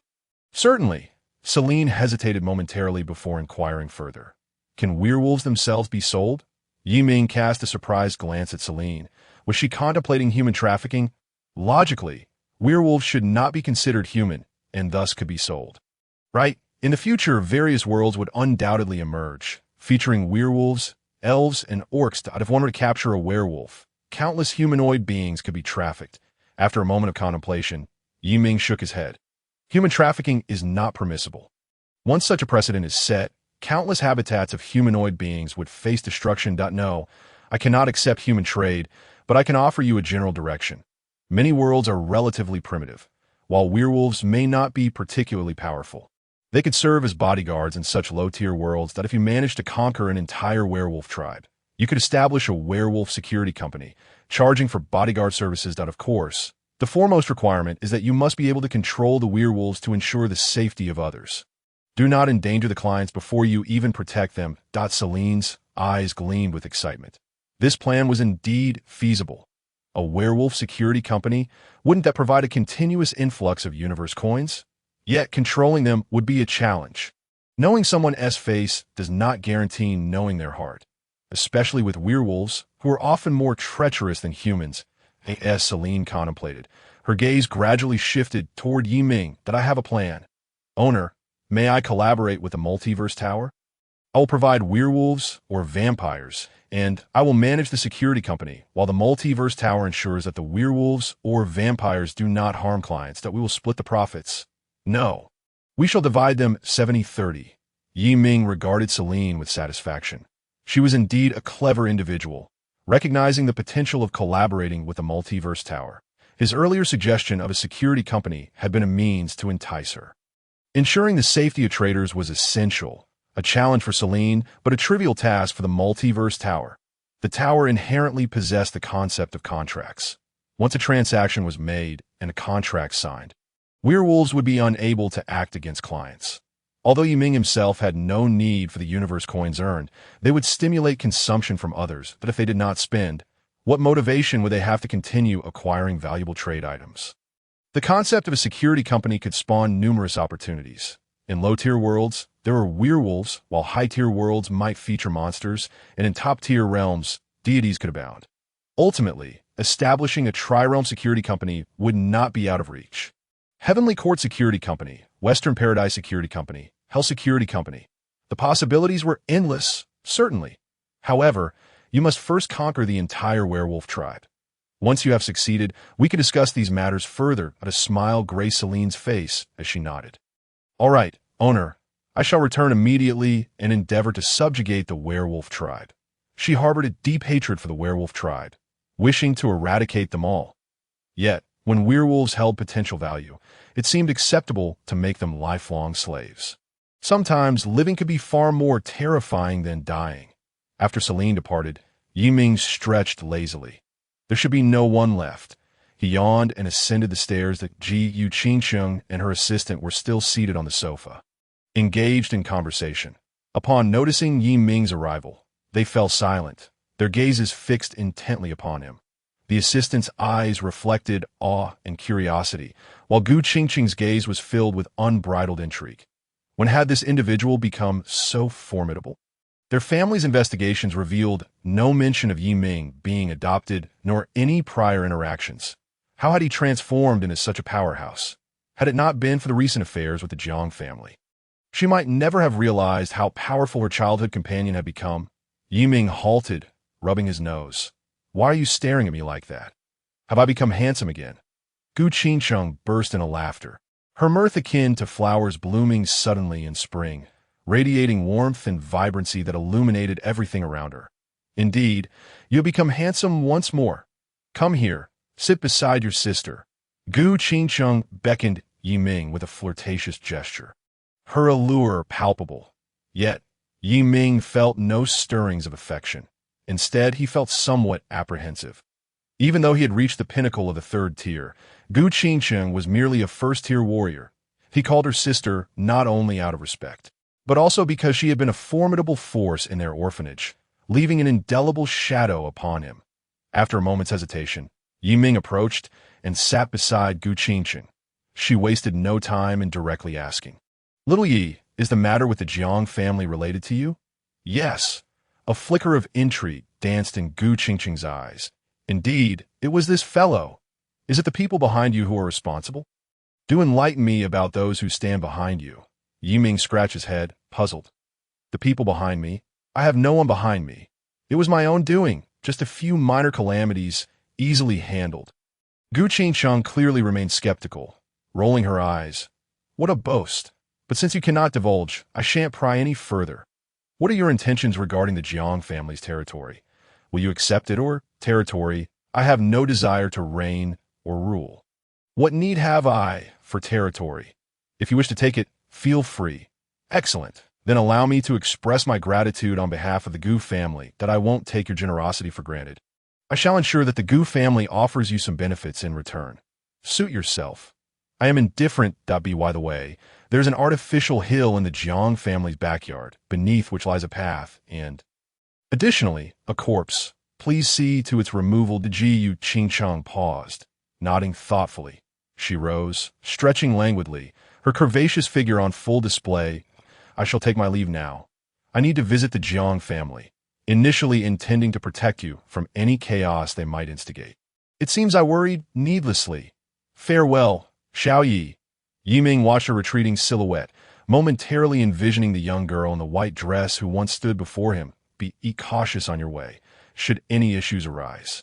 Call me, and I shall assist." Gu Qingcheng remained silent, yet a subtle smile graced her lips. She waved farewell and departed the villa. Once she left, Yiming did not linger on the sofa. After refreshing himself, he retired for the night. Meanwhile, the Mu family received the news of the Jiang family's extermination. The patriarch of the Mu family, weary and burdened, finally exhaled in relief as he returned to his chamber. His earlier suspicions were confirmed. Yi Ming was indeed extraordinary. He had wagered correctly. Tomorrow, he would advise his daughter to engage more with Yi Ming, hoping something might blossom between them, and as the head of the Mu family felt his eyelids grow heavy. He gradually succumbed to slumber. Besides the ever-watchful Mu family, the four great clans were also apprised of the situation.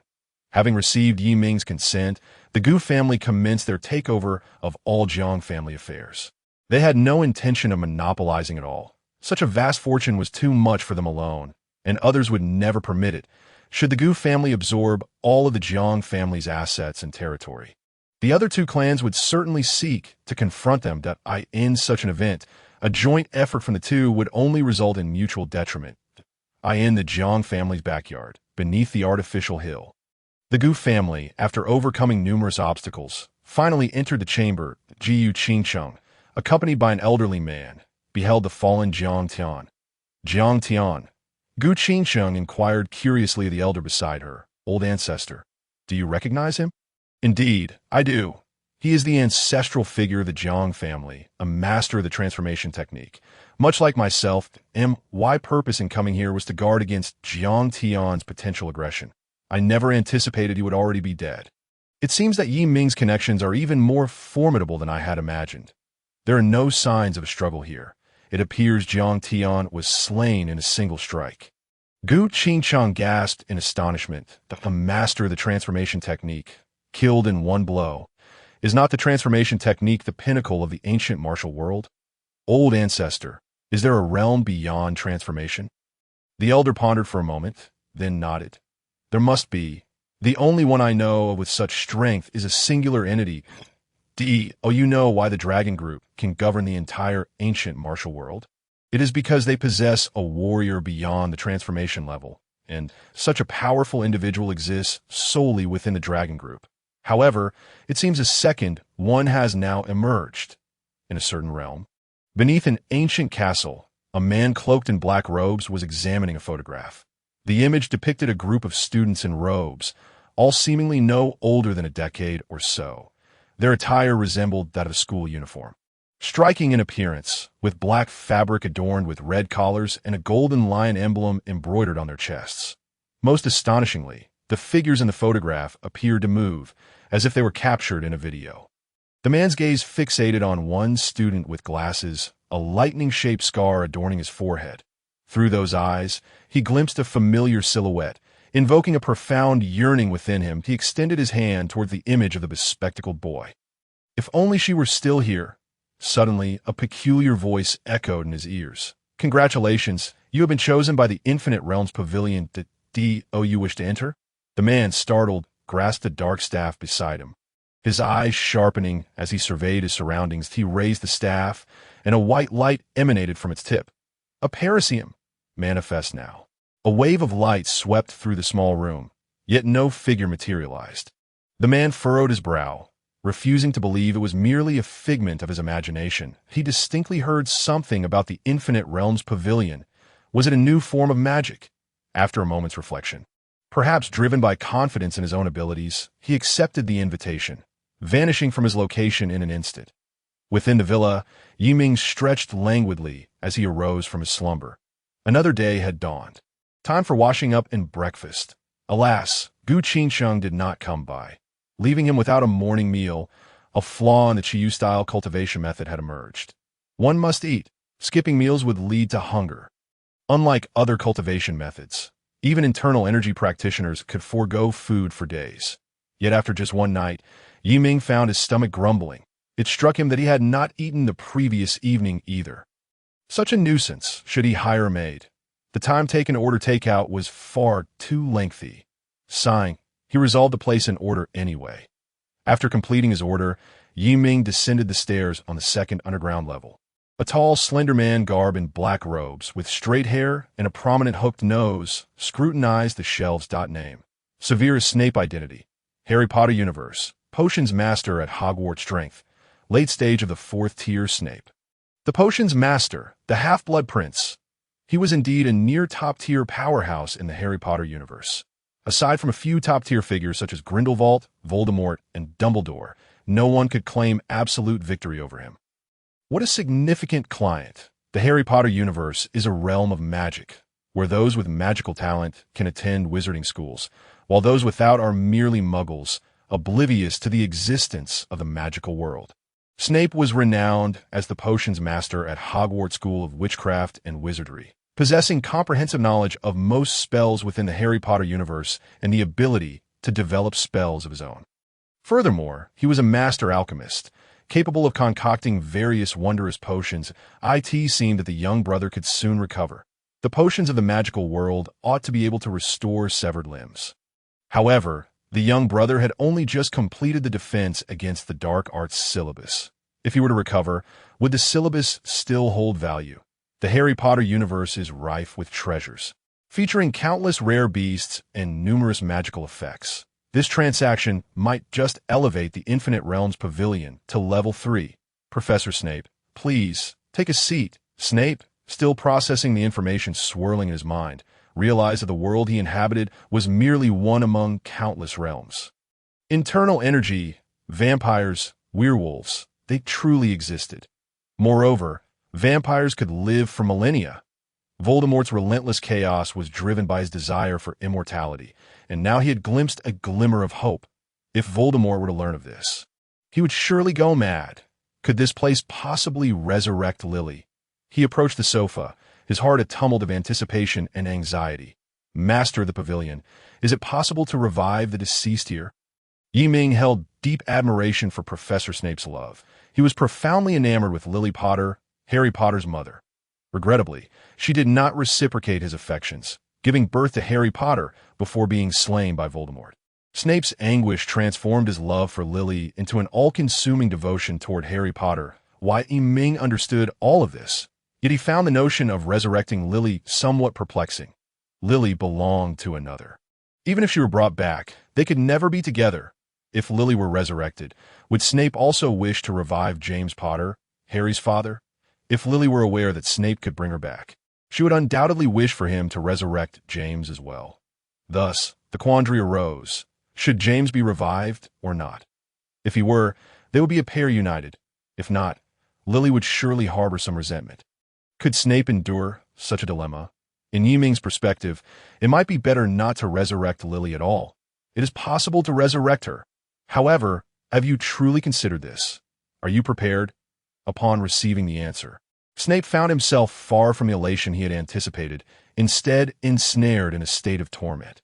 What Yi Ming could conceive, he too was capable of envisioning, and to a far greater extent. Voldemort was still alive. Should he discover that Lily had been resurrected, he would undoubtedly seek her out.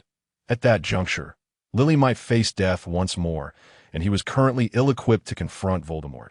Perhaps if resurrection were unattainable here, it might afford him a modicum of respite. Snape exhaled deeply, momentarily at a loss for words. Do not rush. Take your time to ponder. Yi Ming retrieved his phone and chanced upon a message from Mu Yiren. Brother Yi, do you have some time? I would like to invite you to dinner. No time. I've been quite busy lately. Yi Ming decisively declined, for he was still preoccupied with matters concerning the Wanjia building. What was there to dine upon? As the vortex within the room began to ripple, Yi Ming raised an eyebrow. Another visitor was imminent. He tucked his phone away and turned his gaze toward the vortex. A young man clad in a pure white kimono and deep blue trousers materialized, appearing no older than 15 or 16 years.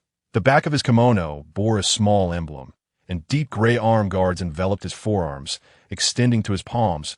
A purple cord belt cinched his waist, from which a sword was sheathed. His expression was markedly severe, as if one owed him a considerable sum of money. Recognizing the familiar attire, Yi Ming arched an eyebrow. This individual must belong to that realm. How fortuitous, for it bore a slight resemblance to the world of Harry Potter. Predictably, this was yet another relatively elevated world. A fortuitous start. It seemed there was little doubt he would reach level 3 today. In the capital of Longhua, Shangjing City, a meeting was underway in a conference room, addressing the annihilation of the Jiang family.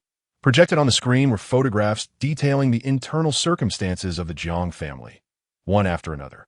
The Jiang family, one of the 4 ancient martial arts families of the South, had been exterminated overnight. All members perished. Those who managed to escape only knew that someone had ventured into the Jiang residence, but had not glimpsed the perpetrator. Those who had seen the murderer had not escaped, all meeting their demise within the Jiang household. What are your thoughts on this matter? The man seated at the head of the table furrowed his brow, a helpless sigh escaping his lips. That it has been years since such an incident has transpired in Longhua.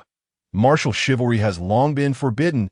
Ever since the Long Group was established, it has ruthlessly suppressed all families and sects. Who would dare extinguish another family's lineage? This is sheer lawlessness. What vendetta could justify such a massacre? We must ensure the perpetrator faces severe punishment. Otherwise, how can the Long Group maintain order among the remaining ancient martial artists? Such audacity!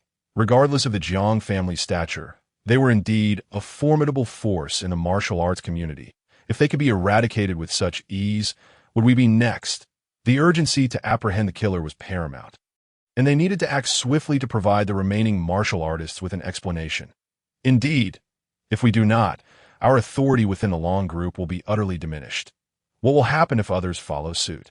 Longhua cannot descend into chaos. The leader of the Long Group wore a grim expression. Was he oblivious to these facts? Of course not.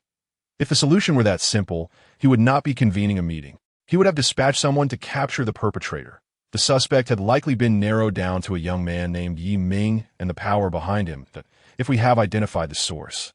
Then why delay in apprehending him? What force dares to oppose the Long Group? Capture this young man and demand an explanation from his associates. Indeed, what era are we in, thinking that a mere proficiency in ancient martial arts grants invincibility? The leader of the Long Group lightly tapped the table and unveiled another photograph. The Jiang family's master had also perished, seemingly having been swiftly dispatched. Thus, it was highly probable that Yi Ming's backing included a formidable figure of higher prowess. A silence fell over the room as they exchanged glances, contemplating the situation. Perhaps we should first communicate with them, understand the circumstances surrounding this incident. Ahem. I feel that directly apprehending individuals may be somewhat inappropriate. I have heard of the Jiang family's dealings with ordinary people, albeit without leaving evidence that it is possible they provoked a senior figure, leading to a retaliatory strike. Communication should take precedence. If we could persuade this senior to join the Long Group, it would be even better. An elderly man with a head of white hair scoffed, slamming his palm on the table. A bunch of cowards. Whether or not they possess superior strength, do we lack capable individuals in the Long Group? This individual has taken the lives of dozens. He should be captured. Can he withstand bullets or missiles? We are an official organization, representing the state.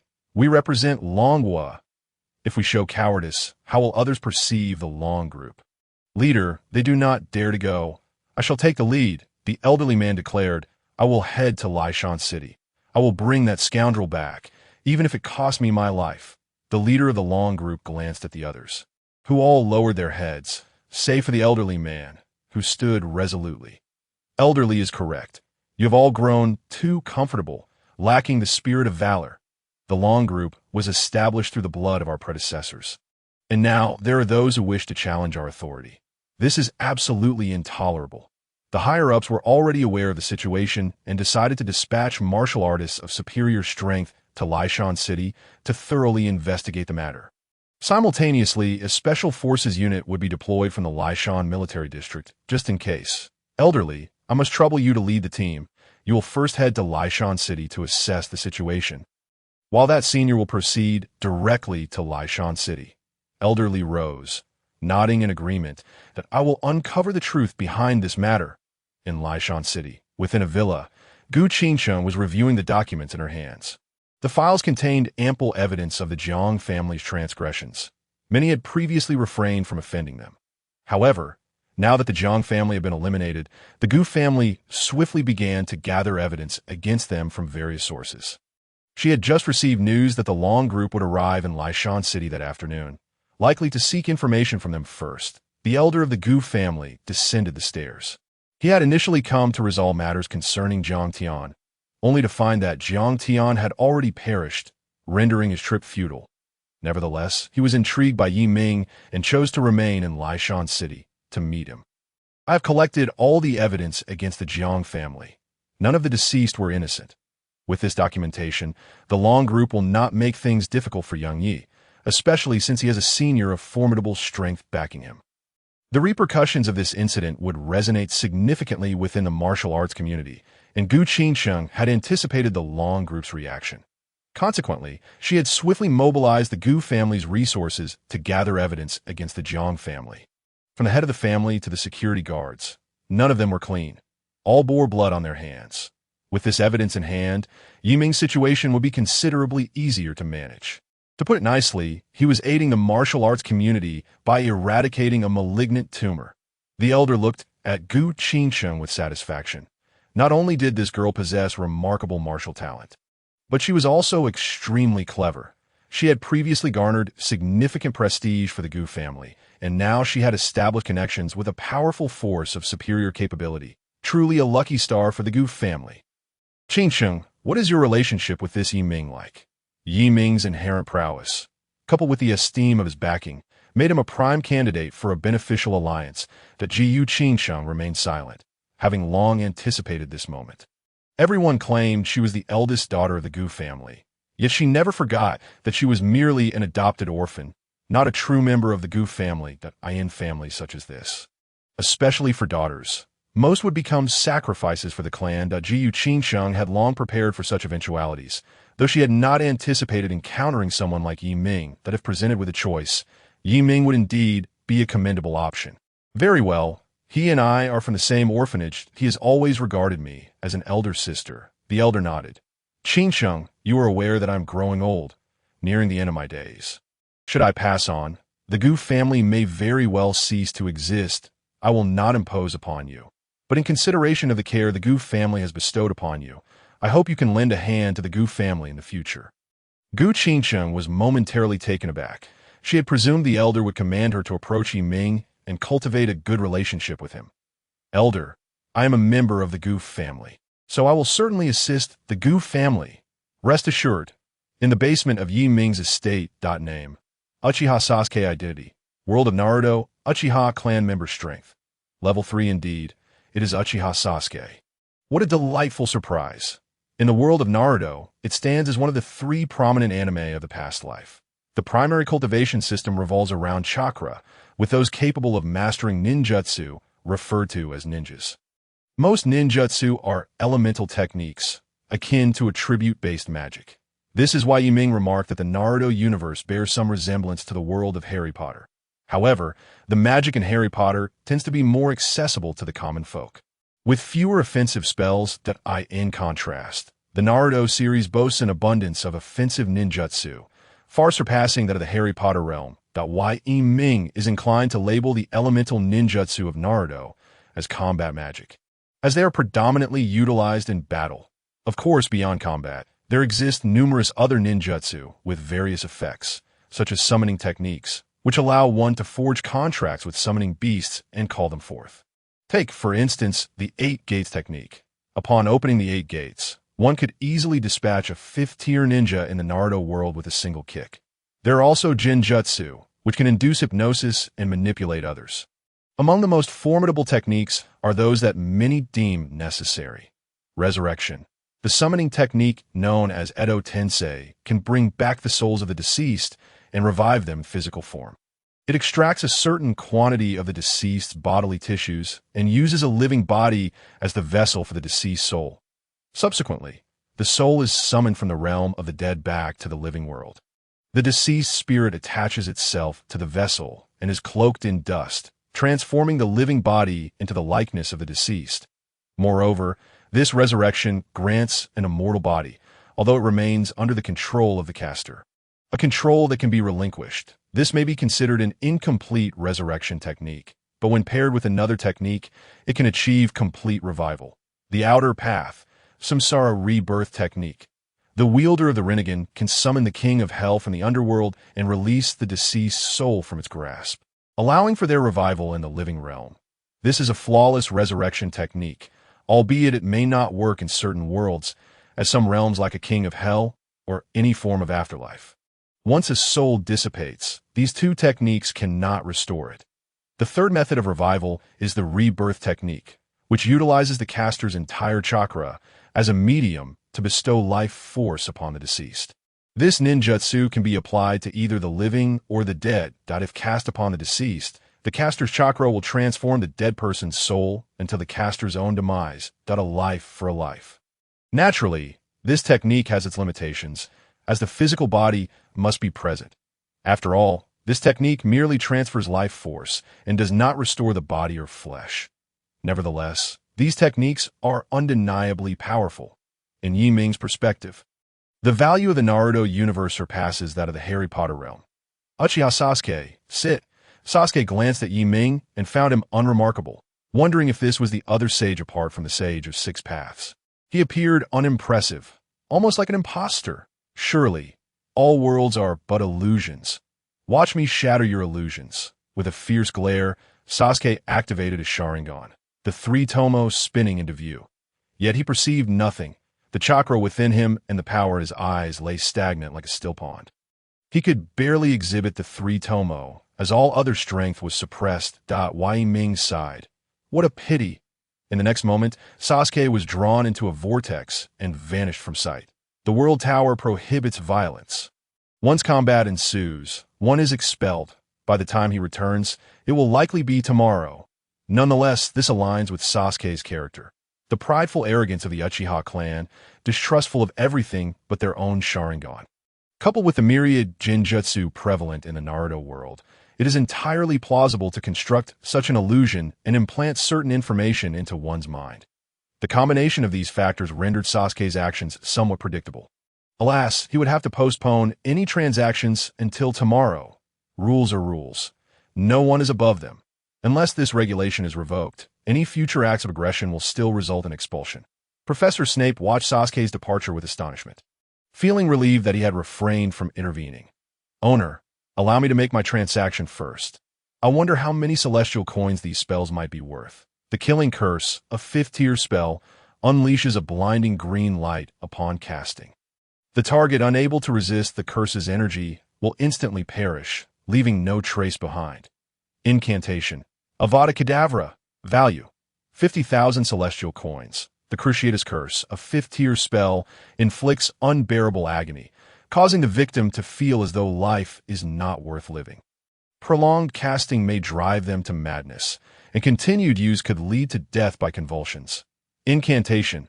Crucio. Value. 30,000 celestial coins. The Imperial's Curse, a 5th-tier spell, renders the victim's mind blank, filling them with overwhelming happiness. They will obey the caster's commands unconditionally. Incantation. Imperio. Value. 35,000 celestial coins. The Legilimency spell, a 4th-tier spell, allows one to gaze into another's eyes and read their emotions and memories. Incantation. Legilimens. Value. 7,000 celestial coins. The mind-blocking spell, a 4th-tier spell, seals the mind to guard against magical intrusion and influence. Value. 9,000 celestial coins.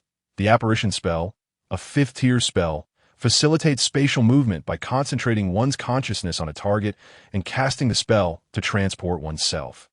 Breaking through space requires immense magical power. Insufficient power may result in the loss of a body part during the transfer. Note: the spatial integrity varies across worlds. The stronger the world, the more challenging it is to breach its space. Value: 90,000 celestial coins. Pure Blood Wizarding Lineage, a 5th-tier bloodline, enables the fusion of bloodlines to cultivate magical power, allowing the use of spells. Value: 50,000 celestial coins. Yi Ming surveyed the lengthy and densely packed exchange list, his spirits soaring with delight. Professor Snape, you truly are a generous soul. There are 5 5th-tier items for trade, including the 3 unforgivable curses, the Wizarding Bloodline, and the Apparition spell, the latter of which commands the highest price. What astonished him most was the Apparition spell, not due to its high tier, but rather its surprisingly low classification. Instantaneous movement, spatial translocation. Yi Ming had expected it to be classified as a 7th-tier spell. Yet it was merely a 5th-tier spell, perhaps due to its stringent limitations? Quite possibly. It necessitates immense magical power and familiarity with the destination, along with concentrated focus. Most significantly, the cautionary note indicated that spatial attributes differ across worlds. The stronger the world, the more difficult the spatial breach. The apparition spell's 5th tier classification likely permits it to traverse spaces within worlds ranked 5th tier and below. Moreover, the killing curse is not an assured death sentence. It can be resisted with one's internal energy, and only upon failing to do so will death ensue. This highlights the distinctions among worlds. Abilities that are invincible in certain realms may not hold the same weight elsewhere. Furthermore, although the killing curse appears formidable, it may not be particularly effective against individuals from other worlds. Merely raising a hand could allow an equally ranked 5th tier opponent to close the distance and deliver a punch. Regardless of how powerful a spell may be, it must connect to have any effect. After all, a wizard's physical form remains quite fragile. Proximity to danger is akin to facing death. 5 5th tier spells, 45 4th tier spells, 71 3rd tier spells, 103 2nd tier spells, and 154 1st tier spells, totaling 543,200 celestial coins. Yi Ming inhaled deeply, a staggering sum of 540,000 celestial coins. This exceeded the total of all previous transactions combined. He raised his hand and presented the world token to Snape, stating, "This is the world token. The celestial coins are contained within, allowing you to return to the world tower." Snape nodded, his mood hardly improved. "May I inquire how many celestial coins are required for resurrection?" There are 3 methods for reviving the deceased. The first involves mastering a technique for resurrection oneself, which is quite challenging and time-consuming. The cost is estimated. Uchiha Sasuke, being a 3rd tier ninja, appears to be at a stage shortly after departing from Konoha, as evidenced by the absence of his forehead protector, likely post the Valley of the End battle. At that time, Sasuke would not have possessed the strength of a Hokage. Thus, considering the tiers, a Kage-level ninja or higher would likely possess 5th tier strength, while the Sage of 6 Paths could be either 5th or 6th tier. And Otsutsuki's strength is most probably 6th tier. Additionally, given the unique nature of the outer path, Samsara rebirth technique, it is reasonable to estimate the cost to be at least at the peak of the 5th tier. Around 90,000 celestial coins. The 6th tier is rather difficult to articulate. The gap between 100,000 and 990,000 Jutian coins is quite substantial. Moreover, one must certainly acquire the Sharingan and cultivate it to the Rinnegan stage. The chakras of Ashura and Indra are also required. It is likely that 540,000 Jutian coins will prove insufficient.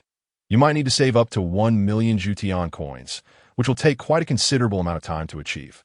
As for an alternative approach, you could seek out traders who have mastered such arts, and, through transactions, have them assist you in resurrecting individuals. This method would be much quicker and certainly more economical. The third option involves utilizing rare materials or divine artifacts that can directly resurrect the deceased. However, these would undoubtedly come at a higher price than the first 2 methods. Severus Snape nodded thoughtfully. Acknowledging the financial constraints, after all, it is better to be aware than to remain in a state of indecision. Thank you for the information, esteemed host, that I wish to procure some items that I do not desire the vampire lineage. Would it be possible to obtain merely a small quantity of blood? Indeed, vampires exist within the Harry Potter universe, yet there is a conspicuous disparity. The vampires there do not possess such extended lifespans. He was intrigued to explore why the vampires of the Night Legend world could live so long. Perhaps he could concoct a new potion, just a small amount of blood. Bloodlines are not the same as mere blood. Where would I procure some for you? Wait, let me summon someone who possesses vampire blood. Snape's words sparked an idea in Yi Ming's mind. Blood could indeed be traded. Vampire blood, werewolf blood, the blood of mythical beasts, and the blood of the fire Qilin could all be utilized in potions, alchemy, or even in Orochimaru's human experimentation. If Selene were to casually slay a werewolf, how much blood would be wasted? Yi Ming sent a message via the Wanjie Tower to Selene, awaiting her arrival. Vampire blood, werewolf blood. I'll have it shortly. Are you looking to study potions? Here are some materials. Take a look and see if you require any. A plethora of ethereal images materialized before Yi Ming, with the foremost being Blood Bodhi. Blood Bodhi, a 4th tier treasure, formed slowly from droplets of fire Qilin blood upon the ground, enhancing one's internal power by 30 years. Value, 1,000 Jutian coins at a millennium-old Hisho Wu, a 2nd tier treasure. valued at 99 Jution coins. A millennium-old ginseng, also a second-tier treasure, valued at 99 Jution coins, an array of various medicinal materials. Upon witnessing these, Snape waved his hand and accepted them all. I shall take them all.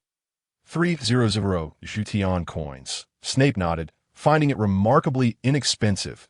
In the Night Legend world, Selene, clad in leather, raised her twin pistols and unleashed a barrage of fire upon a man dressed in black. In an instant, she appeared before him, drawing a dagger from her waist and striking downwards. The man howled, his body rapidly enlarging, tearing through his clothing to reveal the form of a werewolf with gray fur.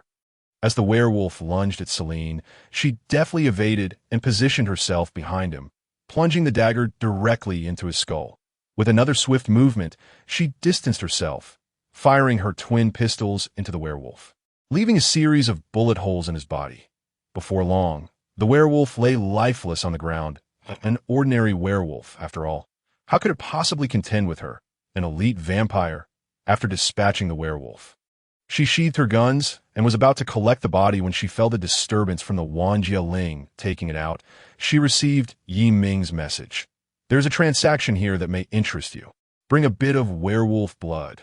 Selene blinked, glancing at the nearby werewolf, and walked over to lift its body, vanishing from sight. To the Wanjia Tower, Selene emerged, hoisting the werewolf's corpse. Yi Ming frowned at the sight. With a wave of his hand, the werewolf's body shrank rapidly, encased within a small bubble. Snape raised an eyebrow at the werewolf's body. This werewolf was distinctly different from those in his world. Host, is he the one with whom I am to trade? Yi Ming nodded, introducing them. This is Professor Severus Snape from Hogwarts School of Witchcraft and Wizardry in the Harry Potter universe. He wishes to purchase some vampire blood for potion research. Selene gazed at Snape with surprise. A professor from a magic academy. Surely he must possess magical abilities. Such things truly exist. Snape, this is Selene, a vampire warrior from the Night Legend world. Both Selene and Snape were of few words, exuding an aura of aloofness. How much do you require? 100 ml. Is that sufficient? Close enough. Without further ado, Selene drew a dagger and made a swift incision on her arm. Blood gushed forth, yet miraculously, the droplets did not fall to the ground. Instead, they floated in the air. Truly, as a vampire warrior, she was ruthless to her foes and even more so to herself. In no time, 100 milliliters of blood was extracted, and Selene expertly sealed the wound, causing the blood to coalesce and hover before Snape. How much for this, combined with the werewolf? Selene glanced at Yi Ming, indicating her willingness to follow his lead. Yi Ming smacked his lips. The decisiveness in their transaction was astonishing. The deal was completed in less than 20 words. Let me assess the value of this 100 milliliters of vampire blood and the werewolf. Second-tier vampire blood, 100 ml, classified as a second-tier material, valued at 1 Jution coin. Second-tier werewolf corpse, classified as a second-tier item, valued at 50 Jution coins.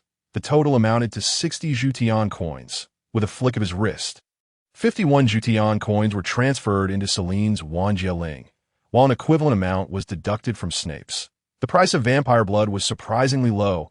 Despite being second-tier, it was merely 1 Jution coin. Yet, upon reflection, it made sense. After all, the second-tier werewolf corpse was valued at 50 Jution coins. However, each werewolf possessed far more than 5,000 milliliters of blood.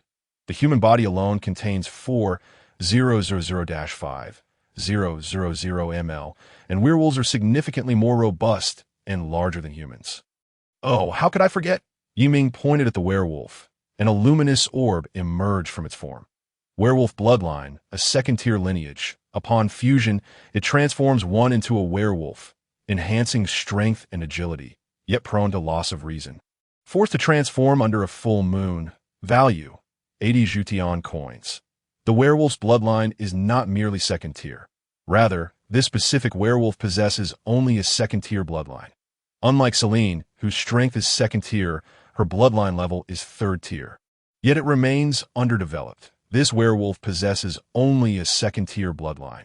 Even upon complete development, its power remains second-tier, which requires time to achieve. However, the werewolf's corpse can be fashioned into a puppet, directly embodying second-tier strength, and can also be utilized in potions and alchemy, rendering it a valuable second-tier material, thus justifying its price similarity to the bloodline. The 80 Jutian coins were promptly transferred. It was unfortunate that Celine had previously exchanged 500 Jutian coins for information. Otherwise, she could have procured the blood booty. Nevertheless, she remained quite pleased, having uncovered another lucrative avenue. The werewolf's corpse could fetch 50 Jutian coins. She lamented the waste of so many werewolves she had previously slain. At this moment, she felt a pang of regret, deeming her prior actions excessively wasteful. Host, if there is nothing else, I shall continue hunting werewolves. Go ahead. After Snape received his items, he did not linger. He intended to return to his potion research and continue accumulating Jutian coins. Once both departed, Yiming could no longer contain his inner joy, a smile gradually spreading across his face. 540,000 Jutian coins. A staggering sum. The only regret was that he still fell short of the 1,000,000 transaction threshold. Previously, all his transactions had amounted to just over 230,000. With the addition of his 540,000, he had merely reached 770,000, still lacking 230,000. However, with Uchiha Sasuke's arrival tomorrow, he was confident of achieving the 1,000,000 transaction mark. Level 3 was within reach. His own Jutian coins had also seen a substantial increase. Last night, Celine's transaction had netted 900 Jutian coins, coupled with the 131 just acquired, yielding a total of 1,031 Jutian coins, of which he received 1/5, equating to 206.2 Jutian coins. These amounts were trivial. The primary gain stemmed from Professor Snape's transaction, 543, 200 Jutian coins. 1/5 of that amounted to 108,640 Jutian coins. A staggering sum. Previously, he had accumulated a mere 31,504.2 Wanja coins, obtained through over 10 transactions.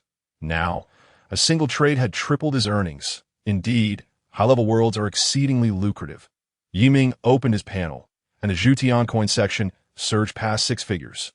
Name, Yiming level, 2 realm. Peak of the 3rd stage universal currency, 140,350.4 cultivation technique. Saitama style limit breaking method, 3rd layer connected worlds. Zujin, Harry Potter, Naruto, Underworld, Tianlong Babu, Ip Man, Myth, Fengyun, the return of the Condor heroes.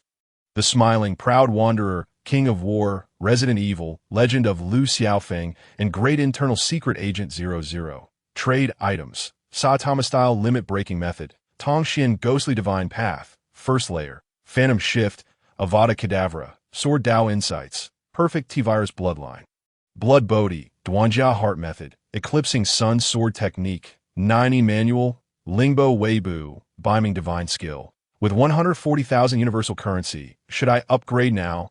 It would be a pity to let such a wealth of currency go unused. The 4th layer of the Saitama style limit breaking method requires 10,000 universal currency, and I need 100,000 universal currency for myself. After cultivation, I would become a formidable being at the peak of the 4th stage. However, that would leave me with only about 40,000 universal currency. When Uchiha Sasuke arrives tomorrow, I will surely reach level 3. His Sharingan bloodline must be a 5th or 6th stage lineage, and with Indra's bloodline, it should be quite formidable. Moreover, he possesses a plethora of ninjutsu. Should I wait until tomorrow to level up, or should I do it today? Yiming is uncertain about this exclusive technique.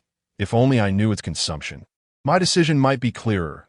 World Tower, reveal your secrets. What is this exclusive technique, and how much universal currency does it require? Ding, detected that the host is about to level up to level 3. Universal currency exceeds 100,000, meeting related conditions, hereby informing about the exclusive technique. Ding. The exclusive technique is a cultivation method prepared for the host by the World Tower, intrinsically linked to it. The greater the variety of trade items in the World Tower, the stronger the host's power.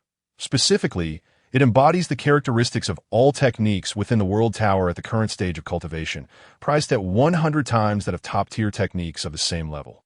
Directly imparted, no need for cultivation. As more people gather, trading becomes easier. Do not perceive it as excessive. Yi Ming gradually brightened, nearly leaping in excitement, but upon hearing the price, his expression darkened. 100 times the price of top-tier techniques. Does that mean reaching the peak of the third stage requires 1 million universal currency? No wonder it requires more than 100,000 universal currency to even mention it. This is outrageous. However, does this embody the characteristics of all techniques within the World Tower? Just as I imagined? World Tower. Does this mean that if I spend 1 million universal currency to become a peak third stage cultivator, I would possess all the characteristics of techniques within the World Tower, including inner strength, true energy, chakra, and magical power? Ding! Yes, that if the host cultivates the exclusive technique, the energy within will transform into exclusive energy, allowing the host to wield all capabilities present within the World Tower, including but not limited to martial arts, lightness skills, spells, incantations, ninjutsu, and bloodline powers. The more trade items the World Tower possesses, the more abilities the host will acquire. Newly added trade item abilities automatically integrate into the exclusive technique upon entering the World Tower, with no need for additional payment. However, please note that only the characteristics of currently possessed abilities will be available. Yi Ming took a deep breath. This is rather impressive. If he cultivates the exclusive technique of the third stage, it would be akin to mastering all techniques of the World Tower at that level. Encompassing all abilities of the third stage and below, he would gain the longevity of a vampire, the ability to manipulate souls through the Tongxian ghostly divine record, the power to cast magic and ninjutsu, and the prowess to utilize various martial arts. Moreover, these abilities would not require additional expenditure to learn. If he were to learn all these abilities individually, 1,000,000 universal currency would surely be insufficient. However, by cultivating the exclusive technique, he could learn them all. Once he incorporates the techniques of the myriad worlds into the World Tower, he would be simultaneously cultivating all techniques of the myriad worlds. This truly befits the exclusive technique of the World Tower Master. One can only say it is remarkably synergistic. Yet, will there be any drawbacks associated with these techniques? World Tower, what about the drawbacks? Are you there?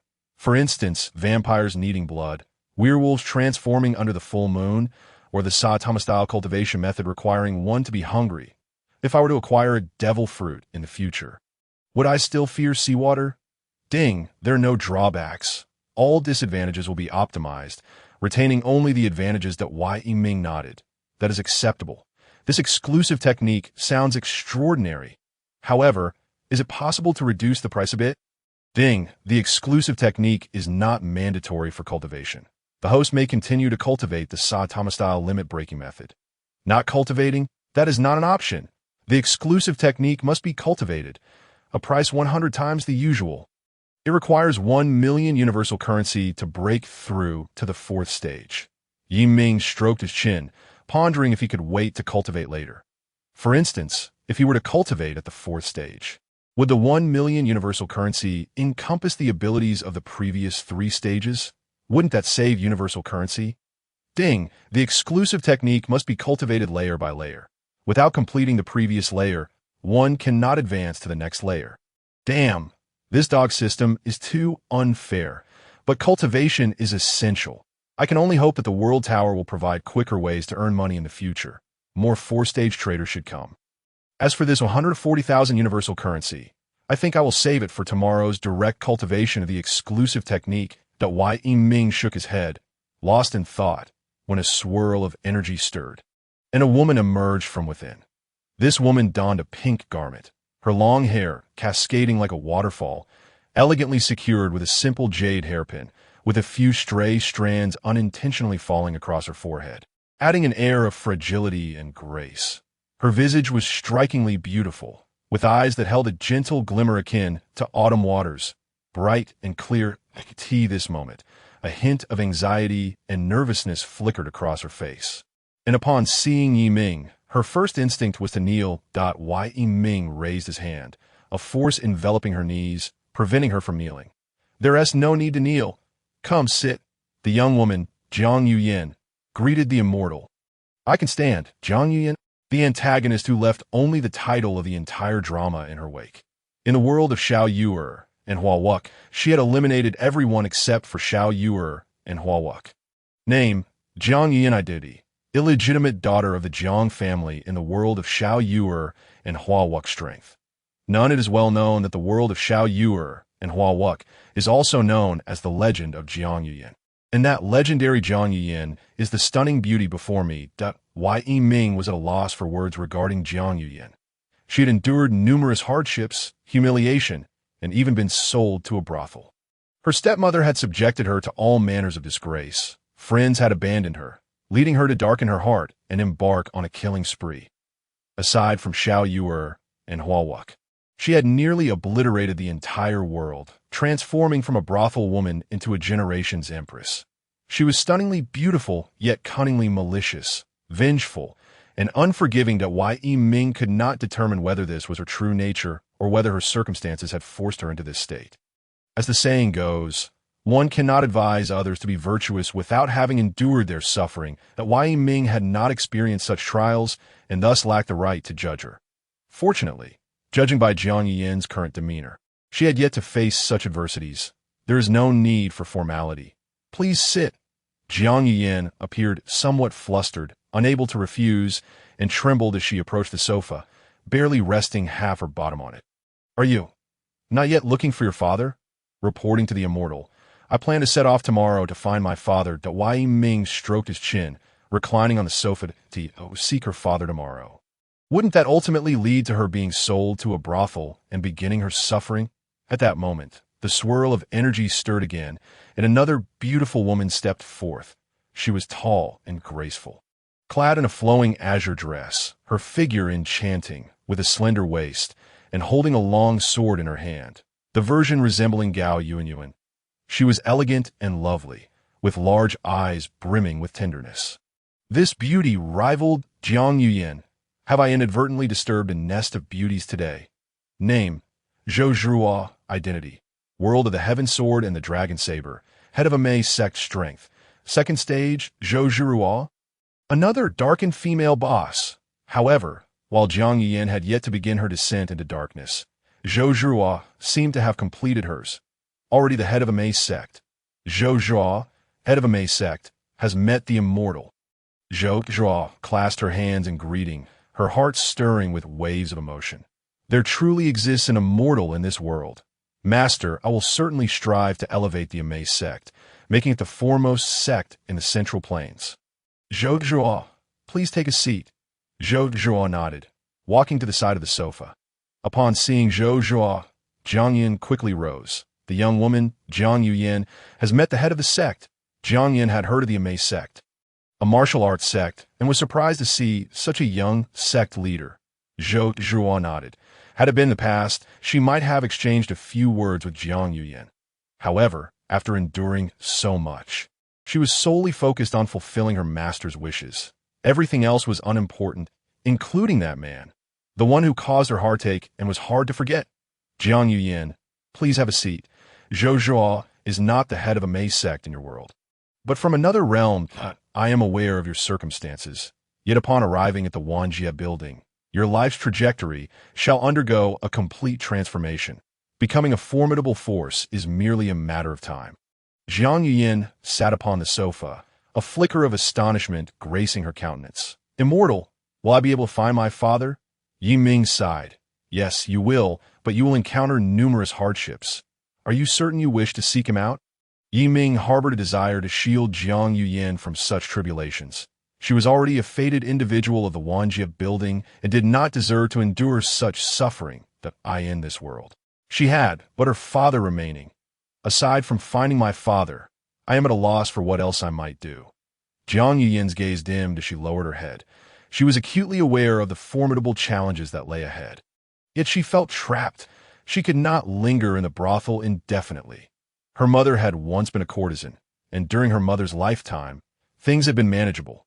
Now, however, with her mother's absence, remaining in the brothel was far from ideal. Zhou Zhuo cast a glance at Jiang Yuyin, recognizing that her own plight was even more dire.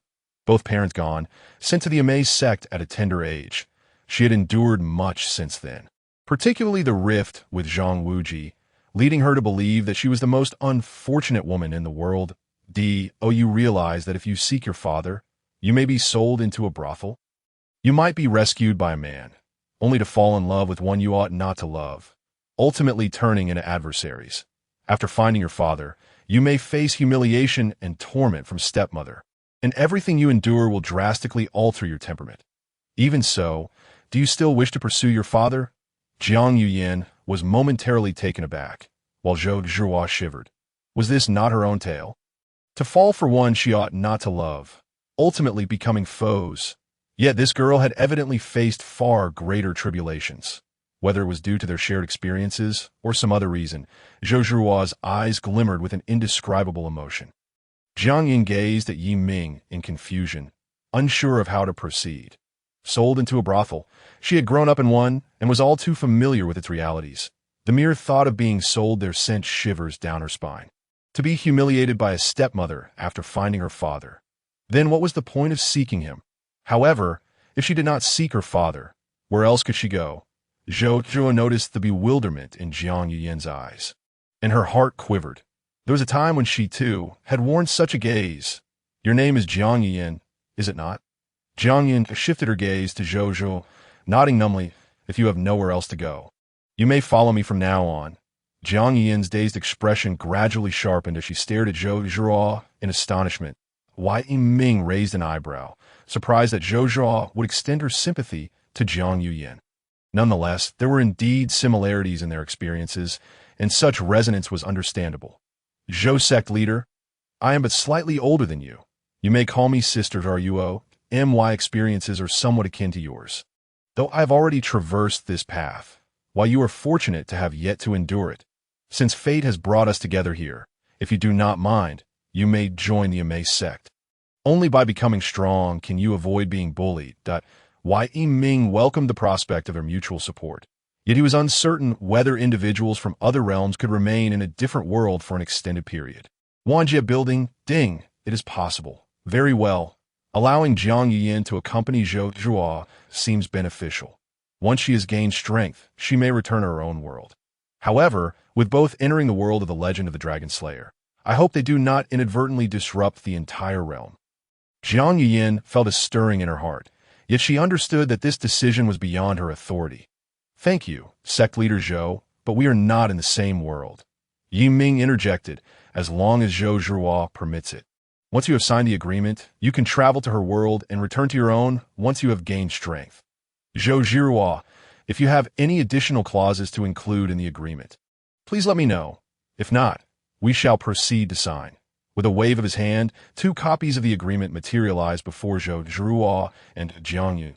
The agreement was straightforward, allowing Jiang Yuyin to enter Zhou Zhuhua's world.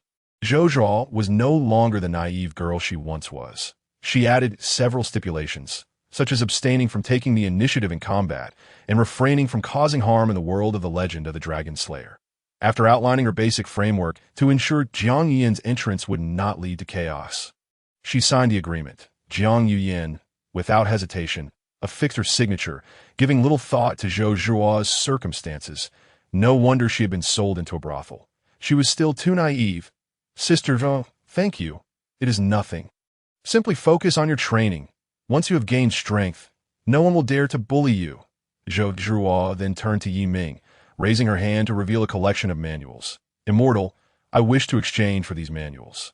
Amei's 9 Suns Technique, 2nd tier manual, valued at 30 celestial coins. Amei Sword Technique, 2nd tier manual, valued at 20 celestial coins. Golden Summit Cotton Palm, 2nd tier manual, valued at 20 celestial coins. Snowfall Through the Clouds Palm, 2nd tier manual, valued at 40 celestial coins. The Dragon Subduing 18 Palms, already recorded. The 9 White Bone Claw, already recorded.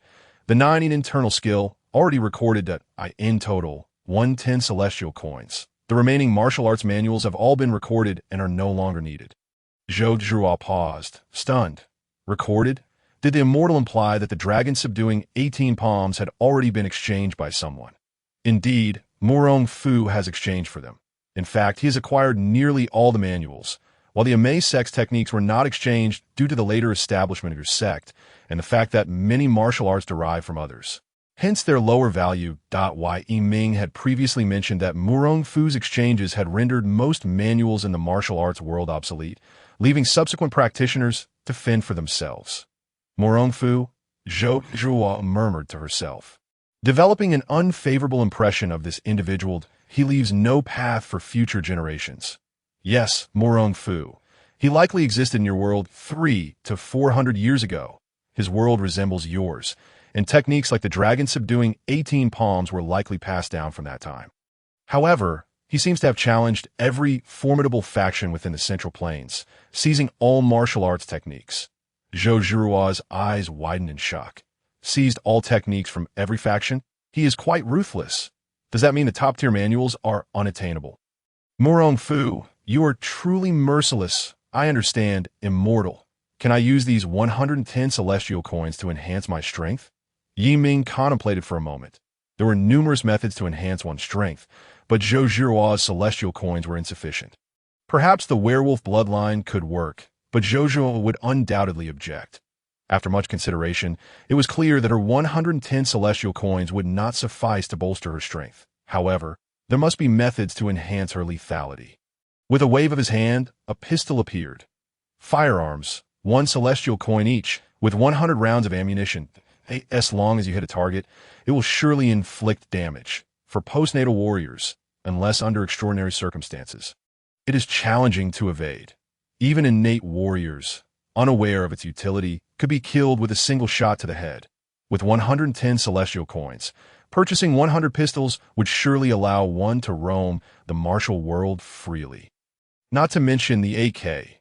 Within 400 meters, with proper training, 50 AKs firing simultaneously could wreak havoc even against innate warriors. Since martial arts could not provide assistance, firearms would suffice. Firearms could address other factions, allowing them to exchange for manuals and celestial coins, subsequently enhancing their martial prowess.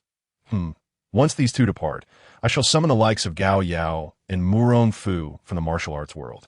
One seeks to unearth Qin Shi Huang's tomb, while the other aims to restore a nation. With these weapons, it would be akin to divine assistance. Zhou Zhuo's eyes flickered with astonishment. She had heard of innate warriors, but had never encountered one. In her view, they were invincible beings, yet could they truly be felled by such a diminutive, concealed weapon? But this was the word of the immortal, so it must be true. Immortal, I will take 10 of these pistols to test their effectiveness. Certainly, but I must remind you, aside from martial manuals, elixirs, herbs, and divine weapons can also be used as trade items.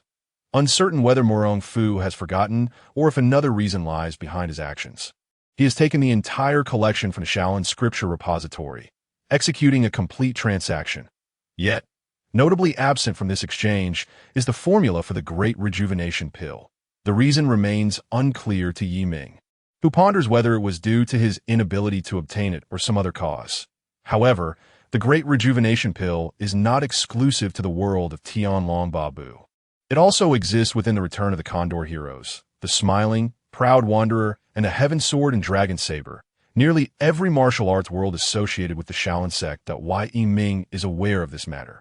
Yet he refrains from speaking, waiting to see who will first conceive of this item and subsequently sell it at the Wanji Tower, in a luxurious mansion within the realm of myth. Gao Yao sits in his study, contemplating a precious box before him. Many days have passed. If Chui Wenzi were alive, he ought to be arriving soon. He's no longer the naive cook he once was. The years spent in the palace have transformed him into a cunning strategist. Initially, his intention in taking the treasure box was twofold. First, to sell it and disrupt this cycle. Second, he believed Chui Wenzi would undoubtedly seek him out. If the box were taken from him, he would not return it. And without the box, the future him and Yi Xiaochuan would never encounter it, thus preventing his return to 2,000 years ago. If he did not return to that time, then from whence does his current self originate? He is unsure, but one person should possess that knowledge. Chui Wenzi. The most crucial element in achieving immortality is the elixir of life. And Chui Wenzi has just concocted it, giving it to Yi Xiaochuan. What an extraordinary coincidence. Gao Yao places the treasure box aside, grasping a sword nearby, intending to practice. However, upon stepping outside, he senses something amiss. Someone come. Gao Yao calls for his servants. Yet not a soul appears. Indeed, a problem has arisen. His gaze flickers, as if he has discerned something. Chui Wenzi. Oh, you know it is I. Chui Wenzi emerges from the shadows, his brow furrowing slightly. After so many cycles, why has this particular one gone awry? Upon seeing Chui Wenzi, Gao Yao's lips curve into a faint smile. Indeed, you are the mastermind behind all of this. Am I here due to your influence as well? Chui Wenzi's frown deepens as he scrutinizes Gao Yao. Utterly perplexed by the unfolding events, in an effort to minimize disruption to this world. He takes a deep breath and inquires, "Where's the treasure box? Hand it over." Gao Yao unsheathes his sword, his figure flickering as he strikes toward Chui Wenzi. Chui Wenzi snorts coldly, and Gao Yao instantly feels a force binding him in place. "Gao Yao, you would do well to comply and surrender the treasure box. Otherwise, do not blame me for being unkind." Gao Yao's expression remains unchanged, yet turmoil brews within him. What is happening? Is this world not ordinary? Why does such power manifest? Internal energy does not possess this effect. Could be a cultivation technique. Is Chui Wenzi indeed a cultivator? But why does he not take direct action? Is it that he cannot or dares not? You may have the treasure box, but you must provide me with the elixir of life. Did you not already consume it? Why do you still seek it? That is none of your concern. Give me the elixir and the formula. Impossible. Do not force my hand. Gao Yao's body trembles, silently invoking the Wanjie Ling, discovering he could return to the Wanjie Tower at any time, which fortifies his resolve. Then go ahead and kill me. Otherwise, even if you reclaim the treasure box, I will seize it back. A glimmer of murderous intent flashes in Chui Wenzi's eyes. Though he suppresses it, he retrieves a vial containing a pill and a piece of paper. Gao Yao, I do not care whether you have uncovered anything. You would do well to adhere to the original course of events. Should this cycle encounter a problem, I will make your existence a living hell. A cycle? There's indeed an issue.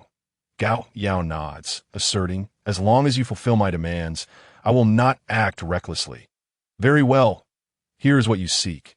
Now, hand over the treasure box. Gao Yao suddenly feels the ability to move return to him. He receives the elixir of life and the paper, which details its manufacturing method. The essence of Black Wind's blood, the powder of the celestial star, combined with a millennium-old ginseng, will yield the elixir. Inside the vial is a black pill, the elixir of life. He has consumed it before. It is identical to this one. Gao Yao's gaze flickers as he enters the study to retrieve the treasure box, then vanishes from sight. Within the Wanjie Tower, Gao Yao emerges from the vortex, clutching the treasure box. I have encountered an immortal. The immortal, Chui Wenzi, has sought me out. Yi Ming gestures towards the sofa, inviting Gao Yao to sit.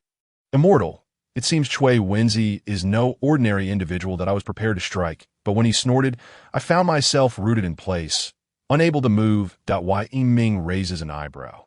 Chui Wenzi is not an ordinary person. He can immobilize others, resembling a cultivator. Has Chui Wenzi cultivated? Could it be that the mythic realm is not an ordinary world? The circumstances surrounding the treasure box's time-traveling capability are indeed intricate. Gao Yao produces the formula and the elixir of life, placing them alongside the treasure box. This is what I obtained from him, along with the formula for the elixir of life. He also spoke of strange matters, insisting I follow the original course of events. Should the cycle falter, he warned that I would find myself in a living hell. Gao Yao is thoroughly bewildered, hoping the immortal might provide some guidance. Yi Ming inspects the treasure box and the other two items, information materializing before him. Elixir of life, a first-tier item, produced from the long-life mother goo, where the offspring goo grants immense vitality to coexist with the host. If the mother goo survives, the offspring goo grants immortality. If the mother goo dies, so too does the offspring goo. If the offspring goo cannot sense the mother goo for an extended period, it will gradually perish. Note, upon acquiring the mother goo, the tier rises to 7. Value. 1 Jutian coin. A piece of paper, not recommended for recovery. Long life, mother goo. 7th tier. By heavens, the mythic realm is so formidable. What background does Chui Wenzi possess to utilize a 7th tier goo worm for alchemical creations? This mother goo must reside within the meteorite at the tomb of Qin Shi Huang. No wonder the elixir of life became ineffective when the meteorite shattered. This is the reason. With the mother goo dead, the offspring goo within the elixir has also perished. The elixir of life holds value within the mythic realm, yet in other worlds, it is utterly useless. Unless the offspring goo can sense the mother goo in those realms, or if the mother goo is transported here. It will be of no benefit. Initially, I assumed the mythic realm was an ordinary world, but it turns out to be a high-tier world, and items of the 7th tier. This is unexpected. He glances back at the treasure box.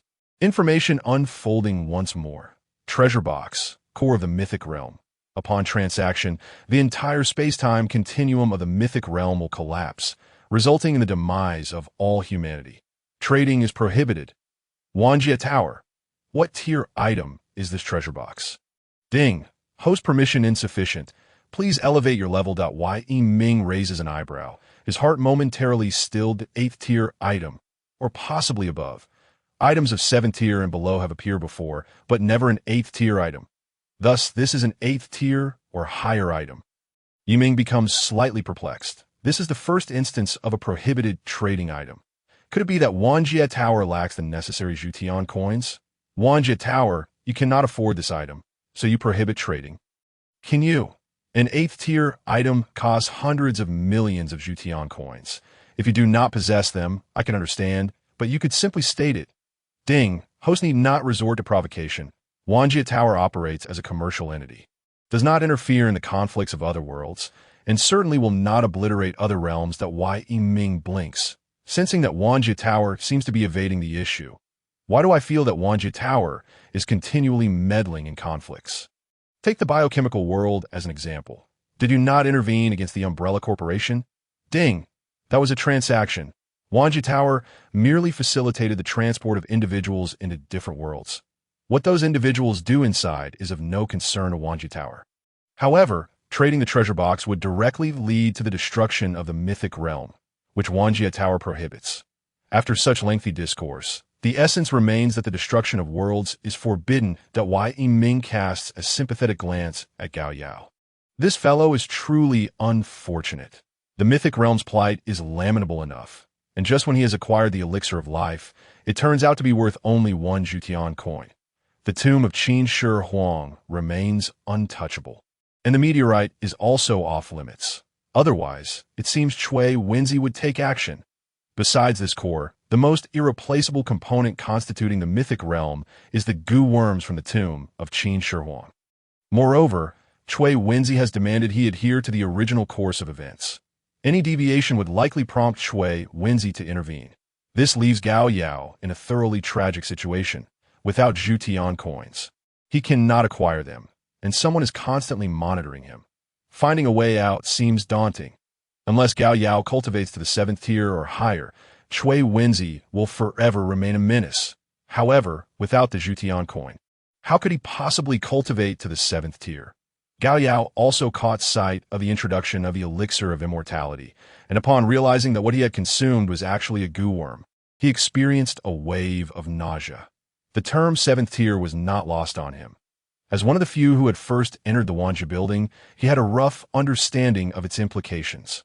Perhaps it signified invincibility, the ability to obliterate worlds with a single punch.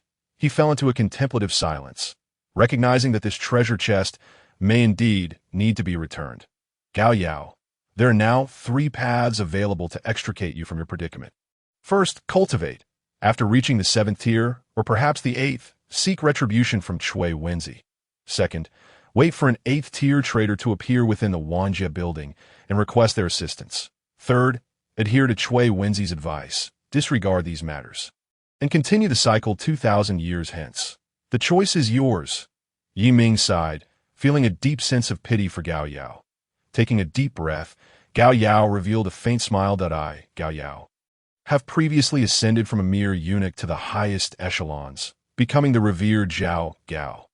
Now, I shall cultivate step by step to become the strongest. Only children make choices. I shall pursue them all. I will first follow Cui Wenzi's counsel, then gradually cultivate while awaiting the emergence of 8th tier traders. Yi Ming cast an admiring glance at Gao Yao, acknowledging his potential to create legends that in Yi Ming's eyes. Not only was Gao Yao's world a myth, but his journey was a saga in its own right. Indeed, maintain your mindset. Perhaps within a few months, 8th-tier traders will emerge, at which point you can engage a trade with them. To Yi Ming, seeking trade with 8th-tier individuals appear to be the most reliable course of action. Gao Yao lacked the Zhutian coins for extensive cultivation. However, trade could be conducted through alternative means. The world of myths might very well be a realm of 7th and 8th tiers, certainly attracting the interest of formidable 8th-tier beings. It is conceivable that if Gao Yao perseveres through this period, he may find himself unexpectedly wealthy. He had already lived 60 years in the mythical world. A few additional months were of little consequence. Initially, Yi Ming had intended to recommend firearms to Gao Yao to assist him in accessing the tomb of Qin Shi Huang. But that now seemed unnecessary. "Thank you, immortal, that I shall take my leave." Go ahead." Gao Yao turned to depart, opting not to trade for the elixir of immortality, for one Zhutian coin was better kept for himself. Yi Ming shook his head and stood, preparing to leave when the vortex trembled with activity. Another newcomer had arrived, tall and graceful, with long hair cascading over her shoulders, adorned with an adorable hairpin. Clad in a lilac dress that accentuated her alluring figure, she was yet another stunning beauty, surpassing Jiang Yin and Zhou Zhuo in her splendor. It seemed today's traders were predominantly female. Name: BB Dawn. Identity: World of Dolua Continent. Genius of the Spirit Hall. Strength: Level 70. Soul Emperor, 4th tier, BB Dawn, Dolua Continent. A world difficult to describe. The Dolua Continent is a realm of spirits, devoid of magic and martial arts, yet brimming with extraordinary soul abilities. Ordinary individuals can awaken their spirits at the age of 6 with the assistance of soul masters from the Spirit Hall. These spirits can be animals, plants, or artifacts, aiding in daily life and enabling combat. Spirits are remarkable, yet incredibly weak. A strength of 100,000 pounds can easily defeat the pinnacle of realms. The title Doluo, the D, will not be deceived by the weight of 100,000 pounds. Some worlds require that amount to reach the limit of their first realm. One is a force that the strongest in the world cannot withstand, while the other is the power of the first realm in that world. It is evident that the Dolua continent is essentially a low martial world cloaked in fantasy. Perhaps low martial is an exaggeration. A medium martial world might be more apt. It likely resembles the world of Fengyan. Aside from the world's peculiarities, its protagonist is equally exceptional. As the saying goes, better to be a lackey of Xiao Yin than a brother of Tang San. This Tang San refers to the one from the Dola world, whose actions are simply outrageous. When his strength was low, he called others boss, but once he grew powerful, he began addressing them by name. The village elder who had cared for him was cast aside for merely speaking ill of his father. He denounced the Spirit Hall as an evil faction, yet without it, ordinary people would be unable to awaken their spirits. He sought to prevent the Spirit Hall from slaying soul beasts, yet he himself became even more ruthless in that regard. Moreover, Tang San is a transmigrator, having crossed over due to infiltrating the inner sect and stealing secret arts. How should one describe this protagonist? He is pure in a way that is almost uncharacteristic of the righteous. The most nauseating act was placing chastity locks on his daughter, which truly disgusted Yi Ming. While he could understand the pain for his daughter, this action was simply grotesque. Bibi Dong appeared youthful, likely not yet having ascended to the role of the Pope of the Spirit Hall. It remains uncertain whether she has experienced that ordeal at 8T level 70. Having not yet broken through to Soul Sage, she may not have encountered it, but it is likely imminent. In her youth, Bibi Dong became acquainted with Yu Xiaojiang, and through prolonged interaction, they fell in love. However, her master, the Pope of the Spirit Hall, insulted her to prevent her from leaving, resulting in her bearing a daughter. Furthermore, he threatened Bibi Dong, stating that if she did not part ways with Yu Xiaojiang, he would kill him. Poor Bibi Dong. Bibi Dong, please sit. Bibi Dong blinked and took a seat nearby. The individual before her was undoubtedly a divine being. She dared not act recklessly, sitting obediently on the sofa, her eyes blinking as if they could speak. At this moment, Bibi Dong was not yet the formidable pope who would later dominate the Dolua continent. She lacked the heavy aura and imperial bearing. Instead, she radiated the vitality of youth, mischievousness, and a spirit brimming with the essence of youth. What a pity, Bibi Dong curiously observed Yi Ming, astonished that a divine being could appear in such a guise. Reflecting on the information in her mind, she raised her hand, and a collection of items materialized. Spirit Bloodline, 5th Tier Bloodline, Fusion Awakens Spirit. Value, 15,000 Jutian coins. Spirit Death Spider Emperor, 4th Tier Spirit, Soul Rings. Yellow, purple, purple, black, black. Fusion grants direct acquisition of the spirit and its soul skills. Note: the spirit will disappear after trading. Value, 6,000 Jutian coins. Spirit Devouring Spider Emperor, 2nd Tier Spirit, Soul Rings. Black, black. Fusion grants direct acquisition of the spirit and its soul skills. Note: the spirit will disappear after trading. Value, 65 Jutian coins. Soul Power Cultivation Method, 4th Tier Cultivation Method. Enhances soul power. Value, 2,000 Jutian coins. Yi Ming raised his hand and collected the Spirit Bloodline and Soul Power Cultivation Method, leaving the other two untouched. Knowing well that Bibi Dong would not part with them. Aside from the Soul Power Cultivation Method, which included some unique techniques belonging to the spirits, their prices were not substantial. The value of other techniques was similarly low. The total value of all tradable items amounted to barely 20,000 Jutian coins. Yi Ming had initially anticipated that, as the next pope of the Spirit Hall, Bibi Dong would possess a wealth of items. Yet this was all, but upon reflection, it made sense. The Delua continent primarily focuses on spirit cultivation, and most individuals have unique spirits. Aside from enhancing soul power and utilizing rare materials, most individuals are preoccupied with researching their own spirits. Therefore, the limitations are considerable, and techniques are hardly worth much. Nevertheless, the fact that spirits can be traded indicates that this world is replete with tradable items. Everyone possesses a spirit, and an endless array of spirits can be exchanged. Yi Ming produced the Wanjia order, lightly tossing it, causing it to glide toward Bibi Dong. Your second spirit has only 2 soul rings. Is your body unable to bear more? Bibi Dong, still reeling from shock, received the Wanjia order and gazed at Yi Ming. While she could understand the trade of spirit bloodlines, the notion that spirits themselves could be traded was beyond her comprehension. Did this imply that the divine being before her could effortlessly strip her of her spirit? How terrifying! Her entire strength resided in her spirit. Without it, she would be no different from an ordinary person. Reporting to the esteemed divine being, my dual spirits consist of 2 spirits.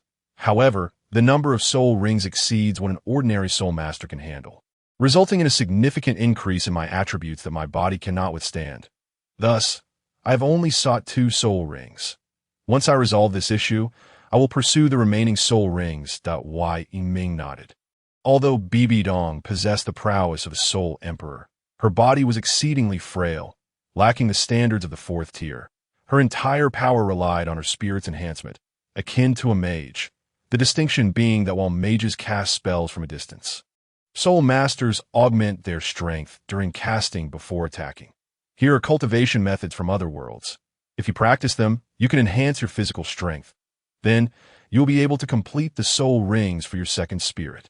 Bibi Dong's eyes lit up at the prospect of a method to enhance her physical strength. Such resources were non-existent in her world.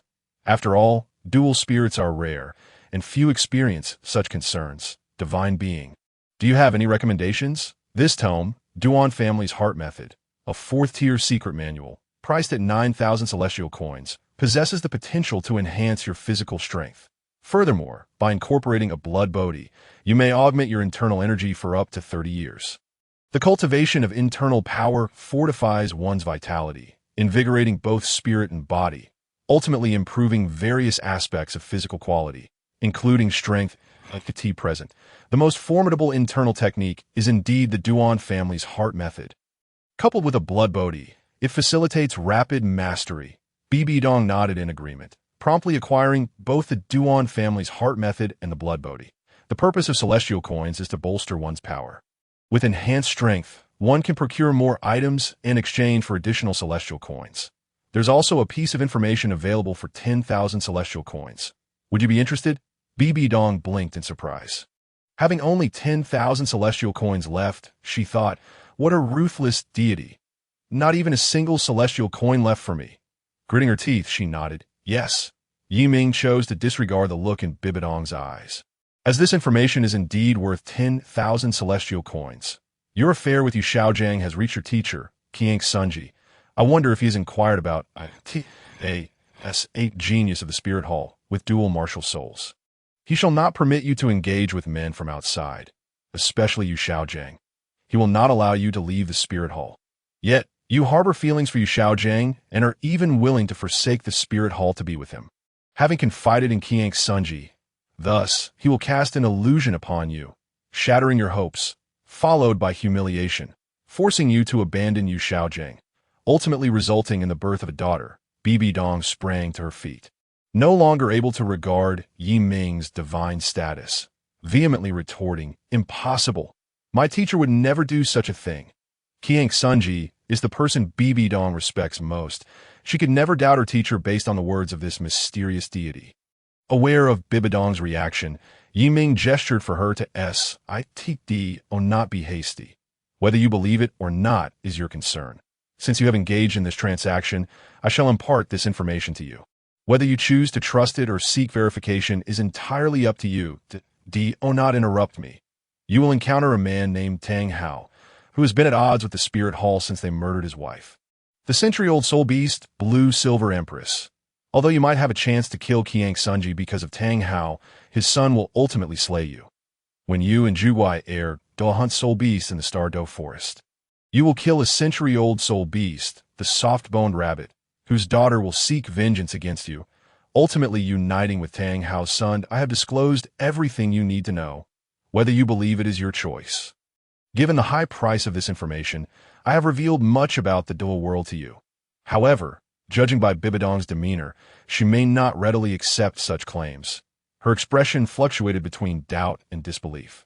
She could not fathom that her esteemed teacher would act in such a manner. Yet, Yi Ming's intentions were unclear. Why would he go through such convolutions if he could easily harm her and her teacher? Yet, she could not bring herself to believe that her most respected mentor would resort to such actions. With a flicker of uncertainty in her eyes, she said little more. Thank you for the information. Divine One, I shall take my leave. Yi Ming waved her off, knowing that she merely needed time to comprehend. Bibidong should be well aware of Qiang Sunji's true nature. After all, it would be decades before Tang San emerges. In those years, Bibidong would likely surpass even the first-tier gods of the Doluo world. Bibidong's recent transaction netted her 20,000 celestial coins, for which she gained 4,000 celestial coins. Not an excessive sum. Far less than the previous transaction yielding 100,000.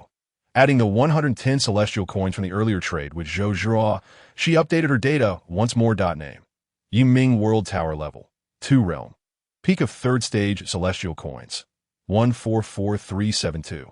4 Cultivation Techniques. Saitama's Limit Breaking Method. 3rd Layer Connected Worlds. Doluo Continent.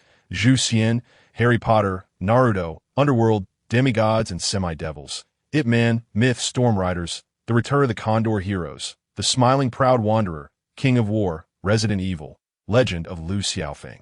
The 00 Detective, Trade Items, Saitama's Limit Breaking Method, Tongxian Ghost God Path, First Layer, Phantom Movement, Avada Kedavra, Sword Path Enlightenment, Perfect T-Virus Bloodline, Martial Soul Bloodline, Blood Bodhi, Duan Family's Heart Method, Sun Eating Sword Technique, Nining Manual. Lingbo Weibu, Biming Divine Skill. With a trading volume of 230,000, only 210,000 remained for the upgrade. The 10,000 celestial coins for the information still hadn't reached Yi Ming's hands. He was about to inquire. Though he was reluctant to ask, many were pressing for an answer. Where are my 10,000 celestial coins? Previously, a few hundred or thousand could be overlooked, but this is a full 10,000. Ding, detecting that the World Tower is about to upgrade to level 3. Would you like to preview some information regarding the upgrade? There was no hesitation. Of course, he would choose to know. Yes. Ding. The following new privileges will be unlocked upon the World Tower, reaching level 3. 1. World Tower Vault, 10,000.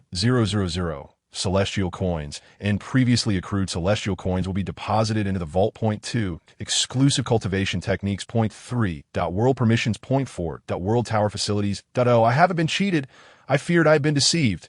As for the exclusive cultivation techniques I'm aware of, what do the other privileges entail? What is world permissions? What are world tower facilities? Your vague statements are as good as silence. Ding. Insufficient permissions. Please upgrade the world tower to level 3 for further details. If he could immediately reach level 3. Why would he need to seek you out for a preview? In the Dolawa continent, Bibi Dong found herself within the spirit hall. Gazing at the blood bodhi in her possession, she decided to store it away for later use during her seclusion. Upon exiting her room, she intended to find Yu Xiaojiang, but barely had she left when Qiang Sunji intercepted her. Where are you going? Bibi Dong looked at Qiang Sunji, her mind racing back to the words Yi Ming had uttered earlier. She shook her head.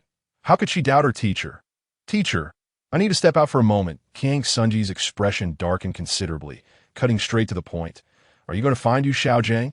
What is your relationship with him? Have you developed feelings for him? Bibi Dong's face flushed. How did the teacher know? Was this akin to being caught in a romance by one's parents? Teacher, I have a slight interest in Yu Xiaojiang. Though he may not be exceptionally powerful, he possesses wisdom unlike others. Humph.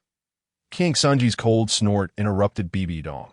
You are a genius of the spirit hall, a wielder of dual martial souls. How could you entertain feelings for an outsider, especially one from the Blue Lightning Tyrant Dragon clan? Are you unaware of the situation between our spirit hall and the Blue Lightning Tyrant Dragon clan? You are forbidden from seeking out Yu Xiaojiang.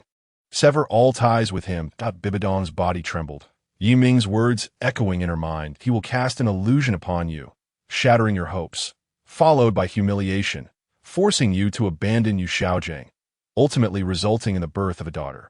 Everything aligned with what Yi Ming had foretold. Could it be that her teacher truly intended to act in such a manner? As she gazed at Qiang Sunji, she perceived madness, a relentless resolve to achieve his goals by any means. If she were to express her true feelings, even if it meant leaving the spirit hall to be with Yu Xiaojiang, her teacher might indeed carry out such actions for the first time. Bibi Dong felt estranged from her teacher. Was she merely a tool for the spirit hall's revival? Was she not entitled to her own freedom? Her eyes dimmed as she lowered her head, saying, Teacher, I understand. I will sever my connection with Yu Xiaojiang. I shall focus on my cultivation and strengthen the spirit hall. Teacher, I will commence my training. Qiang Sunji failed to notice the flicker in Bibi Dong's gaze. Still lost in thought. Good. Do not disappoint your teacher. Rest assured, teacher, I shall not let you down. Bibi Dong turned to leave, while Qiang Sunji watched her graceful figure, murmuring to himself, Do not force my hand. The genius of the spirit hall must not be lost. Upon returning to her room, Bibi Dong sat at her desk, overcome with despondency. She could hardly believe that her teacher was truly such a person. Closing her eyes, tears streamed down her cheeks. She had always regarded Qiang Sunji as a paternal figure. Yet it seemed he merely viewed her as a means to revitalize the spirit hall. This revelation was difficult for her to accept. Bibi Dong mourned for a long while before regaining her composure. Everything hinges on strength. As long as I'm powerful, I can do as I please. Within the world tower, Yi Ming stretched lazily, rising to his feet. Glancing at the time, he realized that noon had arrived. It felt as though he had accomplished little thus far. Fortunately, Yi Ming is clever. When ordering takeout in the morning, he conveniently ordered lunch at the same time. All he needs to do now is reheat the food. Alas, a formidable martial artist at the pinnacle of the third tier can only rely on takeout. How troublesome. Once he completes his exclusive cultivation tomorrow, he will no longer feel hunger. Yi Ming ascended to the first floor. Just as he was about to retrieve his takeout, the doorbell rang. Upon checking, he saw Gu Qingsheng and her assistant had arrived. He opened the door and welcomed them inside. That I might as well just give you the code. Feel free to come in whenever you wish. Gu Qingsheng rolled her eyes, exclaiming how lazy he was. Meanwhile, the assistant placed a pile of boxes on the dining table. You haven't eaten yet, have you? This is the takeout I ordered. Yi Ming's eyes lit up, relieved he wouldn't need to cook. No, I haven't. What delicious offerings do we have? The assistant politely replied, Young Master Yi, I order dishes such as Buddha jumps over the wall, bird's nest chicken soup, shark fin and crab soup, and abalone with pearl vegetables. Wow, quite a feast. Yiming hurriedly joined the assistant in unpacking the bags, and an enticing aroma wafted through the air. Goodness, this is quite luxurious. Do you eat like this often? Gu Qingchang entered the kitchen to retrieve bowls and chopsticks. This was specially bought for you. Hurry and eat while it's hot. The three sat down to indulge in the delectable meal. Gu Qingchang served Yiming a bowl of soup and casually inquired, "Why do you stay at home every day without going out?" Yiming accepted the soup, blew on it, and took a sip. "It's delicious and rich. Why would I go out? I'm not short on money. It's much more comfortable here at home." Gu Qingchang understood that Yiming would usually go downstairs to practice, so she refrained from asking further. Tomorrow, the dragon group might come by. Yiming, while eating, paid no attention to Gu Qingchang's statement. "The dragon group? What is that? Why are they looking for me?" Gu Qingchang elegantly picked up her food and replied, "The dragon group is the national ancient martial arts organization responsible for overseeing ancient martial families and sections. The people behind you have eradicated the Jiang family, and they have come to investigate." Gu Qingchang observed Yiming from the corner of her eye. He showed no reaction, merely continuing to pick at his food. With a mouthful of rice, Yiming casually remarked, "Who cares about the dragon group or the tiger group? As long as they don't come looking for trouble, I have no time for them." Gu Qingchang set down her chopsticks and looked at Yiming. "The dragon group is different. It represents the state. The Gu family has already reported the Jiang family situation to them. They won't make things difficult for you. Only the dragon group in the entire dragon nation has martial artists above the transformation stage backing them. And this time, someone has come in person. He wishes to meet the powerful figure behind you." Yiming curiously asked, "If the dragon group is so formidable, why do they allow the Jiang family to act so recklessly? They dare to kill at will. The Jiang family has been rampant for quite some time.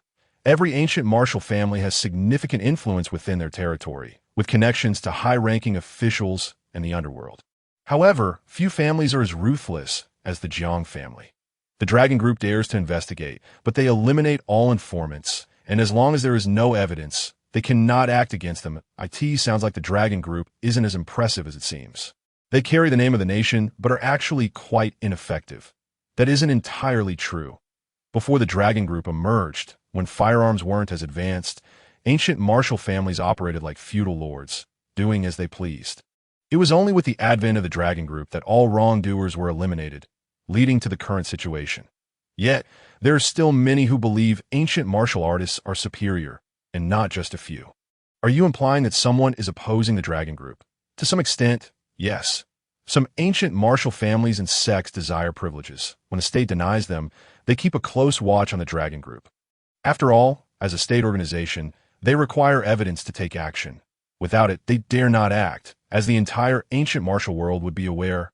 All ancient martial forces would oppose it, as no one wishes to be eliminated by the dragon group without cause.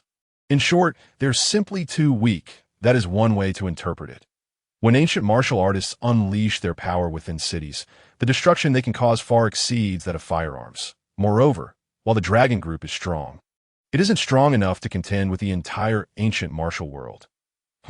So many ordinary people must die each year because of ancient martial artists. Gu Qingchang remained silent, tacitly agreeing that, what happened this time? Regarding this villa, the owner of this villa was completely unaware of the circumstances surrounding the ancient martial families. At a banquet, he foolishly crossed paths with Jiang Hao, who subsequently destroyed all his enterprises. The only asset he could maneuver was this villa, and after selling it, he intended to flee the country. Just as you purchased the villa, Jiang Hao assumed you were provoking him. After all, this matter has become known among the upper circles. After finishing the last bite of rice and downing the soup, Yiming set down his chopsticks. It is evident how rampant the ancient martial families have become. The dragon group is truly pathetic. They should return from whence they came and stop bothering me. Gu Qingchang was somewhat astonished. The individuals behind Yiming must be incredibly powerful if he disregarded even the dragon group. Very well, I shall think of a way to inform them. Yiming glanced at Gu Qingchang and realized that this could put her in a difficult position. She was caught between the dragon group and the Gu family, which seemed quite challenging. Have you finished your meal? Gu Qingchang shot Yiming a glare. Which of your eyes saw me finish? I've only picked at a dish. However, she understood Yi Ming's intent and rose from her seat. I'm done eating. Yi Ming stood up and walked toward the upper floor. Follow me. Gu Qingchang followed Yi Ming upstairs into a guest room. Yi Ming closed the door and placed a finger on Gu Qingchang's forehead, directly transmitting the Duan family's heart method into her mind. Along with a martial technique and a light skill, he was aware of all the techniques in the Wanjie Tower. If he wished to cultivate, he could do so directly. However, using the Zhutian currency would allow him to skip the cultivation process and achieve perfection instantly. Why would he bother cultivating at all? If he were to practice the techniques, it would likely take 10 days or half a month to grasp the basics, unlike now, where he had reached the pinnacle of the third tier in just 3 days. Gu Qingchang felt a wave of astonishment as the heart method flooded her mind. This seemed to be the legendary internal cultivation method. Shortly after, Yi Ming handed her a blood bodhi, instructing, take this while cultivating. Then, regarding that worthless dragon group, send them away. I don't want them bothering me. Gu Qingchang blinked, feeling somewhat dazed. Even with the internal cultivation method, achieving results would still require several years of effort. How could she simply dismiss the dragon group? Yet before she could voice her thoughts, Yi Ming had already left. Sensing someone entering the Wanjie Tower, Gu Qingchang opened her mouth, carefully absorbing the heart method in her mind, her heart filled with astonishment. This truly is an internal cultivation method, and its potential is exceedingly high. According to the contents of the heart method, as long as she enters the initial stage, her strength would surpass her previous self. Moreover, the internal cultivation method seems to allow for a breakthrough to the transformation stage upon completing the first layer. An unparalleled internal cultivation manual. It appears Yi Ming's background is far more significant than she had initially imagined. There truly exist martial artists capable of cultivating internal energy in this world. Taking a deep breath, she sat on the bed, consumed the blood bodhi, and began her cultivation following the internal heart method. The energy from the blood bodhi coursed through her meridians as she operated the heart method, swiftly transforming into internal energy. The overwhelming power flushed her face red, compelling her to accelerate the flow. Yu Qingqing's strength began to soar rapidly, transcending the third-rate, second-rate, and first-rate levels, directly breaking through to the postnatal martial artist stage. After surpassing the postnatal stage, the remaining energy from the blood bodhi continued to elevate Gu Qingqing's capabilities. After leaving the room, Yi Ming remarked to the assistant, who was still eating, do not disturb her. She is cultivating. Understood, young master. Yi Ming nodded and descended to the second basement level, where he encountered a new destined individual. This time, the destined person was not a woman, but rather an ordinary man. He possessed an unremarkable appearance, his skin somewhat dark, resembling a farmer. Dressed in simple clothing, he appeared utterly inconspicuous. That moment, he was examining the display case, pondering what this extraordinary place could be. Although he had some information in his mind, his naturally suspicious nature caused him to doubt it. Such a marvelous place must belong to some senior's cave dwelling. Upon seeing Yi Ming, the man quickly bowed respectfully, retreating slowly as he did so. Li Feiyu, I have the honor of meeting you. Senior, name, Han Li, identity, mortal from the Xinxiao world, rogue, cultivator strength. 9th layer of Qi training, 4th tier, Han Li, Han Pao Pao. Li Feiyu, the one who saves the suffering and rescues the distressed, is none other than Han Li. This is indeed a grand world. It is currently the most powerful realm among all worlds, in the realm of the mortal's journey to immortality. There exists the celestial realm, the spiritual realm, and the immortal cultivation realm. The strength of individuals ranges from ordinary cultivators to the most formidable beings in the celestial realm. Truly formidable power. Han Li, the protagonist of the mortal's journey to immortality, is characteristically cautious, motivated only by personal gain, conducts himself discreetly, is adaptable, values humility over pride, avoids heroics, possesses keen intellect, unwavering resolve, and acts decisively, always with purpose. These traits combined forge Han Li's extraordinary journey of cultivation as an ordinary person. He possesses a 4-element pseudo-spiritual root, with exceedingly poor aptitude, even categorized as that of a lower-grade talent incapable of foundation establishment. Yet, through sheer will and the aid of a small green vial, he ascended to become the ancestor of the celestial realm.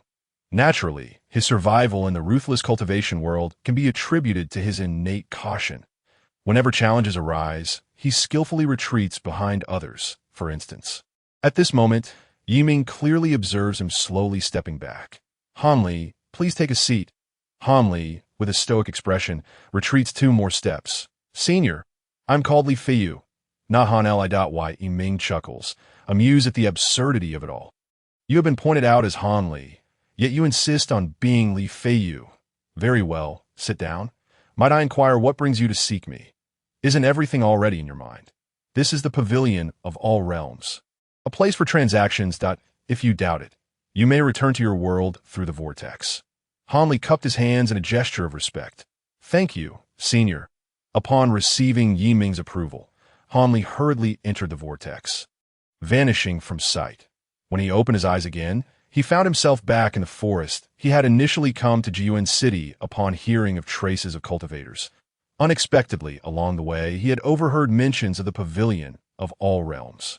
Surveying his surroundings, he found no one present. Could the information in his mind truly be real? The pavilion of all realms, transcending all realms. After pondering for a moment, he sensed no ill intent from that senior. Moreover, some items within the pavilion indeed seemed unlike anything from his world. He sought a concealed spot, ensuring he wouldn't be discovered, and once more entered the pavilion of all realms. Yiming, witnessing Hanli emerge from the vortex, smiled. Now you believe. Hanli once again performed a bow, inclining his body. Thank you for your magnanimity, Senior. Yiming waved his hand, gesturing towards a sofa. Please have a seat. Caution is a virtue in the cultivation world. A lack of caution can lead to a swift demise. Hanli glanced at the sofa, noting its ordinary appearance, before taking a seat. Subsequently, recalling the memories in his mind, he raised a hand. Changchun skill. A 4th-tier cultivation technique, consisting of 12 levels, corresponding to the 12 levels of Qi training. Value: 5,000 all-realm coins. Flying Sword Talisman.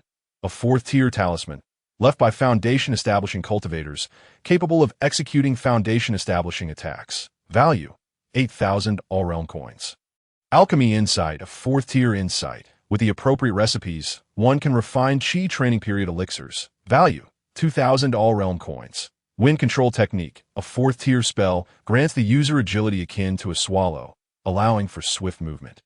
Value: 3,000 all-realm coins. Heavenly Eye Technique. A 4th-tier spell, used to ascertain whether an opponent possesses magical power, a supportive spell for those with profound magic.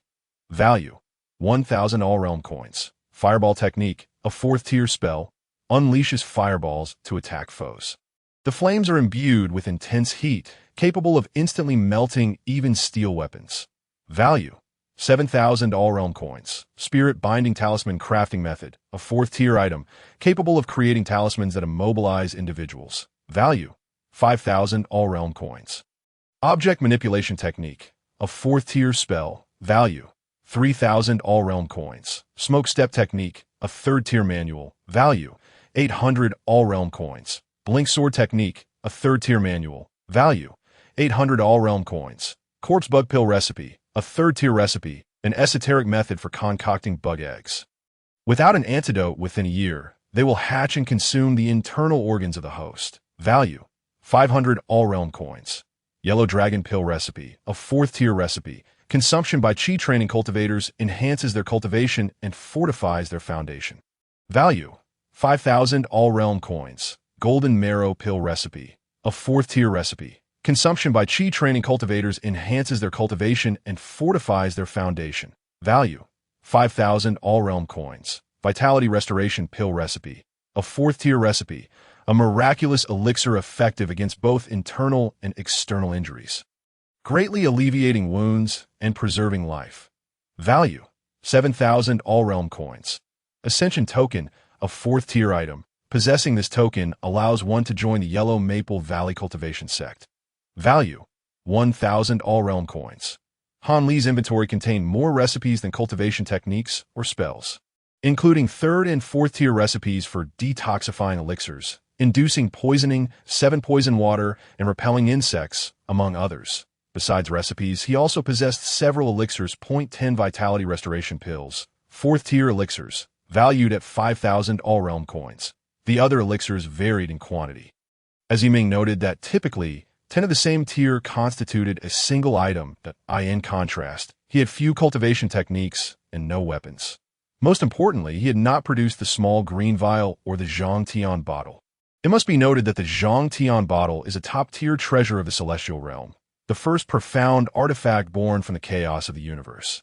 Even without its spirit, the Zhang Tian bottle would likely still hold a very high rank. Regrettably, Han Li's caution prevented him from revealing it. He also refrained from presenting other magical tools, such as the soul guiding bell. Are you looking to trade all of these? Will you not keep a few elixirs? Once elixirs are traded, they are gone, but recipes can still be retained. I shall keep a few. Han Li canceled some items and proceeded with the remaining selections for trade. 77,000 all-realm coins. This is the all-realm token. Han Li accepted the token, and flashes of previous items he had seen flitted through his mind. Senior, I would also like to acquire some items. Blood Bodhi. Sun-eating sword technique, a handgun, 10 grenades, sword Dao insight. And may I purchase some information from you?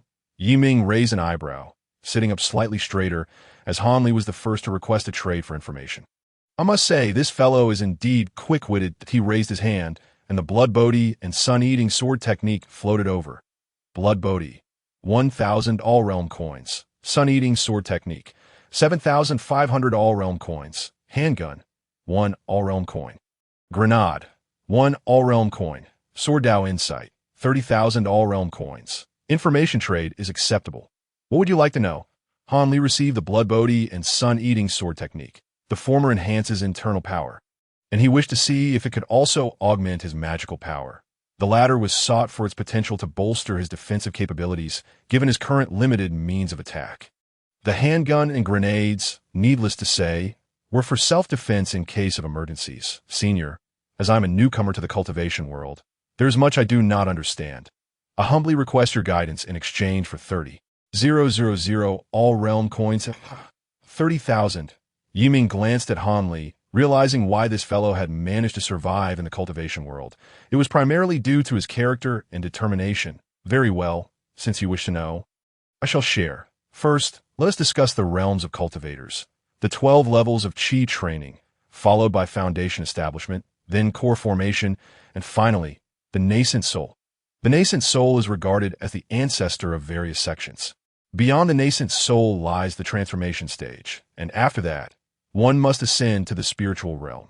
Each stage post-foundation establishment is divided into upper, middle, and lower tiers that a cultivator at the foundation level can live for 200 years. Golden core for 500, nascent soul for 1,000 years, and transformation stage for 2,000 years. Han Li's eyes widened in astonishment that a foundation establishment cultivator can live for 200 years, and 2,000 years for transformation stage. Such longevity. Cultivation is pursued to attain immortality, hence the prolonged lifespan. The mortal's journey to immortality is indeed a quintessential cultivation world, replete with various heavenly materials, treasures, elixirs, and artifacts. Indeed, you are currently in the Tian-Nan cultivation realm.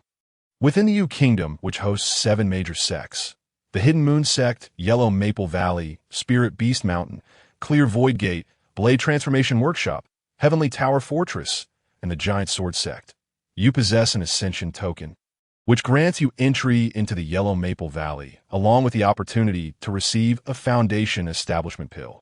Besides the 7 sects, the neighboring Tianluo Kingdom is home to the 6 demonic sects, the Thousand Illusions Sect, Spirit Manipulation Sect, Demon Flame Sect, Heavenly Calamity Sect, Harmonious Union Sect, and Ghost Spirit Sect, that, in 10 years, the 6 sects will launch an assault on the 7 sects, igniting a battle between righteousness and demonic forces, with the demonic sects prevailing. However, that is a matter for a distant future. Since you have entered the Wanjie Tower, it is quite possible that in 10 years, you will overpower the demon sect. Yiming did not accept his ascension order. Having taken in Han Li, there would be nowhere left for him to go but to wander aimlessly. There is no comparison to being a disciple of a sect. where one has access to various cultivation techniques. Han Li had just caught a glimpse of the Ascension Order and nodded in acknowledgement. As for the impending invasion of the demon sect, it is still premature to fret over it. Senior, what is this Foundation Establishment Pill? The Foundation Establishment Pill can assist you in advancing to the Foundation Establishment stage. It is essential for you, and you will need many of them due to your poor aptitude. Han Li was taken aback for a moment.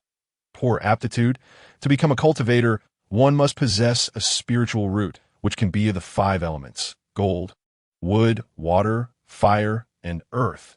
Yet you possess a pseudo-spiritual root of 4 elements. Generally speaking, a pseudo-spiritual root can only cultivate up to the 3rd or 4th layer of chi refinement, but you have forcibly broken through this limitation through the use of pills. Han Li's expression remained unchanged, yet his heart skipped a beat, his pulse slowing momentarily. Could it be that the other party was aware of his little green bottle, reflecting on the previous events? If the other party truly wished to uncover the secret of the small green bottle, it would be a trivial task. Senior, you jest. With the assistance of my master, I have learned a modicum of alchemy. I merely consumed a few more pills because I had the materials. Ming chuckled, teasingly observing Han Li. Very well. Maintain that demeanor. Not divulge the matter of the little green bottle to anyone. That artifact is a treasure that fell from the celestial realm.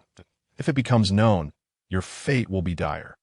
Han Li abruptly raised his head. His innermost thoughts stirred into a tempest. An artifact from the celestial realm? Does the senior know the origins of the little green bottle? Since he is aware of the little green bottle, concealing it further holds no significance. Of course I know that if you wish to know more, I can enlighten you. Han Li's pupils constricted slightly. After pondering for a moment, he raised his hand, conjuring the illusory image of a small green bottle. Zhang Tian bottle, a 7th-tier artifact, the first mystical object born from the chaos of the universe. Having fallen from the celestial realm to the realm of cultivation, the spirit of the bottle has been lost, and its rank has diminished, yet it can hasten the maturation of spiritual essence. Value: 9,999,999 heavenly coins. Ye Ming's gaze narrowed, his posture straightening. 999,000 heavenly coins. If he could trade for it, he could upgrade. Unfortunately, Han Li would not agree to the trade. That he sighed. Leaning back on the sofa, as you can see, the Zhang Tian bottle is a coveted artifact from the celestial realm, known for its ability to absorb moonlight and hasten spiritual essence. Would you like to trade? Han Li's entire being tensed, fearing that in the next moment, Yi Ming might resort to violence to seize the treasure. Life is undoubtedly more valuable than the little green bottled tea that moment. Yi Ming was not preoccupied with such thoughts. He merely inquired of the Wanjie Tower. Wanjie Tower, if Han Li would make this trade with me, and then I sell it to him. What do you think? Ding. Nested trading is prohibited. If discovered once, the sales amount required for upgrading will increase according to the price of the nested item. Indeed, it would not work. Alas, Yi Ming glanced at Han Li, who appeared increasingly anxious, as though he might flee at any moment. Enough, do not be nervous. Transactions within the Wanjie Tower are consensual. If you are unwilling, I will not force you. Only then did Han Li exhale a sigh of relief, his tense body relaxing slightly. Nevertheless, his gaze remained fixated on the swirling vortex nearby. Yi Ming shook his head with a smile, deducting 30,000 heavenly coins from Han Li's order in an instant. Only 8,498 heavenly coins remained in Han Li's account. Over 70,000 heavenly coins had vanished in the blink of an eye, leaving him with just over 8,000. All right, I have taken the heavenly coins. If you have nothing else to purchase, you may leave. Observing Han Li's restless demeanor, it seemed prudent to allow him to depart, for once he comprehended that there was no threat, he would return a trade. Speaking of which, Han Li's wealth in the realm of cultivation arose from the 1,000-year spiritual herbs he sold, albeit hesitantly, fearing discovery. With the Wanjie Tower, was he not free from all worries? Relying on 1,000-year spiritual herbs to amass wealth? Upon hearing Yi Ming's words, Han Li promptly stood. Thank you, Senior. I shall take my leave now. Without further ado, Han Li made his way towards the vortex, moving with astonishing speed. Were it not for the inability to employ magical powers here, he would have utilized both the Luo Yin step and wind control technique to hasten his journey. Upon returning to his own world, Hanli finally breathed a sigh of relief. He had not anticipated the little green bottle to be so valuable, indeed a treasure from the celestial realm. His heart raced violently, and his face flushed slightly as a novice cultivator. He had obtained a coveted artifact that even those from the celestial realm yearned for. Hanli panted heavily, striving to calm his tumultuous emotions. After a considerable time, he finally regained his composure. He extended his hand, a red blood bodhi resting upon his palm. His mind filled not only with the sun-eating sword technique, but also with insights into the sword path awaiting his application. The desolate mountains posed certain dangers for cultivation. He would wait to find a safe place to digest these newfound treasures. Hanli rose, stowing away his belongings, and ventured outside. Within the Wanjie Tower, Yi Ming sighed, lamenting the disappearance of the 9,999,999 heavenly coin item before his eyes. However, the volume of the transaction was still substantial. With 77,000 heavenly coins, his commission amounted to 15,400 heavenly coins. With a trading volume of 210,000, he was just 140,000 away from upgrading to level 3. If fortune smiled upon him, perhaps he would not need to wait for Uchiha Sasuke to arrive tomorrow. He might upgrade today. Indeed, today had proven fortuitous, with several fourth-tier traders making appearances, each one more formidable than the last. Who would be next? In a hotel within the world of Resident Evil, Lin Pingji discarded the firearms behind him, surveying the living room filled with an assortment of weaponry, feeling immensely satisfied. Almost there, time to return. He noticed an increase in fully equipped individuals within the city. Uncertain of their motives, he had encountered some earlier that morning. Fortunately, he had managed to escape quickly, or he would have been killed. Lin Pingji produced his Wanjie order and vanished from his location. Within the Wanjie Tower, Lin Pingji emerged from the vortex and spotted Yi Ming on the sofa. Immortal, Yi Ming scrutinized Lin Pingji, who was drenched in blood. His clothes turned black, the odor quite unpleasant. Indicative of the number of zombies he had slain, he waved his hand, conjuring a stream of water to envelop Lin Pingji, cleansing him thoroughly, followed by a gust of wind that dispersed all lingering smells. "Have a seat." Lin Pingji lifted his hand, glancing at his attire. Inhaling deeply, his face slightly flushed. "Thank you, Immortal." "No need for thanks." "How were your gains in the world of Resident Evil?" A smile broke on Lin Pingji's face as he raised his hand, summoning a spectral array of firearms. "Quite fruitful." "Immortal, please take a look." 500 fully automatic rifles, 100 rounds each. First tier item, 1000 heavenly coins, 300 handguns, 100 rounds each. First tier item, 300 heavenly coins, 1000 grenades. First tier item, 100 heavenly coins, 50 rocket launchers. First tier item, 450 heavenly coins. These firearms were quite a haul. Indeed, a significant profit for Lin Pingji, totaling 1,850 heavenly coins. "Immortal, I would like to keep 1 handgun, 10 grenades, and request a blood bodhi, 848 heavenly coins." "Here is the blood bodhi." Lin Pingji received the blood bodhi, his body trembling with excitement. The blood bodhi, finally in his grasp. Where should he consume the blood bodhi? He certainly could not return to his own world. If he were to break through and Yu Buchuan barged in, it would all have been for naught. Gao Yao. That could work. I'll contact Brother Gao. "Immortal, may I venture to the world of Gao Yao?" Yi Ming furrowed his brow, contemplating to the world of Gao Yao. He might still be under the watchful eye of Cui, Wenzi. If someone were to suddenly appear, who knows what might happen to Gao Yao? But Lin Pingji would undoubtedly meet his end. Not advisable. There are certain issues in Gao Yao's world. If you enter, you may encounter danger. Lin Pingji was taken aback. Was not Gao Ji's world one of ordinary mortals? There were no martial arts to speak of. How could it be perilous? No.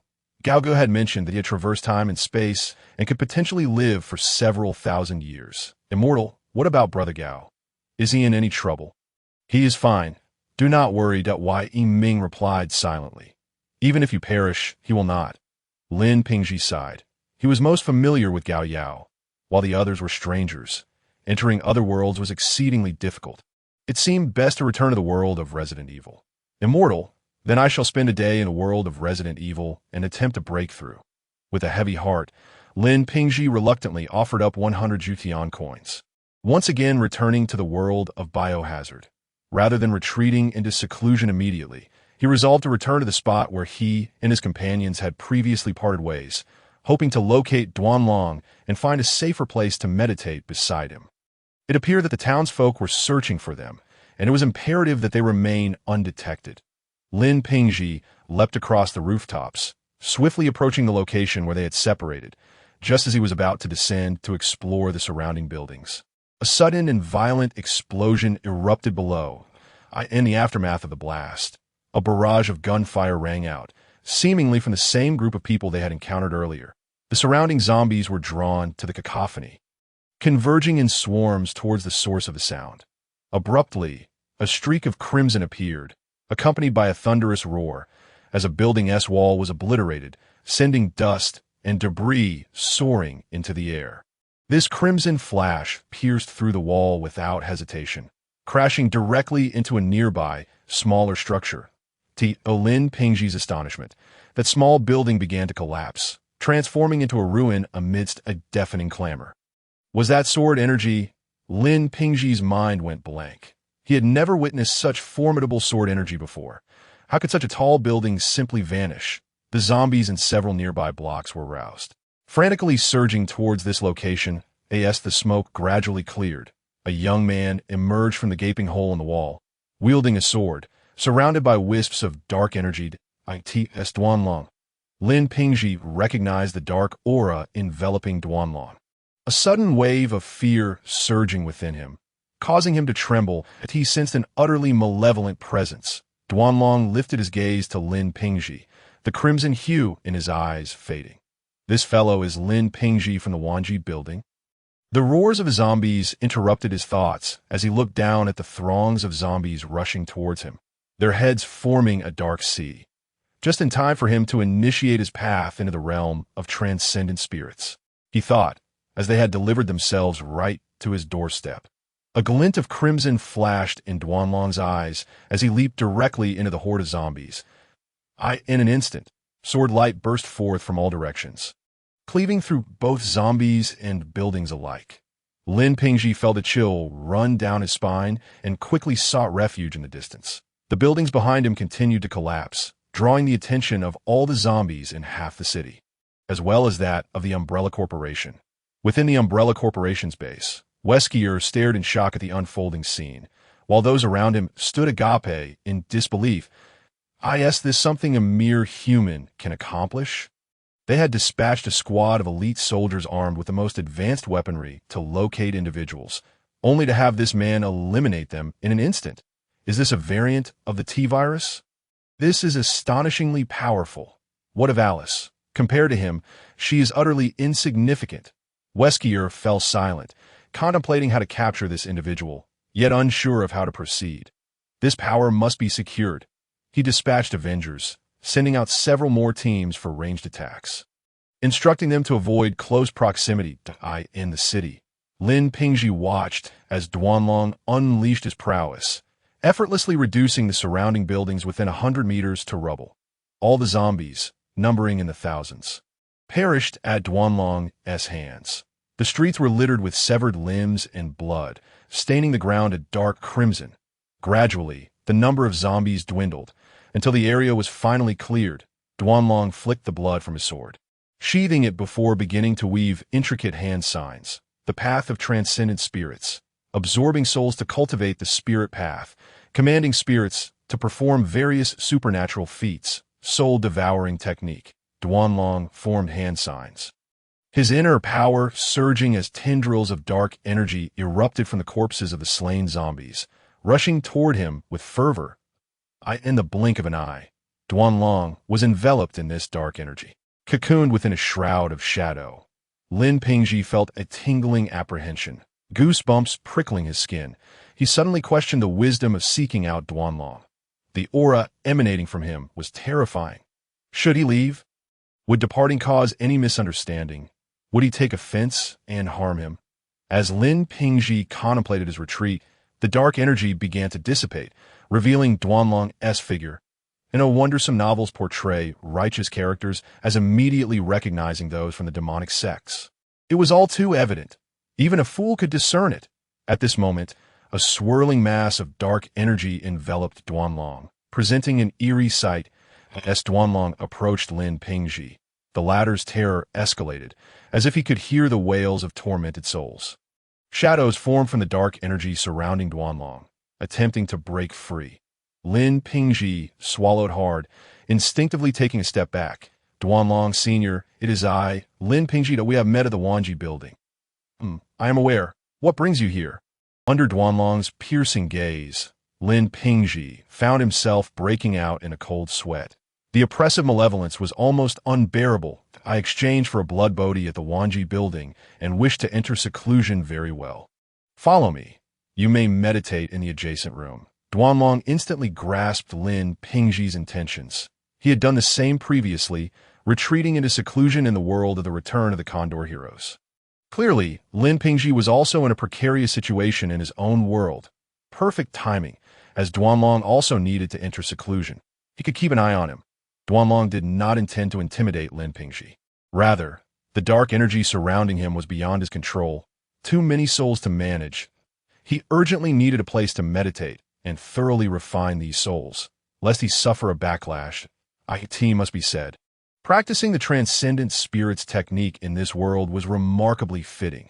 The more souls Duanlong absorbed, the stronger they became, and the faster his power surged. While there were no potent souls here, there was an abundance of ordinary ones. Just a moment ago, he had absorbed tens of thousands of souls, propelling him past the third level of the transcendent spirits technique. With a bit of stabilization, his cultivation in the realm of immortality would soon rival his martial prowess. Duanlong walked away, and Lin Pingji finally exhaled, wiping the sweat from his brow. How terrifying! It felt as if countless vengeful spirits were whispering in his ears, nearly driving him mad. He observed Duanlong's figure and slowly followed him. Once Duanlong found a suitable room for meditation, Lin Pingji entered the adjacent chamber. The two exchanged not a single word. Duanlong was on the verge of losing control, while Lin Pingji dared not utter a sound. Finding a spot to sit, Lin Pingji produced the blood bodhi. Yubuchuan, master, wait for me. I shall return shortly. In an unknown world, the sound of thumping reverberated through a prison enclosed by thick iron gates, towering walls, and barbed wire. The ground shook as though an earthquake had struck, the noise akin to a rapid barrage of cannon fire. Massive iron windows and doors rendered the room pitch dark, obscuring all visibility, save for the deafening roar of the fierce wind. Two armed guards, vigilant and accustomed to the tumult within, stood watch at the entrance. Inside the chamber, a middle-aged man with half a foot of black hair was furiously swinging his fists. With each inhalation, his hair stood on end as if electrified, only to fall flat again upon exhalation. Shackles adorned his hands and feet, and he dragged two lead balls the size of basketballs behind him. A formidable aura emanated from him, each punch resonating with the force of a cataclysm. Suddenly, a voice whispered in his ear, "Ding! Destined one, you've been chosen by the Wanjia building. You wish to enter?" "Who?" he exclaimed, spinning around, his eyes gleaming with intensity as he surveyed his surroundings. N01. In such a spacious cell, it was evident that he was alone, with only the door and window as possible exits, neither showing any signs of intrusion. Wanjia building? Intriguing. I shall enter. Within the Wanjia building, a middle-aged man emerged from a vortex, his entire being trembling with excitement as he absorbed the information flooding his mind. Ha ha! Wanjia! Does that not imply endless adversaries? Yiming observed the frenzied man and pulled up his information. Name: Bali Ming. Origin: Longshiyin E-World, King of Martial Combat. Strength: Pinnacle of Dan Power, 2nd level. Though the Longshiyin E-World was deemed a low martial realm, it stood as a paragon within its category. They practiced various forms of power: Ming Power and Power, Hua Power, Dan Power, and the supreme realm of breaking through the void to encounter the divine. The concept of breaking through the void did not imply a literal tearing of the fabric of reality, yet their strength was formidable.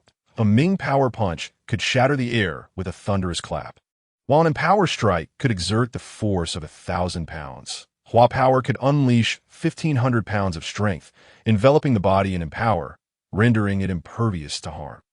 Dan power, also known as Bao Dan, allowed the wielder to control their vital energy, transcending the limits of the human body, enabling feats of strength that could propel them 20 paces with a single lunge. The external manifestation of their power, known as gang power, could rupture the air itself, a rarity in the ordinary world.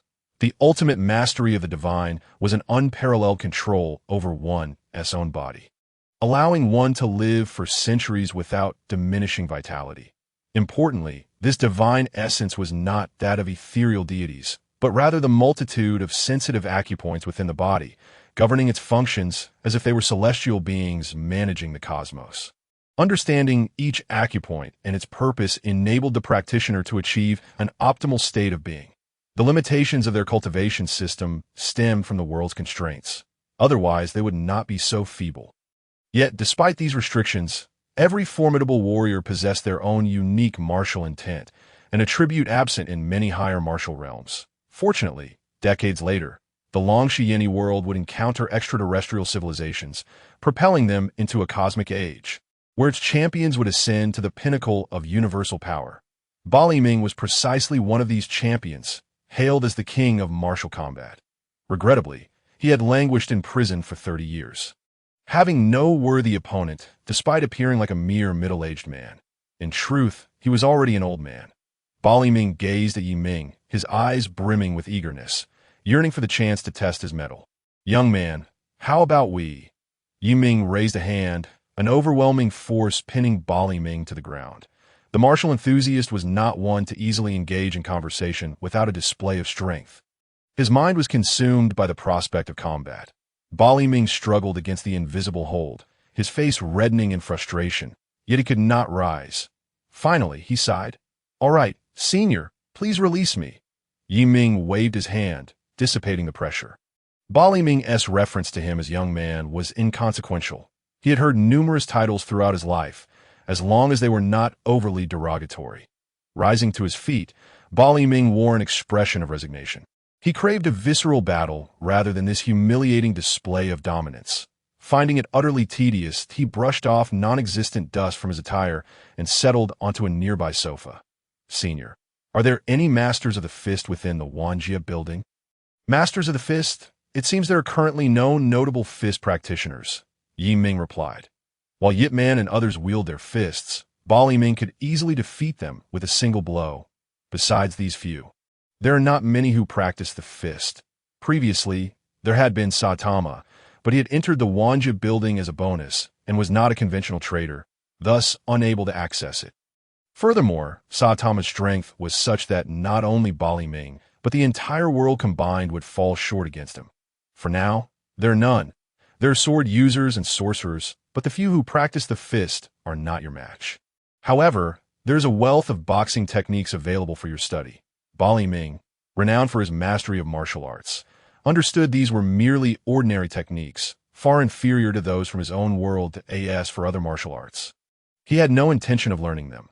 Masters from a Longxiyan world each possessed their own martial intent and path. They would not deviate from their chosen way. Bali Ming nodded, expressing interest in the boxing techniques, curious to see how they compare to those from other realms. Raising his hand, a collection of manuals materialized before him. Elephant Crossing the River, 3rd level manual, value, 200 Jutian coins. Great Diamond Wheel Fist, 3rd level manual, value, 300 Jutian coins. Tiger Howl Golden Bell Shield, 3rd level manual, value, 150 Jutian coins. Dragon Roar Iron Cloth Shirt, 3rd level manual, value, 100 Jutian coins. The manuals in Bali Ming's hands were predominantly focused on boxing, mostly 1st and 2nd level, totaling only 3,800 Jutian coins. That, of course, there was more than just these. Fist Insight, 5th level item, upon use grants insight into the art of boxing, mastery of boxing techniques, and the chance to comprehend one's martial intent. Value, 50,000 Jutian coins. Indeed, the Fist Insight, akin to the Sword Insight of Shimin Chue Shui, was also 5th level, yet its price was 20,000 Jutian coins lower. Shimin Chue Shui's swordsmanship was formidable, yet devoid of sword intent, relying solely on technique and understanding of the sword path.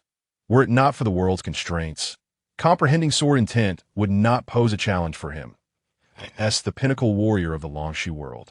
Baliming's martial intent surged like a star, commanding respect. Despite being only second level, engaging with a third-level warrior in the same room would likely result in their demise upon close combat. It is worth noting that once the cosmic age dawned, Baliming would ascend to become a top-tier universal warrior, transcending the boundaries of existence. What does transcending mean? It signifies true omniscience and omnipotence. The ability to create something from nothing, invincible and supreme, beyond speech, thought, and debate, impervious to presence or absence, and unyielding to decay or emptiness. In short, it denotes immense power, so formidable that even Yi Ming could not ascertain the tier of such a warrior. Whether it was a blessing or a curse for Baliming to enter the Wanja building during his weaker days remained uncertain. Perhaps it was fortuitous. Who knows? He might depart Earth early and venture into the cosmos, a realm not inferior to the mortal cultivation tales. Thus, Yi Ming's fortune today was truly extraordinary, a total of 53,800 Jutian coins. Would he acquire the boxing techniques? I shall. With a mere gesture, all the boxing manuals appear before Baliming. Techniques such as Demon Suppression Fist, Diamond Fist, Void Striking Divine Fist, Stone Grasping Fist, and Tiger Subduing Fist filled the space, although most were the second level. With few third level, they were nonetheless diverse techniques from various worlds. And Baliming accepted them all. I will take them all. A total of 7,000 Jutian coins was deducted. Baliming's face lit up with joy upon receiving the manuals, and he immediately stood. Senior, I shall return to study these techniques. Should any formidable fist practitioners arise, do call for me. Yi Ming nodded, remarking to himself how truly passionate Baliming was about martial arts. In his mind, there was nothing but fists. Apart from fists, there was naught else. After Baliming's departure, Yi Ming began to tally his gains. The transaction of 53,800 Jutian coins yielded a profit of 10,760 Jutian coins, which amounted to 2/10, along with the 15,400 Jutian coins obtained from Han Li's previous trade. And the 370 Jutian coins acquired from Lin Pingji's deal, he totaled 26,530 Jutian coins. Name. Yi Ming won Jie Tower level, 2 realm. Peak of the 3rd stage, Jutian coins, 170. 902.4 Cultivation Method. Chiyu Style Limit Breaking Technique. 3rd Layer Connected Worlds. Mortal Cultivation. Dragon Snake Epic. Duo Continent. Zhu Xian. Harry Potter. Naruto. Underworld Legend. Demigods and Semi-Demons. Ip Man. Myth. Wind and Cloud. The Return of the Condor Heroes. The Smiling, Proud Wanderer. King of War. Resident Evil. Legend of Lu Xiaofeng and the 00 Investigation. Items for trade. Chiyu Style Limit Breaking Technique. Tongxian Ghostly Divine Path. 1st Layer. Changchun Skill. Insights into Fist Techniques. Phantom Shifting. Avada Kedavra. Insights into Sword Techniques. Perfect T-Virus Bloodline. Martial Soul Bloodline Blood Bodhi. Duanjia Mental Method. Solar Erosion Sword Technique. Nining Manual. Lingbo Weibu. And Baiming Divine Skill. The Jutian coins had reached 170,000, swiftly approaching 200,000. Indeed, the increments were accelerating. Initially, each transaction yielded mere dozens or hundreds, with any sum exceeding 1,000 sparking immense excitement. Now, it was effortless to surpass 10,000. Especially gratifying was the transaction with Professor Snape. It was simply exhilarating. The required transaction amount for Wan Jie Tower to level up to 3 was 1,000,000, and now he was only 110,000 short. If all went well, he could upgrade tonight. If not, surely by tomorrow. Yi Ming stood up, his hands clasped behind him as he paced. Truth be told, he preferred to level up tonight. Not only would new functions unlock, but his commission might also increase to 30%. When Uchiha Sasuke returned to trade tomorrow, he would be able to amass even more Jutian coins. For instance, if Wan Jie Tower were level 3, he could gain an additional 50,000 Jutian coins from Professor Snape's trade point. 50,000. Yi Ming pondered, hoping to accumulate that 110,000 Jutian coins by tonight. Yet who could possibly conjure such an amount? Yu could be one, as his arsenal had arrived, likely enabling him to contribute some transaction value. Duan Lang might manage as well, but he was currently in the world of Resident Evil. Having already exchanged all his items, Professor Snape posed a challenge. He had exhausted his spells and could not gather anything else in the short term.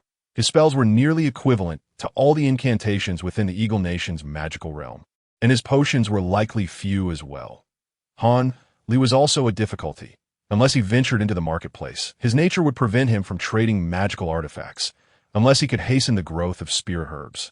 Though it was uncertain how much a millennium-old herb might be worth in Jutian coins. Then there was Bai Yao. Since her last visit, she had not reappeared. If she were present, merely procuring a few items from the Ghost King sect could suffice to accumulate the 110,000 Jutian coins. Yi Ming stroked his chin, contemplating each possibility. First, he would summon Yu Rui, had he not always desired magic. He sent a message through the Wan Jie order, awaiting his arrival. Before long, Yu Rui emerged from the vortex. God, is there magic now? Yi Ming waved his hand, and all spells materialized before Yu Rui. This is magic, but you must first possess a wizarding bloodline. The sphere ascended from the magic, representing the wizarding bloodline. Pure blood wizarding bloodline. 5th tier. Upon fusion, it allows for the cultivation of magical energy, enabling the use of spells. Value: 50,000 Jutian coins. Yu Rui's eyes sparkled. A pure blood wizarding bloodline. Was this not precisely what he desired? He had recently delved into the culture of the Dragon Nation, which was exceedingly challenging, truly, being a wizard suited him best. However, it was rather costly, demanding 50,000 Jutian coins. Fortunately, a shipment of goods had just arrived, and he raised his hand to reveal an array of weapons. .10,000 automatic rifles. 1st tier, valued at 20,000 Jutian coins. .10,000 handguns. 1st tier, valued at 10,000 Jutian coins. .100,000 grenades. 1st tier, valued at 10,000 Jutian coins. 2,000 rocket launchers. 1st tier, valued at 10,000 Jutian coins. .100,000 auxiliary grenades. Flashbangs, smoke, stun. 1st tier, valued at 5,000 Jutian coins. .100 tanks. 2nd tier, valued at 3,000 Jutian coins. .60 infantry, fighting vehicles, armed with machine guns. 1st tier, valued at 300 Jutian coins. .10 helicopters, armed with 2 missiles. 3rd tier, valued at 3,000 Jutian coins. Truly, as an arms dealer, the array of weapons was astounding. Over 20,000 various firearms, 200,000 bullets, and even 100 tanks and 10 helicopters. The total amounted to 61,300 Jutian coins. Yu Rui chuckled wryly, having spent all his money to acquire these weapons, only to find that the Jutian coins he obtained barely sufficed to purchase a pure blood wizard's bloodline. It seemed he needed to expand his business scope upon returning. With magic, he might unify the world. That wouldn't do. The Dragon Nation could not be unified. Perhaps collaboration with the Dragon Nation could achieve world unity, enlisting their aid in arms manufacturing. After all, the Dragon Nation seemed rather unsettled lately and likely required assistance. However, he would need to inquire about their situation, lest he aid the wrong party. God, I desire a pure blood wizard's bloodline, along with a magic wand. As for spells, I cannot afford 5th tier, perhaps a few 4th tier. God, do you have any recommendations? Wizarding bloodline, 50,000 Jutian coins, magic wand, 1,000 Jutian coins for a 4th tier spell. I suggest the mind-reading spell for 7,000 Jutian coins, which allows you to perceive others' memories and emotions, aiding in your business dealings and enhancing your survival rate. You will have 3,300 Jutian coins left. Armor for protection, 1,000 Jutian coins. Defensive spell to withstand bullets. As for auxiliary spells, let S acquire a disarm spell for 2,000 Jutian coins. If you have excess Jutian coins, a shatter spell might be an option. But it is rather costly. I recommend you prioritize defense while using firearms for offense. Yu Rui's world was but an ordinary one, lacking extraordinary powers, reliant solely on firearms. With armor for protection, even if a grenade fell nearby, he would not perish. Bullets could be easily endured. This spell was essential. The mind-reading spell, Yi Ming believed, would indeed be beneficial.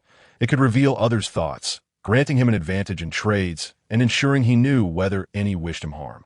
The need for an offensive spell was debatable, but considering the circumstances, it seemed most relied on firearms.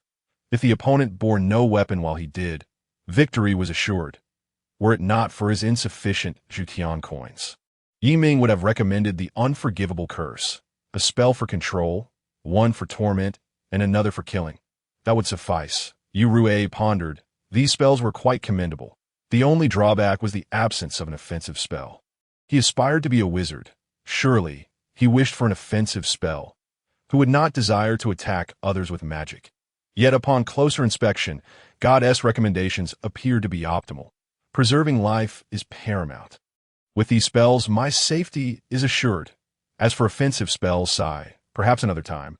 I am still impoverished. Very well, he resolved to follow God's advice. He would convert the remaining 300 Jutian coins into gold and jewels. His funds were nearly depleted. He could no longer purchase weapons. Yi Ming waved his hand, and the bloodline and spells integrated into his consciousness, while the wand landed in his palm. As for the gold and jewels, they would manifest before him in due time. Yu Rui, ecstatic with the wand in hand, brandished it joyfully. Here, the wand was unlike that of the Harry Potter world. There was no selection process. One could wield it immediately upon acquiring it in Wanjie Tower. The pureblood wizard's bloodline possessed a slight magical essence. He would need to return and cultivate further to unleash spells. God, I shall take my leave now. Oh, by the way, God, I plan to assist the Dragon Nation in unifying the world. Do you think that feasible? Yi Ming raised an eyebrow, impressed by the lad's initiative. He was paving a broader path. Absolutely. Consider this modern history my gift to you. Yu Rui beamed, having guessed correctly. All right, God, I shall return and devise a plan promptly. After Yu Rui's departure, a smile graced Yi Ming's face. From Yu Rui's 61,300 Jutian coins, his commission of 2/10 amounted to 12,260 Jutian coins at a transaction sum of 60,000 Jutian coins. Only 50,000 more to go. Victory is just within reach. Who should I seek next? Hanli, Bai Yao. Just as Yi Ming pondered this, a ripple emerged from the vortex, and Li Shimin stepped forth. Immortal, I wish to procure some weaponry. 500 AKs, 5,000 grenades, and are there any other firearms available? Even the smallest mosquito is still meat. Just in time, there are new weapons. Rocket launchers, tanks, infantry fighting vehicles, and helicopters. The rocket launcher fires rockets, can be aimed, has a longer range than grenades, and deals greater damage while being relatively easy to operate. The infantry fighting vehicle may prove somewhat challenging to operate. It is equipped with a machine gun, akin to a carriage with 10 AKs mounted atop, and is significantly faster than a traditional cart, reaching approximately 200 kilometers per hour. As for the tank, its operation is even more complex and difficult to explain. One might consider it a mobile fortress with munitions capable of obliterating city gates in an instant. It is unlikely that anyone can withstand such weaponry. The helicopter can fly and carries 2 missiles, each with a range of several hundred to several thousand kilometers, boasting an immense attack radius. However, its operation is exceedingly difficult. It would likely pose a challenge for you to master. Previously, when Li Shimin visited, he gathered information about kilometers and hours. Upon hearing of such formidable weapons, his mouth fell agape. He swallowed hard, contemplating which weapons he truly desired. Brothers, let us aim for 7 points this month. Next month, let us strive for 8, and I will update 3 chapters daily. He could request several infantry fighting vehicles. A cart should not be too hard to operate. As for the tank, he would take one to see how it functions. As for the helicopter, the fact that it can fly is astonishing. However, as the Immortal mentioned, it is challenging to learn, so he would set it aside for now. Then, Immortal, I shall take 100 rocket launchers, 20 infantry fighting vehicles, and 1 tank. Very well, 500 AKs, 5,000 grenades, 3,000 Jutian coins. 100 rocket launchers are 500 Jutian coins, 20 infantry fighting vehicles are 100 Jutian coins, and 1 tank is 30 Jutian coins. The total amounts to 3,630 Jutian coins. Li Shimin raised his hand, and 3,630 suits of armor materialized. Yi Ming waved his hand, and they vanished. The operational manuals and weapons are together. You may peruse them at your leisure. Should you find it insurmountable, you can seek out traders from the modern world for training. Shimon nodded, and then inquired, Immortal, I have read in books that there are seeds for grains that yield abundantly. I wish to purchase some. Grain seeds, 10 Jutian coins for hybrid rice seeds, as well as various high-yield grain seeds. The Wanjie building is a place of fair trade, where prices for goods of all ranks are fixed. The scarcity of grain in ancient times does not inflate prices to exorbitant levels. Shimon bowed solemnly, remaining in position for a moment longer that on behalf of the people of the Tang dynasty. I express my profound gratitude for your immense kindness. I shall announce to the world, so that all may honor your incense tablet, that Ming waved his hand, dismissing the notion. He had no need for such veneration. No need. I do not require offerings. Shimon then completed the transaction for 3,640 Jutian coins, which was still far from the 50,000 he initially sought in the world of Zhu Xian within the Ghost King sect. Bai Yao was brimming with excitement. She finally had access to cultivation techniques. Although her father had previously taught her the Tong Xiangui Shenlu, it was too malevolent for her liking. Coincidentally, her mother intended to take her back to Fox Chi Mountain, though the journey was fraught with complications. Ultimately, they returned to the Fox clan, where she obtained their cultivation methods, being a hybrid of human and demon. She could cultivate both human and demon techniques. Moreover, her father had gifted her a magical artifact. She raised her hand, revealing a bracelet adorned with a small flower emitting a faint white glow, specially crafted by her father. Additionally, in the past couple of days, she had visited the Technique Pavilion and examined various practices. They should be beneficial to her brother. Were it not for him, her mother, and she might have perished. One must repay their debts of gratitude. Bai Yao produced the Wanjie Ling, vanishing from her original location. Upon her arrival at the Wanjie building, Li Shimon had just departed, and Bai Yao appeared. Brother, Bai Yao has come to see you. She bounced out of the vortex, her face alight with joy. Ming's eyes brightened upon seeing Bai Yao, and he rose to his feet. He had been contemplating how to address her, but her arrival was unexpected. Little sister Bai Yao, it has been quite a while. Has it been long? It's only been a few days, hasn't it? Ming chuckled heartily, ruffling Bai Yao's hair. Her cheeks flushed, yet she did not shy away. Ming then gestured toward the sofa. Come, have a seat. Have you escaped from danger? Yes, indeed. I must thank you for your assistance. No need for thanks. It was merely a transaction. Of course I must thank you. You saved my life and my mother's. Bai Yao settled on the sofa and raised her hand, summoning a plethora of items. The first volume of the Nine-Tailed Celestial Cannon, a 5th-tier technique, valued at 30,000 Jutian coins. The Demon Flame Blade, a 4th-tier artifact, valued at 6,000 Jutian coins. The Black Crow Sword, a 4th-tier artifact, valued at 5,000 Jutian coins. The Wangu Banner, a 4th-tier artifact, valued at 8,000 Jutian coins. The Soul Searching Technique. A 4th-tier secret art can extract the souls of those without resistance. Using it results in the death of the target. Valued at 5,000 Jutian coins. The Soul Burning Technique, a 4th-tier secret art, burns one's own soul to unleash power far beyond the current realm. Valued at 6,000 Jutian coins. The Soul Controlling Technique, a 4th-tier secret art, allows the user to control another's spirit. The stronger the opponent, the weaker the effect. Valued at 9,000 Jutian coins. The Soul Annihilation Technique. A 4th-tier secret art attacks the soul, obliterating the opponent's spirit. If the opponent's soul is strong, the user's soul may also sustain damage, potentially leading to backlash and instant destruction. Valued at 9,999 Jutian coins. The Nine-Tailed Celestial Cannon consists of only one volume. It is likely that one must complete the first volume before accessing the second. Its price is slightly lower than the Tong Xiangui Shendao. But that is to be expected, as it is the technique of the Ghost King sect. Bai Yao had never heard of the Nine-Tailed Celestial Cannon. It must be an exclusive technique of the Fox clan. Among the 3 artifacts, the sword and blade appeared unremarkable. Yet the Wangu banner intrigued him, that a treasure for capturing souls. Would it not be perfect in the world of biohazard? Bai Yao's 4 secret arts pertain to souls, each more ruthless than the last. Soul searching, soul burning, soul controlling, and soul annihilation. Coupled with the names of the artifacts, truly exemplified the Ghost King sect's notorious reputation.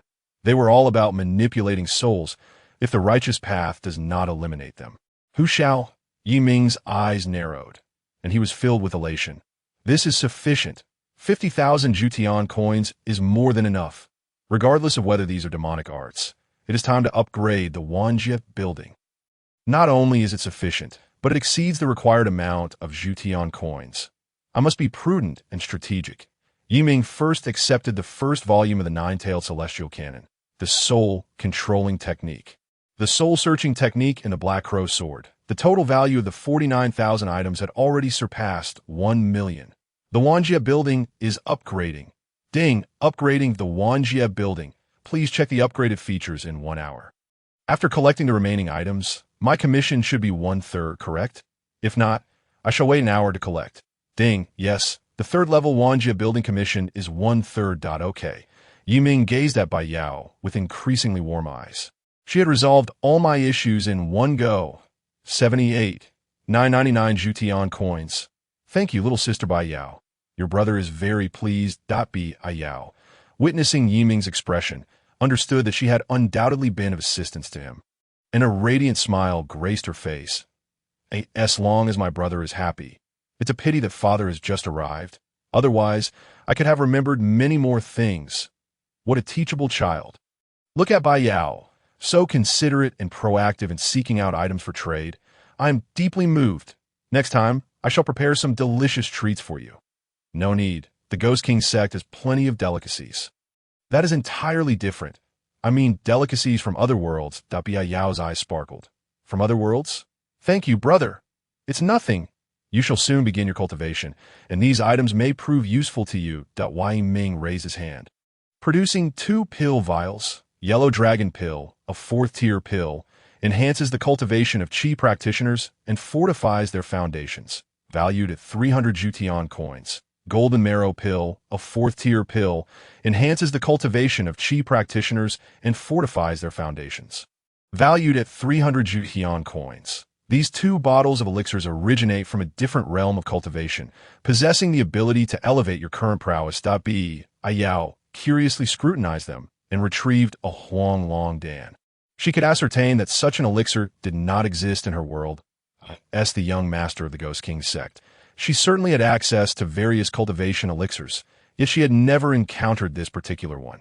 I shall take it back for my father to examine. Yes, I shall have it. Are there any other items from different worlds?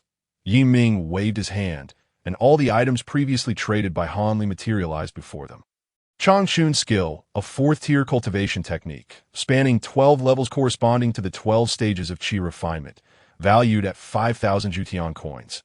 Alchemical Insight, 4th-tier comprehension, allowing the crafting of Qi refinement stage elixirs upon acquiring the formulas. Valued at 2,000 Jutian coins. Wind Control Technique, a 4th-tier spell, valued at 3,000 Jutian coins. Heavenly Eye Technique, a 4th-tier spell, valued at 1,000 Jutian coins. Fireball Technique, a 4th-tier spell, valued at 7,000 Jutian coins. Spirit Fixing Talisman Crafting Method, a 4th-tier item, valued at 5,000 Jutian coins. Object Manipulation Technique, a 4th-tier spell, valued at 3,000 Jutian coins. Corpse Worm Pill Formula, a 3rd-tier formula, valued at 500 Jutian coins. Huang Longdan Formula, a 4th-tier formula, valued at 5,000 Jutian coins. Golden Essence Pill Formula, a 4th-tier formula, valued at 5,000 Jutian coins. Vitality Restoration Pill Formula, a 4th-tier formula, valued at 7,000 Jutian coins. Bai Yao blinked, waving her small hand. I shall take them all, a total of 77,000 Jutian coins. The last time Bai Yao had 41,000 Jutian coins remaining, and with this addition of 78,999 Jutian coins, she now possessed a total of 119,999 Jutian coins. After spending 77,000 Jutian coins, she still had 42,999 Jutian coins left. How extravagant! With a mere wave of her hand, she spent over 70,000 Jutian coins. Upon receiving her items, Bai Yao did not linger for long and returned to the Ghost King sect. She meticulously studied the Changchun skill and discovered that this technique indeed differed significantly from those of her own world. After pondering for a moment, Bai Yao resolved to inform her father about this. She could undoubtedly utilize the resources of the Ghost King sect to amass a substantial amount of Zhutian coins, potentially transforming the sect into the most formidable faction. Her father would surely be elated. Bai Yao grasped the elixir bottle, skipping joyfully towards the location of the Ghost King. In the Grand Hall of the Ghost King sect, the Ghost King was engaged in discussions with the four great envoys, Qinglong, Baihu, Zhuke Yuji, and Xin My Lord. I've already investigated the Six Fox Cave. There's only the presence of that bald monk Pu Kong nearby. No one else. Either the opponent's strength surpasses mine, or they possess a treasure that conceals their aura. The Ghost King waved his hand dismissively, stating, since this mysterious individual saved Yaoer and Shaoqi, he's a benefactor of the Ghost King, but if he does not wish to reveal himself, then let it be. However, that bald monk from Tianyin Temple dares to target my wife and daughter in my absence. This debt shall not go unpunished. A fierce glint flashed in the Ghost King's eyes, and a dark aura emanated from him. Were it not for that mysterious individual, both his daughter and wife could have perished there. How could he possibly endure this? He must make Pu Kong pay the price. Qinglong and the others exchanged glances. Hesitant to speak, attacking Tianyin Temple would not be an easy feat. Should the Ghost King sect take action, the other righteous factions would undoubtedly follow suit, potentially igniting a battle between good and evil. Daddy, Bai Yao exclaimed, bouncing into the Grand Hall, prompting the Ghost King to swiftly retract the dark aura surrounding him. Yaoer, come to your father. The four envoys quietly retreated, leaving space for Bai Yao and the Ghost King. The Ghost King looked affectionately at Bai Yao, thinking how close he had come to losing such a lovely daughter to that bald monk Pu Kong. Tianyin Temple, you shall pay dearly for this. Bai Yao leaped into the Ghost King's embrace, grinning as she said, Father, I have something to tell you. The Ghost King, gazing at Bai Yao with tender affection, replied, Speak, my dear. I am listening. Bai Yao's eyes darted around, surveying her surroundings. The Ghost King raised an eyebrow, lifting his hand to conjure a protective barrier that enveloped the two of them. Speak freely. No one else can hear us. Are you here to inform me about the mysterious individual who saved you? Bai Yao looked up in surprise. Oh, Father, you already know. The Ghost King beamed with pride, reveling in the admiration reflected in his daughter's eyes. His heart felt as sweet as honeyed out of course. I am the master of the Ghost King sect. Bai Yao blinked, having thought her father was unaware. Then you also know about the Wan Jie building? The Ghost King, intrigued, inquired. Wan Jie building? What is this power? I have never heard of it. Oh, what kind of force is this Wan Jie building? Did the one who saved you come from there? Bai Yao emerged from the Ghost King's embrace, placing her hands on her hips, proudly declaring, I told you, Father, there's no way you could know about the Wan Jie building. Father, I want to tell you about the Wan Jie building. I entered it previously and made an exchange, which is how I saved Mother. Initially, the Ghost King dismissed the Wan Jie building as a minor force. But upon hearing that, Bai Yao had even given them the Tong Xiangui Shenlu, his brows furrowed in concern. Cultivation techniques for various sects are generally kept secret and cannot be disseminated. Even if this Wan Jie building's individuals saved Bai Yao and Shaoqi, they should not have access to the Ghost King sect as techniques, as for the notion of traversing the myriad realms. That was pure nonsense. The Ghost King sighed, recognizing that he could not entirely blame Bai Yao. After all, she was still young. Alas, how could you give such an important item as the Tong Xiangui Shenlu to someone else? You must have been deceived. Bai Yao, anticipating her father's disbelief, presented him with the elixir. I didn't believe it at first either, so I returned to the Wan Jie building today in exchange for some items. This elixir is from another world. The Ghost King's expression darkened. No wonder he had seen her at the Technique Pavilion today, a place she had never frequented before. Moreover, 3 of his treasured items were missing. Could she have given them to that individual? To think they had been deceived by someone from the Ghost King sect was tantamount to courting death. The Ghost King opened the elixir bottle and, to his astonishment, discovered it was a type he had never encountered before. However, this did not necessarily prove anything. Many had created innovative elixirs. I have never seen this elixir before. Perhaps it is something newly researched by someone else. Bai Yao frowned, feeling hurt that her father did not believe her.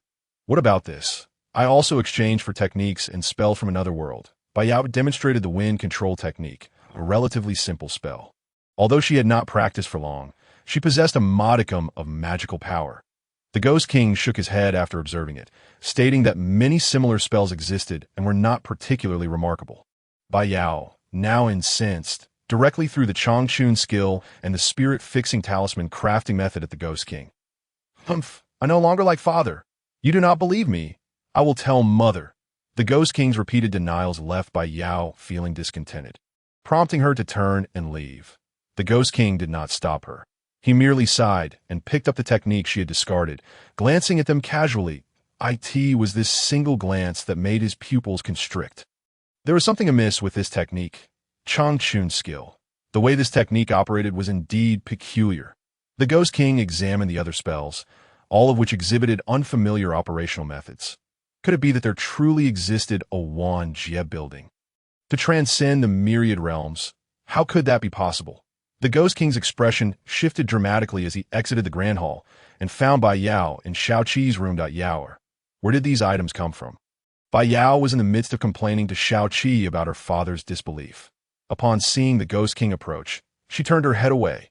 Did you not say you did not believe me? The Ghost King smiled ruefully, shaking his head as he approached Bai Yao. It was my mistake. Please tell me more about this Wan Jie building.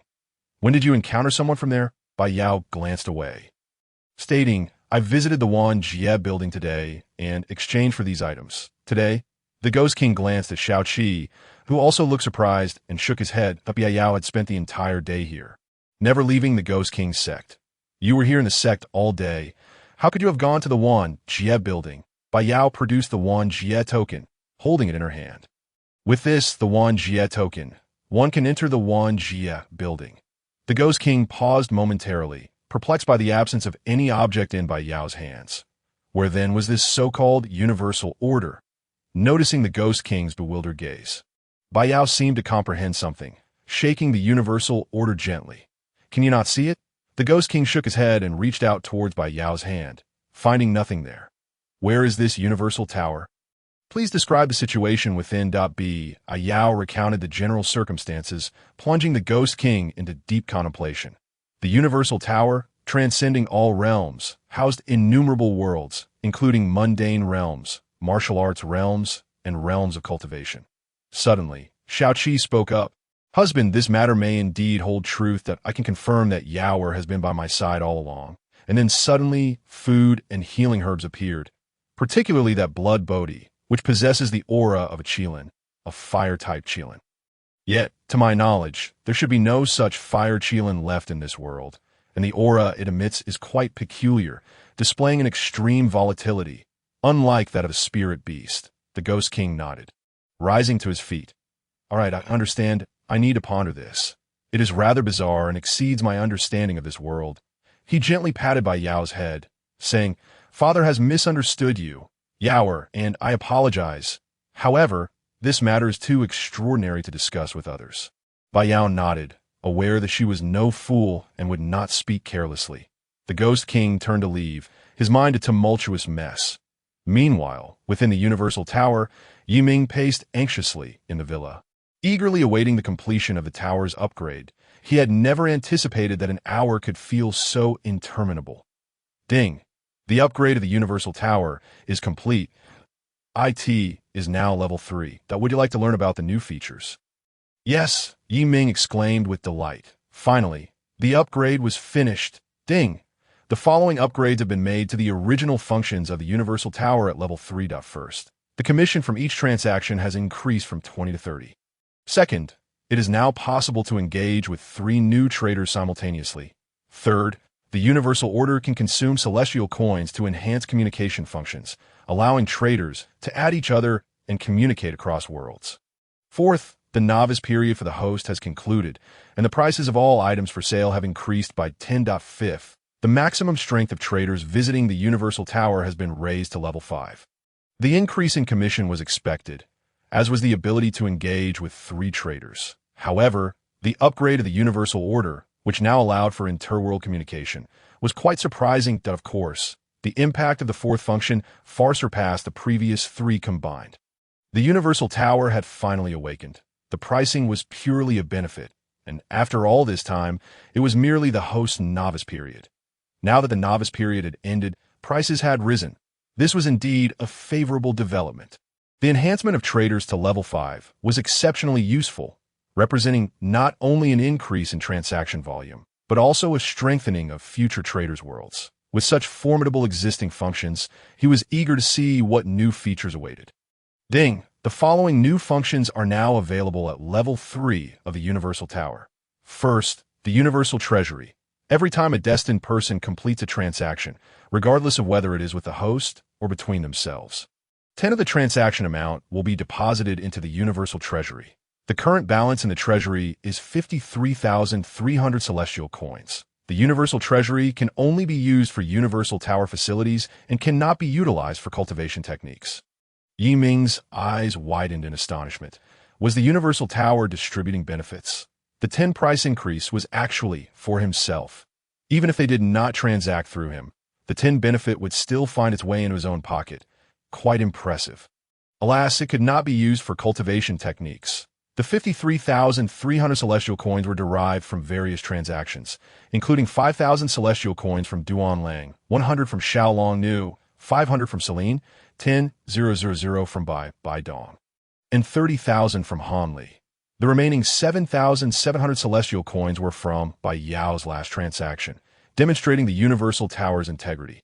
Yi Ming speculated on what the Universal Tower facilities might entail, feeling that this could be the most significant change yet. Ding! Second, exclusive techniques. The host may spend 100 times the price of a top-tier technique of the same level to cultivate an exclusive technique, which will reach its current level of perfection upon completion.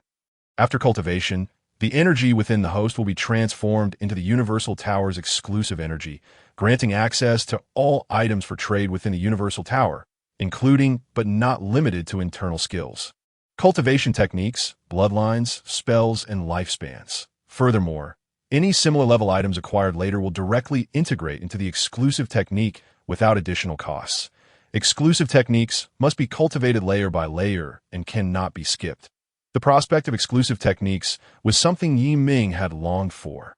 He had saved up over 100,000 celestial coins, merely awaiting the exclusive technique, that he could directly cultivate the exclusive technique to the pinnacle of level 3, gaining all abilities associated with it. Just the increase in lifespan alone could extend his life by several hundred years. Mastery of mental power, the 18 dragons subduing palms, magic, and spells would all be within his grasp.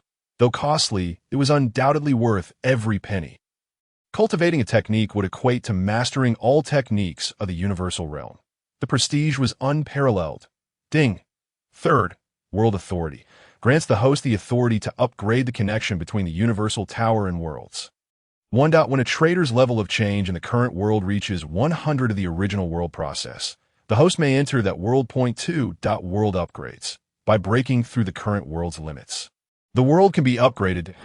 An upgrade from level 1 awards 10,000 celestial coins, with rewards increasing tenfold for each level ascended. Upgrade conditions require surpassing 1 limit-breaking powerhouse in the current world.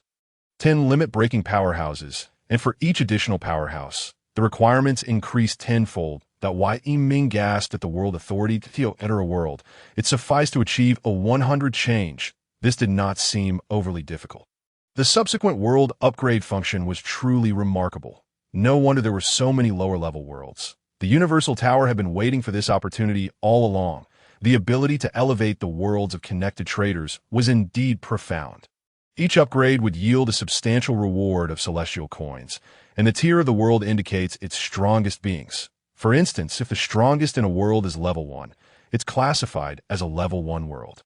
In contrast, if the strongest in the Tianlong Babu world is level 3, it's considered a level 3 world. To elevate a level 3 world to level 4, one would need a level 4 warrior.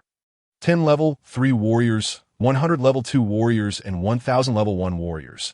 This would grant a reward of 100,000 celestial coins. Similarly, to elevate a level 5 world, one would need a level 6 warrior. 10 level 5 warriors, 100 level 4 warriors, 1,000 level 3 warriors, 10,000 level 2 warriors, and 100,000 level 1 warriors which would yield a reward of 1 billion celestial coins. The higher the level, the more challenging the upgrade, particularly for level 7 worlds, which would require 10 million level 1 warriors for an upgrade. However, the rewards post-upgrade are immensely appealing, with the rewards for upgrading from level 1 to level 6 being 10, 0, 0, 0, 100, 0, 0, 0, 1 million, 10 million, 100 million, and 1 billion celestial coins, respectively. Especially for lower-tier worlds, upgrading does not pose a significant challenge, that why Yiming merely needed to break through to level 2 and cultivate 10 level 1 warriors to elevate the world to level 2, earning 10,000 celestial coins. This means that even lower-tier worlds could amass sufficient celestial coins. If there were formidable figures, perhaps they could elevate a world from level 1 to level 7. This function is essentially a boon for lower-tier worlds. And this was only the third new feature. There remains one final feature. Ding! Fourth, Universal Tower Facilities. The host may spend from the treasury to activate Universal Tower Facilities, with 10 of the profits returning to the Universal Treasury. The Universal Tower Facilities include the following. 1. Task Pavilion, where the host or traders may post tasks, and upon completion, they can receive a predetermined commission in celestial coins. 2. Pill Pavilion, where, given the existence of pill formulas, materials can be placed to autonomously refine pills, and formulas can be reverse-engineered from pills, with each use incurring a cost of celestial coins. Note: the reverse-engineered formulas will be duplicated by the Universal Tower. 3. Weapon Pavilion, where, given the existence of weapon formulas, materials can be placed to autonomously forge weapons, artifacts, armor, etc., and formulas can also be reverse-engineered from these items, with each use incurring a cost of celestial coins. Note: the reverse-engineered formulas will also be duplicated by the Universal Tower. 4. Herb Pavilion, which allows for the cultivation of herbs, with celestial coins spent to alter the flow of time, currently at the fastest rate of 1 day, equating to 1,000 years. 5. The Beast Hall, a place where one can nurture monsters and tame beasts, allows the expenditure of celestial currency to alter the flow rate, enabling rapid breeding and cultivation, with the current maximum flow rate being an astonishing 100 years in a single day. 6. The Bloodline Pavilion permits the enhancement of one's own bloodline level and that of monsters through the consumption of celestial currency. 7. The Comprehension Chamber allows for the elevation of personal understanding at the cost of celestial currency. 8. The Technique Hall enables individuals to refine their skills and rectify flaws within their techniques by spending celestial currency. 9. The Combat Pavilion allows for the summoning of an opponent's phantom for challenges, ensuring no risk of death, all for the expenditure of celestial currency. 10. The Array Pavilion, when the array formation is known, allows one to input materials to autonomously generate array disks and diagrams, or to reverse engineer the array formation from the disks, with each use requiring celestial currency. Note: the initial activation cost for each facility is uniformly set at 100,000 celestial currency. However, with each facility activated, the cost of the subsequent facility escalates tenfold. The Task Pavilion opens automatically and does not count toward this total. Dumbfounded, Yiming was utterly astonished. Each of these facilities was incredibly powerful. Aside from the Task Pavilion, which seemed rather ordinary, the rest were exceptionally impressive. Alchemy, artifact forging, array formation, talismans, an all-encompassing manufacturing capability. The fact that herbs could also be cultivated at a staggering rate of 1,000 years in a day was nothing short of remarkable. The Celestial Bottle. A celestial bottle without an artifact's spirit, unworthy of consideration. Enhancing bloodlines, boosting comprehension, refining techniques, and improving combat effectiveness. This was the essence of the World Tower, all-powerful. However, why must the activation of a facility cost 100,000 celestial currency? Such exorbitance. A dilemma of choice loomed. Fortunately, the Task Pavilion opened automatically. Had it not, he would have never initiated it himself. Why not simply create a large screen and a computer for the Task Pavilion, saving 100,000 celestial currency? After much contemplation, Yiming resolved to activate the Future Pavilion. As the name suggests, it pertains to the future. Naturally, it does not encompass all futures, but rather the future specific to their world, primarily focusing on the protagonist's future. By expending celestial currency, one can glimpse the future of their own world within the future pavilion. This facility is undoubtedly essential for everyone. Who wouldn't wish to know their future? While he possessed some knowledge of the future, it was far from comprehensive. Most importantly, all profits derived from the future pavilion would directly enter the proprietor's treasury, rather than a mere fraction of 10. Perhaps the World Tower feared that he would neglect to open this future pavilion and resort to trading information instead. There was a small print below the future pavilion stating that whether the pavilion was opened or not, any disclosure of the future must adhere to the system's pricing. The additional funds earned previously could be considered a benevolent gift from the World Tower. Thus, the decision was made. Activate the future pavilion. Ding! The proprietor's treasury lacks sufficient celestial currency for activation. Yi Ming's expression soured instantly. He had forgotten that he only possessed a little over 50,000 celestial currency, insufficient for any facility activation. It was utterly exasperating. His personal celestial currency and the proprietor's treasury could not be shared, each serving its own purpose, since he could not activate any facilities. It appeared he could only focus on cultivating his exclusive techniques for the time being. Previously, he had amassed a total of 170,902.4 celestial currency, augmented by 12,260 from a transaction with Yurue, and 728 from a deal with Li Shiminda of the 78,999 celestial currency from Bai Yao. 49,000 was a 20 share, amounting to 9,800 celestial currency. The remaining 29,999 celestial currency was a 30 share, totaling 8,999.7 celestial currency. The grand total of celestial currency amounted to 202,690.1. He had surpassed the 200,000 threshold. Name: Yi Ming World Tower level. Level 3 realm. Peak of the third stage, celestial currency. 202. 690.1 proprietor's treasury. 53,300 celestial currency World Tower facilities. None techniques. Saitama's limit-breaking cultivation method. Third layer, connected worlds. Mortal cultivation, Dragon and Snake Chronicles, Soul Land, Zhu Xian, Harry Potter, Naruto, Underworld, Demigods and Semi-Devils, Ip Man. Myth, Feng Yun, The Return of the Condor Heroes, The Smiling, Proud Wanderer, King of War, Resident Evil, Legend of Lu Xiaofeng, and The Secret Agent 00. Trade items. Saitama's limit-breaking cultivation method, Path of the Transcendent Spirits, First Layer, Eternal Spring Technique.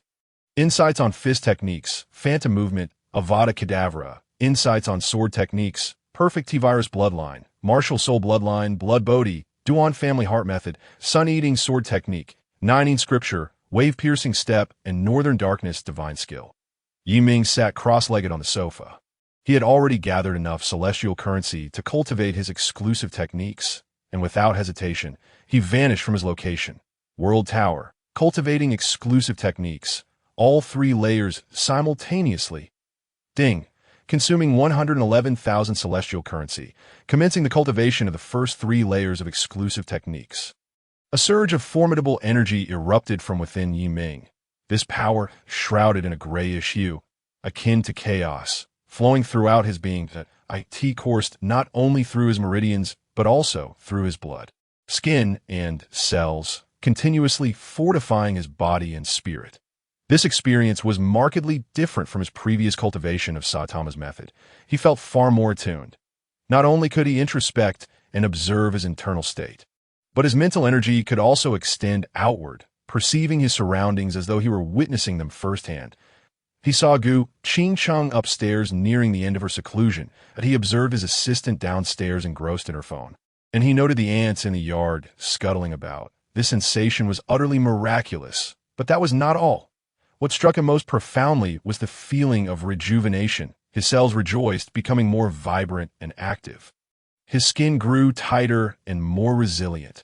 Only when his body brimmed with this energy did he slowly open his eyes. The third layer of the exclusive technique, perfected, Yi Ming's gaze was unfathomably deep, as if it contained an entire world, ensnaring anyone who dared to gaze into it. Having cultivated his exclusive techniques, he can now claim to be proficient in all aspects: strength, constitution, defense, and spirit, capable of both close and range combat. After expending 111,000 celestial currency, he still retained 91,690.1 celestial currency, leaving him with a substantial sum. Yi Ming's profile updated accordingly. Name: Yi Ming World Tower Level. Level 3 Realm. Peak of the 3rd stage, celestial currency, 91. 690.1 Proprietor's Treasury. 53,300 celestial currency world tower facilities. None techniques. 3rd layer of exclusive techniques connected worlds. Mortal Cultivation, Dragon and Snake Chronicles, Soul Land, Zhu Xian, Harry Potter, Naruto, Underworld, Demigods and Semi-Devils, Ip Man, Myth, Feng Yun, The Return of the Condor Heroes. The Smiling, Proud Wanderer, King of War, Resident Evil, Legend of Lu Xiaofeng, and the Secret Agent 00. Trade items. Saitama's limit-breaking cultivation method, Path to the Transcendent Spirits, 1st layer. Eternal Spring Technique, Insights on Fist Techniques, Phantom Movement. Avada Kedavra, Insights on Sword Techniques, Perfect T-Virus Bloodline, Martial Soul Bloodline, Blood Bodhi, Duan Family Heart Method, Sun-Eating Sword Technique, Nining Scripture, Wave-Piercing Step, and Northern Darkness Divine Skill. Though he remained at the peak of the 3rd stage, he felt capable of defeating 100 of his former selves. It was not that he lacked strength, but rather that he had not developed comprehensively. Yi Ming exited the underground 2nd level and entered the World Tower. The 1st floor of the World Tower appeared unchanged, featuring a street lined with various shops, likely intended for traders to conduct business in the future. The newly established Task Pavilion was not on the 1st floor of the World Tower, but rather on the 2nd. In fact, each pavilion would occupy an entire floor. The Task Pavilion was situated on the 2nd floor, and the next facility to be unlocked would be designated for the 3rd floor. Yi Ming contemplated the names of several shops at the center of the 1st floor and decided to erase all of them, rebranding them anew. At the very center remained the Celestial Currency Exchange, allowing items to be converted into celestial currency, alongside a trading function enabling traders to transact directly with one another. In the realm of commerce, when one party disposes of an item, the other party possesses a preemptive right to purchase, thus safeguarding against potential claims from outsiders. Subsequently, he reorganized the thoroughfare into a Y-shaped intersection, delineating 3 distinct zones: the Martial Arts District, the Immortal Arts District, and a miscellaneous area. The Martial Arts District is entirely devoted to martial arts-related pursuits, encompassing inner strength and combat skills, while the Immortal Arts District is dedicated to celestial spells and practitioners of immortality. The miscellaneous zone caters to magic, soul energy, and technology. Each district houses shops offering various techniques, weapons, and elixirs, with Yi Ming placing all trade goods in their respective establishments. Observing the transformed Wanjie building, Yi Ming nodded in satisfaction and ascended to the 2nd floor. Upon entering the 2nd floor, a colossal door caught his eye, adorned with the 3 gilded characters spelling Task Pavilion. Pushing the door open, he beheld a large screen suspended in mid-air, displaying the task list, albeit currently devoid of any entries.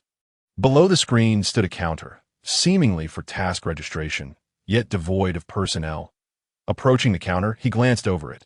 The process was remarkably straightforward. Point 1 merely needed to articulate the desired task and the associated reward, after which the Wanjie building would assess its reasonableness. For instance, a request for a celestial artifact in exchange for a mere 1 Jutian coin would be utterly preposterous, provided the reward and task were not excessively outrageous. The Wanjie building would deem it acceptable if approved, the task would be immediately listed on the task board. Others could then opt to undertake the task, receiving the promised reward upon completion, albeit with a 10 fee deducted. This 10 fee was borne by the task publisher as a service charge that Yi Ming pondered briefly before declaring, "Publish a task. Retrieve the Red Queen from the world of Resident Evil and deliver her to me, with a reward of 1,000 Jutian coins." Ding! The task's value was found to be greater than or equal to the reward, resulting in a failed publication. Yi Ming raised an eyebrow, surprised to discover that the Red Queen's worth exceeded 1,000 Jutian coins. Publish a task. Retrieve the Red Queen from the world of Resident Evil and sell her to the Wanjie building, with a reward of 1,000 Jutian coins. Ding! Task published successfully. Please provide additional task details. Red Queen, An artificial intelligence from the Umbrella Corporation in the world of Resident Evil. Requires only the mainboard. Ding. Task details completed. Upon acceptance, further information will be displayed. Wai Ming lifted his gaze, bewildered by the design of the screen, which seemed to be visible from any angle on the second floor. The previously vacant task board now boasted a single task entry, its content outlined at the front and the reward listed at the back. It appeared quite promising. Furthermore, these tasks were not exclusive. Anyone could undertake them, contingent upon who completed them first. Concurrently, the task pavilion enforced a prohibition. All traders were forbidden from engaging in mutual harm. While fighting was permissible, lethal actions and deceitful killings were strictly prohibited. Should disputes arise, a duel could be arranged, with the Wanjia building housing arenas for both wagered and death matches wagered matches. Participants could opt for a 0 Jutian coin stake, while in death matches, additional stakes could be introduced. Despite being termed death matches, those who perished in the arena would ultimately be resurrected within the Wanjia building, a mere outlet for traders with grievances. With the Red Queen in his possession, Yi Ming could enable her projection within the Wanjia building, ready to assist him at any time that a staff member at the task pavilion would undoubtedly prove beneficial. However, the Wanjia building prohibited the summoning of staff. This was rather vexing. Yet the presence of artificial intelligence provided a commendable alternative, serving as a substitute for human assistance. After thoroughly exploring the Wanjia building, Yi Ming began to examine the circumstances of each world. Eager to identify which he could access, he had long desired to enter the realm of traders, yet had never found the opportunity. First, he inspected the world of Murong Fu's Tianlong Babu. The world of Saitama's One Punch Man was not interconnected, as Saitama had entered the Wanjia building through a unique method, disqualifying him as a standard trader. The Tianlong Babu world was classified as a Tier 3 world, with a degree of alteration at 50. The Fengyan world was a Tier 5 world, with a degree of alteration at 1. The Ip Man world was a Tier 1 world, with a degree of alteration at 60. The Mythical world was noted as an incomplete world, with a degree of alteration at 0. Yi Ming paused at the mention of the incomplete world. What could this signify? Ding. The mythical world is not a complete world. Please explore for further details. Damn. Such a trivial statement was as good as saying nothing at all. Poor Gao Yao. An incomplete world surely cannot be upgraded. Sighing, Yi Ming continued his examination. The Divine Condor Hero's world was a Tier 2 world, with a degree of alteration at 70. The King of War world was a Tier 1 world, with a degree of alteration at 3. The Laughing in the Wind world was a Tier 2 world, with a degree of alteration at 10. The Resident Evil world was a Tier 4 world, with a degree of alteration at 1. The Jade Sword world was a Tier 6 world, with a degree of alteration at 15. The Jade Sword world rated so highly, perhaps due to the rescue of Bai Yao's mother? That could indeed be the case. If Bai Yao's mother had survived, the relationship between the Ghost King and Bai Yao would be altered, potentially averting numerous subsequent events. The world of Little Fish and Flower Wuchio was a Tier 2 world, with a degree of alteration at 60. The Harry Potter world was a Tier 5 world, with a degree of alteration at 0. The Underworld Legend world was a Tier 3 world, with a degree of alteration at 5. The Duluakanit world was a Tier 5 world, with a degree of alteration at 20. The Dragon and Serpent world was classified as a world above Tier 7, with a degree of alteration at 1. The Mortal Cultivation world was also classified as a world above Tier 7, with a degree of alteration at 0 to above Tier 7. Yi Ming understood that the Mortal Cultivation world was classified as above Tier 7, yet he had not anticipated that the Dragon and Serpent world would also fall into that category. However, upon reflection, although the galactic era had not yet descended, the powerful beings of the galaxy were already present. Yet, what could it mean that information on worlds above Tier 7 was not displayed? Ding! The host permissions are insufficient. Information above Tier 7 remains locked. Damn! After surveying all the worlds, none reached a score of 100, rendering all inaccessible to him. Yi Ming exhaled deeply, as such outcomes were entirely expected. After all, the Wanjia building had only been operational for 3 days, even accounting for the differing passage of time. The other worlds had not progressed significantly. The world with the highest degree of alteration was the Divine Condor Heroes, primarily because the female protagonist, Xiao Long Nu, had remained with Yonghua, resulting in substantial alterations to the original plot. Following closely was The Little Fish and Flower Wuchio, where the greatest antagonist was absent, leading to considerable changes. However, Jiang Yuan would eventually return, marking the moment of greatest transformation that Wei Yiming focused on several worlds with relatively high completion rates, all of which were low-level martial worlds, rendering them of little interest. The high-level martial worlds exhibited minimal alteration, given their vastness and the relative weakness of the traders. Yiming arrived at the Grand Plaza on the first floor of the Wanjie building, initiating a gathering of all traders. The Wanjie building had undergone a remarkable transformation, and it was imperative to inform everyone, particularly as prices had surged in the world of Resident Evil. Lin Pingji gazed listlessly out the window. He had recently concluded a period of seclusion, achieving a breakthrough to the pinnacle of acquired strength, a level capable of dominating all within the Laughing in the Wind world. Yet he dared not depart, as Duan Lang was still in seclusion, and it was his duty to remain vigilant to prevent any interruptions to Duan Lang's cultivation, lest the blame fall upon him. Duan Lang's power was formidable and malevolent. He could not afford to offend him. Suddenly, the Wanjie token began to tremble, signaling a message. Concurrently, the door to the adjacent room swung open, and Duan Lang emerged, the surrounding dark aura having dissipated entirely. Lin Pingji stepped forward and offered a respectful salute. Duan Xiaoxia. Duan Lang nodded and spoke. Let us return to the Wanjie building. Lin Pingji complied, and the two vanished from sight. Far away, within a convoy, several hundred kilometers distant, Alice suddenly froze, prompting Carlos to inquire. What is it, Alice? Nothing. I just need to step outside for a moment. Alice replied, retreating to an isolated area to retrieve her Wanjie token, disappearing from her location in the Jade Sword world. Biao abruptly sat up, addressing the nearby Xiao Qi. Mother, it seems brother is calling me to the Wanjie building. With a focused gaze, the little girl raised her hand and shot forth a beam of white light that flew out the window. There's no rush. We'll discuss it when your father arrives, Biao nodded, shaking her head slightly. Before long, the Ghost King entered through the door and turned his attention towards Biao. The Myriad Realms Tower? Yes, I'm heading there now.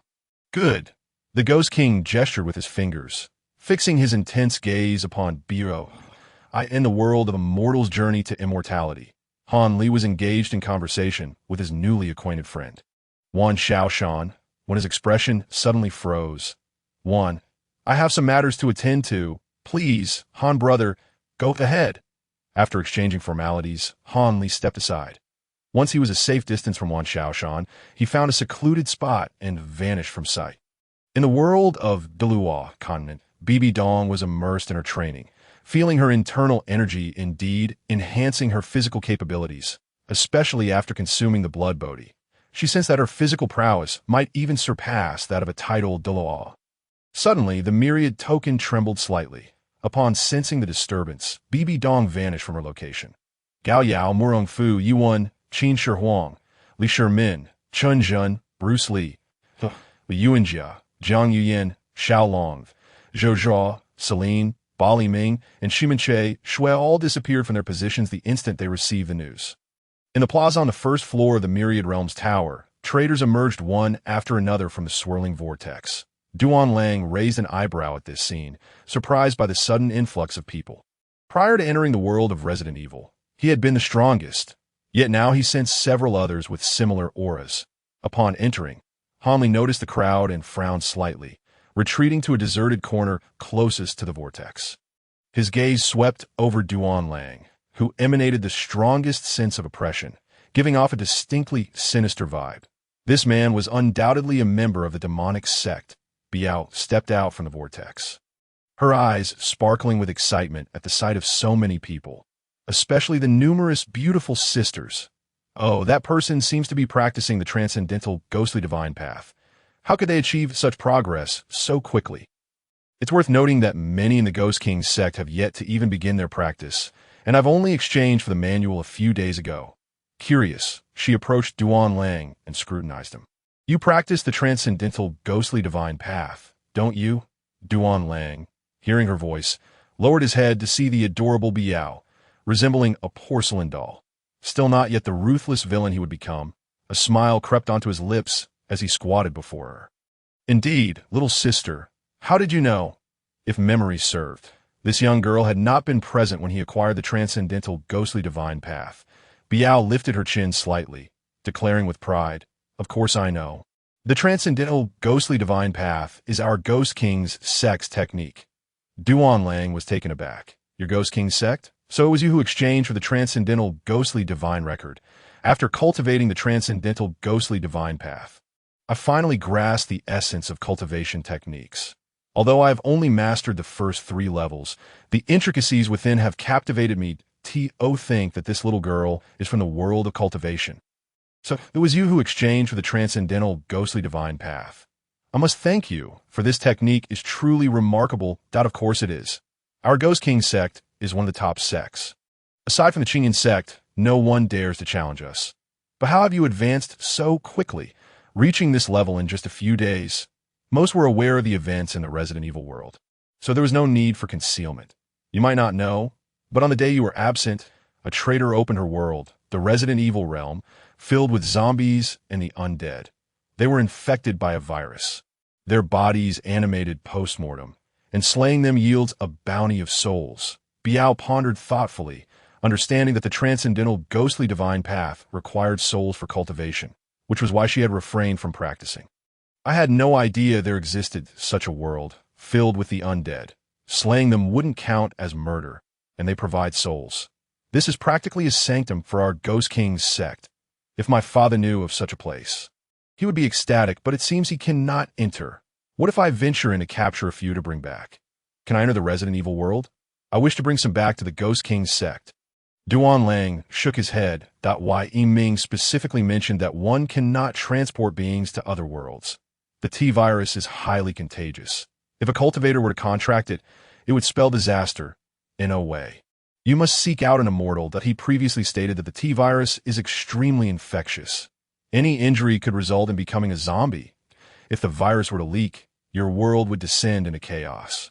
Teeming with the undead, Biao blinked. A world filled with zombies and the undead? How perilous. Then never mind. Yiming surveyed the plaza, where traders had gathered in clusters, engaging in conversations. Xiaolong, Bibi Dong, Zhou Zhuo, Jiang Yuyan.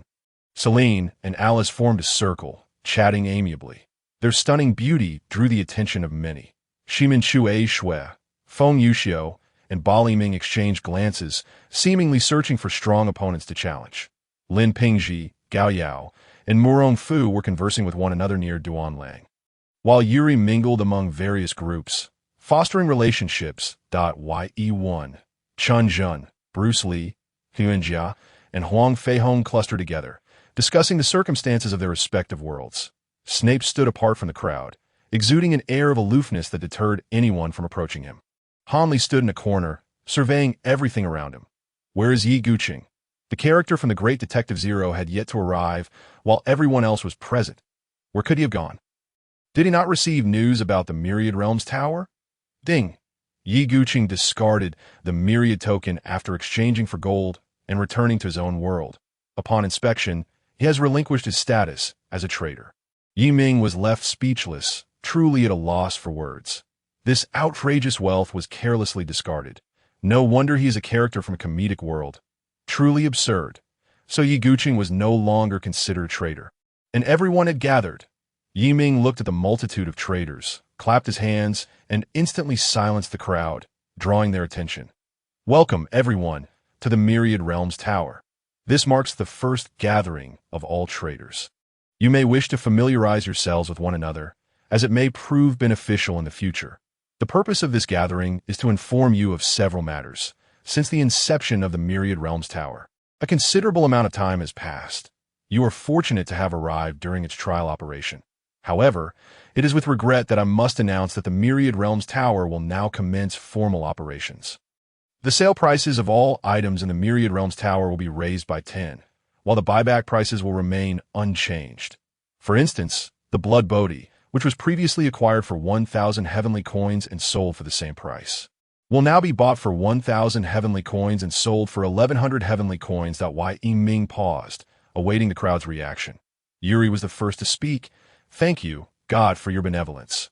A mere 10 increase is quite generous. In my world, rare items see their prices soar by hundreds or thousands of times. I have witnessed such profits. Yet God only raised it by 10. Following Yuri's remarks, others chimed in. The Myriad Realms Tower has provided us with a platform for mutual exchange. An increase of 10 is quite reasonable. I was wondering if the Immortal would operate at cost price. Wouldn't that be a loss? It turns out this was merely a trial run. Merchants naturally buy low and sell high. This is perfectly normal. We are indeed fortunate to have entered the Myriad Realms Tower so early and enjoyed a period of benefits. Immortal, is there anything else besides this? These are minor matters. Indeed, we cannot enjoy such benefits without merit. I believe it should be raised further. Seeing no dissent among the crowd, Yiming smiled and gestured for silence. Since there are no objections, I shall proceed to the second matter. Each of you possesses a Myriad token, which can now be activated for 100 heavenly coins to enable its communication function. Once you add each other as friends, you will be able to converse across worlds. Upon hearing this, excitement spread across many faces. This feature is excellent. Gao Ge, let us add each other as friends. I don't have any heavenly coins. Not a problem. I have some. Greetings to Gao Ge 100 Jutian coins. Meanwhile, after finishing their conversation, Bai Yao sought out Xiao Long Nu and her companions, as they were all young ladies gathered together. Sisters, shall we add each other as friends? Bai Dong nodded in agreement. Finding the adorable Bai Yao quite endearing, Xiao Long Nu and Celine also added Bai Yao, but only Zhou Zhuo and Jiang Yuyin felt a bit awkward, as they lacked sufficient Jutian coins to activate the communication feature. Zhou Zhuo had a total of only 100 Jutian coins, having spent a dozen on teaching Jiang Yuyin a technique, leaving her with insufficient funds. Moreover, utilizing it on the Wanjia Ling seemed rather wasteful. While Jiang Yuyin had not a single Jutian coin to her name, Bai Yao blinked, as if understanding the situation, and directly gifted Zhou Zhuo and Jiang Yuyin each 1,000 Jutian coins. After pondering for a moment, she also transferred 1,000 Jutian coins to Celine, Xiao Long Nu, Bai Dong, and Alice. With a radiant smile, Bai Yao addressed the beautiful sisters. Ladies, it's a pleasure to meet you. Consider this a token of our first encounter. Bai Dong's expression sharpened. Apart from Bai Yao, she was the wealthiest here. However, she could not bring herself to lavish 6,000 Jutian coins upon others. It felt too extravagant. This little sister, Bai Yao, is far too generous. I cannot accept such a gift. The others, though tempted, shook their heads in unison. What does it matter to accept a child's coins? Xiao Long Nu remarked. Indeed, Bai Yao, your kindness is appreciated, but it is too much. Celine added.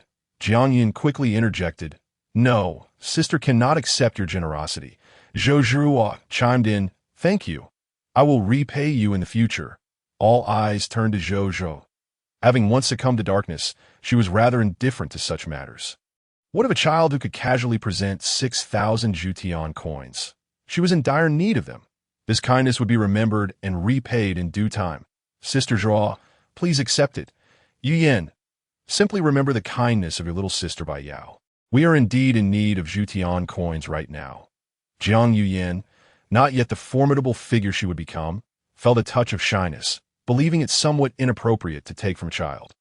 Bai Yao nodded, now viewing Zhou Zhuo with newfound respect. Who would ever complain about having too much money? Everyone desires it, but how many could be as selfless as Zhou Zhuo? Sisters, please accept it. Do you not wish to be friends with me? The group exchanged glances, and after accepting the Jutian coins, they added each other as friends down on the other side. Chen Zhen, Feng Yuxiu, Huang Fei Hong, Li Xiaolong, and Hui Yuan Jia also found themselves in a similar predicament of lacking funds, with only Yuan possessing any wealth. However, Yuan's money came from Yu Rui, and he dared not distribute it to others. Fortunately, Yu Rui returned, transferring 100 Jutian coins to each of them as individuals from ordinary realms. We should assist one another. I have covered the cost for activating the Wanjia Ling. Let us become friends. Thank you. I, Li Xiaolong, will remember this. Feng Yuxiu added, should you encounter any danger, feel free to seek me out. After adding friend with the others, Yu Rui approached Professor Snape. Professor, may we add each other as friends? I have some inquiries regarding spells that I hope to discuss with you. Snape scrutinized Yu Rui, wondering if this fellow had purchased a wizard's bloodline. Yu Rui, feeling the weight of Snape's gaze, broke into a cold sweat. The professor seemed rather strict, akin to facing his own teacher. Very well. Hanli stood in a corner, contemplating whom to add as a friend after activating the Wanjie Ling. This was an excellent opportunity to expand his connections, as the Wanjie building was not like his own realm. They could not return home, and were thus in absolute safety. Moreover, he had previously spotted a tome on demonic cultivation, suggesting there might be someone from the realm of immortal cultivation present, and establishing contact would be ideal. However, he had no idea who that individual was. Just then, Yu Rui approached, resembling a social butterfly. Having mingled with many and even befriended those enchanting ladies, this one, I am Li Fei Yu, pleased to meet you, fellow cultivator. Hanli performed a salute. Yu Rui was taken aback. He had recently been studying the culture of the Dragon Kingdom and realized that only those from the immortal cultivation world addressed each other as fellow cultivators. He quickly imitated Han Li's gesture and replied, Li Fei Yu, I am Yu Rui. Shall we become friends? We can communicate regarding any questions we may have. Certainly. I have not been in the Wanjie building for long, and am unfamiliar with many aspects. I would appreciate your assistance, Yu Rui. Not a bother at all. Would you like me to introduce you to these individuals?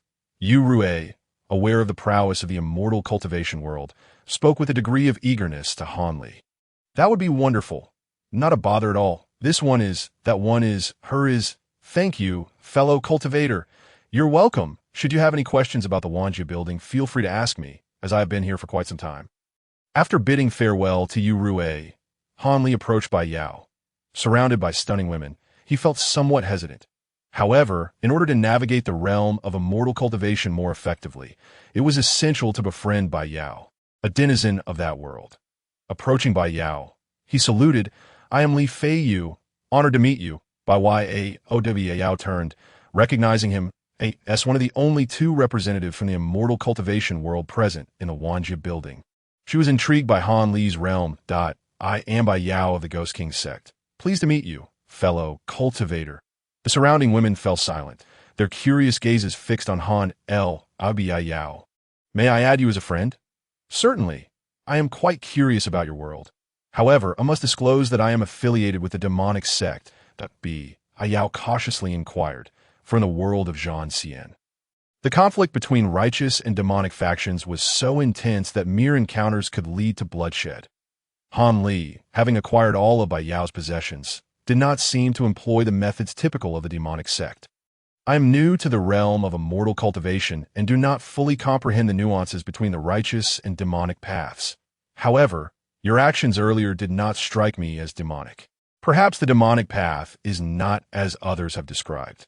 Having stood in the corner primarily for the sake of escape and observation, Han Li gleaned some understanding of the majority of individuals present. A slight smile appeared on Bai Yao's lips. What of the demonic path? There are good people among the demonic sect, just as there are wicked individuals among the righteous. Let us become friends. Your world seems to categorize power differently. I have never heard of the term Qi training before. Han Li recognized that Bai Yao was probing for information about his world. However, what difference did it make? It mattered little. She could not return to her own realm. Allow me to briefly explain the cultivation hierarchy in the immortal world. As Han Li's words fell, the crowd fell into a hushed silence. Their attention riveted upon him, eager to learn about the immortal cultivation world. Even Celine and Professor Snape, who were unfamiliar with the concept of an immortal cultivation world, gazed at Han Li with curiosity. Feeling the weight of so many gazes upon him, Han Li experienced a twinge of discomfort. In my realm of immortal cultivation, the stages of cultivation are divided into Qi training, foundation establishment, golden core, nascent soul, and divine transformation. Point 1 can live for 200 years in foundation establishment, 500 years in golden core, 1,000 years in nascent soul, and 2,000 years in divine transformation. Qin Shi Huang's pupils constricted in shock. 2,000 years. Is this what the immortal previously mentioned? The surrounding individuals were equally astounded, marveling at such longevity. Even Bai Yao expressed surprise. The increase in lifespan seemed rather excessive. My world lacks such detailed classifications. Primarily dividing into 3 major realms: known as Yuxian, Shangxian, and Taixian, which allow for lifespans of 200, 400, and 700 years respectively. It seems to pale in comparison to your world. Hanli nodded thoughtfully. It appeared by Yao's world was not as formidable, with only 700 years of lifespan, while even the nascent soul stage in his realm surpassed that. However, strength should not merely be measured by lifespan. Perhaps one could possess immense power, yet have a shorter life, in my realm of immortal cultivation. The most powerful stage is divine transformation. Any further advancement requires ascending to a higher realm, where one can continue to enhance their strength. As for the classification of power in the higher realm, I'm not well-informed. Yao was taken aback. There's a higher realm. Although the world of Zhu Xian has long been steeped in tales of transcending tribulations to achieve ascension, such accounts have remained mere legends throughout the years, with no one ever witnessing such events. Even the formidable ancestor of the Qingyan sect, the revered Qingya, never ascended but ultimately passed away of old age. This suggests that your realm appears to be significantly more powerful than mine. We have no upper realm, or perhaps we do, yet no one has ever reached it. Over the years, it seems that very few cultivators have attained the Taixian realm, let alone achieved ascension. Yao wore a contemplative expression as she gazed at Hanli, a thought crossing her mind. Perhaps cultivating the techniques of their world could lead to transcending tribulations and ascending. Li Feiyu, my friend, she inquired, if you possess the cultivation techniques for the subsequent realms, perhaps we could engage in a trade. Hanli nodded, affirming, indeed, that is exactly my intention. Yi Ming observed as everyone conversed and acquainted themselves without interruption. Fostering mutual understanding was beneficial for enhancing communication, which would ultimately lead to more opportunities for trade. It was likely that the intention behind the establishment of the Wanjie Tower's communication function was similar. Once the discussions had reached a natural conclusion, Yi Ming addressed the group. All right, let us pause here for now. You may continue your private exchanges afterward. Feel free to converse once I have concluded my remarks. After finishing the second point, it was time to move on to the third. It should be noted that many had already observed the changes on the first floor of the Wanjie Tower. I have divided the street into 3 distinct zones: the martial arts zone, the immortal path zone, and the other zone. The center lies the exchange hub for Zhutian coins, where you may convert your items into coins without needing to seek me out. Once I have finished discussing the first floor, you'll have the freedom to explore it at your leisure. Yi Ming then led everyone to the second floor, where they beheld a large screen suspended in midair. Welcome to the task pavilion on the second floor. Here, you may post tasks with Zhutian coins as rewards. Should anyone wish to undertake a task, they may accept it and complete it. When posting a task, the Wanjie Tower will charge a 10 handling fee. You may also post your own tasks, whether you require specific medicinal herbs for alchemy, particular cultivation techniques, or someone to safeguard you for a period of time. As long as the rewards and requirements are reasonable, your tasks can be published. For instance, offering 1 Zhutian coin to seek a 4th-tier expert's protection.